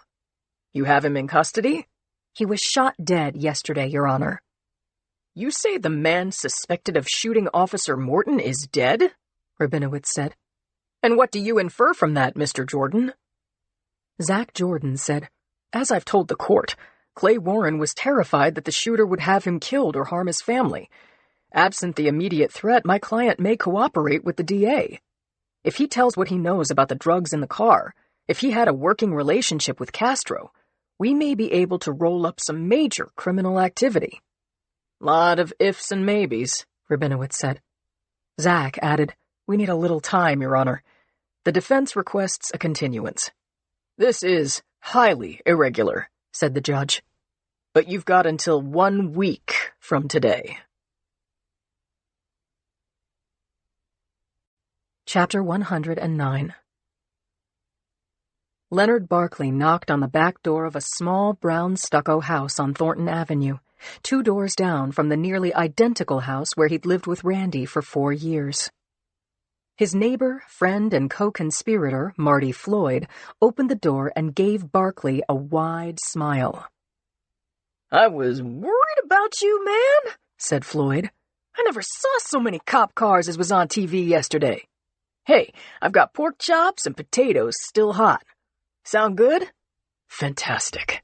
Got milk?" "Sure do. And I set up the game. Maybe we can go a few rounds." "I've walked miles," said Barkley. "I need to wash up, change out of these clothes. And no kidding, I need to sleep. Eat first, shower later. Sleep when you're dead. Sounds like a t-shirt slogan, doesn't it?" Barkley laughed. He hadn't eaten since yesterday morning. He couldn't remember when he'd last laughed. "You win, Marty. Eat first." Marty Floyd, transit cop, political junkie, and full-ranking member of Moving Targets, carefully placed a heaping plate of food in front of his friend Barkley and sat down across from him at the kitchen table. "Barco," he said, "you're a folk hero. There's going to be ballads written about you someday. How'd it go down?" Barkley put his phone down next to his plate. A clamshell burner. He sawed off a hunk of pork chop with a steak knife. "Eat first," he said. "Then talk." Floyd laughed, got up, and poured Barkley a glass of milk. 5 blocks away, Randy White Barkley was riding inside a squad car with her minder, Officer Pat Hudson. The dog had been left behind, because as Randy had told Hudson, she just needed to pick up her electric toothbrush, her own pillows, a box of dog treats, a phone charger, and her personal massager, none of which she'd taken when the police kidnapped her. Hudson found Randy quite amusing. She pulled up to the Barkley house on Thornton near the junction with Apollo and parked in the short driveway. She said, "We should hurry."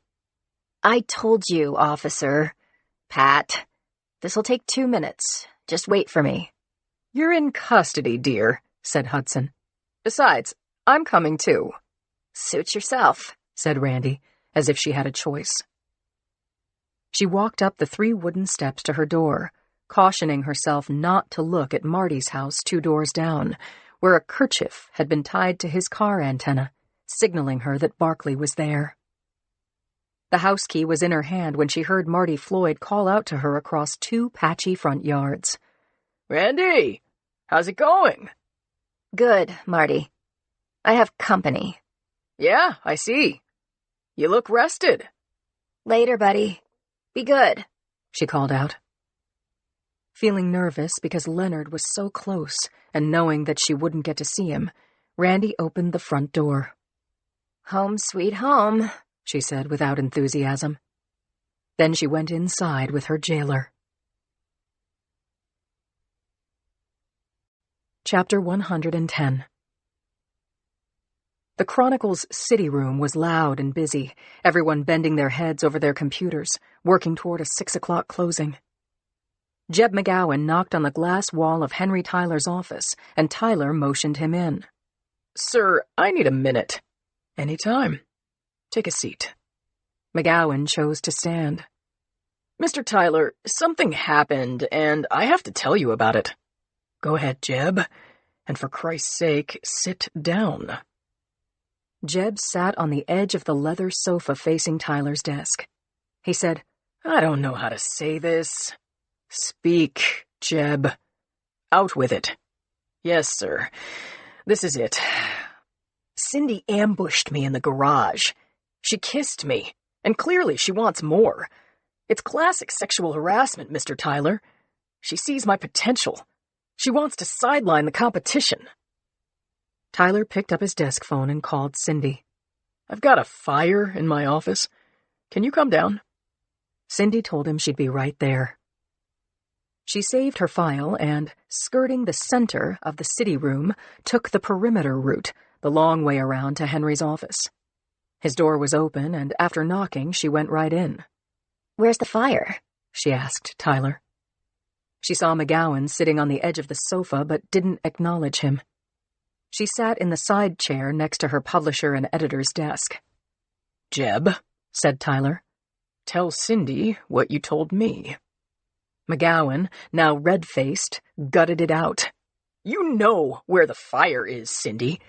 I told Mr. Tyler about those unwanted advances you made in the garage, and since you're technically my superior, that's sexual harassment."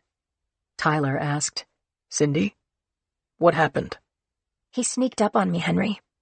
He grabbed the back of my neck so that I couldn't pull away, and stuck his tongue in my mouth. He asked me if I liked it. I told him if he ever did that again, I'd get him fired." Henry Tyler picked up the phone and punched in some numbers, and when the call was answered, he said, "Marie, Mr. McGowan is leaving our employ. Please do the paperwork. Say his job was downgraded and filled from within. Send security to the city room to take his ID, watch him pack up, and escort him out of the building. Thank you." Tyler put the receiver down hard and turned back to McGowan. "Jeb, you're fired. I'm sorry it didn't work out. If it gets back to me that you're bad-mouthing Cindy or me or the Chronicle, I'll return the favor. Bookkeeping will direct deposit your check through the end of the pay period. But I want you out of here. Now." Chapter 111. Dave was dozing when the side door of the van slid open. Nurse Carolee Atkins stepped up and sat heavily in the passenger seat. She shook his arm roughly to wake him up. Dave pressed the button that raised his chair back into an upright position. "Hi, Nurse Atkins. Thanks for coming." "What is it that you want exactly?" He pointed and said, "Glove compartment." Atkins opened the glove box and took out 3 manila envelopes, one marked with her name, one with Murray's name. The third one read, "Last Will and Testament." "Where's the painting you were talking about?" she asked. "Cargo compartment. I crated it up for you. Wrote your name." He yawned widely and left the sentence unfinished. "Dave, is the cargo compartment open?" "You mind," he said, gasping, "talking to me? My last day." Atkins sighed. "Okay, but I have guests coming for dinner, so let's keep it short. What do you want to talk about?" "Tell me about Ray. Something you liked. Closing my eyes. Tell me." Atkins said, "I liked your father a damned sight more than I like you. One time I couldn't leave for lunch because we were short-handed. He went out and got me a sandwich and pickles." Dave Channing was sleeping deeply. Whatever he'd taken, a cocktail of heart medication, blood pressure medication, diazepam, digoxin, which alone could have killed him, and what looked like half a bottle of wine, was shutting him down. "Dave?" he groaned. Atkins opened the envelopes. Yes, there was a check for the doctor, $10,000. She read the apology from Dave to Dr. Murray, and it sounded sincere. He said that he'd lost his mind in grief. He hoped the money would cover the cost of repainting the car.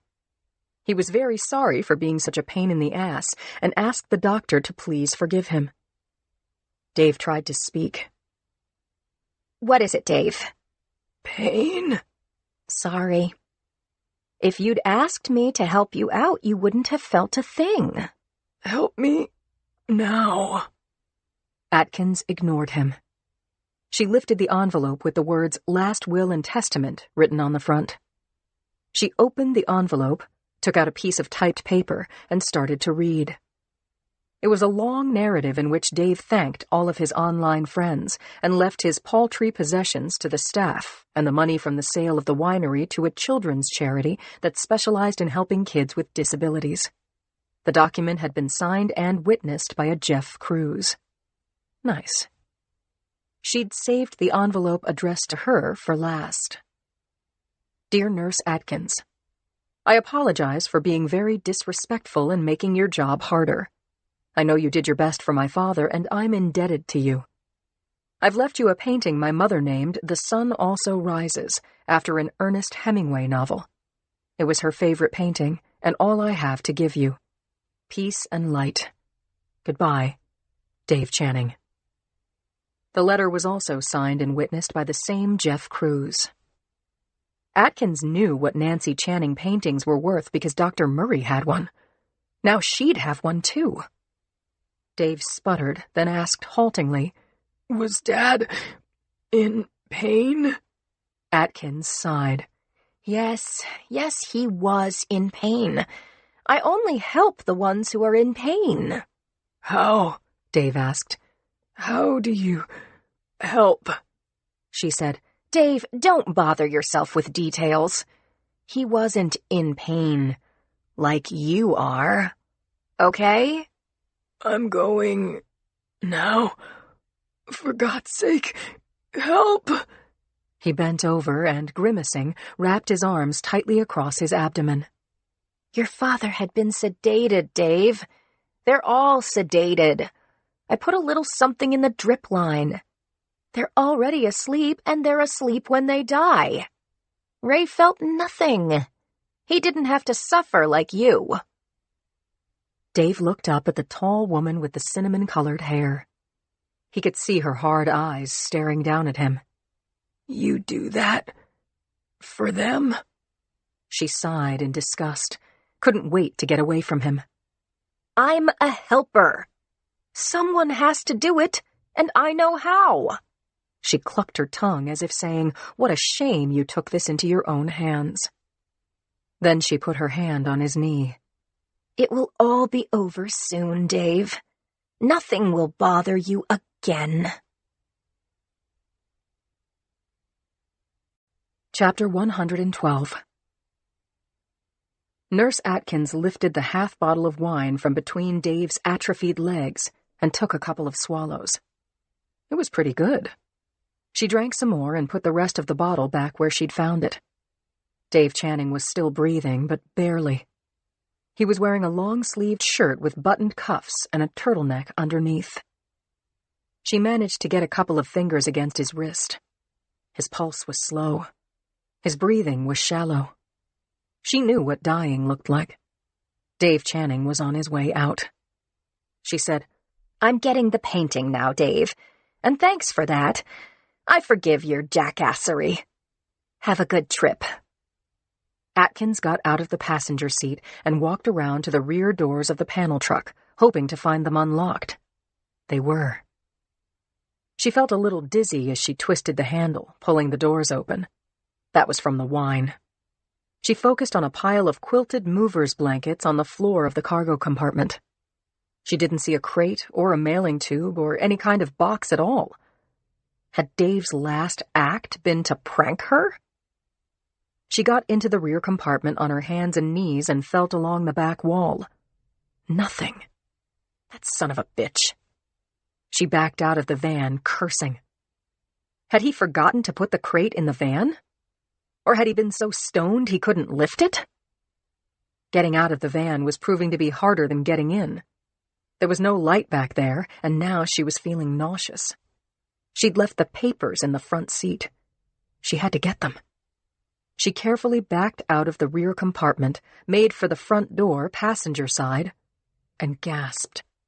Something hard had poked her in the back and was pressing against her spine. It could only be a gun. A man's voice said, Put your hands behind you, Ms. Atkins. I'm taking you into custody. She recognized the voice, but still turned her head to check. It was Dave's friend, Joe something. He was strong, a former football player. She couldn't outrun him, but maybe she could talk him down. Dave said he left something for me in the back. You should call an ambulance. He took all of his father's pills. I wanted to call 911, but he wouldn't let me. Atkins continued to look at the man who was threatening her with a gun. I've done nothing wrong. You'll see the papers. Dave decided to commit suicide. He wrote it all down. Carolee Atkins planned her next move. She would leave the papers and just start walking toward the office. It was only 30 yards to the door. Her keycard was in her bag inside the van, but people leaving the building would let her in. Even now, the parking lot was coming to life. The sounds of electronic locks opening, headlights coming on. She heard the purr of a motor. She was taking a chance, but she didn't believe that this Joe guy would shoot her in the back. She'd taken a few steps toward the medical building when Dave came around the side of the van, maneuvering his chair so that whichever way she walked, he blocked her way. What was going on? He looked wide awake and fully cognizant, and he too held a gun on her. He had his phone in his lap, and he lifted it, pressed a button. She heard her own voice saying, "Your father had been sedated, Dave. They're all sedated. I put a little something in the drip line. They're already asleep, and they're asleep when they die. Ray felt nothing. He didn't have to suffer like you." Then Dave's voice. "You do that? For them?" "I'm a helper. Someone has to do it, and I know how." Chapter 113. The ground was swimming. Atkins said to Dave, "What? What's in the wine?" "Napa Valley's best Cabernet. Nothing more." Joe something said, "Do what I told you to do, Ms. Atkins. Put your hands behind your back. You're under arrest." It was coming to her now. She'd been tricked. Dave had feigned his suicide, every bit of it. And now she was filled with rage. It wasn't legal to tape people without telling them. She said to Joe, "Arresting me? By what authority, mister?" "My authority as a citizen. It's quite legal. And if you're thinking a taped telephone conversation can't be used in court, the confession you made to Dave in person is allowable and strong evidence." Joe forced her arms back and cuffed her wrists. Then he picked her up and gently laid her in the back of the van on the nest of quilted movers' blankets. "Next stop, police station," Dave called into her. "We can all give our statements. That goes for Mr. Archer and Mr. Horowitz, who'll meet us there. They saw and heard you in the rooms of the deceased. They know what you did." "Don't you understand?" she shouted, her voice echoing lazily against the inside walls of the van. "I was doing a good thing. I'm a helper. I was helping people."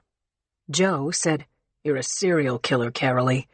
But tell your story to the police, and then you can tell it to the FBI." He slammed the rear doors shut and locked them.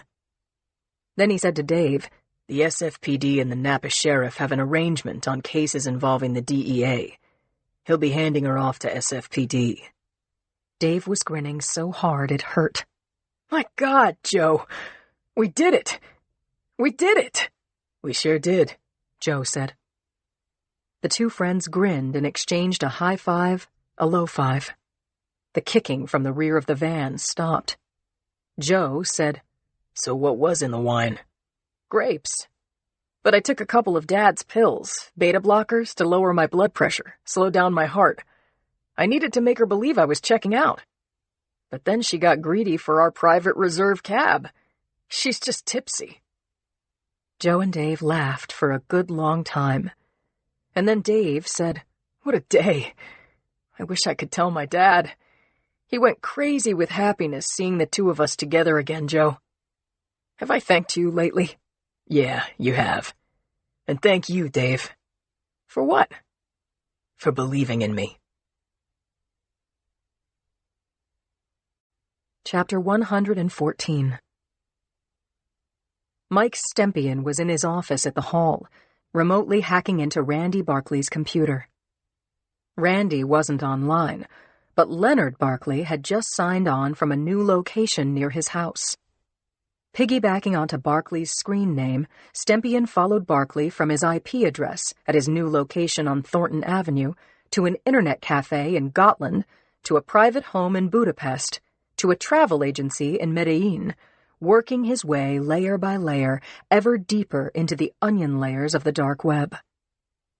He had a pretty good idea that the final location would be moving targets. This time Barkley would be his unknowing tour guide. Stempien wasn't wrong. After virtually hopscotching around the globe, he watched as Moving Target's front page slowly came up on his screen, like an image taking form on old-fashioned photo paper inside a tray of fixer. In the center of the screen was the Wheel of Fortune. To the left side was a map of the USA with blinking pin lights marking Detroit and Miami and San Francisco. Stempien thought those cities were the locations of upcoming hits. "It's part of the Moving Targets program," he said. "Go time, 0830. He homed in on the winking city lights and took a series of screenshots, planning to enlarge them later. He might be able to decode names or addresses. He made a mental note that Barkley hadn't spun the wheel. What Barkley did instead was jump into the chat room where, using the screen name Killshot, he typed, "I'm here." Screen names joined Killshot in the chat room, and rolling lines of applauding emoticons, yahoos, and fireworks burst onto the screen. Fellow players urged him to talk, virtually chanting, "Kill shot, kill shot, kill shot. Tell us about it, Killshot. Everything." Stempien picked up his cell phone and called Brady. "Lieutenant, this is Mike Stempien with a red alert. I have a physical location on Barkley. Yeah, San Francisco, 430 Thornton. Right now." Chapter 115. It was nearly 6 p.m. when Conklin and I arrived at Silver Terrace. A uniform standing beside his cruiser at the top of Apollo told us to park in front of the green house, one of dozens just like it, stair-stepped down both sides of the sloping avenue. Conklin drove us down the hill, passing the herd of black armored SWAT and FBI vehicles banked at the curb in front of a brown stucco house that Stempien had identified as belonging to Barkley's Moving Targets comrade Marty Floyd. We slowed in front of the green house with an overgrown front yard and a stubby, empty driveway and parked as directed. This was the house between the Barkley and Floyd residences, and the interior was dark. The brown house to its left belonged to the Barkleys. 2 unoccupied, unmarked cars and a cruiser formed a barricade in front of it.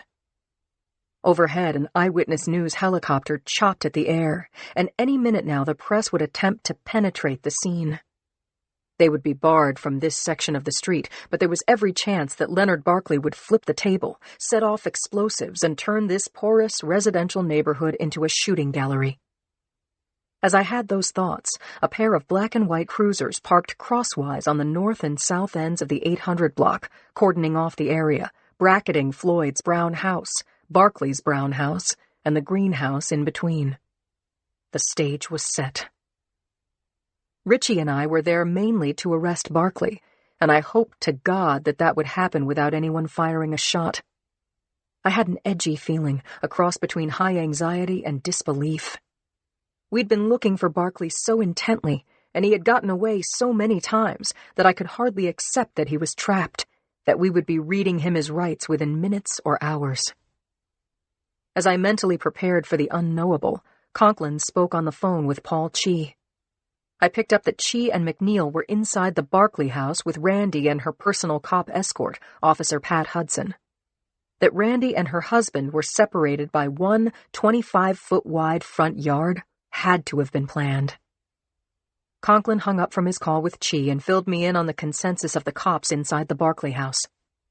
Based on Randy's nothing-to-lose attitude and escape potential, she'd been locked up inside a windowless back room with cops taking shifts at the door. It was too bad for Barkley that he'd jumped onto Marty Floyd's computer and logged on to Moving Targets. And I felt bad for Randy, pining for her husband. But I snapped out of it. Leonard Barkley didn't deserve sympathy. He was the #1 suspect in the high-profile killings of Paul and Ramona Barron, and the 3 men who'd been dropped at the Jazz Center like puppets with cut strings. And it was entirely possible that Barkley had also shot Roger Jennings and other San Francisco drug dealers we didn't know were his victims. Was Barkley in charge of the entire moving targets operation? Was he a soldier taking orders? Could he be charged with any of these killings I had just counted up? I brought myself back to the imminent Barkley takedown. Barkley was a dead shot, a proficient killer. His neighbor Marty Floyd was a transit cop, and so had also been trained in the use of guns. I was glad to see that Brady had called in the FBI to back up our SWAT team. Commander Reg Covington had a high record of success, and he was in charge. Conklin and I watched from our squad car. SWAT was using the hoods of their vehicles as gun braces. A bearcat ran up on Marty Floyd's lawn, and 12 men in tactical gear swarmed out. 2 took positions on either side of the front door. Others took posts near the windows and at the back and side doors. I radioed Covington. "It's Boxer," I said. "What can you tell me?" Covington said, "Barkley's not answering his phone. Neither is the house owner. We're warning them, then going in." I watched from the relative safety of our squad car as Covington lifted the bullhorn. A high-pitched squeal that felt like an electric current connected every person in the unit as one. Covington's voice boomed toward the brown house. "Mr. Barkley, this is Commander Covington, SFPD. We don't want anyone to get hurt. You and Mr. Floyd open the door and show us your hands. Do not do anything stupid." I watched the door, waiting for it to crack open, for Barkley to step out with his hands above his head. I could almost see him, wearing fatigues and a new beard. Could see him limping from a wartime injury. I waited to hear him say, "Don't shoot." That's not what happened. Someone panicked. An officer at the barricade twitched his trigger finger and fired a burst of bullets at the brown house. Automatic gunfire was returned from windows on the 2nd floor. Conklin and I ducked inside our vehicle as World War III broke out on Thornton Avenue. Chapter 116. The misfire from our side was an epic error that had launched a firefight that could cost dozens of lives. It could continue until every last one of us was dead.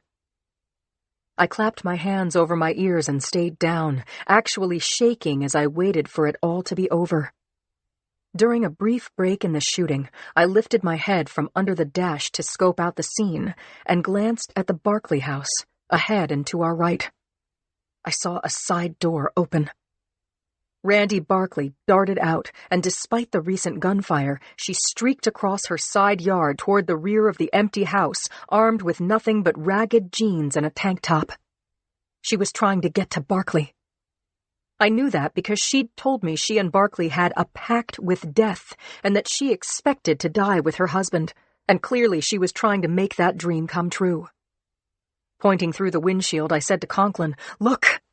The Bearcat, an armored vehicle resembling a prehistoric reptile, ran up over the curb, crossing the narrow lawn between Floyd's brown house and the green one in front of our car. They were forming a barrier. I heard Covington shout, "Hold your fire!" and the shooting on both sides stopped. Conklin was out of the car before the bullhorn's echo died. I followed. Predicting Randy's trajectory, Conklin cut her off with a well-timed tackle to her knees. Chi, McNeil, and Hudson burst from the Barkley house and huddled around us. In a well-practiced maneuver called a cuff and stuff, I got handcuffs on Randy, and Chi and McNeil grabbed her and stuffed her into the Bearcat. The driver took off for the outer perimeter, where Randy would be transferred to a patrol car. Chi was embarrassed by Randy's escape. He said, "There were no doors or windows in that effing room, Boxer." McNeil said, "However, we didn't do a microscopic inspection of the floor." I got it. And I didn't doubt that Barkley's entire house was Swiss cheesed with hidden shafts leading to Barkley's beaten path to the Caltrain tunnel that ran under Silver Terrace. But Randy's dash for the Floyd house hadn't done her any good. I watched as Randy, cuffed in the back of a patrol car, cleared the barricades and headed to the Hall of Justice. I returned to our car in time to hear Covington announce over his mic, 5 seconds. On my go. The front door split open before Covington had counted to 5. The commando to the left of the door kicked it in, cracking it in half. A stout man with blood pouring down his face and arms cried out, "I give up! I give up!" The commando on his right set down his shield, grabbed the stout man's arm, and in one fluid move pulled him to the ground. That man wasn't Barkley. I got out of the car again and went up to Covington, who was ordering his men to get the injured man into a police car. I touched Covington's arm. He said, "Boxer." "Let me talk to Barkley." Covington reached for and opened the closest armored car door. Then he gripped my upper arms, lifted and moved all 5 feet 10 inches of me like I was a doll, until I was behind the hardened steel door and shielded as much as possible from oncoming gunfire. Then he handed me the bullhorn. I took a breath, then spoke, my voice bouncing off the surrounding houses. "Mr. Barkley, this is Sergeant Lindsay Boxer. I'm in contact with Randy. Give yourself up and you can tell her goodbye. Or in 3 seconds, SWAT Command is going to cut you down and take you out of that house alive or dead." I handed off the bullhorn to Covington. The broken front door clattered apart, and Leonard Barkley emerged, holding his hands above his head. I gave him a visual pat-down. Was he holding a weapon? A grenade? He limped out onto the front steps into the open air. "I surrender," he shouted. "It's over. You should all be proud. The drug dealers win." Chapter 117. Yuki and opposing counsel Zach Jordan met with District Attorney Len Parisi in his office that Friday morning. Parisi was in a decent mood, and Yuki observed lipstick on his collar. Maybe that had something to do with his sunny, "Hello, you two. Come in." Zach shook hands with Parisi, and Yuki flung herself onto the couch. She was so emotionally exhausted she'd dressed in jeans and a blazer this morning. In her mind, it was casual Friday, and to hell with anyone who objected. When Parisi was sitting behind his big man desk, papers all straight-edged and tidy, with the red dog clock on the wall showing 8:30 on the dot, Yuki began to explain the situation. Len, the death of Antoine Castro robbed the justice system, but it was a good thing all around. Castro is of no danger to anyone now, but he was an El Chapo wannabe. Some aspiring drug lord is going to pick up his business unless we get out in front of it. "What do you suggest?" Zach said, "I've spent a couple of hours with my client, Clay Warren. As you know, he was almost killed in jail, presumably by Castro's crew, who wanted to stop him from talking. He's not a bad kid. I wouldn't call him greedy or psychopathic. He's about average intelligence for a kid his age, but he was smart enough to stop talking when he was arrested." Zach went on. "I've got the real story out of Clay, and Yuki can back me up." Parisi said, "And you want to what? I'm not getting it." "If you agree with what you hear," said Zach, "we're hoping you'll drop the charges. Because honestly, he's not a criminal, and the shanking he got is going to shorten his life. Maybe the judge will see that he's been punished enough. Dismiss the case and get him to a place where Castro's gang can't find him." "Make it good," Len said. "Right now, he's still on the hook for felony murder. Your trial is due to resume early next week."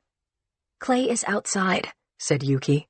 "Let me bring him in, so he can tell you himself." Chapter 118. Zach held the office door for Clay Warren, who leaned heavily on a cane as he came through the entrance. Parisi stood as Yuki made the introductions, and Clay stretched out his left hand and said, "Thanks for seeing me, sir." "Hello, Mr. Warren. Have a seat." The teen was in obvious pain. Zach knew he had bandages wrapping his torso under his orange jumpsuit. He looked for and found a chair with arms, close enough to Parisi's desk. Zach stood and took a stance he might have used to examine a witness in court. He said, "Clay, why are you now willing to discuss your relationship with Antoine Castro?" "Because he's dead, Mr. Jordan. He can't personally hurt me, but I don't feel exactly safe." "Explain what you mean." "He's a gangster, Mr. Jordan. I did nothing to Antoine, but snitches don't live to sing. I didn't say anything, and his crew just about destroyed my, organs. My stomach is punched through in about 4 places." "Why did you try to hang yourself, Clay?" "I was afraid I was going to get killed, and I thought if I offed myself, they wouldn't hurt my mother. My little sister is only 12. Jesus, I can't stand to think about those animals getting to her." Tears were falling now. Yuki walked to the credenza behind Parisi's desk and brought a box of tissues over to Clay. He took a handful and held them to one eye and then the other. His hands shook. Zach waited for Clay to pull himself together and then said, "Can you tell Mr. Parisi how you came to be involved with Antoine Castro?" He nodded. "I was his gopher, sir. He gave me money to get him things. Go buy him a box of ding-dongs at the gas station, wash his car. That's how it started about a year ago. He'd call me and tell me, do this, do that. Then he'd give me money, and we needed it. I have a part-time job. Mom makes almost nothing." He sighed and said, "I didn't like Mr. Antoine, but he said he was watching out for me." Zach said, "Tell Mr. Parisi about the day Officer Morton was killed." Clay Warren said, Mr. Antoine, needed me to make some deliveries with him." "Deliveries of what?" Zach asked. "Drugs. I didn't know what kind. They were in a suitcase. I put that into the trunk for him." "You knew he was a drug dealer?" "Everyone did." "Go on," Zach said. "So he hands me the car keys and tells me, first stop, South San Francisco. He says he'll tell me which way to go. I said okay. I like to drive, and the car handles good. So I'm driving, and this part is all my fault," said Clay Warren. "The light is yellow, but it turns red. No one is coming, so I gun it. Mr. Antoine's laughing, like, 'Good job, boy.' Now there are cops following me, and the rest is a blur. Somehow I got locked into traffic. Then the cop car makes us crash. The cop comes over, and I don't have a driver's license. I don't have registration. Next thing I know, Mr. Antoine is over on my side of the car, and he shoots the cop and steals the car. He's gone, and I get arrested for everything." Yuki asked, "Did you know that Antoine had a gun?" "I didn't see it, but sure, I knew he had a gun." "You say you knew he sold drugs. How about the car?" "It wasn't his, but he didn't tell me it was stolen." Parisi said, "Mr. Warren, so you knew a lot, but not everything. Here's what I need to know now. Do you know where Castro got the drugs?" "Yes, sir, I know his special source." "Do you know the names of his customers?" "Sure, I've driven him before." "And do you know the names of his crew? People who are also participating in Mr. Castro's criminal enterprise?"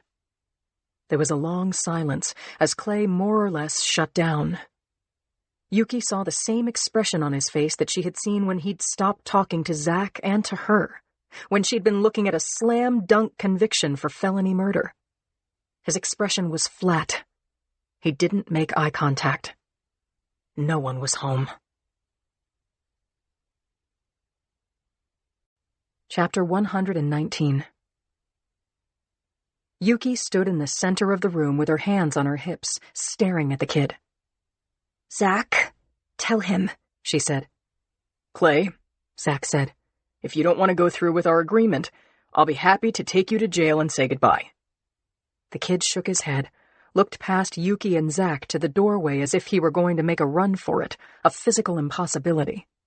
"Sorry, Len," Yuki said. "We won't take up any more of your time." Clay seemed to understand he'd reached the point of no return. He said, "I could give you a list. Better than that, I have Mr. Antoine's book. I hid it. Everything you want is in there. His allergies are in there, his PIN codes and passwords to his phone, his lists of people, and I don't know what all. He was always afraid the government would hack his phone. But I have a question. How are you going to stop his crew from killing me and my family? Zach said, Mr. Parisi, I haven't seen the book, but I know where it is. If it's all my client says it is, we need to get him into witness protection. Where is it? Len asked.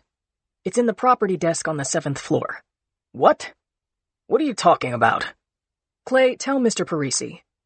It was on the seat when the police car made us crash. Fell out of his pocket. It's only this big. He showed with his fingers a rectangle about the size of a deck of cards. Clay Warren looked at his lawyer, who nodded. I put it in my jacket, and when I was booked, I handed over all my possessions. The book, some change, my keys. They put all of it in an envelope with my name. Parisi said, Miss Castellano, please go up to 7 and get the book. Mr. Jordan, you and your client please wait outside with Tony. Thank you. Yuki buzzed out of the office. Zach helped Clay to stand and walked with him to the door. It hadn't quite closed when he heard Parisi's chair squeak as he spun it so that his back was to the entrance. Your Honor, it's Len Parisi. I may have some exculpatory evidence to show you before the Clay Warren trial resumes next week. Chapter 120. The full membership of the Women's Murder Club planned to have dinner at Susie's tonight. It had been a week or two since Yuki had sung Margaritaville in the front room, since Cindy and I had broken bread together, since Claire had given up half a lung, since Yuki's trial had gone backward, which was what she had wanted. And I had yet to tell how I survived the shootout at the Thornton Avenue Corral and, with a lot of help from my friends, brought in the baddest gunman in the West. We were all excited to catch up, listen, talk, eat with our fingers. Plus, I was having a pre-dinner meet-up with Claire. I missed her so much. I had to hear what Dr. Turk had told her, and she felt this wasn't a conversation to be had on the phone or in email. I said to Joe at breakfast, "Please have dinner without me. This is a major girl catch-up night. Urgent, vital, long overdue." My husband had never looked more handsome. His stay with Dave Channing had given him a glow. He'd told me all about it, and I admired his ingenuity and his commitment, and that his faith in his friend and himself had been renewed. We'd had a wonderful welcome-home night together, and now he was sitting on a bar stool at the kitchen island. I moved in close and stood between his legs, combed his hair with my fingers. He wrapped his arms around my waist and kissed me, so that I felt a charge down to my toes. He looked at me and said, "You want to go out with your friends? How could I possibly say no? But before you decide to go to Susie's, you have to see this." "See what?" Joe got up from the table and opened the freezer, took out a large white paper bag that he'd squeezed in behind the ice cube trays. He brought it back to the counter and said, "Take a look." I pulled open the bag and peered in at a big, round container, the type commercial ice cream is packed in. This container's lid bore a logo that I remembered well. It was from the French Laundry. "What is this, Joe? Ice cream?" "What was your favorite dish?" "You were my favorite, remember?" "Don't make me guess. This is so mean." He laughed. "I was planning to defrost this for dinner, Linz. Lobster, macaroni, and cheese. 3 Michelin stars. That's the most stars you can get." I kissed him. I hugged him. I made sure he knew exactly how crazy I was about him for remembering that, and for scoring a quart of it, too. And then I had to say it. "How about a rain check, Joe?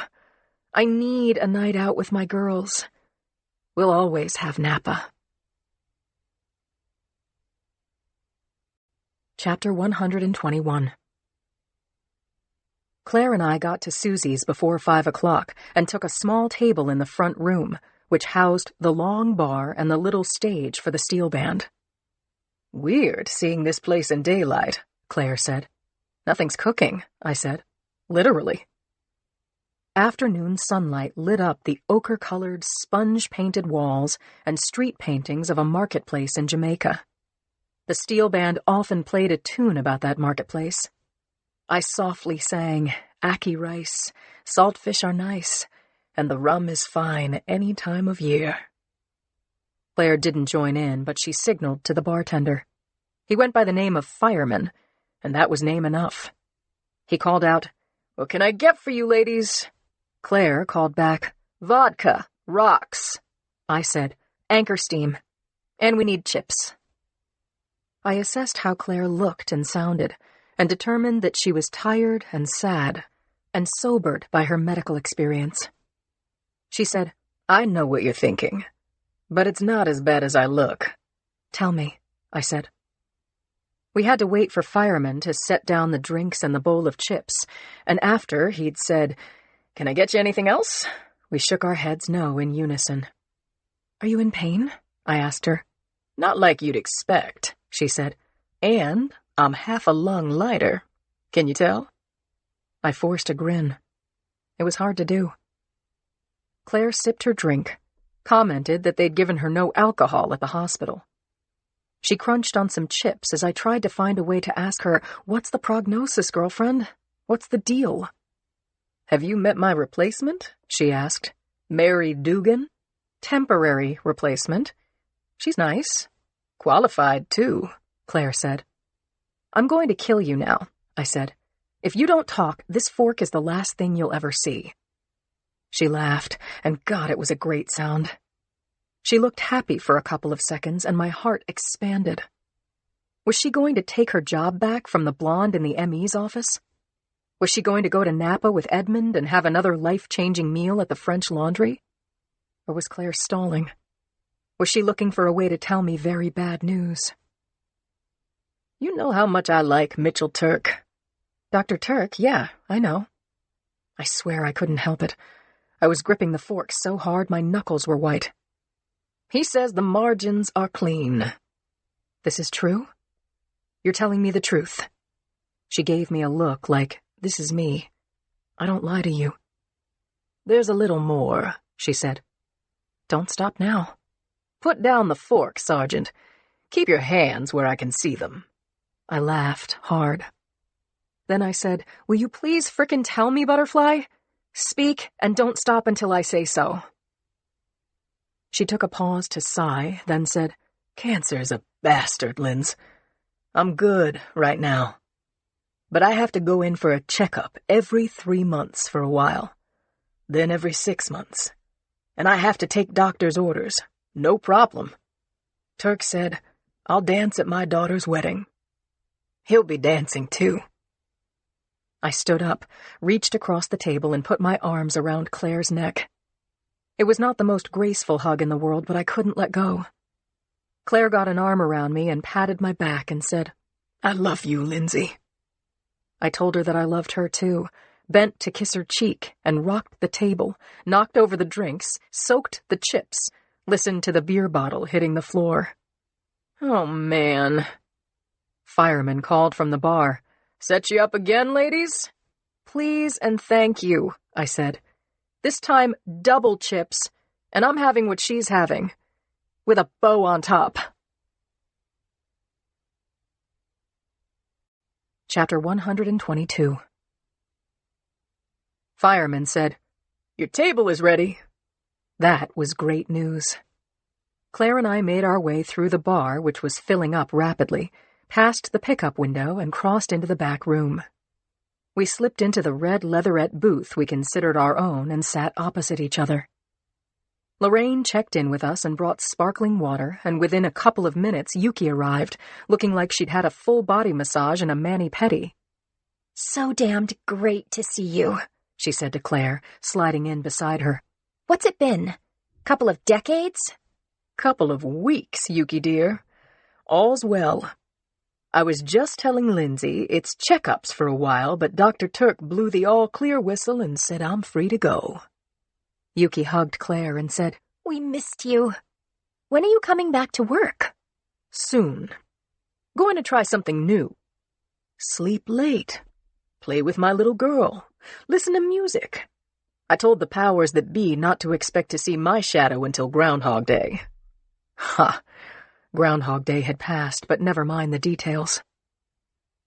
Yuki asked where Cindy was, and to be honest, I wasn't sure she was coming. And if she came, were we buddies again?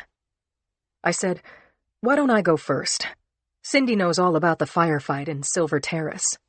"You go, girl," said Claire. I filled my friends in on the whole fandango, condensing a bit so that Susie's didn't close up for the night while I was still talking. Yuki was following so closely it was like she was taking notes. "Does Barkley have a lawyer?" she asked. All I know is that he asked for one, and he made no statement at all. "That's too bad," said Claire. "How are you going to pin any of those murders on him? No witnesses? No forensics?" "What?" "Guy by the name of Marty Floyd," I said. "He's not military. He says he never shot anyone, but he knows moving targets like the back of his dog." I explained that Randy was in the women's jail, not talking, but Marty Floyd had spent 8 consecutive hours with Mike Stempion, who now could decode moving targets.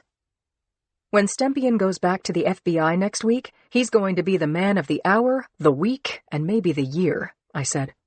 Here's hoping there's going to be a clean sweep of moving target shooters on both coasts. I ducked my head and whispered, "We gave Cindy the exclusive story. Here she comes." Chapter 123. Cindy sailed into the back room with a big grin, a police scanner under her arm, and a computer bag over her shoulder. She scooted in next to me, put her radio on the table, and said, "Claire." All she said was Claire. "I'm gonna be fine," said Claire. "That's your headline and your bottom line, and I don't know when I'm going back to work. Maybe when I get enough of being home all day with Edmund and Rosie." "Yahoo!" said Cindy, all caps above the fold. Claire grinned.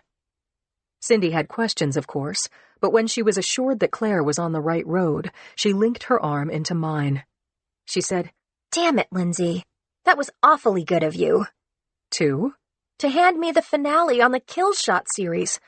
Holy cow, I've been struggling to keep up, let alone get a good front row seat on these killings, but that interview with Brady ahead of the FBI announcement gave me a seat on the stage."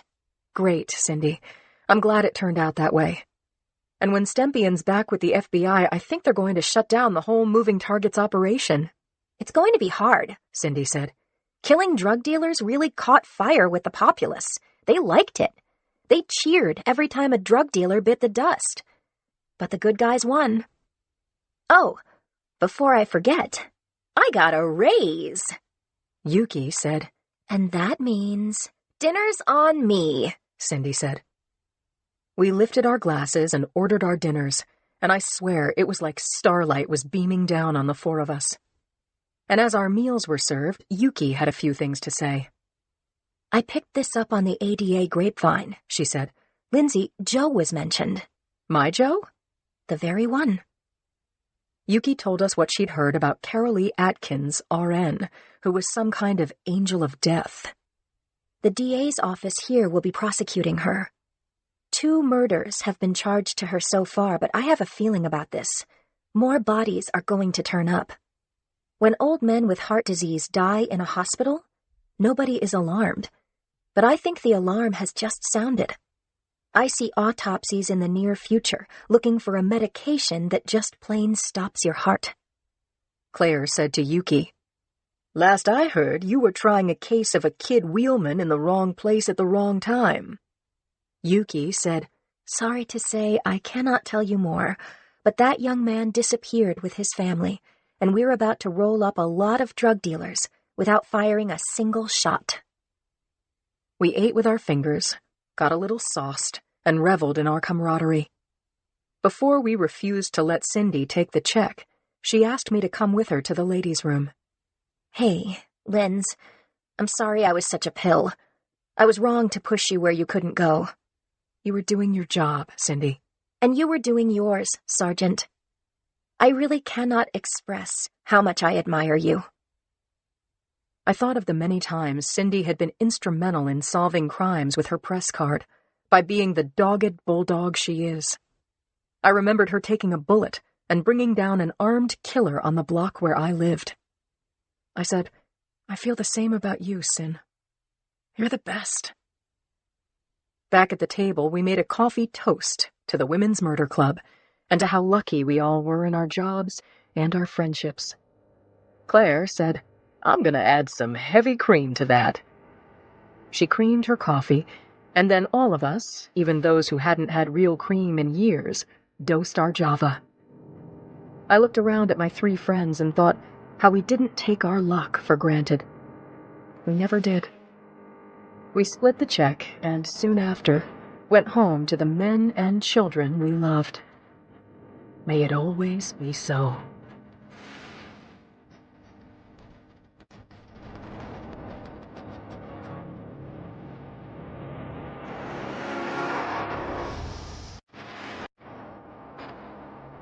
This has been a Hachette audio production of The 20th Victim, written by James Patterson and Maxine Paetro, read by January Lavoie.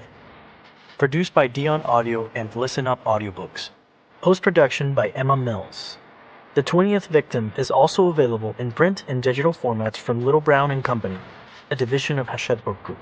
For more Hachette audio productions, visit us at hachetteaudio.com. Thank you for listening. Text copyright 2020 by James Patterson. Audio production copyright 2020 by Penguin Audio. All rights reserved.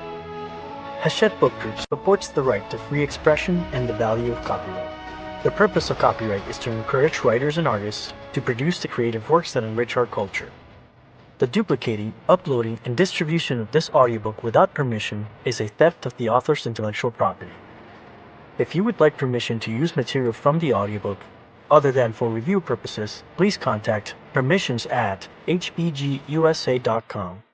Thank you for your support of the author's rights. This audiobook is a work of fiction. Names, characters, places, and incidents are either the product of the author's imagination or are used fictitiously, and any resemblance to actual persons, living or dead, events or locales, is entirely coincidental.